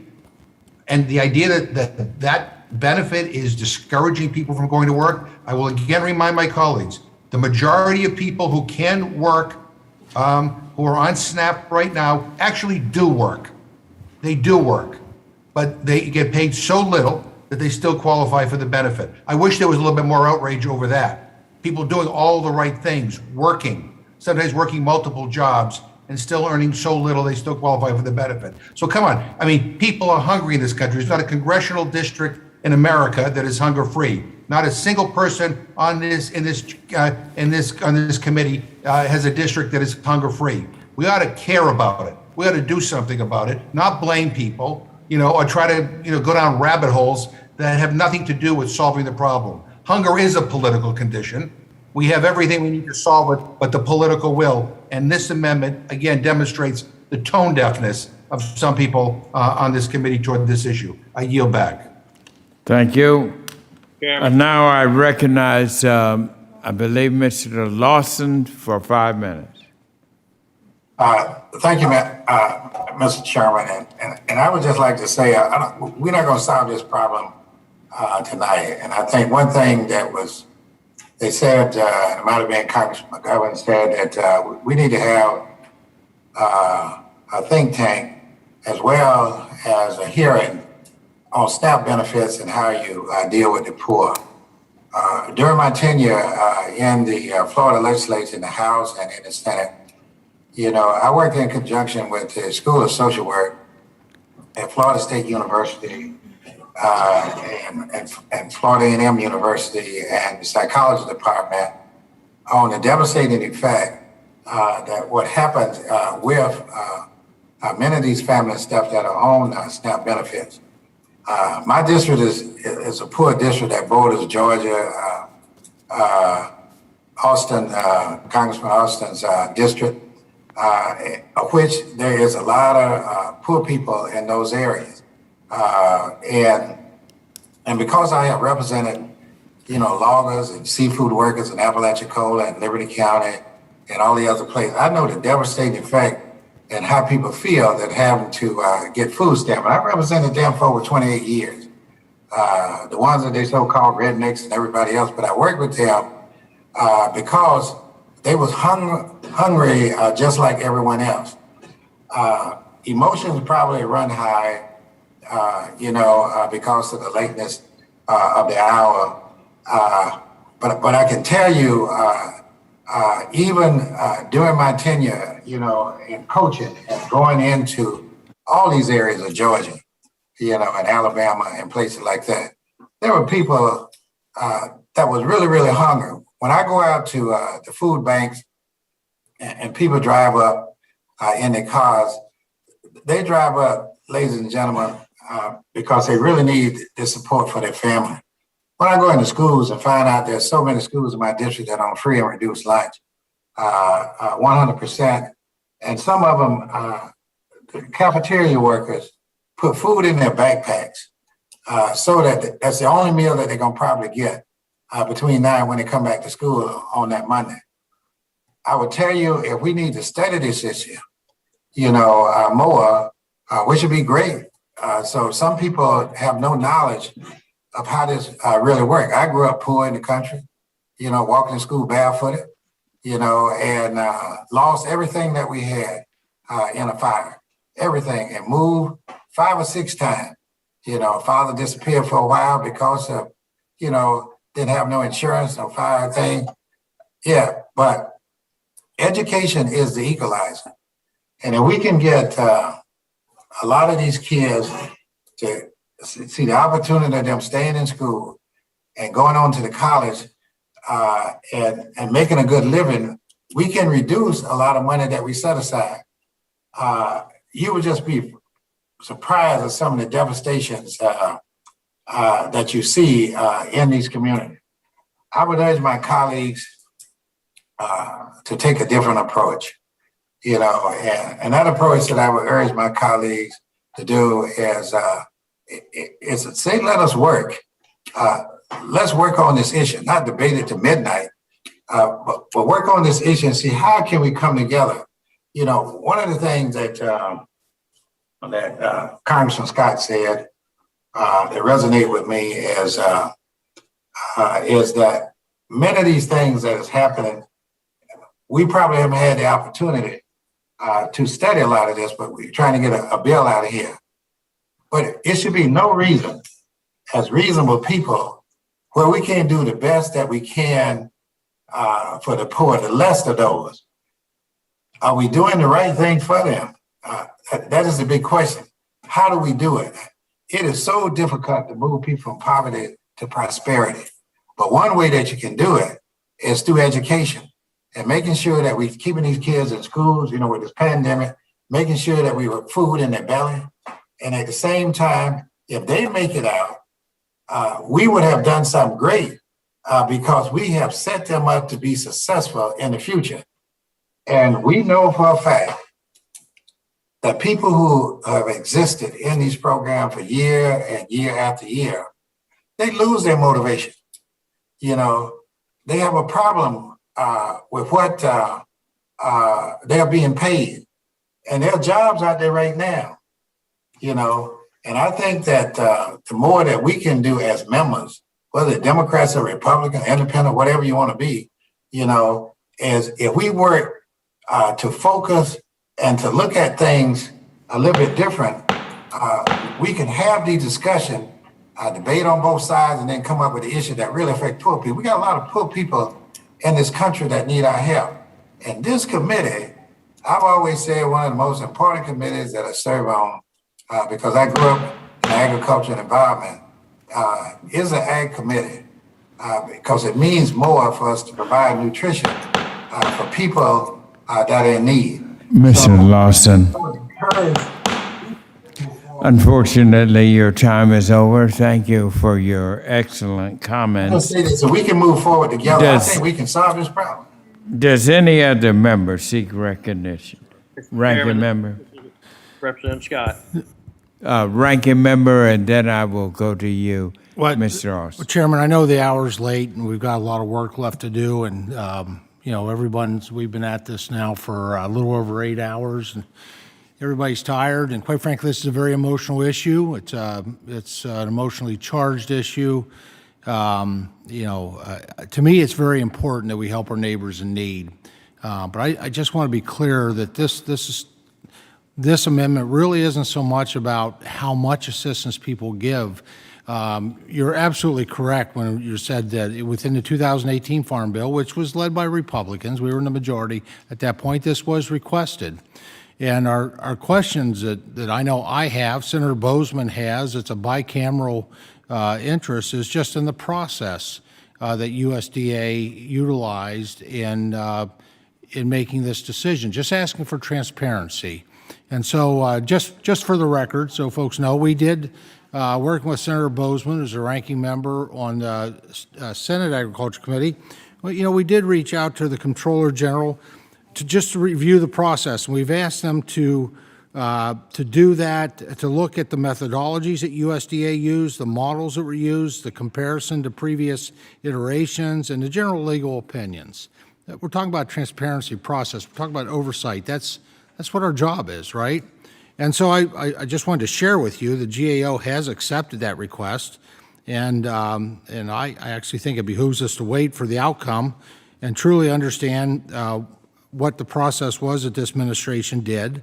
No matter what their findings was, is not a question. Is did they do this in basically following the process that's always been used in the past? Did they actually do it and follow every tenet of the Administrative Procedure Act?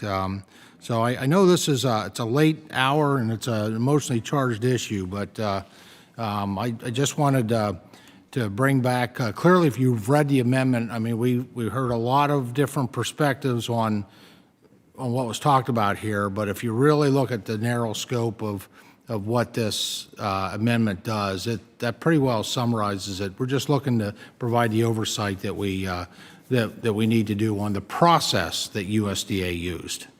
And with that, Mr. Chairman, I yield back. Thank you, Ranking Member. Is there any other member seeks recognition to speak? Mr. Chairman, Yes, sir. Mr. Scott of Georgia. I again want to, one, I appreciate Mr. Lawson's tone and his demeanor, and I appreciate his friendship. And I want to try to keep in that spirit. And I know Mr. McGovern well, and we've worked together on some global hunger initiatives. And but I want you to listen to this, if you would. Since New York City is a universal school lunch district, all public school families, regardless of income, will receive the benefits. $1,320 a month in food benefits, regardless of whatever your income is. $1,320 per child. That's not donuts, that's a Denali payment. And so if you have 3 kids, you're talking about $3,900 a month. That's just not right. And so I hear you when you say that the average benefit is $3 a meal. Well, something's not computing in the math, because if $12.40 a meal. I'll yield to you in just a second, Jim. I'm happy to have you part of this conversation. But if they're getting $1,320 a month per child, regardless of income in New York City, I don't understand how the Democratic Party can sit back and defend that and not want to look at the integrity measures in what's happening in the food stamp program. I don't want people standing in line watching somebody use food stamps to buy their groceries and then walking out and getting in a Denali. That's not what it's for. That's not what it's for. And we all ought to be able to come together to stop the abuses. So I'll yield to Mr. McGovern in the spirit of, but surely you can agree that this is not right for someone, regardless of income, to get $1,320 a month per child. Yeah, well, first of all, Mr. McGovern, you're recognized. You probably shouldn't yield to me, but because we have a very different opinion here. Again, what you're talking about is separate from this amendment, which is the Thrifty Food Plan calculation, number one. Number two, during the pandemic, in some school districts, meals were given to anybody who went in. It's a school meal. And now I guess we could have added to the bureaucracy and had people do, background checks on everybody and income checks on everybody. And let's add to that and see who qualifies and who doesn't for this. But we're talking about a school meal. And I would like to think, quite frankly, in a perfect world. Reclaiming my time, Mr. McGovern, with all due respect, this is not school meals. They were giving these people, regardless of your income, if you live in the right school system, you got $1,300 a month per child. Now look, nobody wants to take anything from somebody who's working and doing the best they can. And it's a false accusation for the Democratic Party to make that accusation of us as Republicans. It's not what I want for the people in my district. But I can tell you, when someone's standing in line, that's a school teacher, police officer, soldier, pays cash for what they're getting in groceries, and they see somebody else pay food stamps and walk out and get in a nicer vehicle than they have, it's a problem. There's got to be integrity in the system. And so There is integrity in the system. There is integrity in the system, and I stand by it. And the pandemic EBT, I think, was an important thing. And I just think we have a different set of values, I think. You're standing by, well, obviously we do. If you think that the federal government can afford to give people $1,320 a month per child with no income limits in SNAP benefits, then you're absolutely right. And if you think someone can live on $1.40 per person per meal, then we have a very different opinion on what is an adequate benefit. Mr. McGovern, you're smarter than that. You're smarter than that. But that's what it is. I'm giving you the facts. My time's yielded. You don't get to talk anymore. Sorry. All right. Is there any other member that seeks recognition to speak on this amendment? Hearing no further conversation. I would like to speak, Mr. Chairman. Who seeks recognition? Carbajal from California. All right, Ms. Carver, go right ahead. You're recognized. I've been awfully quiet, and things have obviously gotten very emotionally charged, and we're doing what Washington does best. At the end of the day, try to debate policy, but then we get a little heated, and we become the gridlock capital of the world again. I'm hearing the conflation of school lunches with SNAP. And that's not what this amendment supposedly is about. This amendment's about SNAP, but yet I hear a lot of school lunches being thrown out and figures. So, I think there's always inequities we can look at, and we should look at inequities. But I think it's also important to be intellectually honest. And look, I am a son of a farm worker who used to work 6-7 days a week. And despite that, for a period of time, we were on SNAP. And my father worked his butt off going to those farms to help put food on the table.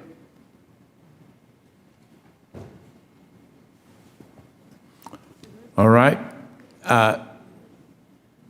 Democrats Are you to make sure that members of the armed forces don't have to rely on SNAP, but can have access to it because they don't make enough money. I'm also conversely supportive of our farmers, despite the inequity that I see of all the subsidies that go to the rest of the country, but very little subsidies come to my farmers in California. Very little subsidies. We get some crop insurance, some specialty crop assistance, but do we get that extra subsidy like we do in other parts of the country? Absolutely not. Zero. But yet a huge subsidy does go to other farmers. I'm okay with that. We need to look at fairness and equity issues in that area as well. But I think there's a time and place for everything. But in the spirit of bipartisanship, I want to appeal to my colleagues to let's not get caught up in the usual gridlock of Washington and let our emotions get the best of us and get into the silliness that Washington is. Let's try to work together and move forward on these very important issues. We know that when one party's in charge, the minority's always griping, whether it's Democrats in charge or Republicans. This is a broken record. We see it all the time. So I guess what I'm saying is there's a lot of hungry people, there's a lot of food insecure families, and we have to take care of them. If we want to look for inequities and sponsor amendments as such, we ought to do it for all the other inequities that exist. Let's not cherry pick. Let's not be selective. Let's do it across the board. With that, I'll yield, Mr. Chair.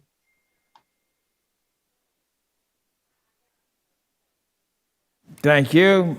Mr. Chair? Does any other, Mr. yes, Chair, who seeks Fishbach? recognition? Fishbach? Fishbach, you recognize. Thank you, Mr. Chair. I'd like to yield my time to Representative Kamic. Representative Kamek, you are recognized. Thank you, Representative Fishbach, and thank you, Mr. Chairman. Again, I go back to this amendment. People, everyone is getting particularly fired up. I mean, I wish there was this much outrage over the cancellation and termination of the Farmer to Family Food Box program that saw tremendous success in meeting the needs in a critical time. We can get very passionate about this issue, and I think we all have a story to tell. Representative Lawson, you and I, we share borders. Our districts butt up to each other. And so we see a lot of the same communities and the issues that are within them. And I think if we could work together, we could actually make some progress. But the political rhetoric, literally the talking points from the CBPP, this is what is part of the problem. I'm hearing people who have been engaged in this process for upwards of 2 decades using the same talking points from 20 years ago, and no progress has been made. Clearly, it is true insanity doing the same thing over and over and over again and expecting a different result. So I am 100% open to working with anyone on the issue when it comes to hunger and poverty and homelessness. As someone who was homeless 10 years ago, this issue is very close to me. But all we are asking for in this amendment is for the GAO to complete their report. That is what we are asking. It is not different than what the Democrats were asking for on the food box program. Why is it different now for us to ask that the GAO complete their investigation now instead of previously? So that's all we're doing. This is not the comments about this being heartless. This is not heartless. We're asking for accountability. Why is that heartless? We're asking for a study to be completed. That is not heartless. That is doing our jobs. And I know many people wish that we would just be quiet and accept that this near $1 trillion package that is being shoved down our throat, that we have had no time to debate, no time to discuss, that we would just be quiet. Well, we're not going to be quiet about it. We will not just sit back and take it. So I respectfully ask that my colleagues that are interested in working on these issues, we will work on them. I will come to your district. I invite you to come to my district and understand the issues that my district is facing when it comes to hunger issues and how the system has been abused, generationally abused. I will absolutely welcome that debate. I will welcome those visits to the districts where we can actually compare notes and look at solutions, real solutions, not rhetoric, but results. So thank you to Representative Fishbach for yielding me the time. I just wanted to make that clarification on this amendment, and that way we can move on. But thank you. I yield back. And Mr. Chair, I yield my time. Thank you. Does any other member seek recognition to speak on the amendment? Hearing no further consideration. Mr. Chair. Yes, who seeks recognition? Mrs. Hayes.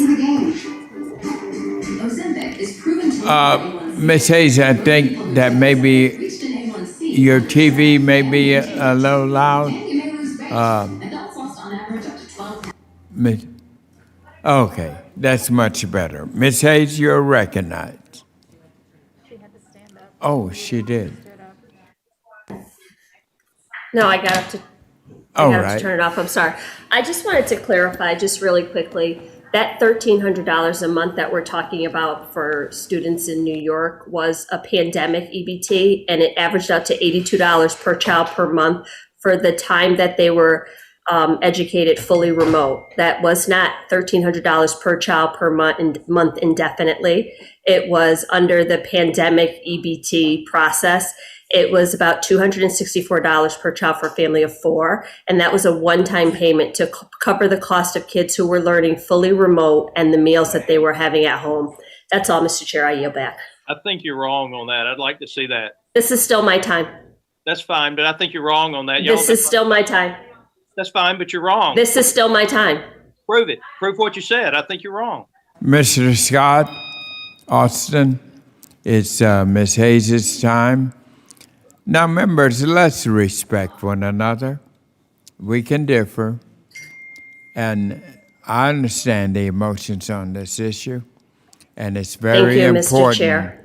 and No, allow us there's no to emotion here. respect. I spent a lot of time doing this work on the Nutrition Oversight Committee, and that pandemic EBT for school children was meant to cover the amount of time that students were learning fully remote more than 12 days a month.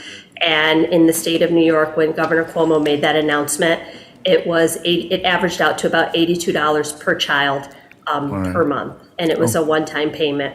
That's all I have, Mr. Chair. Okay, thank you, Ms. Hayes. Now, is there another member that wishes to speak on the? Sablon. Who seeks recognition? Sablon. Mr. Sablon, you're recognized for 5 minutes. Thank you, Mr. Chairman, and I also appreciate very much all the members putting in time. I know it is 9 o'clock in the evening in Washington, D.C. For me, it's 11 in the morning. Of course, I get up here usually at the midnight, 1 o'clock, 2 o'clock to work to be consistent with the Eastern Daylight Time. I'm talking about food and food assistance. I know that I sound like a broken record because in my 13 years in Congress now, it is something that that I work hard to try and get some kind of equity for my constituents, because it is a program again that depends on the zip code you're in. Could be in my district, and 30 miles to the south, I would go there and we'd have an entirely different food assistance program from a block grant to SNAP. And recently we have that thrifty food plan where farmers to families plan. It applied again 30 miles to the south and not to my district because of my zip code.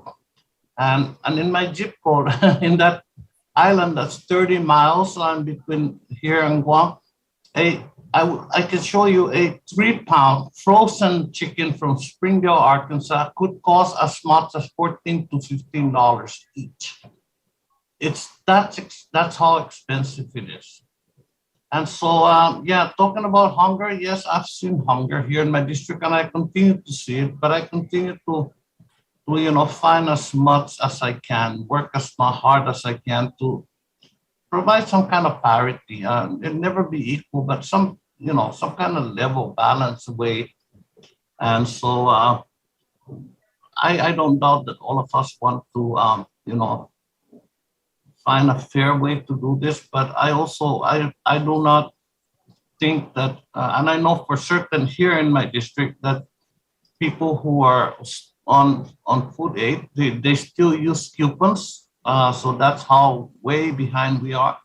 But I don't think that someone goes into a store and comes out and drives away in a nice car. It's just not possible with the amount of assistance they're getting. It's not possible. But if it happens somewhere, maybe it happens somewhere. But I don't think it's what's common. I think it may be that exception, Mr. Chairman. Cooler heads prevail. I'm very grateful to all of you members. I am very grateful. Never forget for a minute my gratitude to the American people for all that they do for my people. And thank you. But let's continue on. We still have some more work to do. And yes, some members are a little tired maybe, but that's no reason to stop work, Mr. Chairman. So I yield back. Thank you. Thank you very much. Now, does any other member wish to be recognized? Hearing no further conversation, the question is now on the amendment. All those in favor of the amendment signify by saying aye. Aye. Aye. Those opposed by saying no. Aye. No. In the opinion of the chair, the noes have it, and the amendment is not agreed to. Mr. Chairman, request recorded vote. A recorded vote has been requested. Further proceedings on the amendment will be postponed. Now, are there any other amendments on subtitle E? Mr. Chairman, I have an amendment at the desk. All right, who seeks recognition? Ms. Representative Kamak. Kamak. Madam Clerk, Ms. Kamak has offered an amendment. The clerk, will you report the title and the number of the amendment? Mrs. Kamek, can you please confirm which amendment you're offering? Number 30. Number 30. This is committee amendment number 30, offered by Mrs. Kamek of Florida.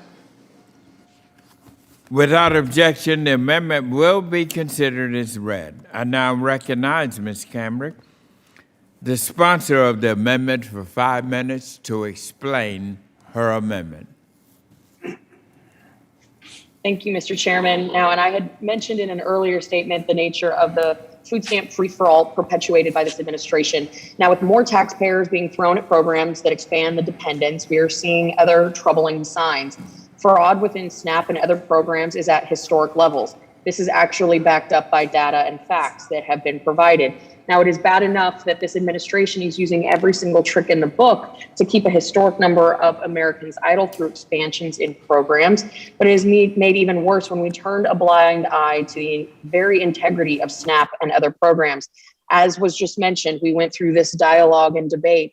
We all care very much for the integrity of this program. So I know my colleagues, both Republicans and Democrats, will be very quick to support this amendment because we want to ensure the integrity of the SNAP program. So since certain requirements for accessing, applying for, and using SNAP were relaxed in the name of COVID-19 pandemic, we've seen welfare fraud spike as states have either given up their tools for verification and enforcement or had them taken away by the federal government. This rise in fraud has consumed billions of dollars of taxpayer funds, dollars that could have gone instead to helping producers weather the storm of collapsing supply chains and a shuttered economy at the height of the pandemic. As communities have opened back up and people are getting back to work in person, school in person, doctor visits in person, more people are becoming vaccinated, it is time that we also resume in-person interviews for benefits. Agency staff and fraud investigators have told me time and time again that the very simple step of face-to-face interviews play a key role in helping maintain the program integrity and avoiding overpayments, but also understanding that individual family's station and how we can be helpful. We simply cannot afford to turn a blind eye any longer to a frenzied spending on SNAP and other programs that this administration has perpetuated while putting the program integrity on the back burner. My amendment today would help restore some level of sanity to this process by ending the waiver policy extended to states and require in-person quality control interviews to resume. Like my previous amendment, this amendment does nothing to restrict eligibility. What it does is ensure that those most in need are receiving the benefits because they will be able to explain and interview in person and ensure the integrity of the SNAP is resumed. With that, I yield back. Thank you, Ms. Kamek. Does any other member seek recognition to speak on this amendment? Mr. Chairman, Yes. Who seeks recognition? Adams, North Carolina. Ms. Adams, you're recognized. Thank you, Mr. Chair. I'd like to speak against the amendment. So I move to strike the last word. Even before COVID hit, too many people in my district and across America couldn't afford the basic human right of access to nutritious food.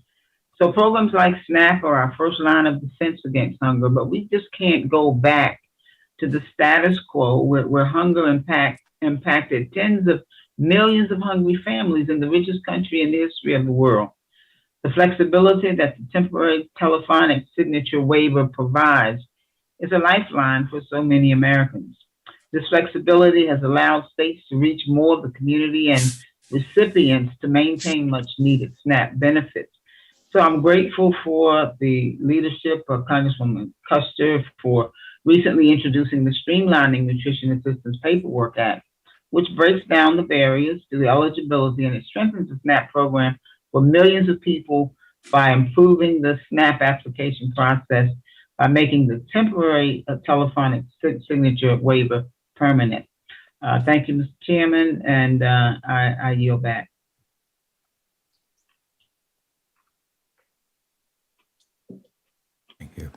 Does any other member seek recognition?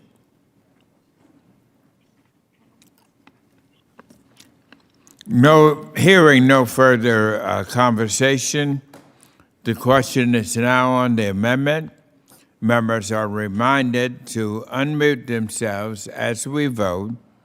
All those in favor of the amendment signify by saying aye. Aye. Aye. Those opposed? Aye. Those opposed by saying no. No. In the opinion of the chairman, the noes have it, and the amendment is not agreed to. Mr. Chairman, request recorded vote. A recorded vote has been requested. Further proceedings on the amendment will be postponed. Now, are there any other amendments on Subtitle E? Mr. Chairman, I have an amendment. Who is that recognized? Ms. Who? Representative Kamak. Oh, Representative Representative Kamak. Kamak, you have an amendment? Yes, sir, Mr. Madam Chairman. Chair, Madam Clerk, Ms. Carmack has offered an amendment. Will you please Number report 29. the title and the number? Committee Amendment Number 29, offered by Mrs. Kamick of Florida. All right. Without objection, the amendment will be considered as read, and I now recognize the distinguished gentlelady, the sponsor of the amendment, Ms. Carmack, for 5 minutes to explain her bill. Thank you, Mr. Chairman. I am offering this amendment today to provide an example of the solutions that we could have discussed if this process had been more open and transparent. Face challenges with the current base acreage arrangements. This is not a partisan issue. This is actually a bipartisan issue. As one of my colleagues here tonight, Representative Lawson, can attest to. As more peanut farms have sprung up, more new and young farmers are taking risks to expand their operation. Florida is one of the fastest growing states in the nation. A blessing for sure. However, this rapid growth indicates that much of the land currently put into production by our state's peanut producers slowed up in continued development. We know the action agriculture. My amendment today would allow flexibility for growers and to better incentivize people to grow multiple commodities. Diversification is certainly key. If it fits well with their portfolio, farmers like mine in Norfolk peanuts in their rotation. While I intend to withdraw my amendment here today, I offer it to highlight the issue for growers in Florida and to point out to my colleagues here that this is just one of the many solutions that could have been seriously considered if the majority had wanted to move forward legislation that was truly intended to help our nation's producers. Without even a mention of farm safety net programs in this committee print, we have unfortunately had to set many of these conversations aside today, and we have missed an important opportunity. I withdraw my amendment and I yield back. Thank you, Mr. Chairman. Thank you, and I might also appreciate your withdrawing that amendment. Peanuts are our leading friends in industry in Georgia. May I now, are there any other amendments on the Subtitle E? Mr. Chairman, I have an amendment at the desk. All right, who's asking for the amendment? Representative Julia Letlow. All right, Ms. Butler, before I get to you, Ms. Clerk, Ms. Butler has offered an amendment. Would you please report the title and the number?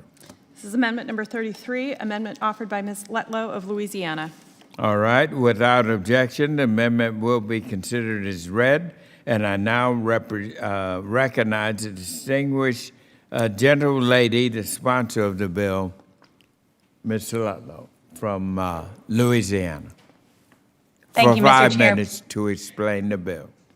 Thank you, Mr. Chairman. As many of you know, my home state of Louisiana and the southeastern part of the 5th Congressional District was hit hard by Hurricane Ida. Since I've spent most of my time in the state surveying storm damage across our rural communities, meeting with local leaders and volunteers, and hearing the stories of farmers who experienced significant crop losses. What I've seen and the feedback that I've received is absolutely devastating. The rebuilding is a matter of months, not days.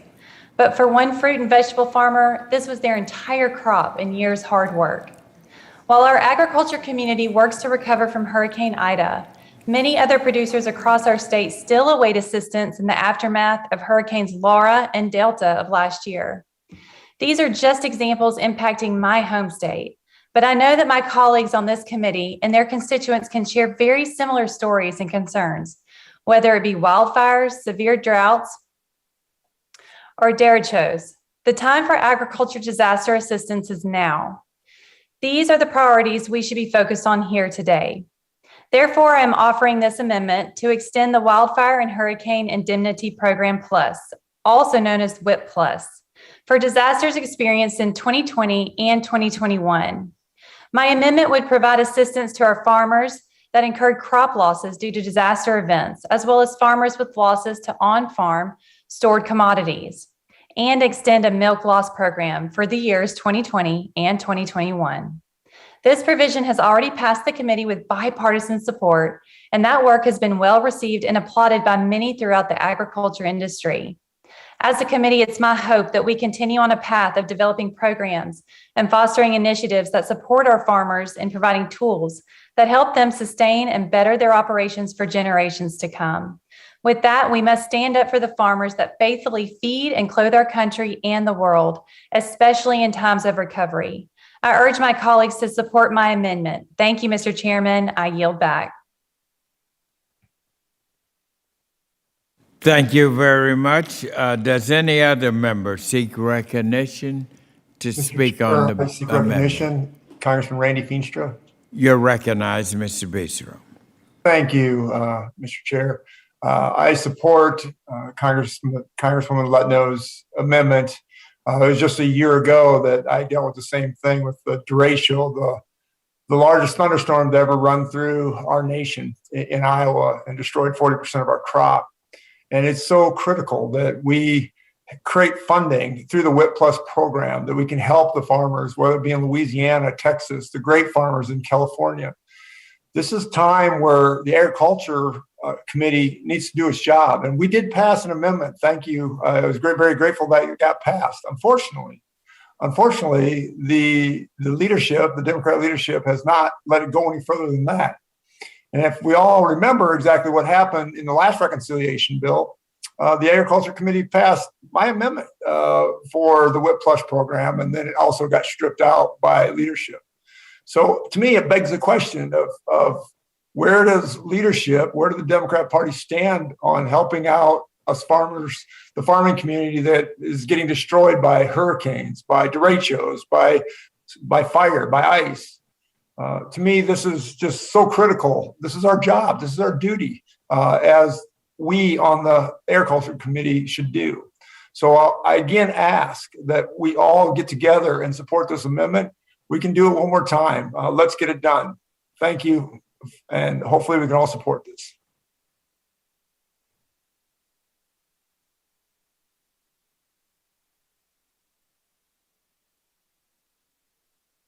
Other members seek recognition to speak on the amendment.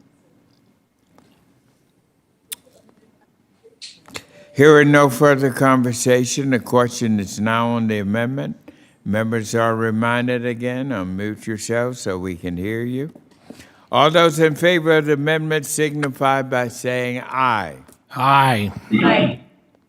Those opposed by saying no. No. Nay. In the opinion of the chair, the noes have it and the amendment is not agreed to. Mr. Chairman, request recorded vote. A recorded vote has been requested. Further proceedings on the amendment will be postponed. Now, are there any other amendments to subtitle E? Hearing none. Subtitle E is now closed. Do we have an F?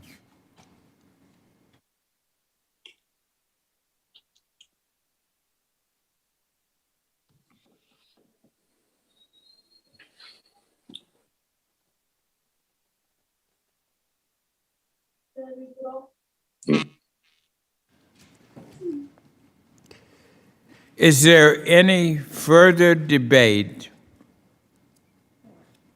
or amendments on this bill? Yes, Mr. Chairman. Desjardins, you wanted me to wait till the last section.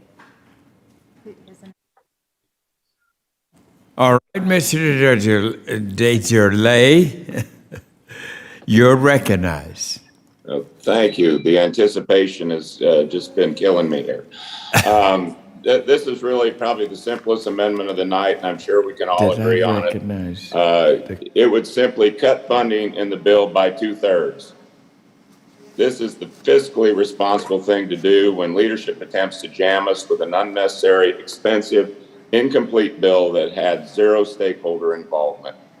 It is shameful that this committee would pass this partisan legislation crafted behind closed doors in a rushed and irregular process and without an understanding of the pay-fors. At $66 billion, with another unknown $28 billion to be included at some unknown point, this is a bill that we clearly cannot afford. My constituents are terrified of the potential tax implications of the broader reconciliation package needed to pay for this monstrosity of a spending bill.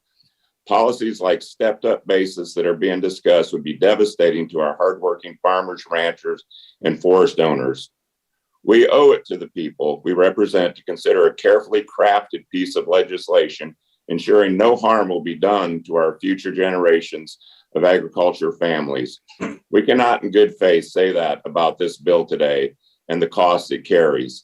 So I implore my colleagues to cut this funding and come up with a more sensible solution that are responsible and responsive to rural community needs.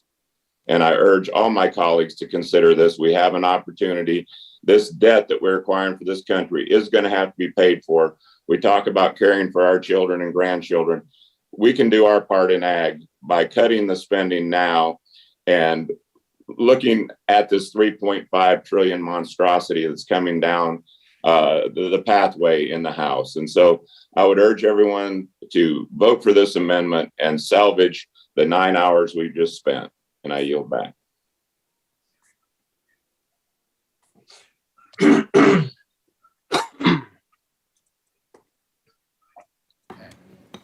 Is there any other member that would like to be recognized on this amendment? Hearing no further conversation, the question, yes. Mr. Chairman, I would, I'd like to speak in favor of the Desjardins amendment and just remind the committee that statutorily we hit the debt limit July the 31st. We're now here. What time is it? It's still September 10th. But my understanding is that according to Janet Yellen, she's going to have to start taking extraordinary measures pretty quick. But I think it would be wise to reduce the spending of this legislation, certainly until some of those other issues like the debt limit are addressed. And with that, I'll yield, and any suggestions from you, Mr. Chair, on how y'all would expect to handle the debt limit would be much appreciated.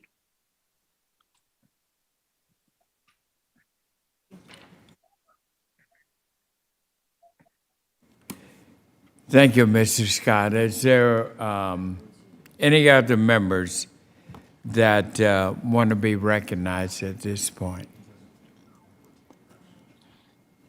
Mr. Chairman, Don Baker would like to make a comment, but not on this amendment whenever it's appropriate. Thank you. All right.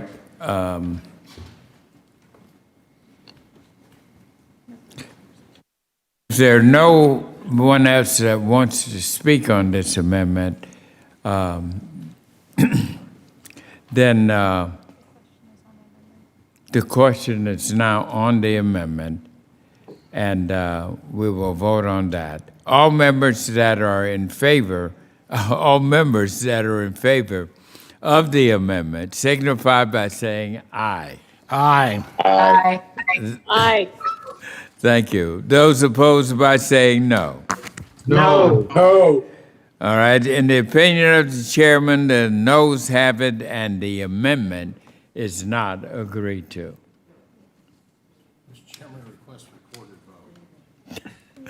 Recorded vote. A recorded vote has been requested, and further proceedings on this amendment will be postponed. Is there any further debate or amendments on the bill? Mr. Chairman, Don Baker would like to make a comment, please. You're recognized. Thank you, Mr. Chairman. I just want to stand up in opposition to this, to the underlying bill. We have to be candid. This has been a totally partisan process. Not a single amendment from the GOP has been accepted. So it's clear our input wasn't wanted, and clearly not our support. Therefore, we got to see it for what this is too. It's a part of a larger bill, of a $3.5 trillion bill that has been put forward by Bernie Sanders, and it's going to be part of a democratic socialist agenda that he's brought forward. This bill is not supported by the vast majority of Americans.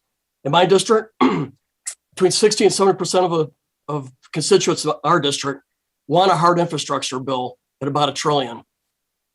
But you start talking $3 trillion, and those numbers go down to about a quarter. And then when you try to link the two together, it undermines the bill that most Americans want, a hard infrastructure bill. This bill is fiscally irresponsible. It's going to take us over $30 trillion in debt as we're coming forward to raise the debt ceiling, of which after a $1.9 trillion COVID bill that was passed on party line vote without a single GOP support, and if this bill passes the $3.5 trillion without a single GOP support, this will be on Democrats to raise that debt ceiling, because this has been done quite unilaterally. This current plan of the 3.5 does raise taxes. You look at the business taxes, it's going to be higher than communist China's business tax at 28%. That's what the proposal is. China's is 25%. And somebody said when we started this out tonight that we needed this bill to compete with China. But what this bill will do, the overarching bill, will create what we stopped 4 years ago. And businesses are going to start going overseas again and leaving America. You're going to see more and more of these inversions. And they're going to go to China. This bill will help out China compete against us better globally. And the raising of the capital gains tax and getting rid of the stepped-up bases, as the chairman said, will be devastating to our farmers. And as far as I can tell, that is the current plan in the overarching bill. Again, I want to stress something I said earlier. This bill is going to undermine the hard infrastructure bill that most Americans want. Because when you link them together, the support for the smaller bill, the hard infrastructure bill, goes down. So it is my hope that we can find at least one Senate Democrat that's got fiscal common sense to them, or at least 4 House Democrats to sink this monstrosity of a bill that's being put forward by Bernie Sanders overall. He's the overall architect. And let us focus on things that most Americans want. That is hard infrastructure. With that, Mr. Chairman, I yield. Will the gentleman yield? Mr. Bacon, will you yield? Oh, yes, I'll yield to the ranking member. Yes, sir. Thank you. I just want to say today's markup showed us just how ravaged Washington politics have become. And we spent more time debating administrative overreach than tax policies that will burden families with tens of thousands of dollars of tax burden.